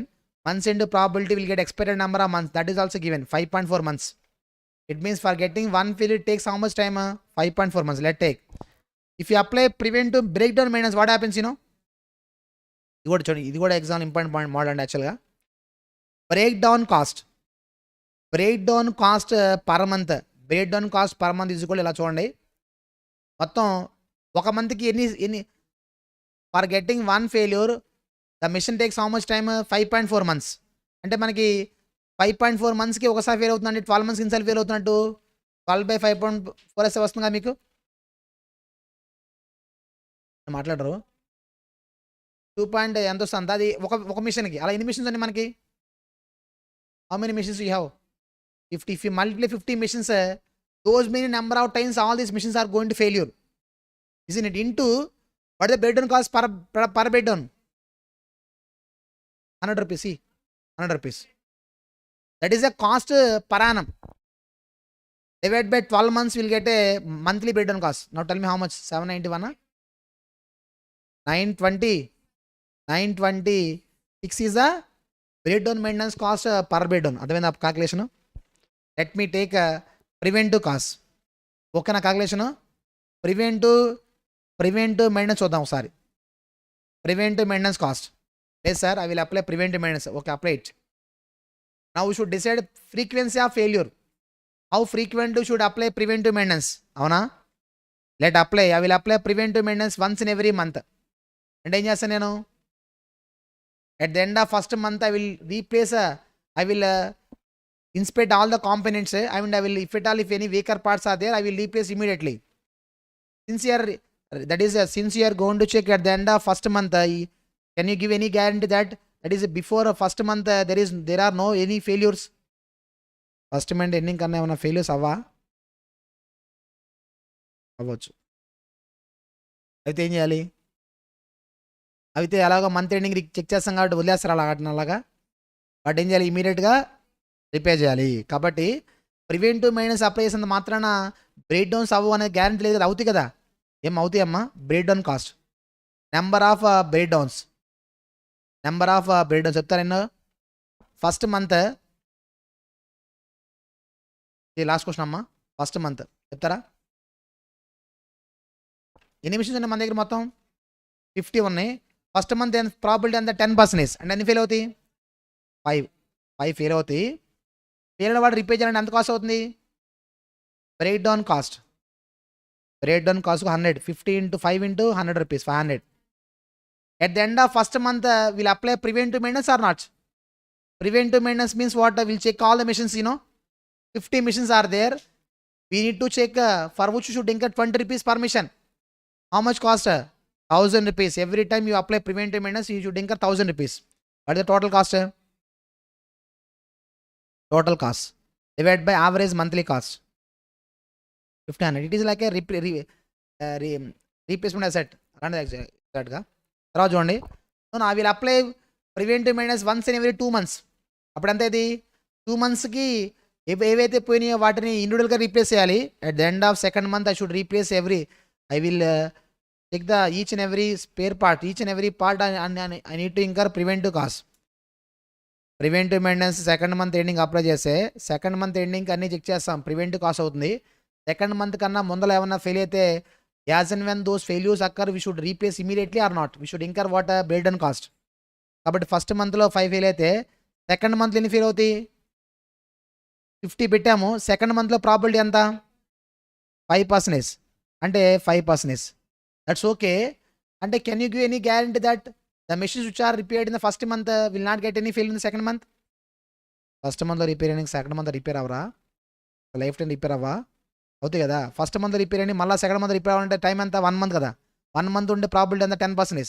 కాబట్టి ఎంత? 3 కదా. 3 into 100 rupees, 300. What the cumulative cost? First month 500, second month ఎంత? 300. మొత్తం ఎంత? 800 is the break down cost for 2 months. At the end of second month, I will apply preventive cost for which I need to incur 1000. Therefore, my total cost 1800 is a preventive cost for 2 months. Average cost అంతా 900 కదా పడింది నాకు. అంత ముందే compare చేసుకోవాలి బెటర్గా. ఏమో 3 months stick చేసి ఇంకా తగ్గిద్దామో కాస్ట్. అవునా? It take 3 months. Third month ఎన్ని ఫెయిల్ అవుతాయి? థర్డ్ మంత్ ప్రాబిలిటీ ఎంత? 5%. ఇవే కాకుండా ఫస్ట్ మంత్లో రిపే చేసిన 5 ఫస్ట్ మంత్కి థర్డ్ మంత్ టైం గ్యాప్ ఎంత? 2 months. 2 months ఉంటే ఎంత పోతుంది? 5% పోతుంది. లాస్ట్ మంత్ 3 పోయినాయి. లాస్ట్ మంత్ ఈ మంత్ గ్యాప్ ఎంత? 1 month. 1 month ఉంటే ప్రాబిలిటీ ఎంత? 10%. అదేనా point? 3.05. So 305. That is the cost in the third month 3 months. Third month ఇది యాక్చువల్గా థర్డ్ మంత్ అయిన cost. First month 500, second month 300, third month 305. Total is how much? 1000. At the end of third month I should ఇంకా 1000. Total cost 2105. That is the cost for 3 months divide by 3. 7 రెండో చేయండి 2 తీసుకోండి. తగ్గింది cost ఇంకా ఏమో ప్రతి 4 months ఇంకా తగ్గుదామో. It apply preventive cost for once in every 4 months. Fourth month probability ఎంత? 10%. ఫస్ట్ మంత్ రిపే చేసినవి ఫోర్త్ మంత్ అంటే 3 months. 3 months probability 5%. Third month repair చేసినవి 3, సెకండ్ మంత్ రిపే చేసిన 3, సెకండ్ మంత్ ఫోర్త్ మంత్ అంటే time gap ఎంత? Second month fourth month time gap 2 months. 2 months probability 5%. Last month 3.0.5. Last month ఈ month ఎంతమ్మా? 1 month. 1 month probability ఎంత? 10%. చెప్తారు ఎంత? 5.707. సరే ఎంత? 100 రూపీస్ కదా? 705, 701. సరే 5,571. టోటల్ ఎంత? 167,6,000. 2,676 డివైడ్ బై 6, 5. సరే 4 అండి. 669. సార్ ఇంకా తగ్గాలి. ఇప్పుడు కాస్ట్ తగ్గింది లేదా? If apply preventive maintenance once in every 5 months ఇంకా తగ్గొచ్చు కాస్ట్ మనకి. Apply once in every 5 months. Fifth మంత్కి ఎంత ఫెయిల్ అవుతాయి? ఈ క్యాలిక్యులేషన్ ముఖ్యం యాక్చువల్గా. ఫిఫ్త్ మంత్ ఎన్ని ఫెయిల్ అవుతాయి? ఫస్ట్ మంత్లో పెట్టినవి ఇన్స్టాల్ చేసినవి దాంట్లో 5 months అంటే ప్రాబిలిటీ ఎంత? 15%. అవి ఫెయిల్ అవుతాయి. ఫస్ట్ మంత్లో పెట్టిన పోయినవి 5 ఉన్నాయి కదా. ఫస్ట్ మంత్ ఫిఫ్త్ మంత్ అంటే ఎన్ని మంత్స్ గ్యాప్? 4 months. 4 months ఉంటే పోవడానికి ప్రాబిలిటీ ఎంత? 10%. అలాగే సెకండ్ మంత్లో ఎన్ని ఫెయిల్ అయినాయి? 3. Second month fifth month time gap 3 months. 3 months ఉంటే 5% ప్రాబిలిటీ. తర్వాత థర్డ్ మంత్లోకి 5 months. Third month fifth month time gap 2 months. 2 months అంటే ఎంత అండి? Last month 5. లాస్ట్ మంత్ ఈ మంత్ గ్యాప్ ఎంత? మంత్ చెప్పండి ఎంత వచ్చింది మొత్తం? 8.873 ఇంటూ 100 అంటే 887 క్యుములేటివ్.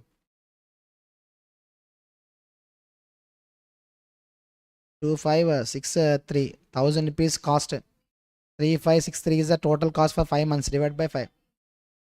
713 పెరిగింది. ఇంక ఇదే బెటర్ కదా. Apply preventive maintenance once in every 4 months. ఓకేనా? You need to apply preventive maintenance once in every 4 months. అదే బ్రేక్ డౌన్ అప్లై చేస్తే ఎంత ఇది కాస్ట్ మనకి? 926 అయింది. ఎంత అయ్యింది కాస్ట్ మనకి? Let take 926 divided by, that is 669 divided by 926 into 100. What is the percentage of decrease in cost? 27 point. అది ఇచ్చారు actually hint answer. Anyway, we should apply preventive maintenance once in every 4 months. That is the point. కాబట్టి exam point of వ్యూలో first మోడల్లో ఉన్న question number 1, question number 2, second మోడల్లో ఉన్న ఈ question, తర్వాత మనం చేసిన టాప్ ప్రాబ్లం ఒకటి. క్వశ్చన్స్ చాలా ఇంపార్టెంట్ ఎగ్జామ్ పాయింట్ ఆఫ్ వ్యూలో.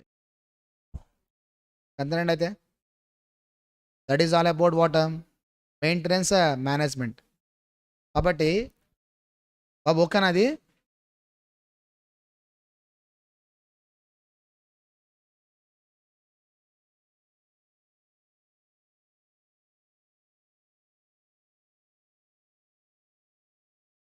ఇప్పుడు చూడండి, we have covered study note 6 as well as study note 7 cover చేసాం కదా. రేపొద్దున ఇదిగోండి ప్రొడక్టివిటీ మేనేజ్మెంట్ అండ్ క్వాలిటీ ఇది ఒకటి. తర్వాత ఇదిగోండి దీంట్లో ఉన్నాయి కదా, దీంట్లో ప్రాబ్లమేటిక్ ఉన్నాయండి కొన్ని. ఇదిగోండి ఎల్పిపి ఉంది, తర్వాత లైన్ బ్యాలెన్సింగ్ ఉంది, సిమ్యులేషన్ ఉంది, ప్రాబ్లమేటిక్ సంబంధించి మాడుతున్నాం, షెడ్యూలింగ్ ఉంది, టైం స్టడీ ఉంది. ఇదంతా థియరీ యాక్చువల్ డిజైన్ చెప్పుకున్నాం ఇది కూడా. తర్వాత ఫస్ట్ చాప్టర్లో థియరీ చెప్పుకుంటాం, దీంట్లో థియరీ తక్కువే ఉంటాయి. ఇది 10 క్వశ్చన్లు ఉంటాయి ఫస్ట్ చాప్టర్లో. డిజైన్లో ఒక 15 క్వశ్చన్లు ఉంటాయి. థియరీ తక్కువే ఉంటాయి యాక్చువల్గా. కాబట్టి దీంట్లో ఒక 5-6 క్వశ్చన్లు ఉంటాయి, 10 క్వశ్చన్లు ఉంటాయి. కాబట్టి ఇది కూడా చెప్పుకుంటాం మనం.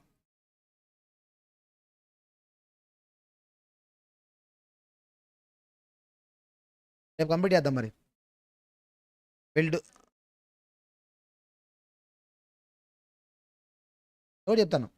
ఇంకోటి చెప్తాను. ఓకేనండి. అయితే will do one thing, will see remaining in the next class. Thank you.